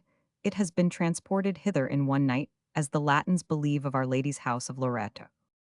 No, answered Achilles, but in an affair so important too much caution cannot be used. Well, thou most cautious of candidates for empire, and most cold of military leaders, know that the Caesar, deeming, I think, that there is no chance of the empire falling to anyone, but himself hath taken in his head to consider his succession to Alexius as a matter of course, whenever the election takes place. In consequence, as matters of course are usually matters of indifference, he has left all thoughts of securing his interest upon this material occasion to thee and to me, while the foolish voluptuary hath himself run mad for, what think you, something between man and woman, female, in her lineaments, her limbs, and a part at least of her garments. But so help me St. George, most masculine in the rest of her attire, in her propensities, and in her exercises. The Amazonian wife thou meanest, said Achilles, of that iron-handed Frank, who dashed to pieces last night the golden lion of Solomon, with a blow of his fist. By St. George, the least which can come of such an amour is broken bones. That, said Ageless, is not quite so improbable, as that Dionysius' ear should fly hither from Syracuse in a single night. But he is presumptuous in respect of the influence which his supposed good looks have gained him among the Grecian dames. He was too presumptuous, I suppose, said Achilles Tatius, to make a proper allowance for his situation as Caesar, and the prospect of his being emperor. Meantime, said Ageless, I have promised him an interview with his Bradamante, who may perhaps reward his tender epithets of Zoe Kai Psyche footnote life and soul, by divorcing his amorous soul from his unrivaled person. Meantime, said the follower, thou obtainest, I conclude, such orders and warrants as the Caesar can give for the furtherance of our plot. Assuredly, said Ageless, it is an opportunity not to be lost. This love fit, or mad fit, has blinded him, and without exciting too much attention to the progress of the plot, we can thus in safety conduct matters our own way, without causing malevolent remarks, and though I am conscious that, in doing so, I act somewhat at variance with my age and character, yet the end being to convert a worthy follower into an imperial leader, I shame me not in procuring that interview with the lady of which the Caesar, as they term him, is so desirous. What progress, meanwhile, hast thou made with the Varangians, who are in respect of execution the very arm of our design? Scarce so good as I could wish, said Achilles Tatius, yet I have made sure of some 2 or 3 score of those, whom I found most accessible, nor have I any doubt that, when the Caesar is set aside, their cry will be for Achilles Tatius. And what of the gallant who assisted at our prelections, said Ageless, your Edward, as Alexius termed him? I have made no impression upon him, said the follower, and I am sorry for it, for he is one whom his comrades think well of, and would gladly follow meantime. I have placed him as an additional sentinel upon the iron-witted Count of Paris, whom both having an inveterate love of battle he is very likely to put to death, and if it is afterwards challenged by the Crusaders as a cause of war, it is only delivering up the Varangian, whose personal hatred will needs be represented as having occasioned the catastrophe. All this being prepared beforehand, how and when shall we deal with the emperor? For that, said Agelusts, we must consult the Caesar, who, although his expected happiness of today is not more certain than the state preferment that he expects tomorrow, and although his ideas are much more anxiously fixed upon his success, with this said countess than his succession to the empire, will nevertheless expect to be treated as the head of the enterprise for accelerating the latter. But to speak my opinion, valiant Tatius, tomorrow will be the last day that Alexius shall hold the reins of empire. Let me know for certain, said the follower, as soon as thou canst, that I may warn our brethren, who are to have in readiness the insurgent citizens, and those of the immortals who are combined with us in the neighborhood of the court, and in readiness to act, and above all, that I may disperse upon distant guards such Varangians as I cannot trust. Rely upon me, said Agelusts, for the most accurate information and instructions. So soon as I have seen Nicephorus Briennius, one word, permit me to ask in what manner is the wife of the Caesar to be disposed of. Somewhere, said the follower, where I can never be compelled to hear more of her history. Were it not for that nightly pest of her lectures, I could be good-natured enough to take care of her destiny myself, and teach her the difference betwixt a real emperor and this Briennius who thinks so much of himself. So saying, they separated, the follower elated in look and manner considerably above what he had been when they met. Agelusts looked after his companion with a scornful laugh. There, he said, goes a fool, whose lack of sense prevents his eyes from being dazzled by the torch, which cannot fail to consume them, a half-bred, half-acting, half-thinking, half-daring caitiff, whose poorest thoughts and those which deserve that name must be poor indeeder, not the produce of his own understanding. He expects to circumvent the fiery haughty and proud Nicephorus Briennius. If he does so, it will not be by his own policy, and still less by his valor, nor shall Anna Comnena, the soul of wit and genius, be chained to such an unimaginative log as yonder half-barbarian Nosh shall have a husband of pure Grecian extraction, and well stored with that learning, which was studied when Rome was great and Greece illustrious, nor will it be the least charm of the imperial throne that it is partaken by a partner whose personal studies have taught her to esteem and value those of the emperor. He took a step or two with conscious elevation, and then, as consequent, he added in a suppressed voice, but then if Anna were destined for empress, it follows of course that Alexius must deno consent, could be trusted, and what then the death of an ordinary man is indifferent when it plants on the throne a philosopher and a historian. And at what time were possessors of the empire curious to inquire when, or by whose agency their predecessors died? Diogenes, ho Diogenes the slave, did not immediately come, so that Agelusts, wrapped in the anticipation of his greatness, had time to add a few more words. Tush, I must reckon with heaven, say the priests, for many things, so I will throw this also into the account. The death of the emperor may be 20 ways achieved without my having the blame of it. The blood which we have shed may spot our hand, if closely regarded, but it shall scarce stain our forehead. Diogenes here entered. Has the frank lady been removed? Said the philosopher. The slave signified his assent. How did she bear her removal?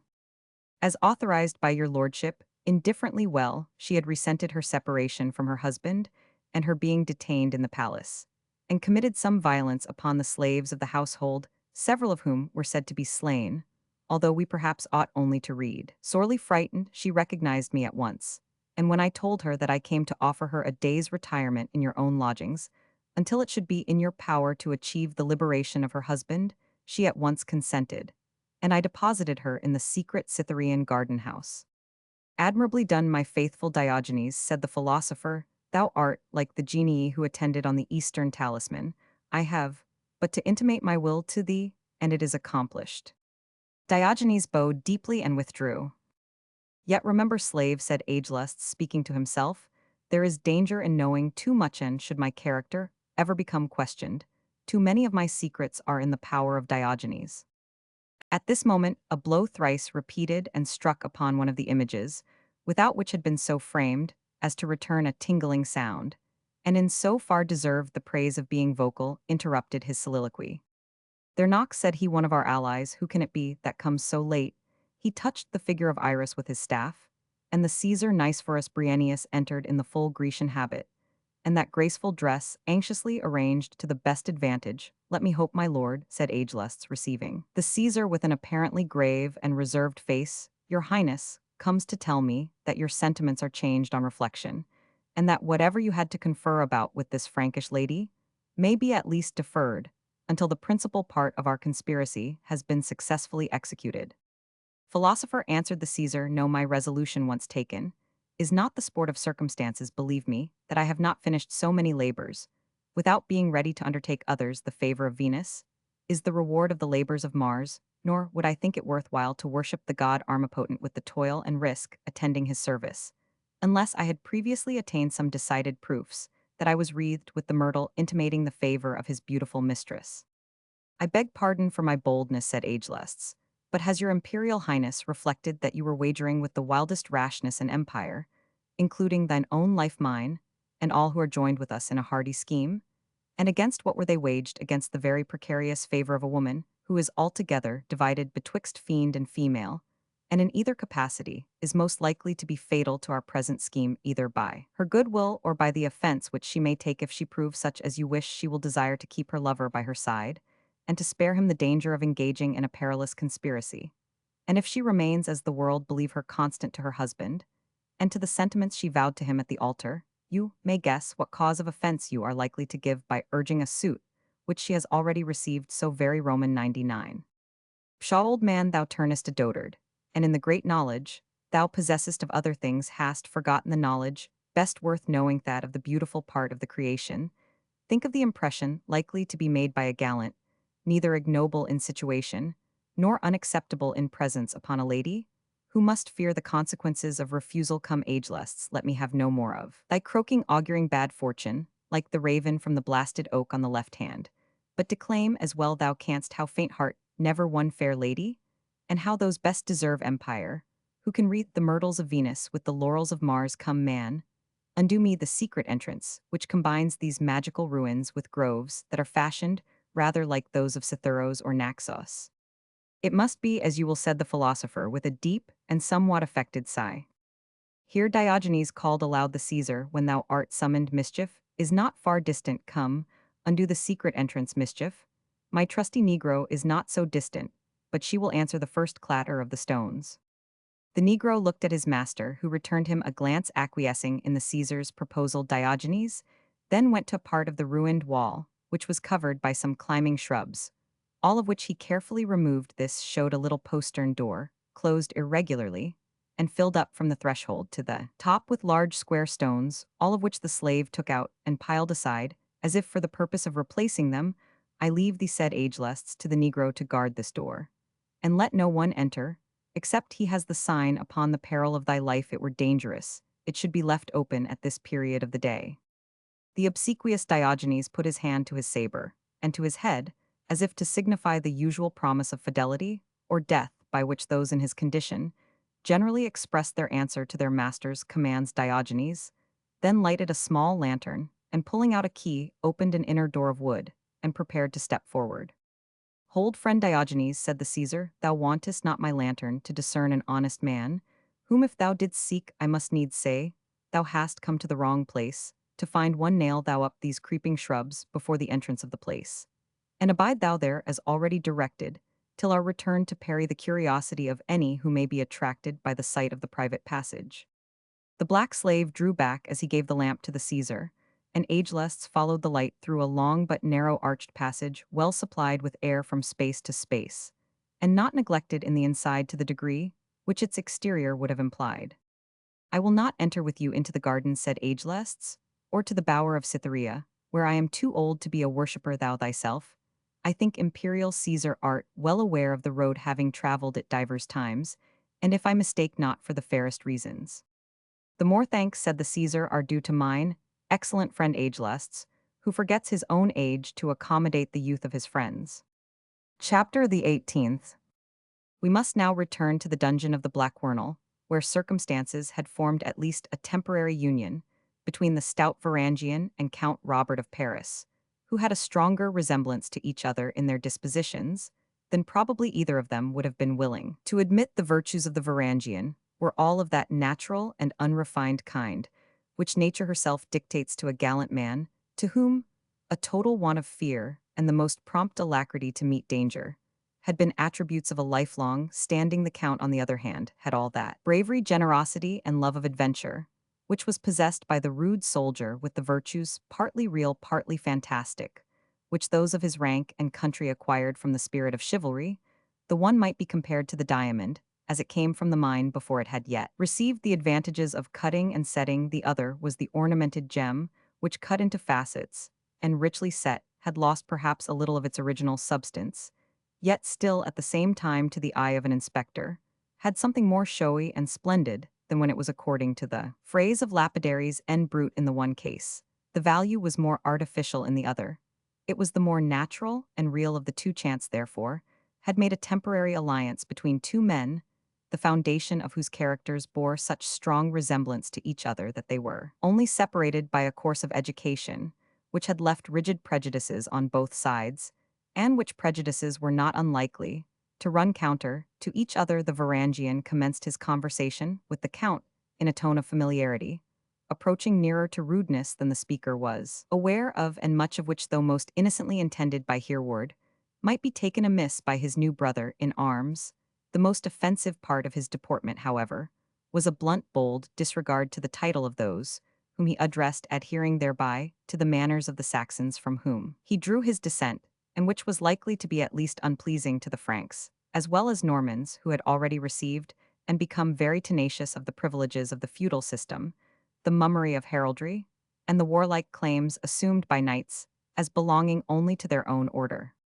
Hereward was apt, it must be owned, to think too little of these distinctions, while he had at least a sufficient tendency to think enough of the power and wealth of the Greek Empire, which he served off the dignity inherent in Alexius Comnenus, and which he was also disposed to grant to the Grecian officers, who under the emperor commanded his own corps, and particularly to Achilles Tatius. This man Hereward knew to be a coward and half suspected to be a villain. Still, however, the follower was always the direct channel through which the imperial graces were conferred on the Varangians in general, as well as upon Hereward himself, and he had always the policy to represent such favors as being more or less indirectly the consequence of his own intercession.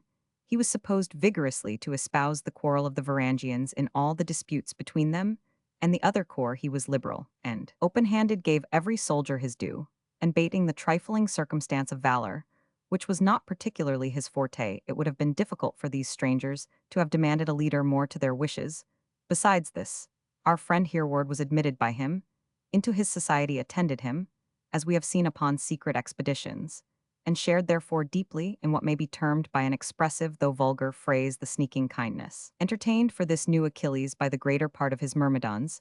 Their attachment might be explained perhaps as a liking to their commander as strong as could well exist with a marvelous lack of honor and esteem. The scheme therefore formed by Hereward to effect the deliverance of the Count of Paris comprehended as much faith to the emperor and his representative, the acolyte or follower, as was consistent with rendering justice to the injured Frank. In furtherance of this plan, he conducted Count Robert from the subterranean vaults of the Blackwernel of the intricacies of which he was master, having been repeatedly of late station sentinel there, for the purpose of acquiring that knowledge of which Tatius promised himself the advantage in the ensuing conspiracy when they were in the open air. And at some distance from the gloomy towers of the palace, he bluntly asked the Count of Paris whether he knew Ageless the philosopher. The other answered in the negative. "Look you now, Sir Knight, you hurt yourself in attempting to impose upon me," said Hereward.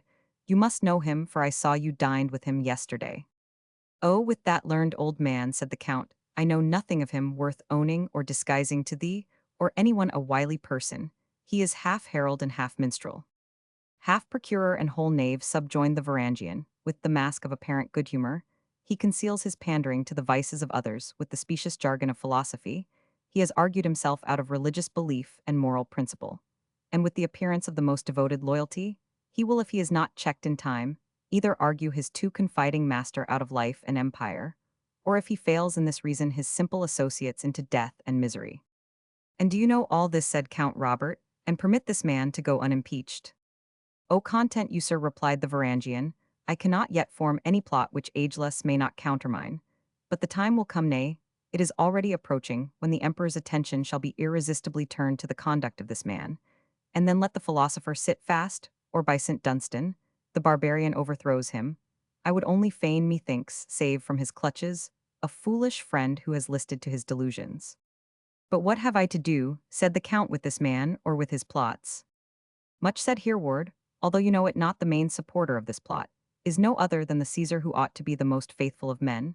But ever since Alexius has named a sebastocrator an officer, that is higher in rank and nearer to the throne than the Caesar himself, so long has Nicephorus Briennius been displeased and dissatisfied, though for what length of time he has joined the schemes of the astucious agelestes, it is more difficult to say this. I know that for many months he has fed liberally, as his riches enable him to do the vices and prodigality of the Caesar. He has encouraged him to show disrespect to his wife, although the emperor's daughter has put a will between him and the royal family, and if Briennius bears no longer the fame of a rational man, and the renown of a good leader, he is deprived of both by following the advice of this artful sycophant.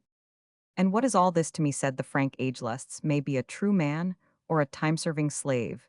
His master Alexius Comnenus is not so much allied to me or mine that I should meddle in the intrigues of his court. You may be mistaken in that, said the blunt Varangian, if these intrigues involve the happiness and virtue. Death of 1,000 martyrs, said the Frank, doth paltry intrigues and quarrels of slaves involve a single thought of suspicion of the noble Countess of Paris.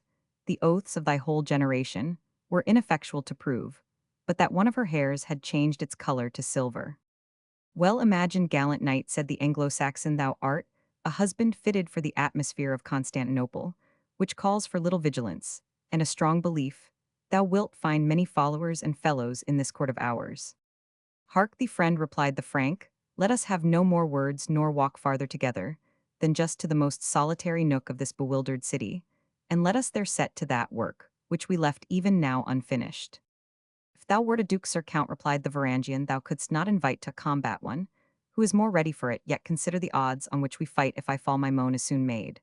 But will my death set thy wife at liberty, if she is under restraint, or restore her honor? If it is tarnished, will it do anything more than remove from the world the only person who is willing to give thee aid at his own risk and danger, and who hopes to unite thee to thy wife, and replace thee at the head of thy forces? I was wrong, said the Count of Paris, I was entirely wrong. But beware, my good friend, how thou couplest the name of Brennhilda of Espramont with the word of dishonor. And tell me, instead of this irritating discourse, whither go we now? To the Cytherean gardens of agelusts, from which we are not far distant, said the Anglo-Saxon, yet he hath a nearer way to it than that by which we now travel, else I should be at a loss to account for the short space in which he could exchange the charms of his garden for the gloomy ruins of the Temple of Isis and the imperial palace of the Black Wernal. And wherefore, and how long, said Count Robert, dost thou conclude that my countess is detained in these gardens? Ever since yesterday, replied Hereward, when both I and several of my companions, at my request, kept close watch upon the Caesar and your lady. We did plainly perceive passages of fiery admiration on his part, and anger, as it seemed, on hers, which agelusts, being nice for us friend, was likely as usual to bring to an end by a separation of you both from the army of the Crusaders, that your wife, like many a matron before, might have the pleasure of taking up her residence in the gardens of that worthy sage, while you, my lord, might take up your own permanently in the castle of Blackwernal. Villain, why didst thou not apprise me of this yesterday? A likely thing, said Hereward, that I should feel myself at liberty to leave the ranks, and make such a communication to a man, whom, far from a friend, I then considered in the light of a personal enemy. Methinks that instead of such language as this, you should be thankful that so many chance circumstances have at length brought me to befriend and assist you. Count Robert felt the truth of what was said, though, at the same time, his fiery temper longed to avenge itself, according to its wont, upon the party which was nearest at hand. But now they arrived at what the citizens of Constantinople, called the Philosopher's Gardens. Here Hereward hoped to obtain entrance, for he had gained a knowledge of some part at least of the private signals of Achilles and agelusts, since he had been introduced to the last, at the ruins of the Temple of Isis. They had not indeed admitted him to their entire secret, yet confident in his connection with the follower, they had no hesitation in communicating to him snatches of knowledge, such as, committed to a man of shrewd natural sense, like the Anglo-Saxon, could scarce fail in time, and by degrees to make him master of the whole. Count Robert and his companion stood before an arched door, the only opening in a high wall, and the Anglo-Saxon was about to knock, when as if the idea had suddenly struck him.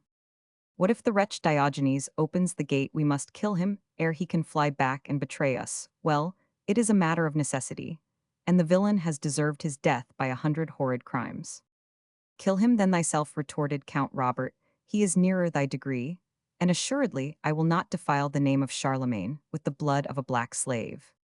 Nay, God a mercy, answered the Anglo-Saxon, but you must bestir yourself in the action, supposing there come rescue, and that I be overborne by odds. Such odds, said the knight, will render the action more like a melee or general battle, and assure yourself, I will not be slack when I may with my honor be active. I doubt it not, said the Varangian, but the distinction seems a strange one, that before permitting a man to defend himself or annoy his enemy, requires him to demand the pedigree of his ancestor. Fear you not, sir, said Count Robert, the strict rule of chivalry, indeed, bears what I tell thee, but when the question is fight or not, there is great allowance to be made for a decision in the affirmative. Let me give then the exerciser's rap, replied Hereward, and see what fiend will appear. So saying, he knocked in a particular manner, and the door opened inwards. A dwarfish negress stood in the gaffer. White hair contrasted singularly with her dark complexion, and with the broad laughing look peculiar to those slaves. She had something in her physiognomy which, severely construed, might argue malice and a delight in human misery. Is ageless, said the Varangian, but he had not completed the sentence when she answered him by pointing down a shadowed walk. The Anglo-Saxon and Frank turned in that direction, when the hag rather muttered than said distinctly, You are one of the initiated, Varangian, take heed, whom you take with you, when you may hardly peradventure be welcomed, even going alone.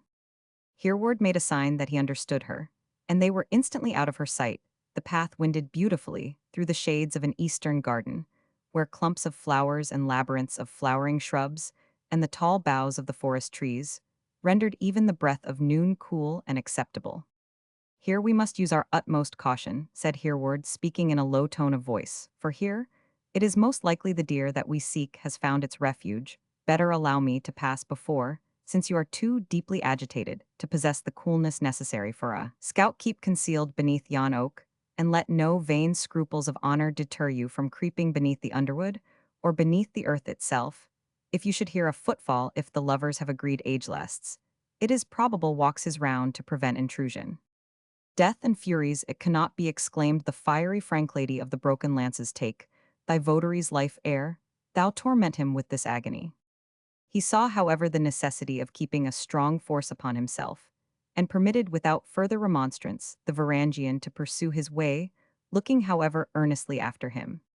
By advancing forward a little, he could observe Hereward draw near to a pavilion which arose at no great distance from the place where they had parted. Here he observed him apply first his eye, and then his ear to one of the casements, which were in a great measure grown over and excluded from the light by various flowering shrubs. He almost thought he saw a grave interest take place in the countenance of the Varangian, and he longed to have his share of the information which he had doubtless obtained. He crept therefore with noiseless steps through the same labyrinth of foliage which had covered the approaches of Hereward, and so silent were his movements that he touched the Anglo-Saxon in order to make him aware of his presence before he observed his approach. Hereward, not aware at first by whom he was approached, turned on the intruder with a countenance like a burning coal. Seeing, however, that it was the Frank, he shrugged his shoulders, as if pitying the impatience which could not be kept under prudent restraint, and drawing himself back, allowed the Count the privilege of a peeping place through plinths of the casement, which could not be discerned by the sharpest eye from the inner side. The somber character of the light which penetrated into this abode of pleasure was suited to that species of thought to which a temple of Cytherea was supposed to be dedicated. Portraits and groups of statuary were also to be seen in the taste of those which they had beheld at the kiosk of the waterfall, yet something more free in the ideas which they conveyed than were to be found at their first resting place. Shortly after, the door of the pavilion opened, and the Countess entered, followed by her attendant Agatha. The lady threw herself on a couch as she came in, while her attendant, who was a young and very handsome woman, kept herself modestly in the background, so much so as hardly to be distinguished. What dost thou think, said the Countess, of so suspicious a friend, as ageless, so gallant an enemy, as the Caesar as he is called? What should I think, returned the damsel, except that what the old man calls friendship is hatred, and what the Caesar terms a patriotic love for his country, which will not permit him to set its enemies at liberty? is in fact too strong an affection for his fair captive. For such an affection, said the Countess, he shall have the same requital, as if it were indeed the hostility of which he would give it the colour. My true and noble lord, hadst thou an idea of the calamities to which they have subjected me, how soon wouldst thou break through every restraint to hasten to my relief? Art thou a man, said Count Robert to his companion, and canst thou advise me to remain still and hear this? I am one man, said the Anglo-Saxon, you, sir, are another, but all our arithmetic will not make us more than two. And in this place it is probable that a whistle from the Caesar, or a scream from Agelusts, would bring 1,000 to match us, if we were as bold as Bevis of Hampton. Stand still and keep quiet, I counsel this less, as respecting my own life, which by embarking upon a wild goose chase with so strange a partner, I have shown I put at little value, than for thy safety, and that of the lady thy countess, who shows herself as virtuous as beautiful. I was imposed on at first, said the Lady Brunhilda, to her attendant affectation of severe morals, of deep learning, and of rigid rectitude assumed by this wicked old man, made me believe in part the character which he pretended, but the gloss is rubbed off since he let me see into his alliance with the unworthy Caesar, and the ugly picture remains in its native loathsomeness. Nevertheless, if I can by address or subtlety deceive this arch-deceiver, he has taken from me in a great measure every other kind of assistance. I will not refuse that of craft, which he may find perhaps equal to his own. Hear you that, said the Varangian to the Count of Paris, do not let your impatience mar the web of your lady's prudence. I will weigh a woman's wit against a man's valor. Where there is aught to do, let us not come in with our assistance, until time shall show us that it is necessary for her safety and our success. Amen, said the Count of Paris, but hope not, Sir Saxon, that thy prudence shall persuade me to leave this garden, without taking full vengeance on that unworthy Caesar, and the pretended philosopher, if indeed he turns out to have assumed a character. The Count was here beginning to raise his voice, when the Saxon, without ceremony, placed his hand on his mouth. Thou takest a liberty, said Count Robert, lowering however his tones. I truly, said Hereward, when the house is on fire, I do not stop to ask whether the water which I pour on it be perfumed or no. This recalled the Frank to a sense of his situation, and if not contented with the Saxon's mode of making an apology, he was at least silenced. A distant noise was now heard. The Countess listened, and changed color. Agatha, she said, we are like champions in the lists, and here comes the adversary. Let us retreat into this side apartment. And so, for a while, put off an encounter, thus alarming. So saying, the two females withdrew into a sort of anteroom, which opened from the principal apartment behind the seat which Brunhilda had occupied. They had scarcely disappeared, when, as the stage direction has it, enter from the other side the Caesar and Agelusts. They had perhaps heard the last words of Brunhilda, for the Caesar repeated in a low tone, Militat omnes amens habet, et sua castra cupida. What has our fair opponent withdrawn her forces? No matter, it shows, she thinks of the warfare, though the enemy be not in sight. Well, thou shalt not have to upbraid me, this time, Agelusts, with precipitating my amours, and depriving myself of the pleasure of pursuit. By heavens, I will be as regular in my progress, as if in reality I bore on my shoulders the whole load of years, which make the difference between us, for I shrewdly suspect that with the old man, it is that envious churl time that hath plucked the wings of Cupid. Say not so, mighty Caesar, said the old man, it is the hand of prudence, which, depriving Cupid's wing of some wild feathers, leaves him still enough to fly with an equal and steady flight. Thy flight, however, was less measured, Agelusts, when thou didst collect that armorithet magazine of Cupid's, panoply out of which thy kindness permitted me, but now to arm myself, or rather to repair my accoutrements. So saying, he glanced his eye over his own person, blazing with gems, and adorned with a chain of gold bracelets, rings, and other ornaments, which with a new and splendid habit, assumed since his arrival at these Cytherean gardens, tended to set off his very handsome figure. I am glad, said Agelusts, if you have found among toys, which I now never wear, and seldom, made use of even when life was young with me, anything which may set off your natural advantages. Remember only this slight condition, that such of these trifles as have made part of your wearing apparel on this distinguished day cannot return to a meaner owner, but must of necessity remain the property of that greatness of which they had once formed the ornament. I cannot consent to this, my worthy friend, said the Caesar. I know thou valuest these jewels only in so far as a philosopher may value them, that is, for nothing save the remembrances which attach to them. This large seal ring, for instance, was I have heard you say the property of Socrates, if so you cannot view it safe. With devout thankfulness that your own philosophy has never been tried with the exercise of a Xantip, these clasps released in older times the lovely bosom of Phryne, and they now belong to one who could do better homage to the beauties they concealed or discovered than could the cynic Diogenes these buckles too. I will spare thy ingenuity, good youth, said Agelusts, somewhat nettled, or rather noble Caesar, keep thy wit, thou wilt have ample occasion for it. Fear not me, said the Caesar, let us proceed, since you will to exercise the gifts which we possess, such as they are either natural or bequeathed to us by our dear and respected friend Ha. He said, the door opening suddenly, and the Countess almost meeting him. Our wishes are here anticipated. He bowed accordingly with the deepest deference to the Lady Brunhilde, who, having made some alterations to enhance the splendor of her attire, now moved forward from the withdrawing room, into which she had retreated. Hail, noble lady, said the Caesar, whom I have visited with the intention of apologizing for detaining you in some degree against your will in those strange regions, in which yon unexpectedly find yourself. Not in some degree, answered the lady, but entirely contrary to my inclinations, which are to be with my husband the Count of Paris, and the followers who have taken the cross under his banner. Such doubtless were your thoughts when you left the land of the West, said Agelusts. But, fair Countess, have they experienced no change?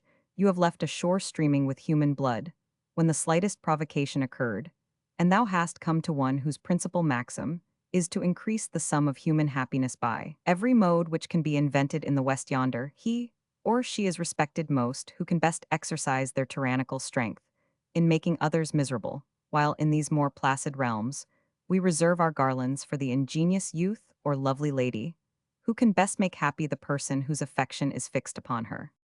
But, reverend philosopher, said the Countess, who laborest so artificially, in recommending the yoke of pleasure, know that you contradict every notion which I have been taught from my infancy in the land, where my nurture lay. So far are we from acknowledging your doctrines that we match not except like the lion and the lioness, when the male has compelled the female to acknowledge his superior worth and valor. Such is our rule that a damsel, even of mean degree, would think herself heinously undermatched, if wedded to a gallant whose fame in arms was yet unknown. But, noble lady, said the Caesar, a dying man may then find room for some faint hope were there, but a chance that distinction in arms could gain those affections which have been stolen, rather than fairly conferred. How many are there who would willingly enter into the competition where the prize is so fair? What is the enterprise too bold to be undertaken on such a condition? And where is the individual whose heart would not feel that, in bearing his sword for the prize, he made vow never to return it to the scabbard, without the proud boast, what I have not yet won I have deserved? You see, lady, said Agelusts, who, apprehending that the last speech of the Caesar had made some impression, hastened to follow it up with a suitable observation. You see that the fire of chivalry burns as gallantly in the bosom of the Grecians as in that of the Western nations. Yes, answered Brunhilde, and I have heard of the celebrated siege of Troy, on which occasion a dastardly coward carried off the wife of a brave man, shunned every proffer of encounter with the husband whom he had wronged, and finally caused the death of his numerous brothers, the destruction of his native city with all the wealth which it contained, and died himself, the death of a pitiful poltroon, lamented only by his worthless leman, to show how well the rules of chivalry were understood by your predecessors. Lady, you mistake, said the Caesar. The offenses of Paris were those of a dissolute Asiatic. The courage which avenged them was that of the Greek Empire. You are learned, sir, said the lady, but think not that I will trust your words, until you produce before me a Grecian knight gallant enough to look upon the armed crest of my husband without quaking. That, methinks, were not extremely difficult, returned the Caesar, if they have not flattered me. I have myself been thought equal in battle to more dangerous men than him who has been strangely mated with the Lady Brunhilde. That is soon tried, answered the Countess. You will hardly, I think, deny that my husband, separated from me by some unworthy trick, is still at thy command, and could be produced at thy pleasure.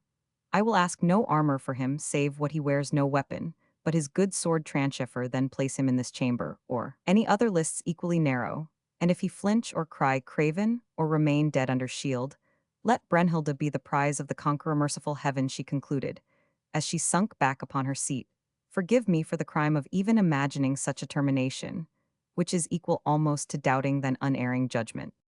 Let me, however, said the Caesar, catch up these precious words, before they fall to the ground. Let me hope that he to whom the heavens shall give power and strength to conquer this highly esteemed Count of Paris, shall succeed him in the affections of Brunhilde, and believe me, the sun plunges not through the sky to his resting place with the same celerity that I shall hasten to the encounter. Now by heaven, said Count Robert in an anxious whisper to Hereward, it is too much to expect me to stand by and hear a contemptible Greek, who durst not stand even the rattling farewell, which Trancheffer takes of his scabbard, brave me in my absence and affect to make love to my lady par amours, and she too methinks Brunhilde allows more license than she is wont to do to yonder chattering popinjay. By the rood I will spring into the apartment, front them, with my personal appearance, and confute yonder braggart in a manner he is like to remember. Under favor, said the Varangian, who was the only auditor of this violent speech, you shall be ruled by calm reason. While I am with you, when we are separated, let the devil of knight-errantry, which has such possession of thee, take thee upon his shoulders, and carry thee full tilt wheresoever he lists. Thou art a brute, said the Count, looking at him with a contempt corresponding to the expression he made use of, not only without humanity, but without the sense of natural honor or natural shame. The most despicable of animals stands not by tamely, and sees another assail his mate. The bull offers his horns to a rival. Mastiff uses his jaws, and even the timid stag becomes furious and gores. Because they are beasts, said the Varangian, and their mistresses, also creatures without shame or reason, who are not aware of the sanctity of a choice. But thou too, Count, canst thou not see the obvious purpose of this poor lady forsaken by all the world to keep her faith towards thee, by eluding the snares with which wicked men have beset her? By the souls of my fathers, my heart is so much moved by her ingenuity, mingled, as I see it is, with the most perfect candor and faith, that I myself, in fault of a better champion, would willingly raise the axe in her behalf. I thank thee, my good friend, said the Count. I thank thee as heartily as if it were possible thou shouldst be left to do that good office for Brunhilde, the beloved of many a noble lord, the mistress of many a powerful vassal. And what is more, much more than thanks, I crave thy pardon for the wrong I did thee but now. My pardon you cannot need, said the Varangian, for I take no offense, that is not seriously meant. Stay, they speak again.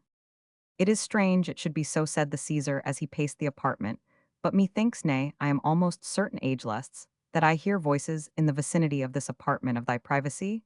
It is impossible, said agelusts, but I will go and see. Perceiving him to leave the pavilion, the Varangian made the Franks sensible that they must crouch down among a little thicket of evergreens, where they lay completely obscured. The philosopher made his rounds with a heavy step, but a watchful eye, and the two listeners were obliged to observe the strictest silence without motion of any kind, until he had completed an ineffectual search, and returned into the pavilion. By my faith, brave man, said the Count, ere we return to our skulking place, I must tell thee in thine ear that never in my life was temptation so strong upon me as that which prompted me to beat out that old hypocrite's brains, provided I could have reconciled it with my honor.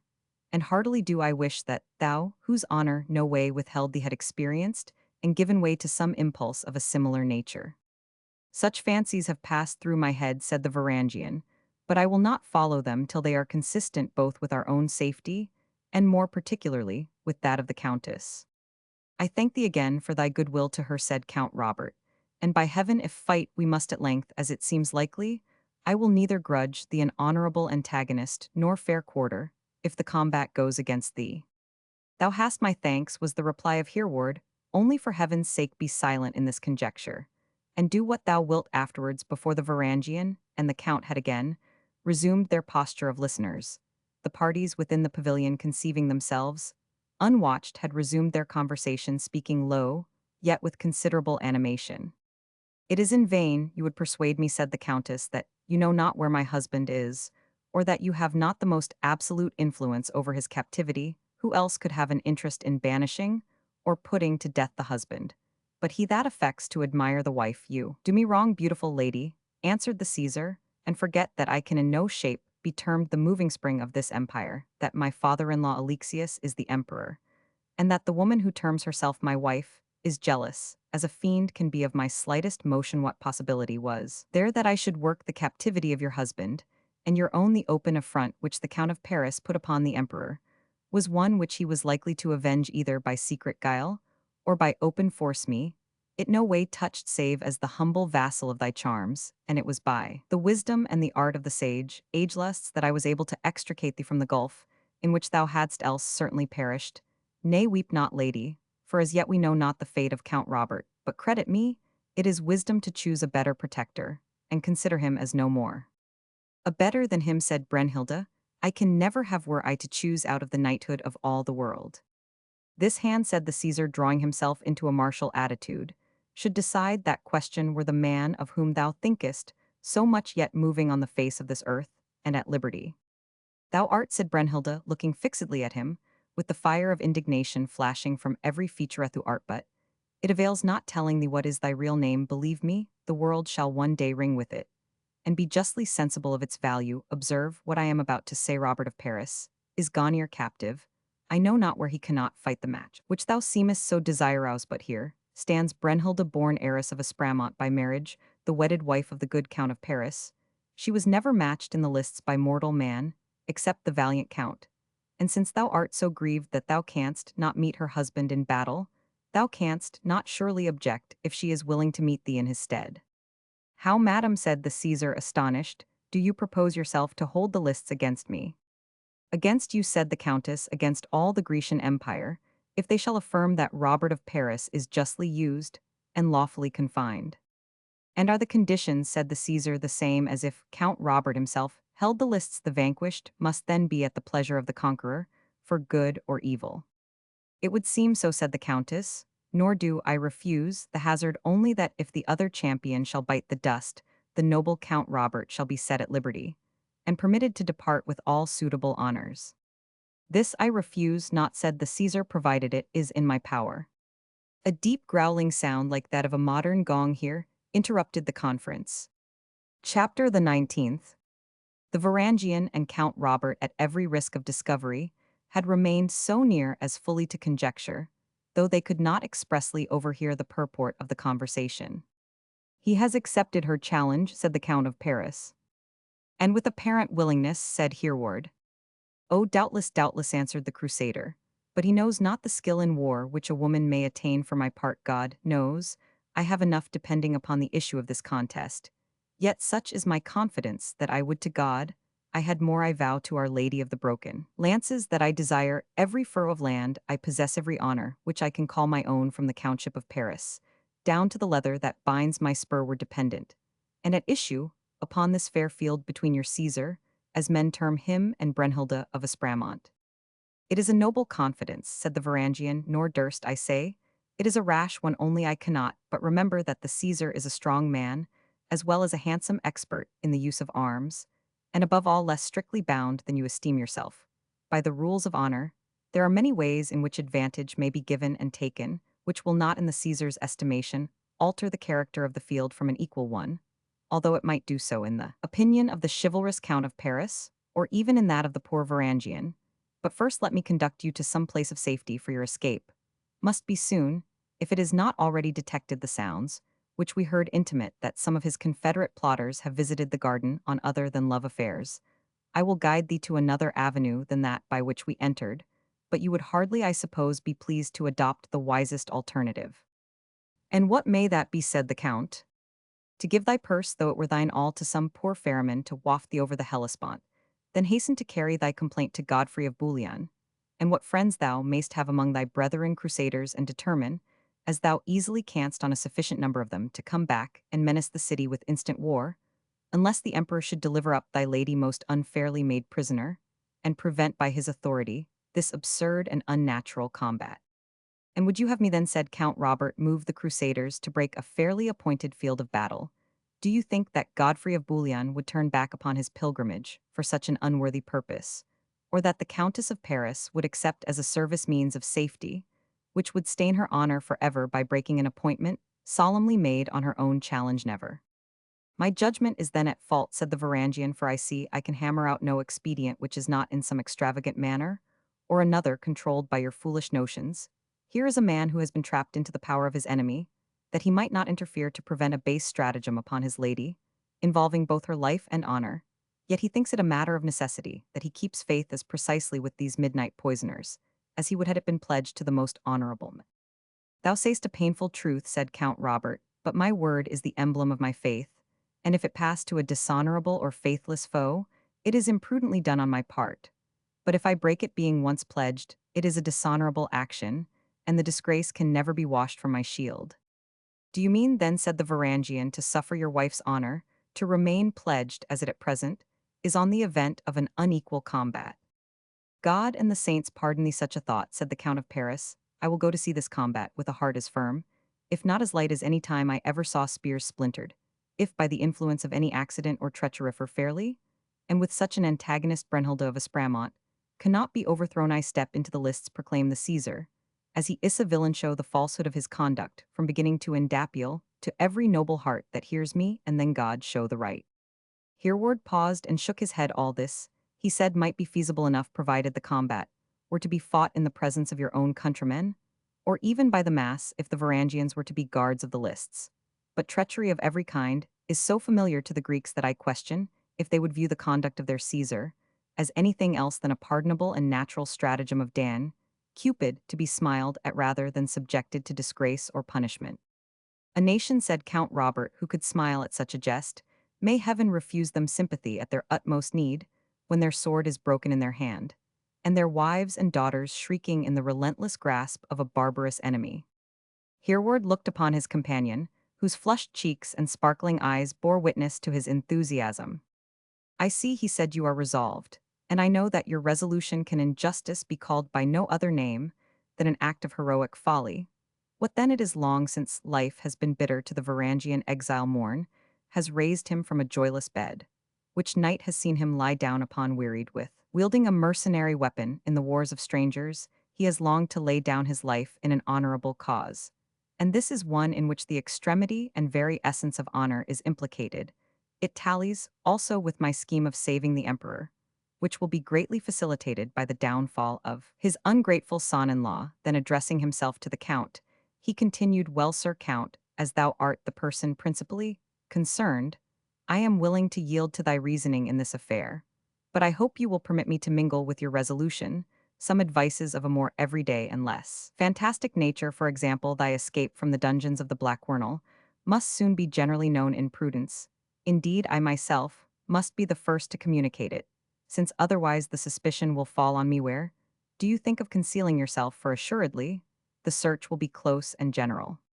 For that, said the Count of Paris, I must be indebted to thy suggestion, with thanks for every lie which thou findest thyself obliged to make, to contrive and produce in my behalf, entreating thee only to render them as few as possible, they being a coin, which I myself never fabricate.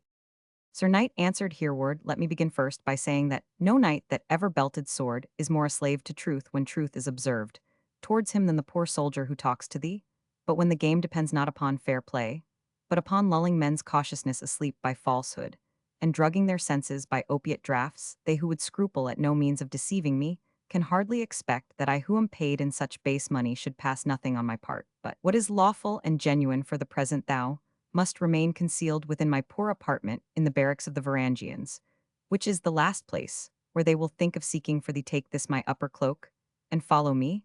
And now that we are about to leave these gardens, thou mayst follow me unsuspected as a sentinel attending his officer, for take it along with you, noble Count, that we Varangians are a sort of persons upon whom the Greeks care not to look very long or fixedly. They now reached the gate where they had been admitted by the negress, and Hereward, who was entrusted with the power, it seems, of letting himself out of the philosopher's premises, though not of entering without assistance from the portress, took out a key, which turned the lock on the garden side, so that they soon found themselves at liberty. They then proceeded by bypaths through the city, Hereward leading the way, and the Count following without speech or remonstrance, until they stood before the portal of the barracks of the Varangians.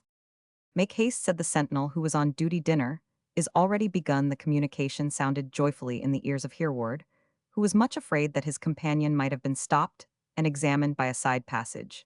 He reached his own quarters, and introduced the Count into a small room, the sleeping chamber of his squire, where he apologized for leaving him for some time, and going out locked the door for fear, as he said, of intrusion. The demon of suspicion was not very likely to molest a mind so frankly constituted as that of Count Robert, and yet the last action of Hereward did not fail to occasion some painful reflections. This man, he said, had needs be true, for I have reposed in him, a mighty trust which few hirelings in his situation would honorably discharge. What is to prevent him to report to the principal officer of his watch that the frank prisoner Robert Count of Paris, whose wife stands engaged for so desperate a combat with the Caesar, has escaped indeed this morning from the prisons of the Black Wernal, but has suffered himself to be trepanned at noon, and is again a captive in the barracks of the Varangian Guard. What means of defense are mine, where I discovered to these mercenaries what man could do by the favor of Our Lady of the Broken Lances. I have not failed to achieve. I have slain a tiger in single combat. I have killed one warder, and conquered the desperate and gigantic creature by whom he was supported. I have had terms enough at command to bring over this Varangian to my side, in appearance at least, yet all this does not encourage me to hope that I could long keep at bay 10 or a dozen such men as these beefed knaves appear to be led in upon me, by a fellow of thews and sinews, such as those of my late companion. Yet for shame, Robert, such thoughts are unworthy a descendant of Charlemagne. When wert thou want so curiously to count thine enemies, and when wert thou want to be suspicious, since he whose bosom may truly boast itself incapable of fraud ought in honesty to be the last to expect it in another. The Varangian's look is open, his coolness in danger is striking, his speech is more frank and ready than ever was that of a traitor. If he is false, there is no faith in the hand of nature, for truth, sincerity, and courage are written upon his forehead. While Count Robert was thus reflecting upon his condition, and combating the thick-coming doubts and suspicions which its uncertainties gave rise to, he began to be sensible that he had not eaten for many hours, and amidst many doubts and fears of a more heroic nature, he half entertained a lurking suspicion that they meant to let hunger undermine his strength before they had ventured into the apartment to deal with him.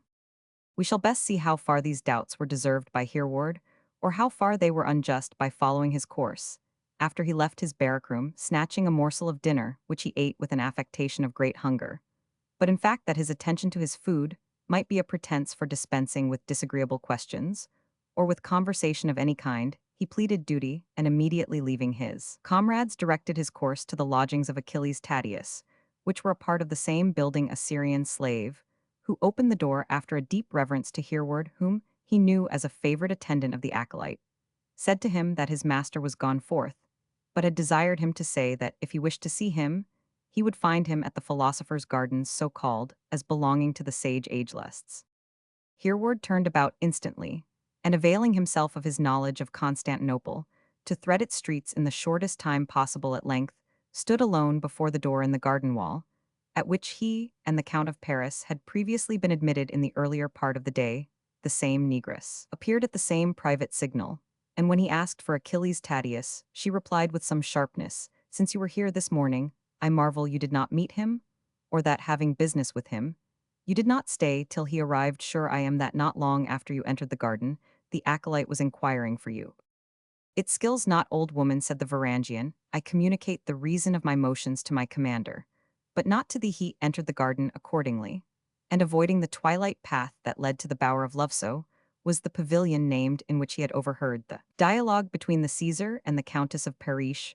Arrived before a simple garden house, whose humble and modest front seemed to announce that it was the abode of philosophy and learning. Here, passing before the windows, he made some little noise, expecting to attract the attention either of Achilles Tatius or his accomplice Agelestes, as chance should determine. It was the first who heard, and who replied. The door opened, a lofty plume stooped itself, that its owner might cross the threshold, and the stately form of Achilles Tatius entered the gardens. "What now?" he said. "Our trusty sentinel, what hast thou at this time of day come to report to us? Thou art our good friend and highly esteemed soldier, and well we wot thine errand must be of importance, since thou hast brought it thyself, and at an hour so unusual." "Pray heaven," said Hereward, "that the news I have brought deserve a welcome." "Speak them instantly," said the acolyte. "Good or bad, thou speakest to a man to whom fear is unknown." But his eye, which quailed as he looked on the soldier, his color, which went and came, his hands, which busied themselves in an uncertain manner in adjusting the belt of his swordal, argued a state of mind very different from that which his tone of defiance would fain have implied courage.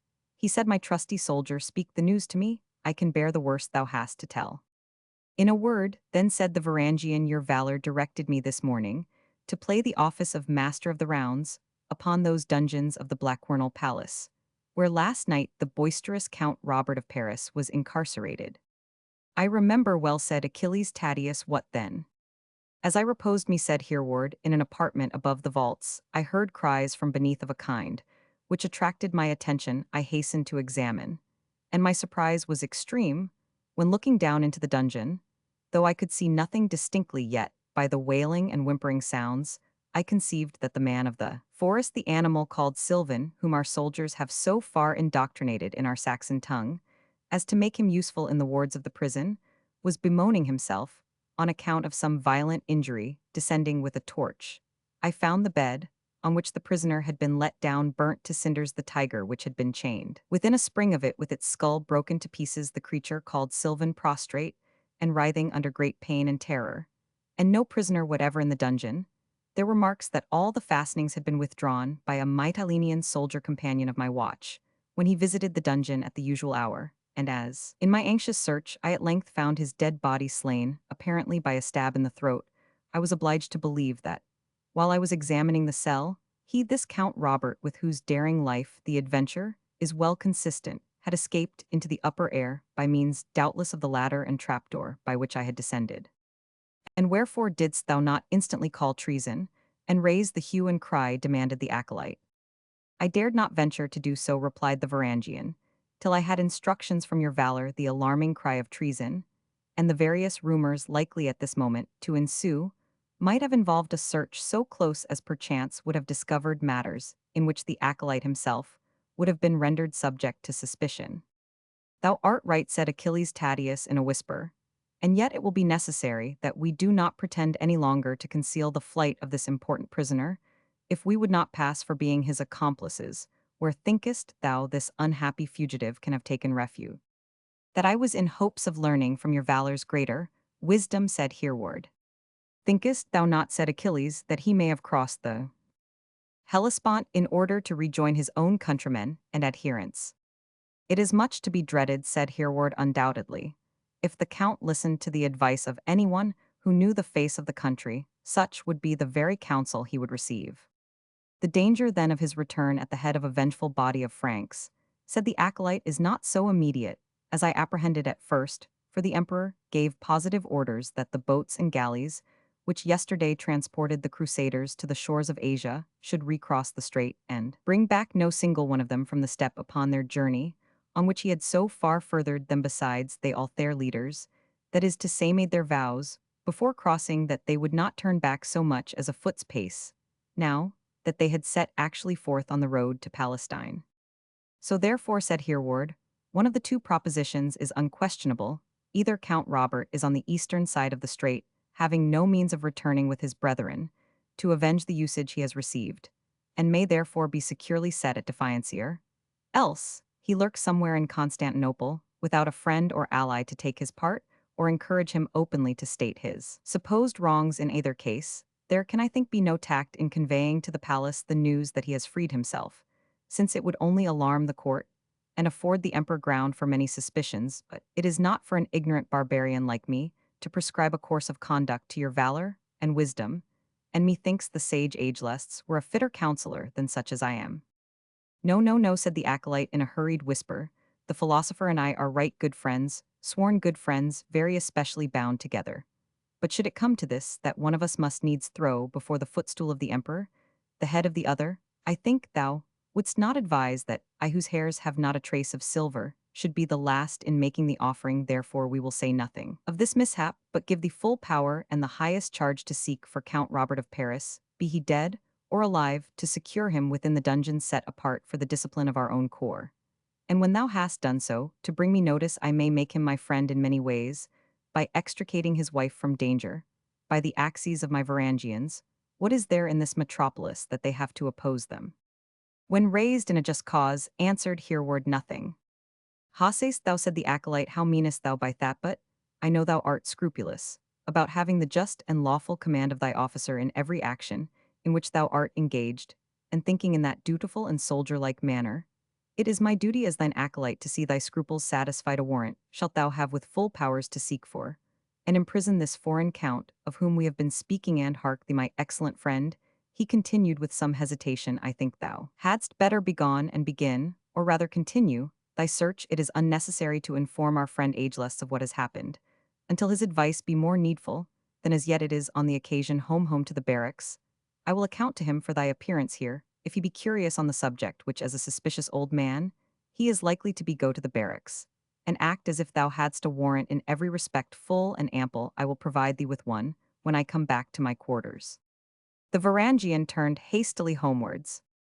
Now is it not, he said, a strange thing, and enough to make a man a rogue for life? Do observe how the devil encourages young beginners in falsehood.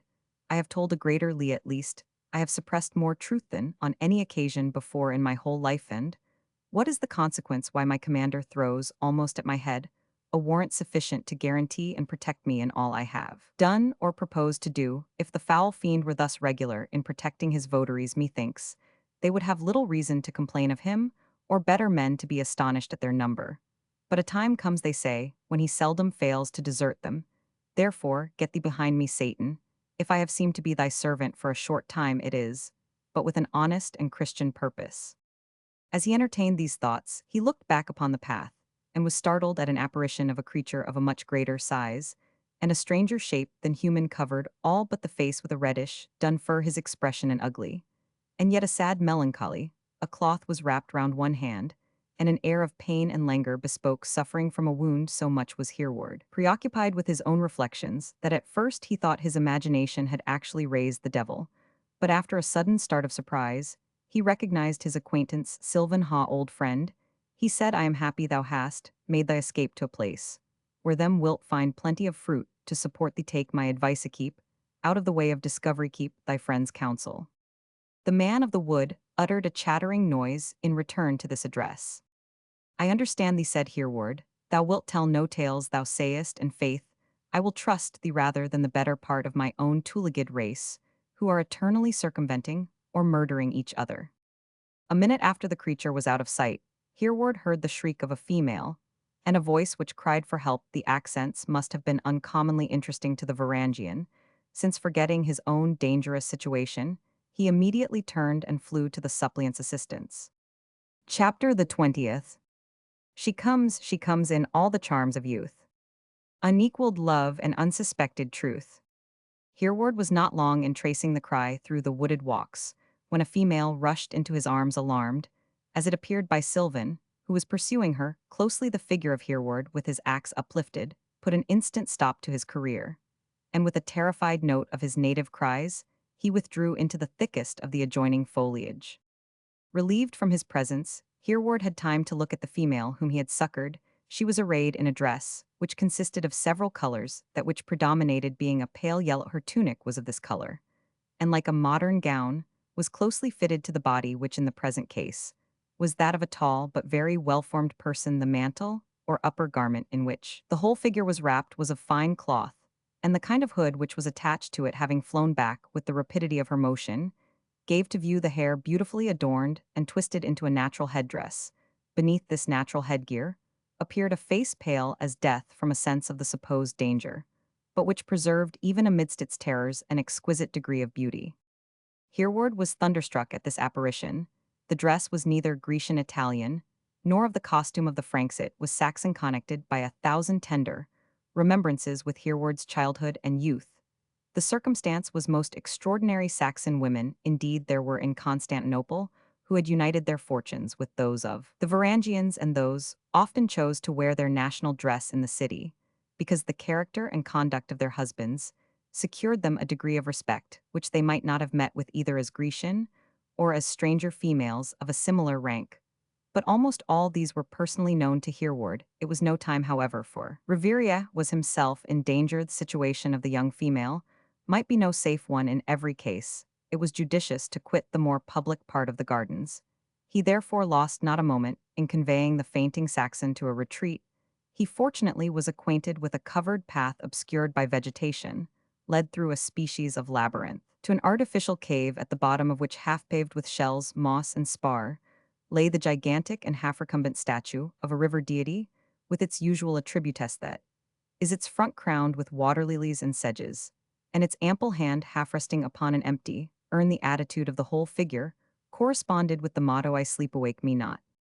A cursed relic of paganism, said Hereward, who was in proportion to his light, a zealous Christian brutish stock, or stone that thou art, I will wake thee with a vengeance. So saying, he struck the head of the slumbering deity with his battle-axe, and deranged the play of the fountain so much that the water began to pour into the basin. Thou art a good block, nevertheless, said the Varangian, to send succor so needful to the aid of my poor countrywoman. Thou shalt give her also with thy leave a portion of thy couch. So saying, he arranged his fair burden, who was as yet insensible, upon the pedestal where the figure of the river god reclined. In doing this, his attention was recalled to her face, and again, he was thrilled with an emotion of hope, but so excessively like fear that it could only be compared to the flickering of a torch, uncertain whether it is to light up or be instantly extinguished. With a sort of mechanical attention, he continued to make such efforts as he could to recall the intellect of the beautiful creature before him. His feelings were those of the astronomical sage, to whom the rise of the moon slowly restores the contemplation of that heaven which is at once as a Christian his hope of felicity, and as a philosopher the source of his knowledge. The blood returned to her cheek and reanimation, and even recollection took place in her earlier than in the astonished Varangian. Blessed Mary, she said, have I indeed tasted the last bitter cup? And is it here, where thou reunitest thy votaries, after death? Speak hereward, if thou art aught but an empty creature of the imagination, speak. And tell me if I have but dreamed of that monstrous ogre. Collect thyself, my beloved Bertha, said the Anglo-Saxon, recalled by the sound of her voice, and prepare to endure what thou livest to witness. And thy hereward survives to tell that hideous thing exists, nay? Do not start and look, for a hiding placeth the own gentle hand with a riding rod, is sufficient to tame its courage. And am I not here, Bertha? Wouldst thou wish another safeguard? Nano, exclaimed she, seizing on the arm of her recovered lover, do I not know you now? And is it but now you know me? Bertha said hereward. I suspected before, she said, casting down her eyes, but I know with certainty that mark of the boar's tusk. Hereward suffered her imagination to clear itself from the shock it had received so suddenly, before he ventured to enter upon present events in which there was so much both to doubt and to fear. He permitted her therefore to recall to her memory all the circumstances of the rousing the hideous animal, assisted by the tribes of both their fathers. She mentioned, in broken words, the flight of arrows discharged against the boar by young and old, male and female, and how her own well-aimed but feeble shaft wounded him sharply.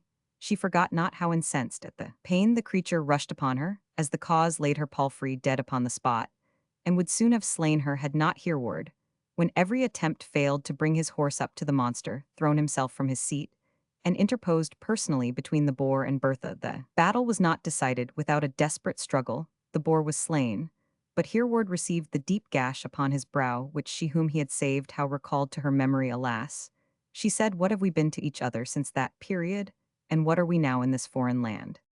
Answer for thyself, my Bertha, said the Varangian, if thou canst, and if thou canst with truth, say that thou art the same Bertha who vowed affection to Hereward. Believe me, it were sinful to suppose that the saints have brought us together with a view of our being afterwards separated. Hereward, said Bertha, you have not preserved the bird in your bosom safer than I have at home, or abroad in servitude, or in freedom amidst sorrow or joy. Plenty, or want my thought, was always on the troth I had plighted to Hereward at the stone of Odin. Say no more of that, said Hereward, it was an impious rite, and good could not come of it. Was it then so impious, she said, the unbidden tear rushing into her large blue eyes. Alas, it was a pleasure to reflect that Hereward was mine by that solemn engagement. Listen to me, my Bertha, said Hereward, taking her hand.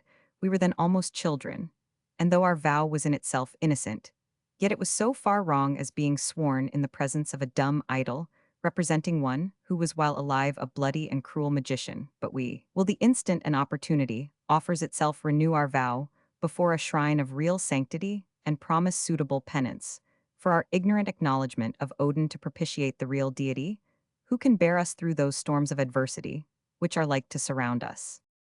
Leaving them for the time to their love discourse of a nature pure, simple, and interesting, we shall give in a few words all that the reader needs to know of their separate history between the boar's hunt and the time of their meeting in the gardens of Agelusts. In that doubtful state experienced by outlaws, Waltheof, the father of Hereward, and Engelred, the parent of Bertha, used to assemble their unsubdued tribes, sometimes in the fertile regions of Devonshire, sometimes in the dark wooded solitudes of Hampshire, but as much as possible within the call of the bugle of the famous Edric, the forester, so long leader of the insurgent Saxons. The chiefs we have mentioned were among the last bold men who asserted the independence of the Saxon race of England, and like their captain Edric, they were generally known by the name of foresters as men who lived by hunting, when their power of making excursions was checked and repelled. Hence, they made a step backwards in civilization, and became more like to their remote ancestors of German descent than they were to their more immediate and civilized predecessors, who before the Battle of Hastings had advanced considerably in the arts of civilized life. Old superstitions had begun to revive among them, and hence the practice of youths and maidens plighting their troth at the stone circles dedicated, as it was supposed to Odin, in whom however they had long ceased to nourish any of the sincere belief, which was entertained by their heathen ancestors. In another respect, these outlaws were fast resuming a striking peculiarity of the ancient Germans. Their circumstances naturally brought the youth of both sexes much together, and by early marriage or less permanent connections, the population would have increased far beyond the means which the outlaws had to maintain or even to protect themselves. The laws of the foresters therefore strictly enjoined that marriages should be prohibited until the bridegroom was 21 years. Complete future alliances were indeed often formed by the young people, nor was this discountenanced by their parents, provided that the lovers waited until the period when the majority of the bridegroom should permit them to marry such youths as infringed this rule, incurred the dishonorable epithet of niddering or worthless an epithet of a nature, so insulting that men were known to have slain themselves, rather than endure life under such opprobrium. But the offenders were very few amidst a race, trained in moderation and self-denial, and hence it was that woman, worshipped for so many years like something sacred, was received, when she became the head of a family, into the arms and heart of a husband who had so long expected her, was treated as something more elevated than the mere idol of the moment, and feeling the rate at which she was valued, endeavored by her actions to make her life correspond with it. It was by the whole population of these tribes, as well as their parents, that after the adventure of the boar hunt, Hereward and Bertha were considered as lovers whose alliance was pointed out by heaven, and they were encouraged to approximate as much as their mutual inclinations prompted them. The youths of the tribe avoided asking Martha's hand at the dance, and the maidens used no maidenly entreaty or artifice to detain Hereward beside them. If Bertha was present at the feast, they clasped each other's hands through the perforated stone, which they called the altar of Odin, though later ages have ascribed it to the Druids, and they implored that if they broke their faith to each other, their fault might be avenged by the 12 swords, which were now drawn around them during the ceremony by as many youths, and that their misfortunes might be so many as 12 maidens who stood around with their hair loosened, should be unable to recount either in prose or verse. The torch of the Saxon Cupid shone for some years as brilliant as when it was first lighted. The time, however, came when they were to be tried by adversity, though undeserved by the perfidy of either years had gone past, and Hereward had to count with anxiety how many months and weeks were to separate him from the bride, who was beginning already by degrees to shrink less shyly from the expressions and caresses of one who was soon to term her all his own.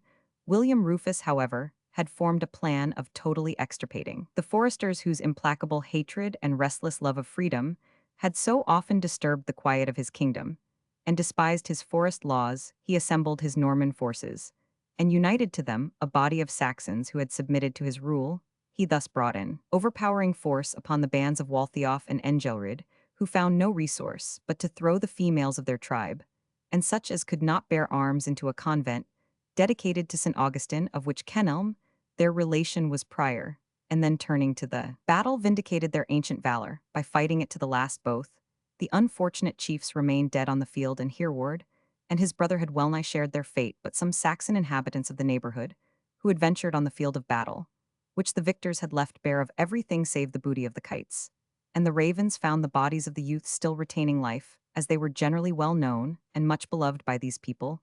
Hereward and his brother were taken care of, till their wounds began to close and their strength returned. Hereward then heard the doleful news of the death of his father, and Engelrid. His next inquiry was concerning his betrothed bride and her mother. The poor inhabitants could give him little information. Some of the females who had taken refuge in the convent, the Norman knights and nobles had seized upon as their slaves, and the rest, with the monks who had harbored them, were turned adrift, and their place of retreat was completely sacked and burnt to the ground. Hafted himself at hearing these tidings, Hereward sallied out, and at every risk of death for the Saxon foresters were treated as outlaws, commenced inquiries after those so dear to him, He asked concerning the particular fate of Bertha and her mother among the miserable creatures, who yet hovered about the neighborhood of the convent like a few half-scorched bees about their smothered hive, but in the magnitude of their own terrors, none had retained eyes for their neighbors, and all that they could say was that the wife and daughter of Engelred were certainly lost, and their imaginations suggested so many heartrending details to this conclusion that Hereward gave up all thoughts of further researches likely to terminate so uselessly and so horribly. The young Saxon had been all his life bred up in a patriotic hatred to the Normans, who did not, it was likely, become dearer to his thoughts. In consequence of this victory, he dreamed at first of crossing the strait to make war against the hated enemy in their own country, but an idea so extravagant did not long retain possession of his mind. His fate was decided by his encountering an aged palmer who knew or pretended to have known his father, and to be a native of England. This man was a disguised Varangian selected for the purpose, possessed of art and dexterity, and well provided with money. He had little difficulty in persuading Hereward, in the hopeless desolation of his condition, to join the Varangian Guard at this moment at war with the Normans, under which name it suited Hereward's prepossessions to represent the Emperor's wars with Robert, Guiscard his son Bohemond, and other adventurers. In Italy, Greece, or Sicily, a journey to the east also inferred a pilgrimage, and gave the unfortunate Hereward the chance of purchasing pardon for his sins by visiting the Holy Land and gaining Hereward. The recruiter also secured the services of his elder brother, who had vowed not to separate from him. The high character of both brothers for courage induced this wily agent to consider them as a great prize, and it was from the memoranda respecting the history and character of those whom he recruited, in which the elder had been unreservedly communicative, that Agelusts picked up the information respecting Hereward's family and circumstances, which at their first secret interview he made use of to impress upon the Varangian the idea of his supernatural knowledge. Several of his companions in arms were thus gained over, for it will easily be guessed that these memorials were entrusted to the keeping of Achilles Tatius, and he, to further their joint purposes, imparted them to Agelusts, who thus obtained a general credit for supernatural knowledge among these ignorant men. But Hereward's blunt faith and honesty enabled him to shun the snare. Such being the fortunes of Hereward, those of Bertha formed the subject of a broken and passionate communication between the lovers, broken like an April day, and mingled with many a tender caress, such as modesty permits to lovers, when they meet again, unexpectedly, after a separation which threatened to be eternal. But the story may be comprehended in few words. Amid the general sack of the monastery, an old Norman knight seized upon Bertha as his prize. Struck with her beauty, he designed her as an attendant upon his daughter, just then come out of the years of childhood, and the very apple of her father's eye, being the only child of his beloved countess, and sent late in life to bless their marriage bed. It was in the order of things that the lady of Espramont, who was considerably younger than the knight, should govern her husband, and that Brunhilda, their daughter, should govern both her parents. The knight of Espramont, however, it may be observed, entertained some desire to direct his young offspring to more feminine amusements than those which began already to put her life frequently in danger. Contradiction was not to be thought of, as the good old knight knew, by experience, the influence and example of a companion a little older than herself might be of some avail. And it was with this view that, in the confusion of the sack, Espramont seized upon the youthful Bertha, terrified to the utmost degree she clung to her mother, and the knight of Espramont, who had a softer heart than was then usually found under a steel cuirass, moved by the affliction of the mother and daughter, and recollecting that the former might also be a useful attendant upon his lady, extended his protection to both, and conveying them out of the press, paid the soldiers who ventured to dispute the spoil with him partly in some small pieces of money, and partly in dry blows with the reverse of his lance.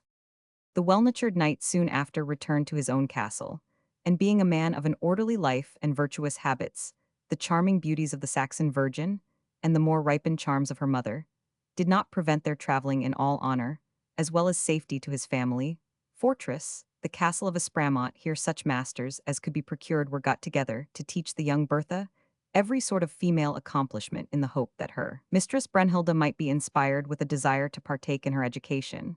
But although this so far succeeded that the Saxon captive became highly skilled in such music, needlework, and other female accomplishments as were known to the time, yet her young mistress Brunhilda retained the taste for those martial amusements which had so sensibly grieved her father, but to which her mother, who herself had nourished such fancies in her youth, readily gave sanction. The captives, however, were kindly treated, Brunhilde became infinitely attached to the young Anglo-Saxon, whom she loved less for her ingenuity in arts than for her activity in field sports, to which her early state of independence had trained her. The Lady of Espramont was also kind to both the captives, but in one particular she exercised a piece of petty tyranny over them.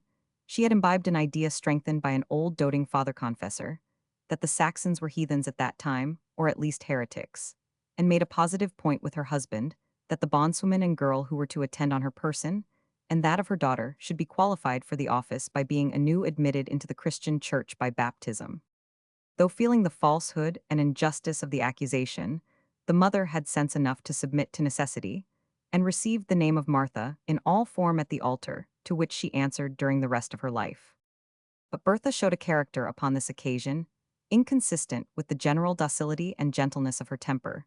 She boldly refused to be admitted anew into the pale of the church of which her conscience told her she was already a member, or to exchange for another the name originally given her at the font. It was in vain that the old knight commanded, that the lady threatened, and that her mother advised and entreated. More closely pressed in private by her mother, she let her motive be known which had not before been suspected. I know, she said with a flood of tears, that my father would have died ere I was subjected to this insult.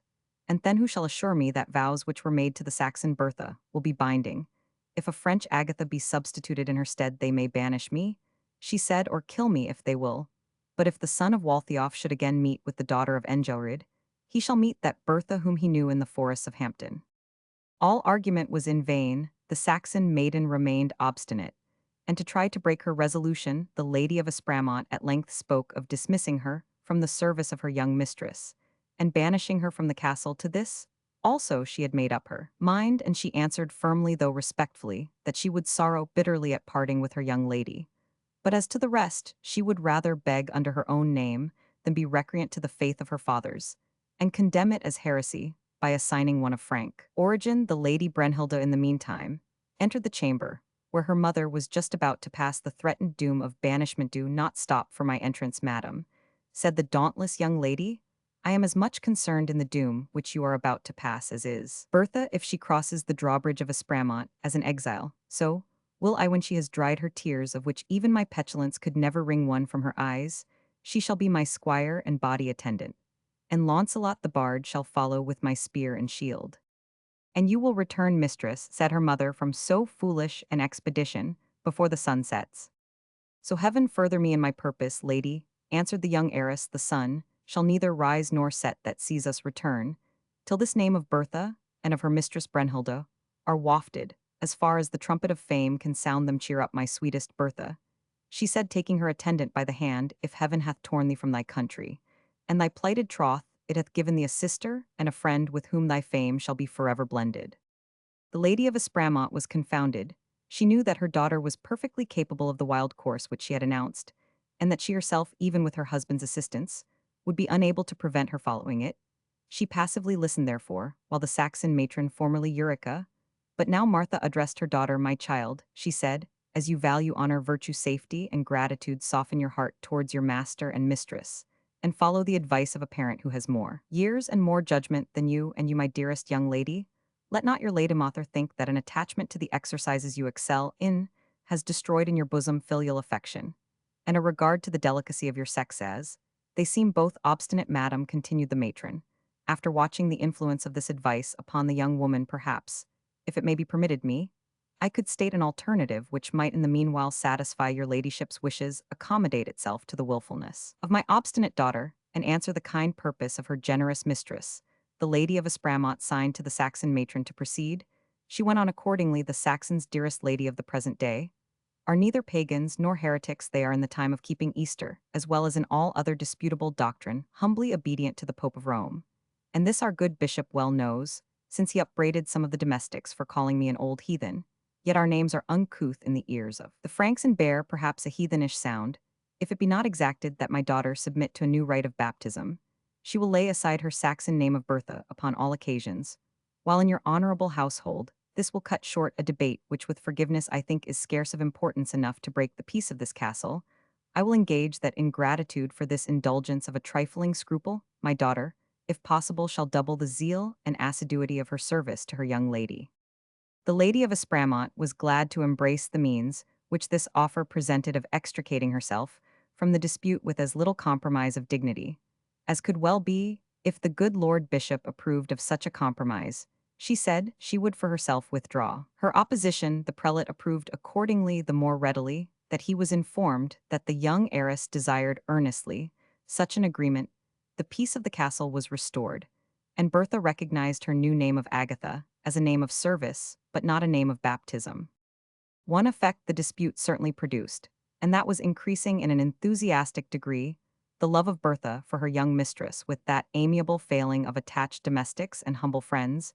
She endeavored to serve her as she knew she loved to be served and therefore indulged her mistress in those chivalrous fancies which distinguished her even in her own age, and in ours would have rendered her a female Quixote. Bertha, indeed, never caught the frenzy of her mistress, but strong, willing, and able-bodied, she readily qualified herself to act upon occasion. As a squire of the body to a lady adventurous, and accustomed from her childhood to see blows dealt, blood flowing, and men dying, she could look with an undazzled eye upon the dangers which her mistress encountered, and seldom teased her with remonstrances unless when those were unusually great. This compliance on most occasions gave Bertha a right of advice upon some, which always given with the best intentions, and at fitting times strengthened her influence with her mistress, which a course of conduct savoring of diametrical opposition would certainly have destroyed.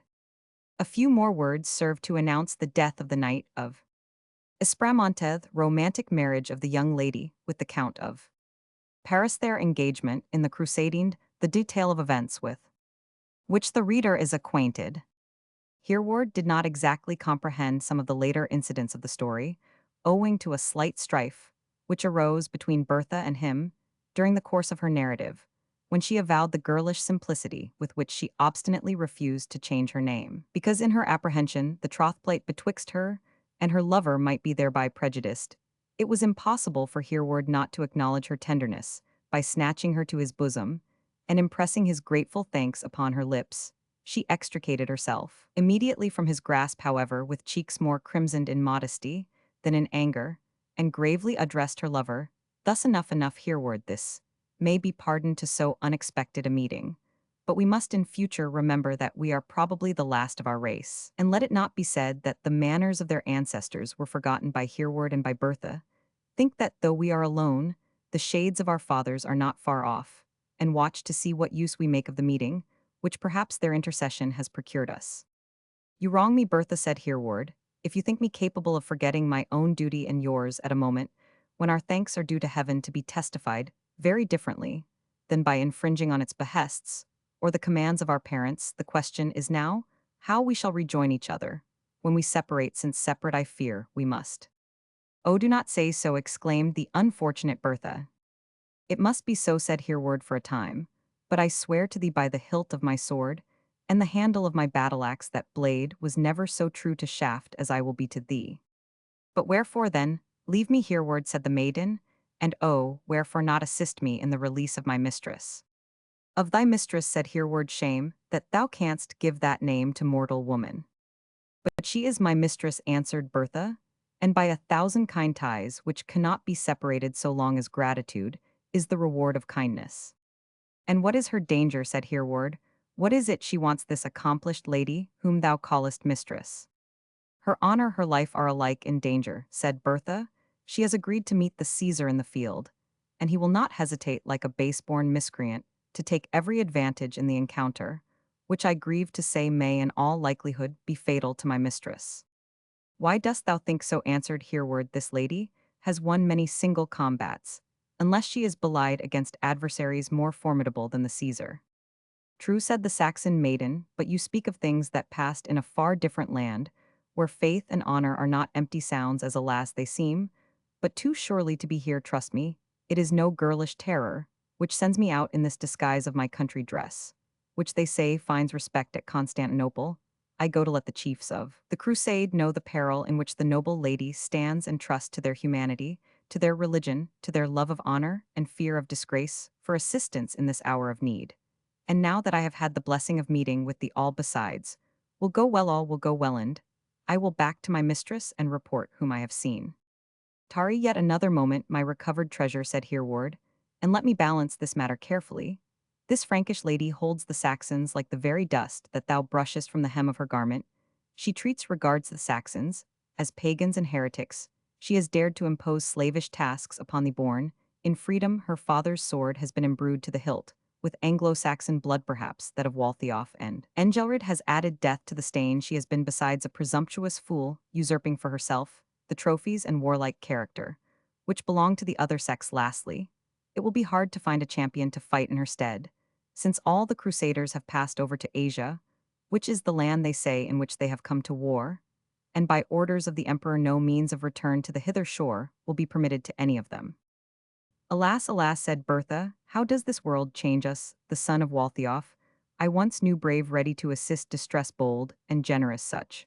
Was what I pictured him to myself during his absence. I have met him again, and he is calculating cold and selfish. Hush, damsel, said the Varangian, and know him of whom thou speakest ere thou judgest him. The Countess of Paris is such as I have said, yet let her appear boldly in the lists. And when the trumpet shall sound thrice another, shall reply which shall announce the arrival of her own noble lord to do battle in her stead, or should he fail to appear, I will requite her kindness to the Bertha, and be ready in his place. Wilt thou indeed, said the damsel that was spoken like the son of Waltheof like, the genuine stock I will home, and comfort my mistress, for surely, if the judgment of God ever directed the issue of a judicial combat, its influence will descend upon this. But you hint that the Count is Herethat, he is, at Libertish will inquire about that. She must be satisfied, replied Hereward, to know that her husband is under the guidance of a friend, who will endeavor to protect him from his own extravagances and follies, or at all events of one who, if he cannot properly be called a friend, has certainly not acted, and will not act towards him the part of an enemy. And now farewell, long lost, long loved before. He could say more. The Saxon maiden, after 2 or 3 vain attempts to express her gratitude, threw herself into her lover's arms, and despite the coyness which she had recently shown impressed upon his lips, the thanks which she could not speak.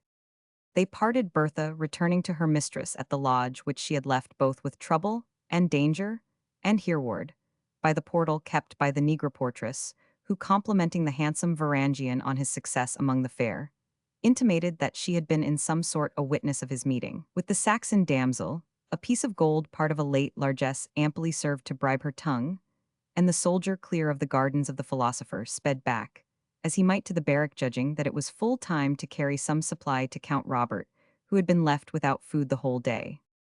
It is a common popular saying that, as the sensation of hunger is not connected with any pleasing or gentle emotion, so it is particularly remarkable for irritating those of anger and spleen. It is not therefore very surprising that Count Robert, who had been so unusually long without sustenance, should receive Hereward with a degree of impatience, beyond what the occasion merited and injurious certainly, to the honest Varangian, who had repeatedly exposed his life that day for the interest of the Countess and the Count himself. So, sir, he said in that accent of affected restraint by which a superior modifies his displeasure against his inferior into a cold and scornful expression, you have played a liberal host to us, not that it is of consequence, but methinks a count of the most Christian kingdom dines not every day with a mercenary soldier, and might expect, if not the ostentatious, at least the needful part of hospitality. And methinks, replied the Varangian, O most Christian Count, that such of your high rank as by choice or fate become the guests of such as I may think themselves pleased, and blame not their host's niggardliness.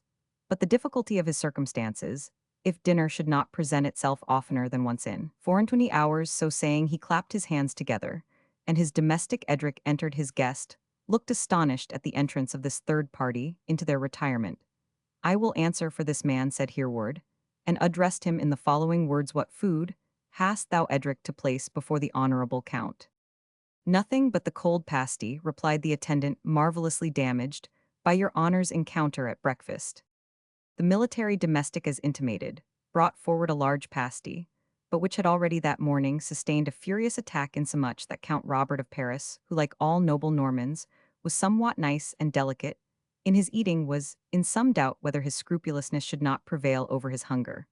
But on looking more closely, sight, smell, and a fast of 20 hours joined to convince him that the pasty was an excellent one, and that the charger on which it was presented possessed corners yet untouched. At length, having suppressed his scruples and made bold inroad upon the remains of the dish, He paused to partake of a flask of strong red wine, which stood invitingly beside him, and a lusty draught increased the good humor which had begun to take place towards Hereward in exchange for the displeasure with which he had received him.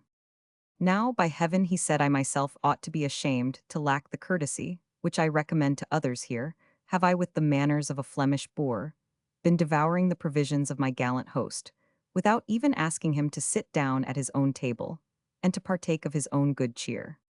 I will not strain courtesies with you for that, said Hereward, and thrusting his hand into the pasty, he proceeded with great speed and dexterity to devour the miscellaneous contents, a handful of which was enclosed in his grasp. The Count now withdrew from the table, partly in disgust at the rustic proceedings of Hereward, who, however, by now calling Edric to join him in his attack upon the pasty, showed that he had in fact, according to his manners, subjected himself previously to some observance of respect towards his guest, while the assistance of his attendant enabled him to make a clear cacobulum of what was left. Count Robert at length summoned up courage sufficient to put a question which had been trembling upon his lips ever since Hereward had returned. Have then inquiries, my gallant friend, learned more concerning my unfortunate wife, my faithful Brunhilde? Tidings, I have said the Anglo-Saxon, but whether pleasing or not yourself, must be the judge. This much I have learned hath, as you know, come under an engagement to meet the Caesar in arms in the lists. But under conditions, which you may perhaps think strange, these, however, she hath entertained without scruple. Let me know these terms, said the Count of Paris, they will, I think, appear less strange in my eyes than in thine. But while he affected to speak with the utmost coolness, the husband's sparkling eye and crimson cheek betrayed the alteration which had taken place in his feelings. The lady and the Caesar, said Hereward, as you partly heard yourself, are to meet and fight. If the Countess wins, of course, she remains the wife of the noble Count of Paris. If she loses, she becomes the paramour of the Caesar Nicephorus Briennius. Saints and angels forbid, said Count Robert, were they to permit such treason to triumph, we might be pardoned for doubting their divinity. Yet methinks, said the Anglo-Saxon, it were no disgraceful precaution, that both you and I with other friends, if we can obtain such, should be seen under shield in the lists on the morning of the conflict. To triumph, or to be defeated, is in the hand of fate, but what we cannot fail to witness is whether or not the lady receives that fair play which is the due of an honorable combatant, and which, as you have yourself seen, can be sometimes basely transgressed in this Grecian empire. On that condition, said the Count, and protesting that not even the extreme danger of my lady shall make me break through the rule of a fair fight, I will surely attend the lists. If thou, brave Saxon, canst find me any means of doing so, yet stay, he continued after reflecting. For a moment thou shalt promise not to let her know that her Count is on the field, far less to point him out to her eye among the press of warriors. Oh, thou dost not know that the sight of the beloved will sometimes steal from us our courage, even when it is most to achieve. We will endeavor, said the Varangian, to arrange matters according to thy pleasure, so that thou findest out no more fantastical difficulties, for, by my word, an affair so complicated in itself requires not to be confused by the fine-spun whims of thy national gallantry. Meantime, much must be done this night, and while I go about it, thou, Sir Knight, hadst best remain here with such disguise of garments, and such food as Edric may be able to procure for thee. Fear nothing from intrusion on the part of thy neighbors. We Varangians respect each other's secrets of whatever nature they may chance to be. Chapter the 21st.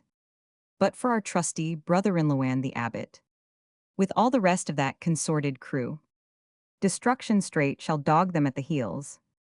Good uncle help to order several powers to Oxford, or where these traitors are. They shall not live within this world, I swear. Richard Roman II, as Hereward spoke the last words narrated in the foregoing chapter, he left the Count in his apartment, and proceeded to the Blackwarnell Palace. We traced his first entrance into the court, but since then he had frequently been summoned, not only by order of the Princess Anna Komnena, who delighted in asking him questions concerning the customs of his native country, and marking down the replies in her own inflated language, but also by the direct command of the Emperor himself, who had the humor of many princes, that of desiring to obtain direct information from persons in a very inferior station. In their court, the ring which the princess had given to the Varangian served as a pass token more than once, and was now so generally known by the slaves of the palace that Hereward had only to slip it into the hand of a principal person among them, and was introduced into a small chamber not distant from the saloon already mentioned, dedicated to the muses in this small apartment. The emperor, his spouse Irene, and their accomplished daughter Anna Komnena were seated together clad in very ordinary apparel, as indeed the furniture of the room itself was of the kind used by respectable citizens, saving that mattresses composed of eiderdown hung before each door to prevent the risk of eavesdropping.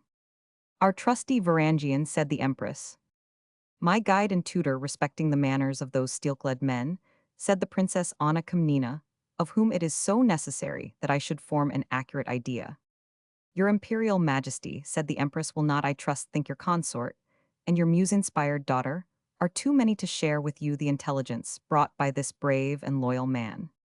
Dearest wife and daughter, returned the Emperor, I have hitherto spared you the burden of a painful secret, which I have locked in my own bosom, at whatever expense of solitary sorrow and unimparted anxiety. Noble daughter, you in particular, will feel this calamity learning, as you must learn to think odiously of one of whom it has hitherto been your duty to hold a very different opinion. Holy Mary, exclaimed the princess. Rally yourself, said the emperor. Remember, you are a child of the purple chamber, born not to weep for your father's wrongs, but to avenge them, not to regard even him who has lain by your side as half so important as the sacred imperial grandeur of which you are yourself a partaker. What can such words preface, said Anna Komnena, in great agitation. They say, answered the emperor, that the Caesar is an ungrateful man to all my bounties, and even to that which annexed him to my own house, and made him by adoption my own son. He hath consorted himself with a knot of traitors, whose very names are enough to raise the foul fiend as if to snatch his assured prey. Could Nicephorus do this, said the astonished and forlorn Princess Nicephorus, who has so often called my eyes the lights by which he steered his path, could he do this to my father, to whose exploits he has listened hour after hour, protesting that he knew not whether it was the beauty of the language or the heroism of the action which most enchanted him, thinking with the same thought, seeing with the same eye, loving with the same heart? O my father, it is impossible that he could be so false. Think of the neighboring temple of the Muses. And if I did, murmured Alexius in his heart, I should think of the only apology which could be proposed for the traitor. A little is well enough, but the full soul loatheth the honeycomb. Then speaking aloud, my daughter, he said, be comforted, we ourselves were unwilling to believe the shameful truth, but our guards have been debauched. Their commander, that ungrateful Achilles Tatius, with the equal traitor Agelusts, have been seduced to favor our imprisonment or murder, and alas for Greece, in the very moment when she required the fostering care of a parent, she was to be deprived of him by a sudden and merciless blow. Here the emperor wept, whether for the loss to be sustained by his subjects, or of his own life, it is hard to say. Methinks, said Irene, your imperial highness is slow in taking measures against the danger. Under your gracious permission, mother, answered the princess, I would rather say he was hasty in giving belief to it. Methinks the evidence of a Varangian granting him to be ever so stout a man at arms is but a frail guarantee against the honor of your son-in-law, approved bravery and fidelity of the captain of your guards, the deep sense virtue, and profound wisdom of the greatest of your philosophers, and the conceit of an overeducated daughter, said the emperor, who will not allow her parent to judge in what most concerns him. I will tell the Anna I know every one of them, and the trust which may be reposed in them, the honor of your Nicephorus, bravery and fidelity of the acolyte, and the virtue and wisdom of ageless Teshev. I not had them all in my purse, and had my purse continued well filled, and my arm strong as it was of late there, they would have still remained, but the butterflies went off as the weather became cold, and I must meet the tempest without their assistance. You talk of want of proof. I have proof sufficient. When I see danger, this honest soldier brought me indications, which corresponded with my own private remarks made on purpose. Varangian, he shall be a Varangian's acolyte, he shall be named in place of the present traitor, and who knows what may come thereafter.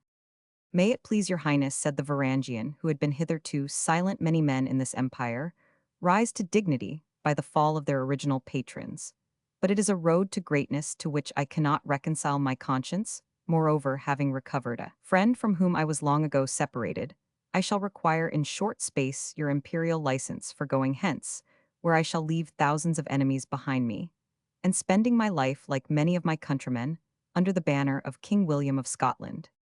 Part with the most inimitable man, cried the emperor with emphasis, where shall I get a soldiera championa, friend so faithful? Noble sir, replied the Anglo-Saxon, I am every way sensible to your goodness and munificence, But let me entreat you to call me by my own name, and to promise me nothing but your forgiveness for my having been the agent of such confusion among your imperial servants. Not only is the threatened fate of Achilles Tatius my benefactor of the Caesar, whom I think my well-wisher and even of age lusts, himself painful so far as it is of my bringing round, but also I have known it somehow happened that those on whom your imperial majesty has lavished the most valuable expressions of your favor one day were the next day food to fatten the chough and crow, and this I acknowledge is a purpose for which I would not willingly have it said I had brought my English limbs to these Grecian shores. Call thee by thine own name, my Edward, said the emperor, while he muttered aside, Be, heaven, I have again forgot the name of the barbarian, be, thine own name certainly for the present, but only until we shall devise one more fitted for the trust we repose in the meantime. Look at this scroll, which contains, I think, all the particulars which we have been able to learn of this plot, and give it to these unbelieving women, who will not credit that an emperor is in danger, till the blades of the conspirators' poniards are clashing within his ribs. Hereward did as he was commanded, and having looked at the scroll, and signified by bending his head his acquiescence in its contents, he presented it to Irene, who had not read long ere with a countenance so embittered that she had difficulty in pointing out the cause of her displeasure to her daughter. She bade her with animation read that read, that, and judge of the gratitude and affection of thy Caesar. The Princess Anna Komnena awoke from a state of profound and overpowering melancholy, and looked at the passage pointed out to her at first with an air of languid curiosity, which presently deepened into the most intense interest. She clutched the scroll, as a falcon does his prey, her eye lightened with indignation. And it was with the cry of the bird, when in fury, that she exclaimed, Bloody-minded, double-hearted traitor! What wouldst thou have? Yes, father, she said, rising. Fury, it is no longer the voice of a deceived princess that shall intercede to avert from the traitor Nicephorus the doom he has deserved. Did he think that one born in the purple chamber could be divorced, murdered perhaps with the petty formula of the Romans, restore the keysp, no longer my domestic drudge? Footnote, the laconic form of the Roman divorce, was a daughter of the blood of Comnenus, liable to such insults as the meanest of quirates might bestow on a family housekeeper. So saying, she dashed the tears from her eyes, and her countenance, naturally, that of beauty and gentleness, became animated with the expression of a fury. Hereward looked at her with a mixture of fear, dislike, and compassion. She again burst forth, for nature, having given her considerable abilities, had lent her at the same time an energy of passion far superior in power to the cold ambition of Irene, or the wily ambidexter shuffling policy of the emperor. He shall abye it, said the princess, he shall dearly abye it, false smiling cozening traitoran, for that unfeminine barbarian. Something of this I guessed even at that old fool's banqueting house. And yet if this unworthy Caesar submits his body to the chance of arms, he is less prudent than I have some reason to believe. Think you he will have the madness to brand us with such open neglect, my father? And will you not invent some mode of ensuring our revenge? So thought the emperor, this difficulty is over, she will run downhill to her revenge, and will need the snaffle and curb more than the lash. If every jealous dame in Constantinople were to pursue her fury, as unrelentingly our laws should be written like Draco's, not in ink, but in blood. Attend to me, now, he said aloud, my wife, my daughter, and thou, dear Edward, and you shall learn, and you three only, my mode of navigating the vessel of the state through these shoals. Let us see distinctly, continued Alexius, the means by which they propose to act, and these shall instruct us how to meet them. A certain number of the Varangians are unhappily seduced under pretense of wrongs, artfully stirred up by their villainous general. A part of them are studiously to be arranged. Nigh, our person, traitor Ursel, some of them suppose is dead. But if it were so, his name is sufficient to draw together his old factionaries. I have a means of satisfying them on that point, on which I shall remain silent for the present. A considerable body of the immortal guards have also given way to seduction. They are to be placed to support the handful of treacherous Varangians, who are in the plot to attack our person. Now a slight change, in the stations of the soldiery, which thou, my faithful Edward, or whatever thou art named for, which thou, I say, shalt have full authority, will derange the plans of the traitors, and place the true men in such position around them, as to cut them to pieces with little trouble. In the combat, my lord, said the Saxon, thou hadst been no true Varangian hadst thou not inquired. After that, said the emperor, nodding good-humoredly towards him, as to the combat, the Caesar has devised it, and it shall be my care that he shall not retreat from the dangerous part of it. He cannot in honor avoid fighting with this woman, strange as the combat is, and however it ends, the conspiracy will break forth, and as assuredly as it comes against persons prepared, and in arms, shall it be stifled in the blood of the conspirators. My revenge does not require this, said the princess, and your imperial honor, is also interested that this countess shall be protected. It is little business of mine, said the emperor. She comes here with her husband altogether. Uninvited he behaves with insolence in my presence and deserves, whatever may be the issue to himself, or his lady of their mad adventure in sooth, I desired little more than to give him a fright with those animals whom their ignorance judged enchanted, and to give his wife a slight alarm about the impetuosity of a Grecian lover, and there my vengeance should have ended. But it may be that his wife may be taken under my protection now that little revenge is over. And a paltry revenge, it was said the empress that you a man past middle life, and with a wife who might command some attention, should constitute yourself the object of alarm to such a handsome man as Count Robert and the Amazon his wife. By your favor, Dame Irene, no, said the emperor, I left that part of the proposed comedy to my son-in-law the Caesar. But when the poor emperor had in some measure stopped one floodgate, he effectually opened another, and one which was more formidable the more shame to your imperial wisdom. My father, exclaimed the Princess Anna Komnena, it is a shame that with wisdom and a beard like yours you should be meddling in such indecent follies as admit disturbance into private families, and that family your own daughters who can say that the Caesar Nicephorus Briennius ever looked astray towards another woman than his wife, till the emperor taught him to do so, and involved him in a web of intrigue and treachery, in which he has endangered the life of his father-in-law. Daughter, daughter, daughter, said the empress daughter of a Sheulf, I think to goad her parent at such an unhappy time, when all the leisure he has is too little to defend his life. Peace, I pray you women both with your senseless clamors, answered Alexius, and let me at least swim for my life undisturbed with your folly. God knows, if I am a man to encourage, I will not say the reality of wrong, but even its mere appearance. These words he uttered, crossing himself with a devout groan. His wife Irene in the meantime stepped before him, and said with a bitterness in her looks and accent, which only long-concealed nuptial hatred breaking forth at once, could convey, Alexius, terminate this affair, how it will you have lived a hypocrite, and thou wilt not fail to die one. So saying with an air of noble indignation, and carrying her daughter along with her, she swept out of the apartment. The emperor looked after her in some confusion. He soon, however, recovered his self-possession, and turning to Hereward with a look of injured majesty, said, Ah, my dear Edward, for the word had become rooted in his mind, instead of the less euphonic name of Hereward, thou seest how it is, even with the greatest, and that the emperor in moments of difficulty is a subject of misconstruction, as well as the meanest burgess of Constantinople. Nevertheless, my trust is so great in the Edward, that I would have thee believe that my daughter Anna Komnena is not of the temper of her mother, but rather of my own honoring. Thou mayst see with religious fidelity the unworthy ties which I hope soon to break, and assort her with other fetters of Cupid, which shall be borne more lightly. Edward, my main trust, is in the accident presents us with an opportunity, happy of the happiest, so it be rightly improved of having all the traitors before us assembled on one fair field. Think then on that day, as the Franks say at their tournaments, that fair eyes behold thee. Thou canst not devise a gift within my power, but I will gladly load thee with it. It needs not, said the Varangian somewhat coldly, my highest ambition is to merit the epitaph upon my tomb. Hereward was faithful. I am about, however, to demand a proof of your imperial confidence, which perhaps you may think a startling one. Indeed, said the emperor, what in one word is thy demand? Permission, replied Hereward, to go to the Duke of Bullion's encampment, and entreat his presence in the lists to witness this extraordinary combat, that he may return with his crusading madmen, said the emperor, and sack Constantinople under pretense of doing justice to his confederates. This Varangian is at least speaking thy mind openly. No, by heaven, said Hereward suddenly, the Duke of Bullion shall come with no more knights than may be a reasonable guard should treachery be offered to the Countess of Paris. Well, even in this, said the emperor, will I be conformable, and if thou, Edward, betrayest my trust, think that thou forfeitest all that my friendship has promised, and dost incur besides the damnation that is due to the traitor who betrays with a kiss.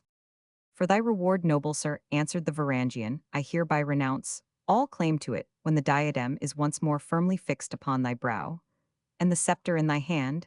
If I am then alive, if my poor services should deserve so much, I will petition thee for the means of leaving this court, and, returning to the distant island, in which I was born meanwhile, think me not unfaithful, because I have for a time the means of being so with effect. Your imperial highness shall learn that hereward is as true as is your right hand to your left. So saying, he took his leave with a profound obeisance. The emperor gazed after him, with a countenance in which doubt was mingled with admiration. I have trusted him, he said, with all he asked, and with the power of ruining me entirely, if such be his purpose. He has but to breathe a whisper, and the whole mad crew of crusaders, kept in humor at the expense of so much current falsehood, and so much more gold, will return with fire and sword to burn down Constantinople. And so with salt the place where it stood. I have done what I had resolved never to do. I have ventured kingdom and life on the faith of a man born of woman. How often have I said, nay, sworn, that I would not hazard myself on such peril, and yet step by step I have done so. I cannot tell. There is in that man's looks and words a good faith which overwhelms me, and what is almost incredible, my belief in him has increased in proportion to his showing me how slight my power was over him. I threw like the wily angler every bait I could devise, and some of them such as a king would scarcely have disdain. To none of these would he rise, but yet he gorges, I may say, the bare hook, and enters upon my service without a shadow of self-interest. Can this be double distilled treachery? Can it be what men call disinterestedness? If I thought him false, the moment is not yet past, has not yet crossed the bridge, has not passed the guards of the palace, who have no hesitation and know no disobedience. But no, I were then alone in the land, and without a friend or confidant. I hear the sound of the outer gate unclose. The sense of danger certainly renders my ears more acute than usual. It shuts agant die, is cast, he is at liberty, and Alexius Comnenus must stand or fall according to the uncertain faith of a mercenary Varangian. He clapped his hands, a slave appeared of whom he demanded wine. He drank, and his heart was cheered within him. I am decided, he said, and will abide with resolution the cast of the throw for good or for evil. So saying, he retired to his apartment, and was not again seen during that night. Chapter the 22nd. And I, as if for death, some lonely trumpet peal. Roman 500 Campbell. The Varangian, his head agitated with the weighty matters which imposed on him, stopped from time to time, as he journeyed through the moonlight streets, to arrest passing ideas as they shot through his mind, and consider them with accuracy in all their bearings. His thoughts were such as animated or alarmed him, alternately, each followed by a confused throng of accompaniments, which it suggested and banished again in its turn by reflections of another description. It was one of those conjunctures when the minds of ordinary men feel themselves unable to support a burden which is suddenly flung upon them, and when, on the contrary, those of uncommon fortitude, and that best of heaven's gifts, good sense founded on presence of mind, feel their talents awakened and regulated for the occasion, like a good steed, under the management of a rider of courage and experience. As he stood in one of those fits of reverie which repeatedly during that night arrested his stern military march hereward, thought that his ear caught the note of a distant trumpet. This surprised him, a trumpet blown at that late hour, and in the streets of Constantinople argued something extraordinary, for, as all military movements were the subject of special ordinance, the etiquette of the night could hardly have been transgressed. Without some great cause, the question was what that cause could be.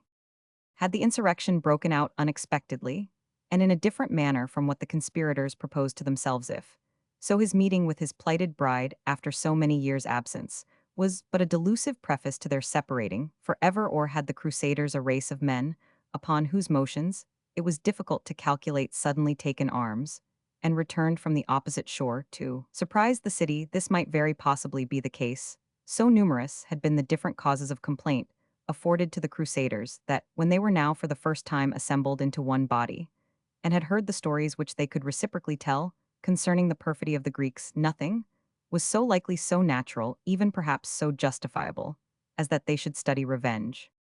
But the sound rather resembled a point of war regularly blown than the tumultuous blare of bugle horns and trumpets, the accompaniments at once, and the annunciation of a taken town, in which the horrid circumstances of storm had not yet given place to such stern peace as the victor's weariness of slaughter and rapine allows at length to the wretched inhabitants. Whatever it was necessary that hereward should learn its purport, and therefore he made his way into a broad street near the barracks, from which the sound seemed to come, to which point, indeed, his way was directed for other reasons. The inhabitants of that quarter of the town did not appear violently startled by this military signal. The moonlight slept on the street crossed by the gigantic shadowy towers of Sancta Sophia. No human being appeared in the streets, and such as for an instant looked from their doors or from their lattices seemed to have their curiosity quickly satisfied, for they withdrew their heads and secured the opening through which they had peeped. Hereward could not help remembering the traditions which were recounted by the fathers of his tribe in the deep woods of Hampshire, and which spoke of invisible huntsmen who were heard to follow with viewless horses, and hounds the unseen chase through the depths of the forests of Germany. Such it seemed were the sounds with which these haunted woods were wont to ring, while the wild chase was up, and with such apparent terror did the hearers listen to their clamor. Fie, he said as he suppressed within him a tendency to the same superstitious fears, do such childish fancies belong to a man trusted with so much, and from whom so much is expected. He paced down the street therefore with his battle-axe over his shoulder, and the first person whom he saw venturing to look out of his door, he questioned concerning the cause of this military music at such an unaccustomed hour. "I cannot tell, so please you, my lord," said the citizen, unwilling it appeared to remain in the open air, or to enter into conversation, and greatly disposed to decline further questioning. This was the political citizen of Constantinople, whom we met with at the beginning of this history, and who, hastily stepping into his habitation, eschewed all further conversation. The wrestler Stephanos showed himself at the next door, which was garlanded with oak and ivy leaves, in honor of some recent victory. He stood unshrinking, partly encouraged by the consciousness of personal strength, and partly by a rugged surliness of temper, which is often mistaken among persons of this kind for real courage. His admirer and flatterer Lysimachus kept himself ensconced behind his ample shoulders. As Hereward passed, he put the same question, as he did to the former citizen: "Know you the meaning of these trumpets sounding so late?" "You should know best yourself," answered Stephanos doggedly, "for to judge by your axe and helmet, they are your trumpets, and not ours, which disturb honest men in their first sleep."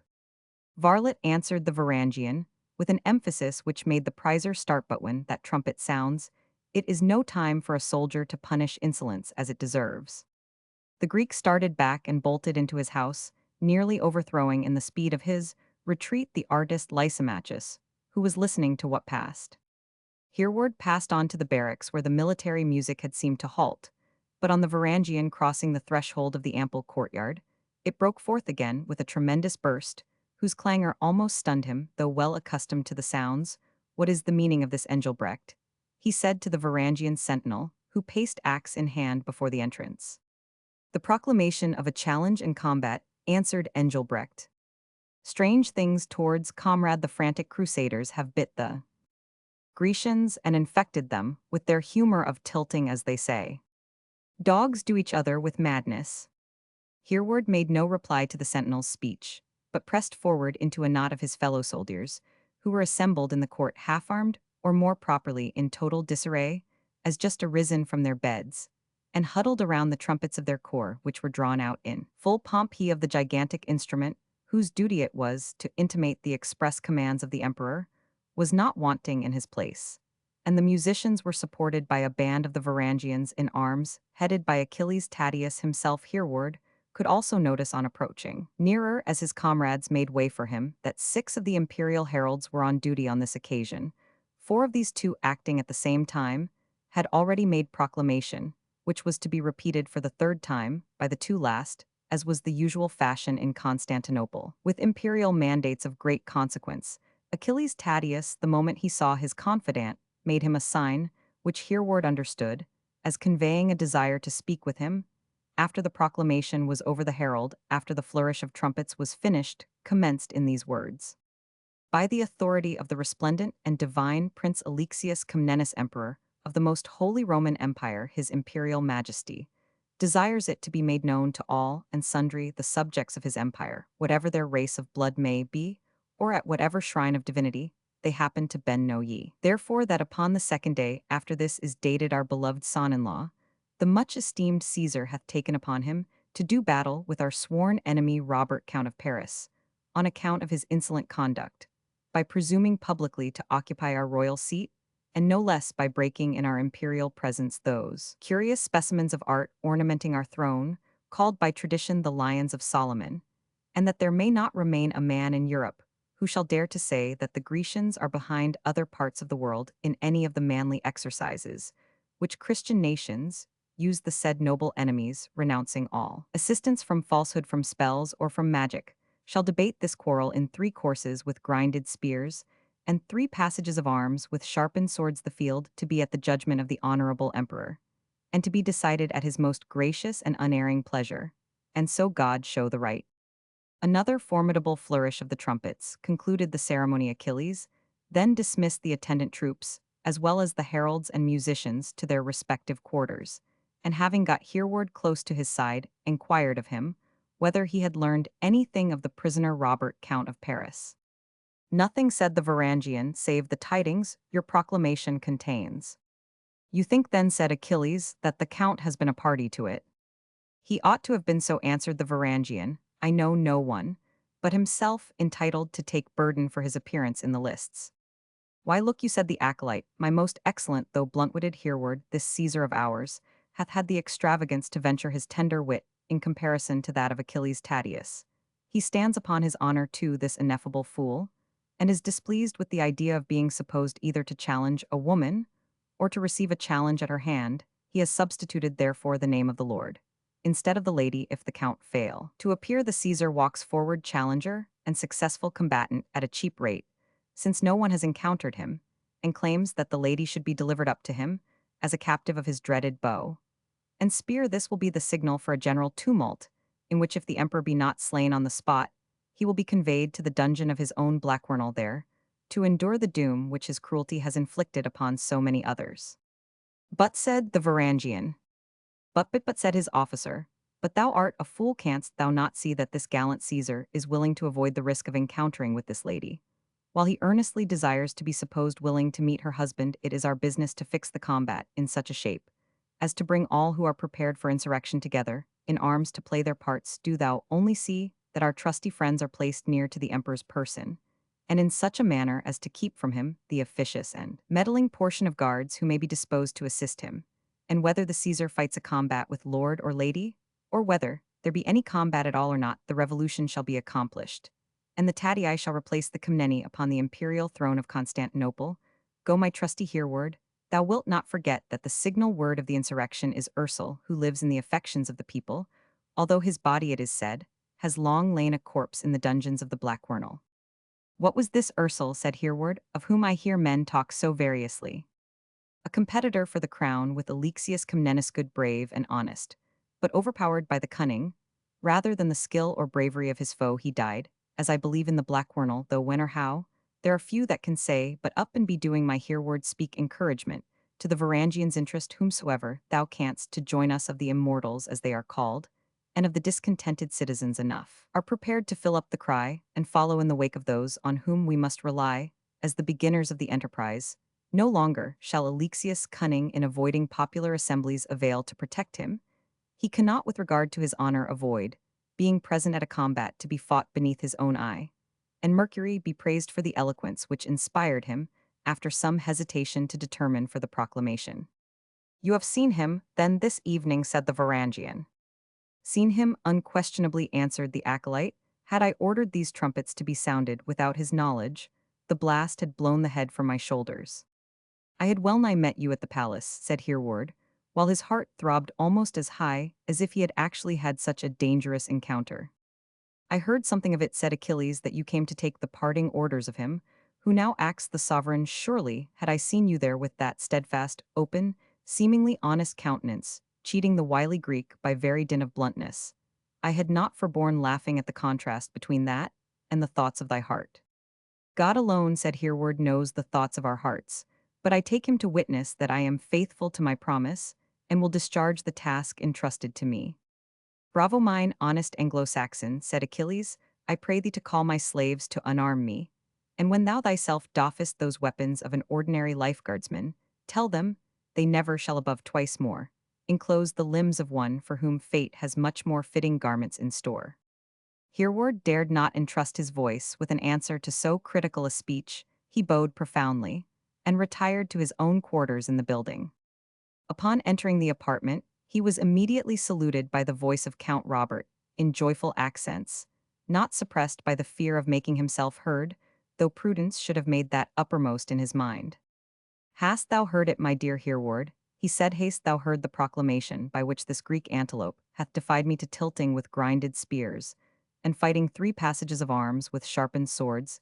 Yet there is something strange, too, that he should not think it safer to hold my lady to the encounter.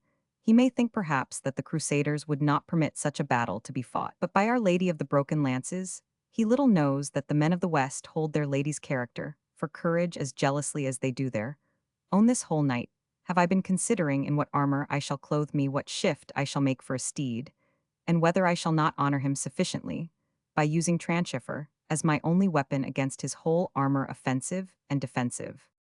I shall take care, however, said Hereward, that thou art better provided, in case of need thou knowest not the Greeks. Chapter the 23rd. The Varangian did not leave the Count of Paris, until the latter had in his hands his signaturing semi, as the heralds express it, with lances splintered, and bearing the proud motto mine, yet unscathed. Provided with this symbol of confidence, it was now his business to take order for communicating the approaching solemnity to the leader of the crusading army, and demanding from him, in the name of Robert of Paris and the Lady Brunhilde, such a detachment of Western cavaliers as might ensure strict observance of honor and honesty, arrangement of the lists, and during the progress of the combat, the duties imposed on Hereward were such as to render it impossible for him to proceed personally to the camp of Godfrey. And though there were many of the Varangians in whose fidelity he could have trusted, he knew of none among those under his immediate command whose intelligence on so novel an occasion might be entirely depended on in this perplexity. He strolled perhaps without well knowing why to the gardens of Agelusts, where fortune once more produced him an interview with Bertha. No sooner had Hereward made her aware of his difficulty than the faithful bower maiden's resolution was taken. I see, said she, that the peril of this part of the adventure must rest with me, and wherefore, should it not my mistress in the bosom of prosperity offered herself to go forth into the wide world for my sake, I will for hers go to the camp of this Frankish lord. He is an honorable man, and a pious Christian, and his followers are faithful pilgrims. A woman can have nothing to fear who goes to such men upon such an errand. The Varangian, however, was too well acquainted with the manners of camps to permit the fair Bertha to go alone. He provided therefore for her safeguard a trusty old soldier, bound to his person by long kindness and confidence, and having thoroughly possessed her of the particulars of the message she was to deliver, and desired her to be in readiness without the enclosure at peep of dawn, returned once more to his barracks. With the earliest light, Hereward was again at the spot where he had parted overnight with Bertha, accompanied by the honest soldier to whose care he meant to confide her in a short time. He had seen them safely on board of a ferryboat lying in the harbor, the master of which readily admitted them, after some examination of their license, to pass to Scutari, which was forged in the name of the acolyte as authorized by that foul conspirator, and which agreed with the appearance of old Osmond and his young charge. The morning was lovely, and ere long, the town of Scutari opened on the view of the travelers, glittering as now with a variety of architecture, which, though it might be termed fantastical, could not be denied the praise of beauty. These buildings rose boldly out of a thick grove of cypresses and other huge trees, the larger probably as they were respected for filling the cemeteries and being the guardians of the dead. At the period we mention another circumstance, no less striking than beautiful, rendered doubly interesting a scene, which must have been at all times greatly so a large portion of that miscellaneous army, which came to regain the holy places of Palestine and the blessed sepulchre itself from the infidels, had established themselves in a camp within a mile or thereabouts of Scutari. Although therefore the Crusaders were destitute, in a great measure, of the use of tents, the army, excepting the pavilions of some leaders of high rank, had constructed for themselves temporary huts not unpleasing to the eye, being decorated with leaves and flowers, while the tall pennons and banners that floated over them, with various devices, showed that the flower of Europe were assembled at that place. A loud and varied murmur resembling that of a thronged hive floated from the camp of the Crusaders to the neighboring town of Scutari, and every now and then the deep tone was broken by some shriller sound, the note of some musical instrument, or the treble scream of some child or female in fear or in gaiety. The party at length landed in safety, and as they approached one of the gates of the camp, there sallied forth a brisk array of gallant cavaliers, pages, and squires, exercising their masters' horses, or their own, from the noise they made conversing at the very top of their voices, galloping, curveting, and prancing their palfreys, it seemed, as if their early discipline had called them to exercise ere the fumes of last night's revel were thoroughly dissipated by repose. So soon as they saw Bertha and her party, they approached them with cries which marked their country was Italy alerta, alerter roba de Guadagno camerdi. Footnote, that is, take heed there, is booty, comrades. They gathered round the Anglo-Saxon maiden, and her companions repeating their cries in a manner which made Bertha tremble. Their general demand was what was her business in their camp. "I would to the general-in-chief cavaliers," answered Bertha, having a secret message to his ear. "For whose ear?" said a leader of the party, a handsome youth of about 18 years of age, who seemed either to have a sounder brain than his fellows, or to have overflowed it with less wine. "Which of our leaders do you come hither to see?" he demanded. "Godfrey of Bouillon." "Indeed," said the page who had spoken first, "can nothing of less consequence serve thy turn? Take a look amongst us. Young are we all, and reasonably wealthy. My lord of Bouillon is old, and if he has any sequins, he is not like to lavish them in this way." "Still I have a token to Godfrey of Bouillon," answered Bertha, "an assured one, and he will little thank any who obstructs my free passage to him," and therewithal showing a little case in which the signet of the Count of Paris was enclosed. "I will trust it in your hands," she said, "if you promise not to open it, but to give me free access to the noble leader of the Crusaders." "I will," said the youth, "and if such be the Duke's pleasure, thou shalt be admitted to him." "Ernest the Apulian, thy dainty Italian wit is caught in a trap," said one of his companions. "Thou art an ultramontane fool, Polydore," returned Ernest. "There may be more in this than either thy wit or mine is able to fathom. This maiden and one of her attendants wear a dress belonging to the Varangian Imperial Guard. They have perhaps been entrusted with a message from the Emperor, and it is not irreconcilable with Alexius' politics to send it through such messengers as these. Let us therefore convey them in all honor to the general's tent." "With all my heart," said Polydore, "a blue-eyed wench is a pretty thing, but I like not the sauce of the camp-marshal, nor his taste in attiring men who gave way to temptation." Footnote: persons among the Crusaders found guilty of certain offenses did penance in a dress of tar and feathers. Though it is supposed a punishment of modern invention, yet ere I prove a fool like my companion, I would ask who or what this pretty maiden is who comes to put noble princes and holy pilgrims in mind that they have in their time had the follies of men. Bertha advanced and whispered in the ear of Ernest. Meantime joke followed jest among Polydore and the rest of the gay youths in riotous and ribald succession, which, however characteristic of the rude speakers, may as well be omitted here. Their effect was to shake in some degree the fortitude of the Saxon maiden, who had some difficulty in mustering courage to address them as "you have mothers, gentlemen," she said, "as you have fair sisters, whom you would protect from dishonor with your best blood, as you love and honor those holy places which you are sworn to free from the infidel enemy. Have compassion on me, that you may merit success in your undertaking."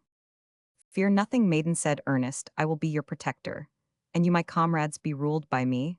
I have during your brawling taken a view, though somewhat against my promise, of the pledge which she bears, and if she who presents it is affronted or maltreated, be assured Godfrey of Bouillon will severely avenge the wrong done her." "Nay, comrade, if thou canst warrant us so much," said Polydore, "I will myself be most anxious to conduct the young woman in honor and safety to Sir Godfrey's tent." "The princes," said Ernest, "must be nigh meeting there. In council, what I have said I will warrant and uphold with hand and life. More I might guess, but I conclude this sensible young maiden can speak for herself." "Now heaven bless the gallant squire," said Bertha, "and make thee alike brave and fortunate. Embarrass yourself no farther about me than to deliver me safe to your leader Godfrey." "We spend time," said Ernest, springing from his horse. "You are no soft Eastern fair maid, and I presume you will find yourself under no difficulty in managing a quiet horse." "Not the least," said Bertha, as, wrapping herself in her cassock, she sprung from the ground and alighted upon the spirited palfrey, as a linnet stoops upon a rose-bush. "And now, sir, as my business really brooks no delay, I will be indebted to you to show me instantly to the tent of Duke Godfrey of Bouillon."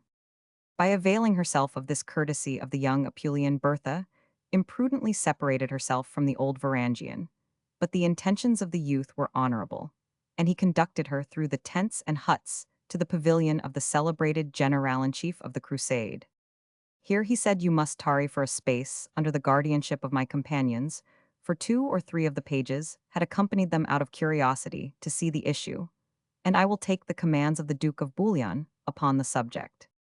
To this nothing could be objected, and Bertha had nothing better to do than to admire the outside of the tent, which, in one of Alexius' fits of generosity and munificence, had been presented by the Greek emperor to the chief of the Franks. It was raised upon tall spear-shaped poles, which had the semblance of gold. Its curtains were of thick stuff manufactured of silk, cotton, and gold.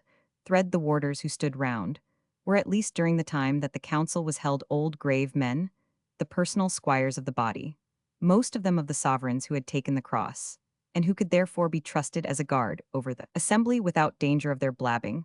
What they might overhear, their appearance was serious and considerate, and they looked like men who had taken upon them the cross not as an idle adventure of arms, but as a purpose of the most solemn and serious nature. One of these stopped the Italian and demanded what business authorized him to press forward into the council of the Crusaders, who were already taking their seats. The page answered by giving his name, Ernest of Otranto, page of Prince Tancred, and stated that he announced a young woman who bore a token to the Duke of Bouillon, adding that it was accompanied by a message for his own ear. Bertha meantime laid aside her mantle or upper garment and disposed the rest of her dress, according to the Anglo-Saxon costume. She had hardly completed this task before the page of Prince Tancred returned to conduct her into the presence of the Council of the Crusade. She followed his signal, while the other young men who had accompanied her, wondering at the apparent ease with which she gained admittance, drew back to a respectful distance from the tent, and there canvassed the singularity of their morning's adventure. In the meanwhile, the ambassadress herself entered the council chamber, exhibiting an agreeable mixture of shamefacedness and reserve, together with a bold determination to do her duty at all events. There were about 15 of the principal crusaders assembled in council with their chieftain Godfrey. He himself was a tall, strong man, arrived at that period of life in which men are supposed to have lost none of their resolution, while they have acquired a wisdom and circumspection unknown to their earlier years. The countenance of Godfrey bespoke both prudence and boldness, and resembled his hair, where a few threads of silver were already mingled with his raven locks. Tancred, the noblest knight of the Christian chivalry, sat at no great distance from him, with Hugh, Earl of Vermandois, generally called the Great Count, the Selfish, and wily Bohemond, the powerful Raymond of Provence, and others of the principal crusaders, all more or less completely sheathed in armor. Bertha did not allow her courage to be broken down, but advancing with a timid grace towards Godfrey, she placed in his hands the signet which had been restored to her by the young page, and after a deep obeisance spoke these words: Godfrey, Count of Bouillon, Duke of Lorraine, the lower chief of the holy enterprise called the Crusade, and you his gallant comrades, peers, and companions, by whatever titles you may be honored, I, an humble maiden of England, daughter of Engelred, originally a franklin of Hampshire, and since chieftain of the foresters, or free Anglo-Saxons, under the command of the celebrated Edric, do claim what credence is due to the bearer of the true pledge, which I put into your hand on the part of one, not the least considerable of your own body, Count Robert of Paris. Our most honorable confederate, said Godfrey, looking at the ring. Most of you, my lords, must, I think, know this signet, a field sewn with the fragments of many splintered lances. The signet was handed from one of the assembly to another and generally recognized. When Godfrey had signified so much, the maiden resumed her message to all true crusaders, therefore comrades of Godfrey of Bouillon, and especially to the Duke himself, do all I say, excepting Bohemond of Tarentum, whom he counts unworthy of his notice. Ha, me unworthy of his notice, said Bohemond. What mean you by that, damsel? But the Count of Paris shall answer it to me. Under your favor, Sir Bohemond, said Godfrey, know our articles renounce the sending of challenges among ourselves, and the matter, if not dropped betwixt the parties, must be referred to the voice of this honorable council. I think I guess the business now, my lord, said Bohemond. The Count of Paris is disposed to turn and tear me, because I offered him good counsel on the evening before we left Constantinople, when he neglected to accept or be guided by it. It will be the more easily explained when we have heard his message, said Godfrey. Speak forth, Lord Robert of Paris, charge, damsel, that we may take some order with that which now seems a perplexed business.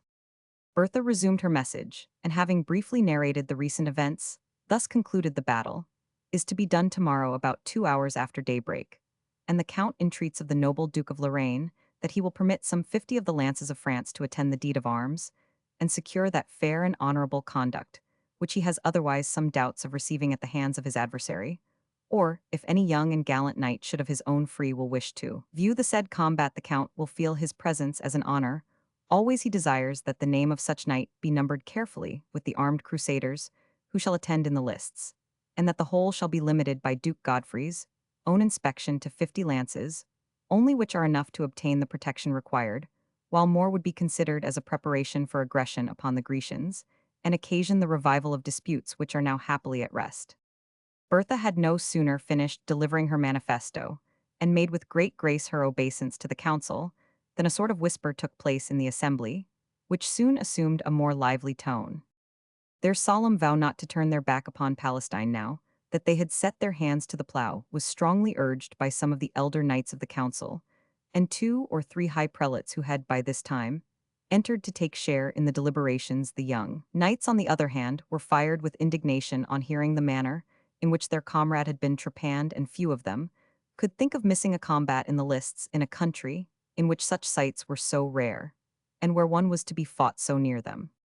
Godfrey rested his brow on his hand, and seemed in great perplexity to break with the Greeks, after having suffered so many injuries, in order to maintain the advantage of keeping the peace with them, seemed very impolitic, and a sacrifice of all he had obtained, by a long course of painful forbearance towards Alexius Comnenus. On the other hand, he was bound as a man of honor to resent the injury offered to Count Robert of Paris, whose reckless spirit of chivalry made him the darling of the army. It was the cause, too, of a beautiful lady, and a brave one. Every knight in the host would think himself bound by his vow to hasten to her defense. When Godfrey spoke, it was to complain of the difficulty of the determination, and the short time there was to consider the case.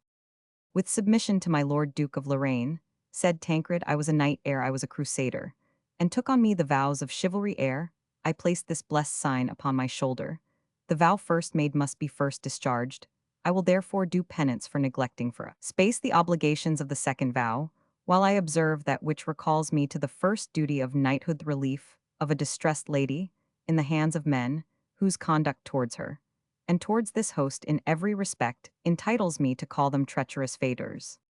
If my kinsman Tancred, said Bohemond, will check his impetuosity, and you, my lords, will listen, as you have sometimes deigned to do, to my advice, I think I can direct you how to keep clear of any breach of your oath, and yet fully to relieve our distressed fellow pilgrims. I see some suspicious looks are cast towards me, which are caused, perhaps, by the churlish manner in which this violent, and in this case, almost insane young warrior has protested against receiving my assistance. My great offense is the having given him warning by precept and example of the treachery which was about to be practiced against him, and instructed him to use forbearance and temperance. My warning he altogether contemned, me example he neglected to follow, and fell into the snare which was spread as it were before his very eyes. Yet the Count of Paris, in rashly contemning me, has acted only from a temper which misfortune and disappointment have rendered irrational and frantic. I am so far from bearing him ill will, that with your lordship's permission, and that of the present council, I will haste to the place of rendezvous, with 50 lances, making up the retinue which attends upon each to at least 10 men, which will make the stipulated auxiliary force equal to 500. And with these, I can have little doubt of rescuing the Count and his lady. Nobly proposed, said the Duke of Bouillon, and with a charitable forgiveness of injuries, which becomes our Christian expedition. But thou hast forgot the main difficulty, brother Bohemond, that we are sworn never to turn back upon the sacred journey. If we can elude that oath upon the present occasion, said Bohemond, it becomes our duty to do so. Are we such bad horsemen? Or are our steeds so awkward that we cannot rein them back from this to the landing place at Scutari? We can get them on shipboard in the same retrograde manner. And when we arrive in Europe, where our vow binds us, no longer the Count and Countess of Paris are rescued, and our vow remains entire in the chancery of heaven. A general shout arose. Long life to the gallant Bohemond, shame to us, if we do not fly to the assistance of so valiant a knight, and a lady so lovely, since we can do so without breach of our vow. The question, said Godfrey, appears to me to be eluded, rather than solved, yet such evasions have been admitted by the most learned and scrupulous clerks, nor do I hesitate to admit of Bohemond's expedient, any more than if the enemy had attacked our rear, which might have occasioned our countermarching, to be a case of absolute necessity. Some there were in the assembly, particularly the churchmen, inclined to think that the oath by which the Crusaders had solemnly bound themselves ought to be as literally obeyed. But Peter the Hermit, who had a place in the council, and possessed great weight, declared it as his opinion that since the precise observance of their vow would tend to diminish the forces of the crusade, it was in fact unlawful, and should not be kept according to the literal meaning, if by a fair construction it could be eluded.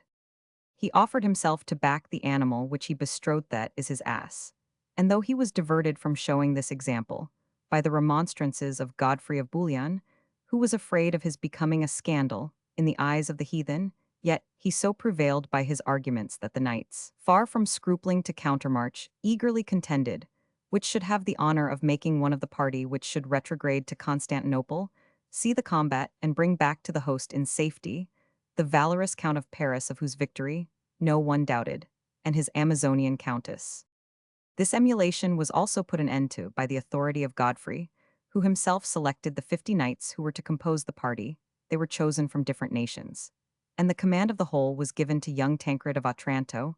Notwithstanding the claim of Bohemond, Godfrey detained the latter, under the pretext that his knowledge of the country and people was absolutely necessary to enable the council to form the plan of the campaign in Syria. But in reality he dreaded the selfishness of a man of great ingenuity as well as military skill, who, finding himself in a separate command, might be tempted, should opportunities arise, to enlarge his own power and dominion at the expense of the pious purposes of the crusade in general. The younger men of the expedition were chiefly anxious to procure such horses as had been thoroughly trained, and could go through with ease and temper the maneuver of equitation, by which it was designed to render legitimate the movement which they had recourse to. The selection was at length made, and the detachment ordered to draw up in the rear or upon the eastward line of the Christian encampment. In the meanwhile, Godfrey charged Bertha with a message for the Count of Paris, in which, slightly censuring him for not observing more caution in his intercourse with the Greeks, he informed him that he had sent a detachment of 50 lances with the corresponding squires, pages, men at arms, and crossbows 500 in number, commanded by valiant Tancred to his assistance. The Duke also informed him that he had added a suit of armor of the best temper Milan could afford, together with a trusty warhorse, which he entreated him to use upon the field of battle, for Bertha had not omitted to intimate Count Roberts one of the means of knightly equipment. The horse was brought before the pavilion accordingly, completely barbed or armed in steel, and laden with armor for the knight's body. Godfrey himself put the bridle into Bertha's hand. "Thou needst not fear to trust thyself with this steed. He is as gentle and docile as he is fleet and brave. Place thyself on his back, and take heed thou stir not from the side of the noble Prince Tancred of Otranto, who will be the faithful defender of a maiden that has this day shown dexterity, courage, and fidelity." Bertha bowed low as her cheeks glowed at praise from one whose talents and worth were in such general esteem as to have raised him to the distinguished situation of leader of a host, which numbered in it the bravest and most distinguished captains of Christendom. "Who are yon two persons?" continued Godfrey, speaking of the companions of Bertha, whom he saw in the distance before the tent. "The one," answered the damsel, "is the master of the ferryboat which brought me over, and the other an old Varangian, who came hither as my protector. As they may come to employ their eyes here, and their tongues on the opposite side," returned the general of the Crusaders, "I do not think it prudent to let them accompany you. They shall remain here for some short time. The citizens of Scutari will not comprehend for some space what our intention is, and I could wish Prince Tancred and his attendants to be the first to announce their own arrival." Bertha accordingly intimated the pleasure of the French general to the parties, without naming his motives, when the ferryman began to exclaim on the hardship of intercepting him in his trade, and Osmond to complain of being detained from his duties. But Bertha, by the orders of Godfrey, left them, with the assurance that they would be soon at liberty. Finding themselves thus abandoned, each applied himself to his favorite amusement. The ferryman occupied himself in staring about at all that was new, and Osmond, having in the meantime accepted an offer of breakfast from some of the domestics, was presently engaged with a flask of such red wine as would have reconciled him to a worse lot than that which he at present experienced. The detachment of Tancred, 50 spears, and their armed retinue, which amounted fully to 500 men, after having taken a short and hasty refreshment, were in arms, and mounted before the sultry hour of noon, after some maneuvers of which the Greeks of Scutari, whose curiosity was awakened by the preparations of the detachment, were at a loss to comprehend the purpose. They formed into a single column, having 4 men in front. When the horses were in this position, the whole riders at once began to rein back. The action was one to which both the cavaliers and their horses were well accustomed, nor did it at first afford much surprise to the spectators.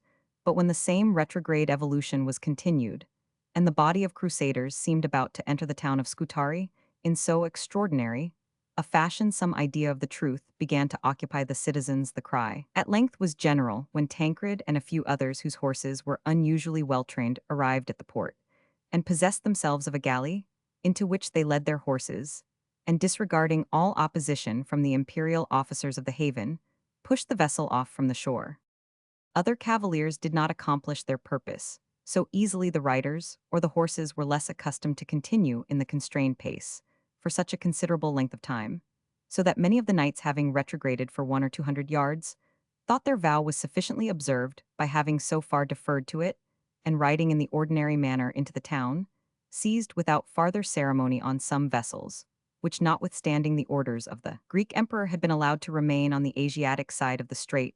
Some less able horsemen met with various accidents, for though it was a proverb of the time that nothing was so bold as a blind horse, yet from this mode of equitation, where neither horse nor rider saw the way he was going, some steeds were overthrown, others backed upon dangerous obstacles, and the bones of the cavaliers themselves suffered much more than would have been the case in an ordinary march. Those horsemen also who met with falls incurred the danger of being slain by the Greeks, had not Godfrey, surmounting his religious scruples, dispatched a squadron to extricate them, a task which they performed with great ease. The greater part of Tancred's followers succeeded in embarking as was intended, nor was there more than a score or two finally amissing to accomplish their voyage. However, even the Prince of Otranto himself and most of his followers were obliged to betake themselves to the unknightly labors of the oar.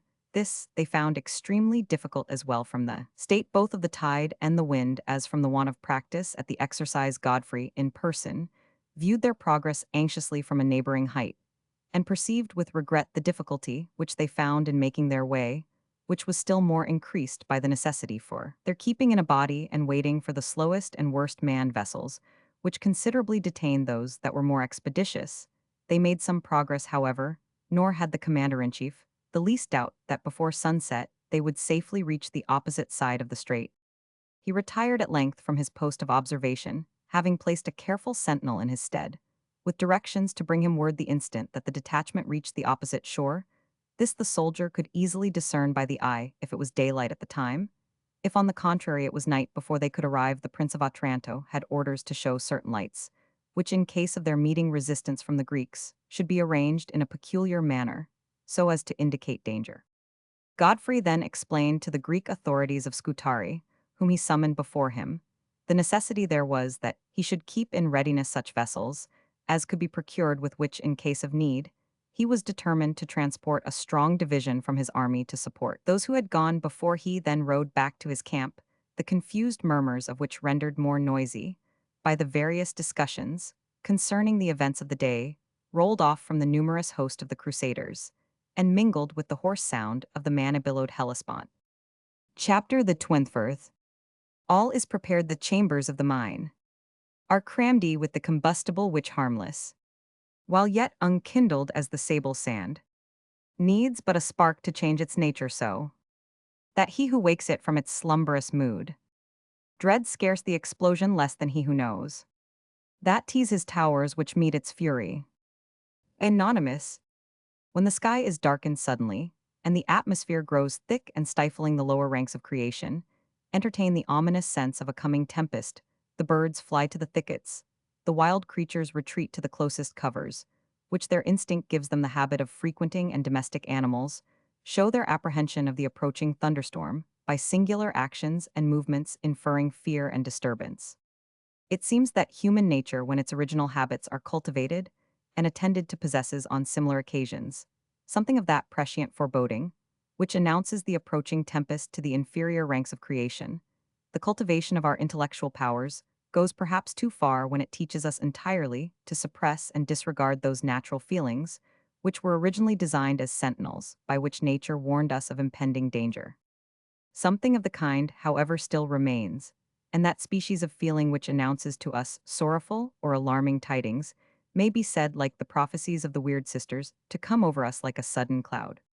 During the fatal day which was to precede the combat of the Caesar with the Count of Paris, there were current through the city of Constantinople the most contradictory, and at the same time, the most terrific reports. Privy conspiracy, it was alleged, was on the very eve of breaking out open war. It was reported by others was about to shake her banners over the devoted city.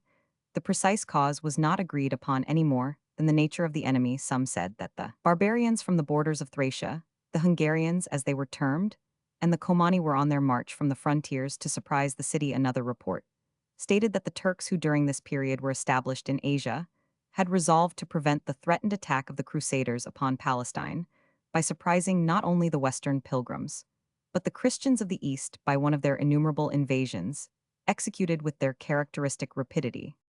Another report, approaching more near to the truth, declared that the Crusaders themselves, having discovered their various causes of complaint against Alexius Comnenus, had resolved to march back their united forces to the capital, with a view of dethroning or chastising him, and the citizens were dreadfully alarmed for the consequences of the resentment of men, so fierce in their habits, and so strange in their manners. In short, although they did not all agree on the precise cause of danger, it was yet generally allowed that something of a dreadful kind was impending, which appeared to be in a certain degree confirmed by the motions that were taking place among the troops.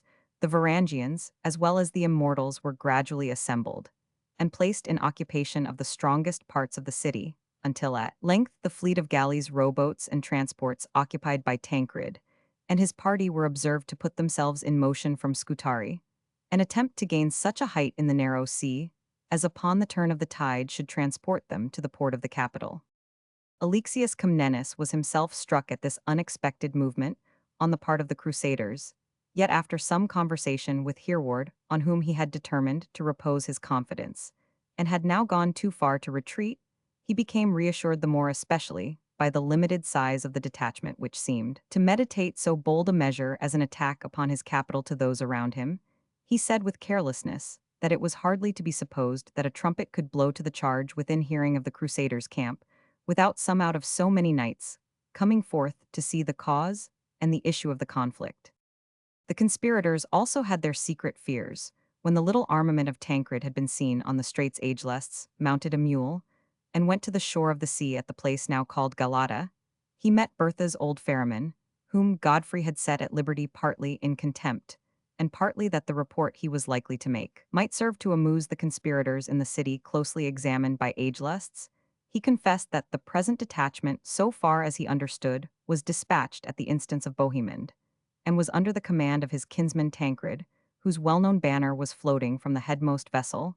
This gave courage to Ageless, who in the course of his intrigues had opened a private communication with the wily and ever mercenary Prince of Antioch. The object of the philosopher had been to obtain from Bohemond a body of his followers, to cooperate in the intended conspiracy, and fortify the party of insurgents. It is true that Bohemond had returned no answer, but the account now given by the ferryman, and the sight of Tancred, the kinsman of Bohemond's banner displayed on the straits, satisfied the philosopher that his offers, his presence, and his promises had gained to his side the avaricious Italian, and that this band had been selected by Bohemond, and were coming to act in his favor. As Ageless turned to go off, he almost jostled a person, as much muffled up and apparently as unwilling to be known as the philosopher himself, Alexius Comnenus. However, it was the emperor himself knew Ageless, though rather from his stature and gestures than his countenance, and could not forbear whispering in his ear, as he passed the well-known lines to which the pretended sages' various acquisitions gave some degree of point. Grammaticus retter geometers pictor allips. Augur sconabates medicus magus omnia navit. Graeculus essuriens in coelum jusseris ibit. Footnote: the lines of Juvenal imitated by Johnson in his London. All sciences of fasting Monsieur knows, and bid him go to hell. To hell he goes. Ageless first started at the unexpected sound of the emperor's voice, yet immediately recovered presence of mind, the want of which had made him suspect himself betrayed, and without taking notice of the rank of the person to whom he spoke, he answered by a quotation, which should return the alarm. He had received the speech that suggested itself, was said to be that which the phantom of Cleonus dinned into the ears of the tyrant who murdered her. 2 Col justitiam toc ac, alios manit alter. Footnote: do thou cultivate justice for thee, and for others there remains an avenger of met. The sentence and the recollections which accompanied it thrilled through the heart of the emperor, who walked on however without any notice or reply. The vile conspirator, he said, had his associates around him, otherwise he had not hazarded that threat, or it may have been worse. Ageless himself, on the very brink of this world, may have obtained that singular glance into futurity, proper to that situation, and perhaps speaks less from his own reflection than from a strange spirit of prescience, which dictates his words. Have I then in earnest sinned so far in my imperial duty as to make it just to apply to me the warning used by the injured Cleonis to her ravisher and murderer? Methinks, I have not methinks, that at less expense than that of a just severity, I could ill have kept my seat in the high place, where heaven has been pleased to seat me, and where as a ruler I am bound to maintain my station. Methinks the sum of those who have experienced my clemency may be well numbered with that of such as have sustained the deserved punishments of their guilt, but has that vengeance, however deserved in itself, been always taken in a legal or justifiable manner? My conscience, I doubt, will hardly answer so home a question.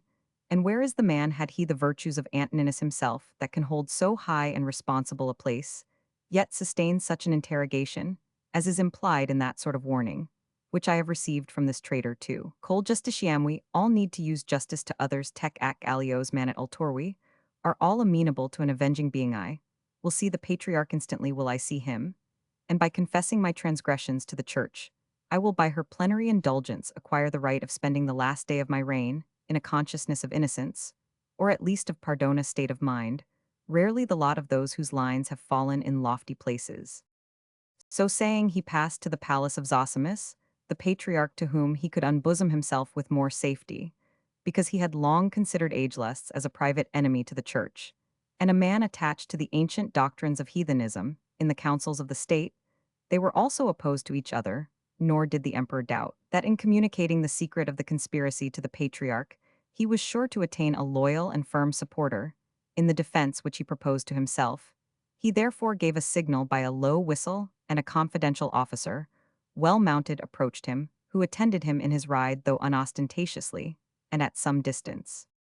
In this manner, therefore, Alexius Comnenus proceeded to the palace of the patriarch, with as much speed as was consistent with his purpose of avoiding to attract any particular notice. As he passed through the street during the whole ride, the warning of ageless repeatedly occurred to him, and his conscience reminded him of too many actions of his reign, which could only be justified by necessity, emphatically said to be the tyrant's plea, and which were of themselves deserving the dire vengeance so long delayed.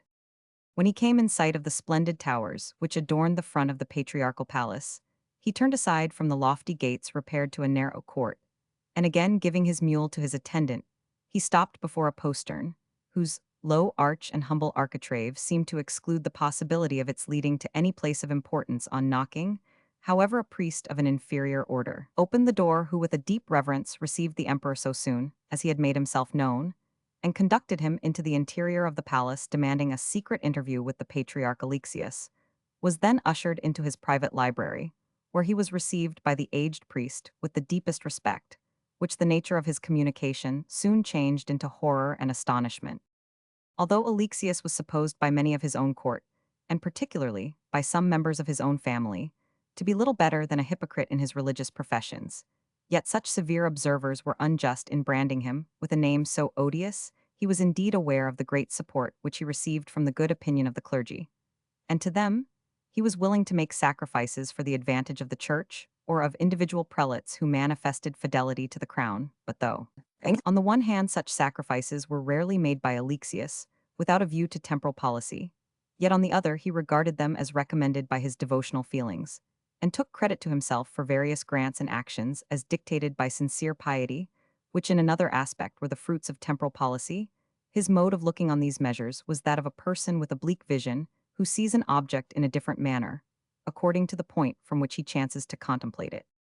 The emperor placed his own errors of government before the patriarch in his confession, giving due weight to every branch of morality as it occurred, and stripping from them the lineaments and palliative circumstances which had in his own imagination lessened their guilt. The patriarch heard to his astonishment the real thread of many a court intrigue which had borne a very different appearance, till the emperor's narrative either justified his conduct upon the occasion, or left it totally unjustifiable upon the whole.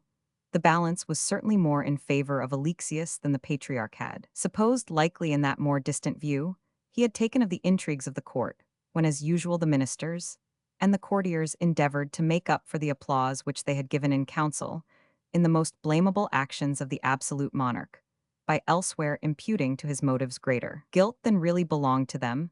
Many men who had fallen sacrifices, it was supposed, to the personal spleen or jealousy of the emperor, appeared to have been in fact removed from life, or from liberty, because their enjoying either was inconsistent with the quiet of the state and the safety of the monarch.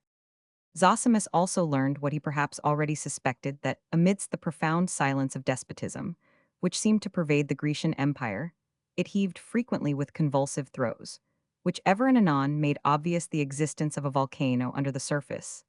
Thus, while smaller delinquencies, or avowed discontent with the imperial government, seldom occurred and were severely punished when they did the deepest and most mortal conspiracies against the life and the authority of the emperor, were cherished by those nearest to his person, and he was often himself aware of them, though it was not until they approached an explosion that he dared act upon his knowledge and punish the conspirators. The whole treason of the Caesar with his associates Agelestes and Achilles Tatius was heard by the patriarch with wonder and astonishment, and he was particularly surprised at the dexterity with which the emperor, knowing the existence of so dangerous a conspiracy at home, had been able to parry the danger from the crusaders occurring at the same moment. "In that respect," said the emperor, to whom indeed the churchman hinted his surprise, "I have been singularly unfortunate. Had I been secure of the forces of my own empire, I might have taken one out of two manly and open courses with these frantic warriors of the Westi.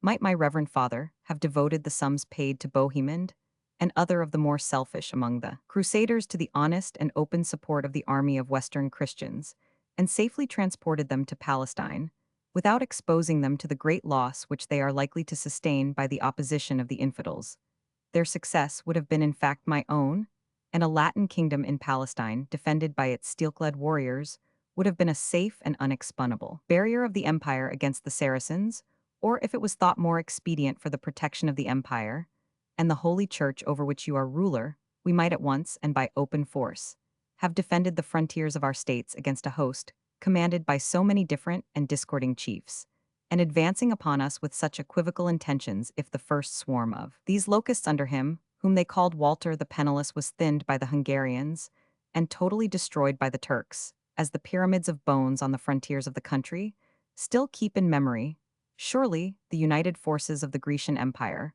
would have had little difficulty in scattering this second flight, though commanded by these Godfreys, Bohemans, and Tancreds. The patriarch was silent, for though he disliked, or rather detested, the Crusaders as members of the Latin Church, he yet thought it highly doubtful that in feats of battle they could have been met and overcome by the Grecian forces.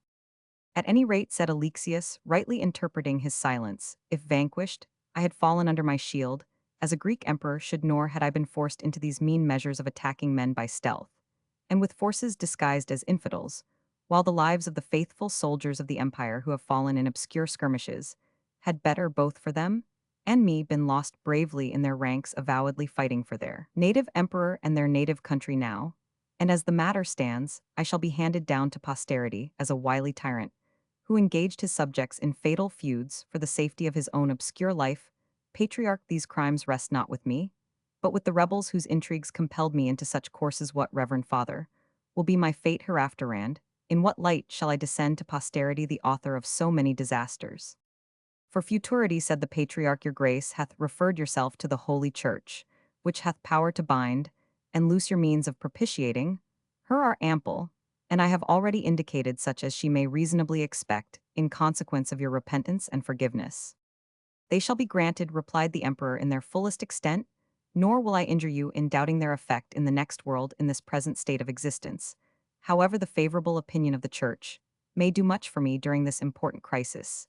If we understand each other, good Zosimus, her doctors and bishops are to thunder in my behalf, nor is my benefit from her pardon to be deferred till the funeral monument closes upon me." "Certainly not," said Zosimus, "the conditions which I have already stipulated being strictly attended to." "And my memory in history," said Alexius, "in what manner is that to be preserved?" "For that," answered the patriarch, "your imperial majesty must trust to the filial piety and literary talents of your accomplished daughter Anna Comnena." The emperor shook his head. "This unhappy Caesar," he said, "is like to make a quarrel between us, for I shall scarce pardon so ungrateful a rebel as he is, because my daughter clings to him with a woman's fondness. Besides, good Zosimus, it is not, I believe, the page of a historian, such as my daughter, that is most likely to be received without challenge by posterity. Some Procopius, some philosophical slave, starving in a garret, aspires to write the life of an emperor whom he durst not approach.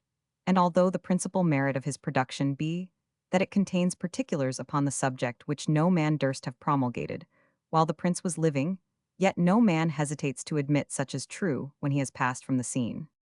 On that subject, said Zosimus, I can neither afford your imperial majesty relief or protection, if however your memory is unjustly slandered upon earth, it will be a matter of indifference to your highness, who will be then, I trust, enjoying a state of beatitude which idle slander cannot assail. The only way indeed to avoid it while on this side of time would be to write your majesty's own memoirs, while you are yet in the body, so convinced am I that it is in your power to assign legitimate excuses for those actions of your life, which without your doing so would seem most worthy of censure.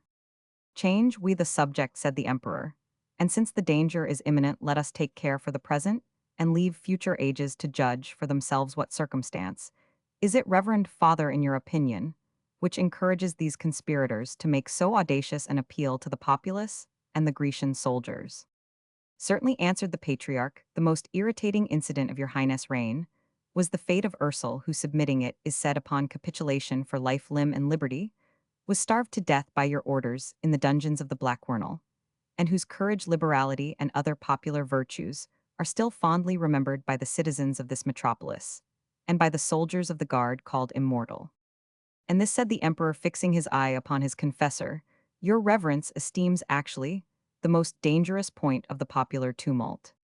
I cannot doubt, said the patriarch, that his very name, boldly pronounced and artfully repeated, will be the watchword, as has been plotted, of a horrible tumult. I thank heaven, said the emperor, on that particular. I will be on my guard. Good night to your reverence.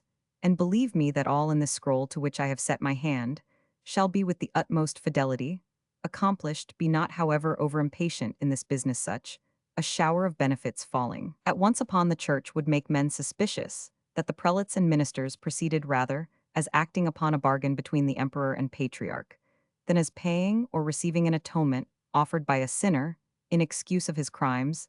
This would be injurious, father, both to yourself and me.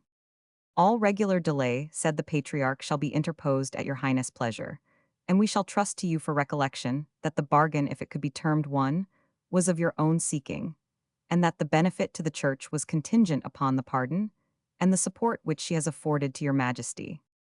True, said the emperor, most truner, shall I forget it once more? Adieu, and forget not what I have told thee. This is a night, Zosimus, in which the emperor must toil like a slave, if he means not to return to the humble Alexius Comnenus, and even then there were no resting place.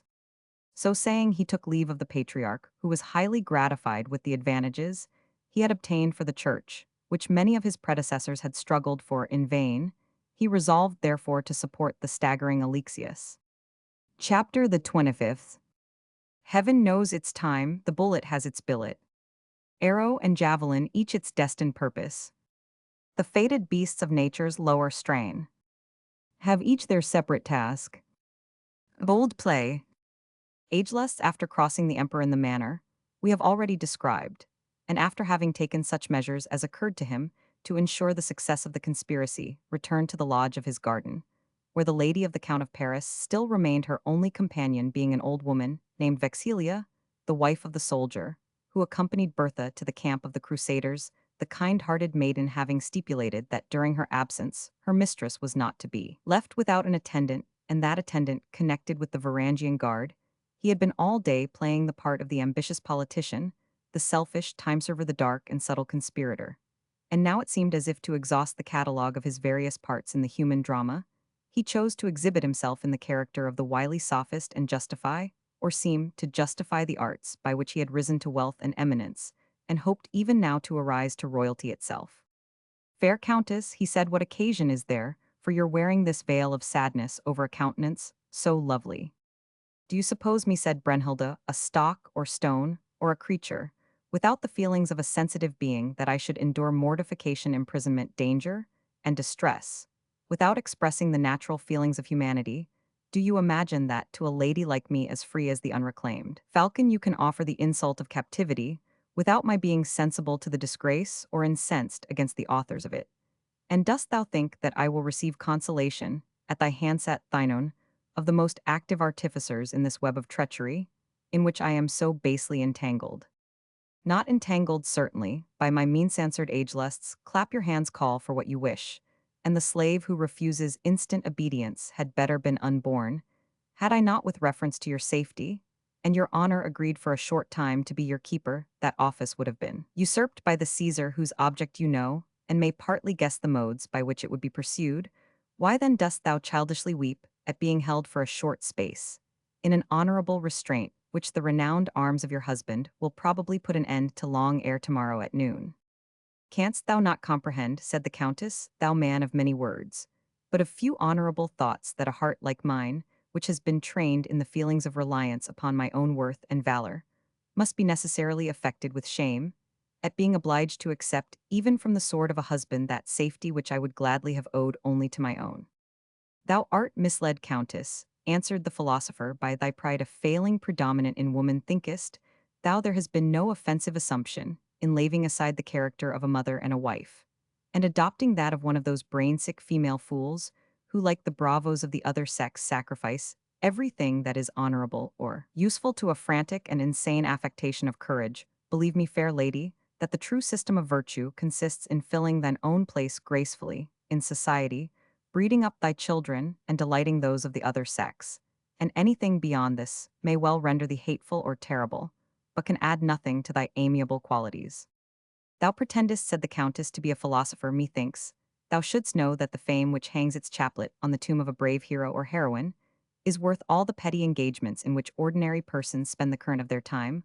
1 hour of life crowded to the full with glorious action, and filled with noble risks, is worth whole years of those mean observances of paltry decorum, in which men steal through existence like sluggish waters through a marsh, without either honor or observation. Daughter, said Ageless, approaching near to the lady, it is with pain I see you bewildered in errors, which a little calm reflection might remove, we may flatter ourselves, and human vanity usually does so, that beings infinitely more powerful than those belonging to mere humanity are employed daily in measuring out the good and evil of this world, the termination of combats, or the fate of empires, according to their own ideas of what is right or wrong, or more properly according to what we ourselves conceive to be such. The Greek heathens, renowned for their wisdom and glorious for their actions, explained to men of ordinary minds the supposed existence of Jupiter, and his pantheon, where various deities presided over various virtues and vices, and regulated the temporal fortune and future happiness of such as practiced them. The more learned and wise of the ancients rejected such the vulgar interpretation, and wisely, although affecting a deference to the public faith, denied before their disciples, in private, the gross fallacies of Tartarus and Olympus, the vain doctrines concerning the gods themselves, and the extravagant expectations which the vulgar entertained of an immortality, supposed to be possessed by creatures who were in every respect mortal, both in the conformation of their bodies and in the internal belief of their souls. Of these wise and good men, some granted the existence of the supposed deities, but denied that they cared about the actions of mankind any more than those of the inferior animals. A merry, jovial, careless life, such as the followers of Epicurus would choose for themselves, was what they assigned for those gods, whose being they admitted others more bold, or more consistent, entirely denied the existence of deities who apparently had no proper object or purpose, and believed that such of them, whose being and attributes were proved to us by no supernatural appearances, had in reality no existence whatever. Stop, wretch, said the Countess, and know that thou speakest not to one of those blinded heathens, of whose abominable doctrines you are detailing the result. Know that if in erring I am nevertheless a sincere daughter of the Church, and this cross displayed on my shoulder is a sufficient emblem of the vows I have undertaken in its cause.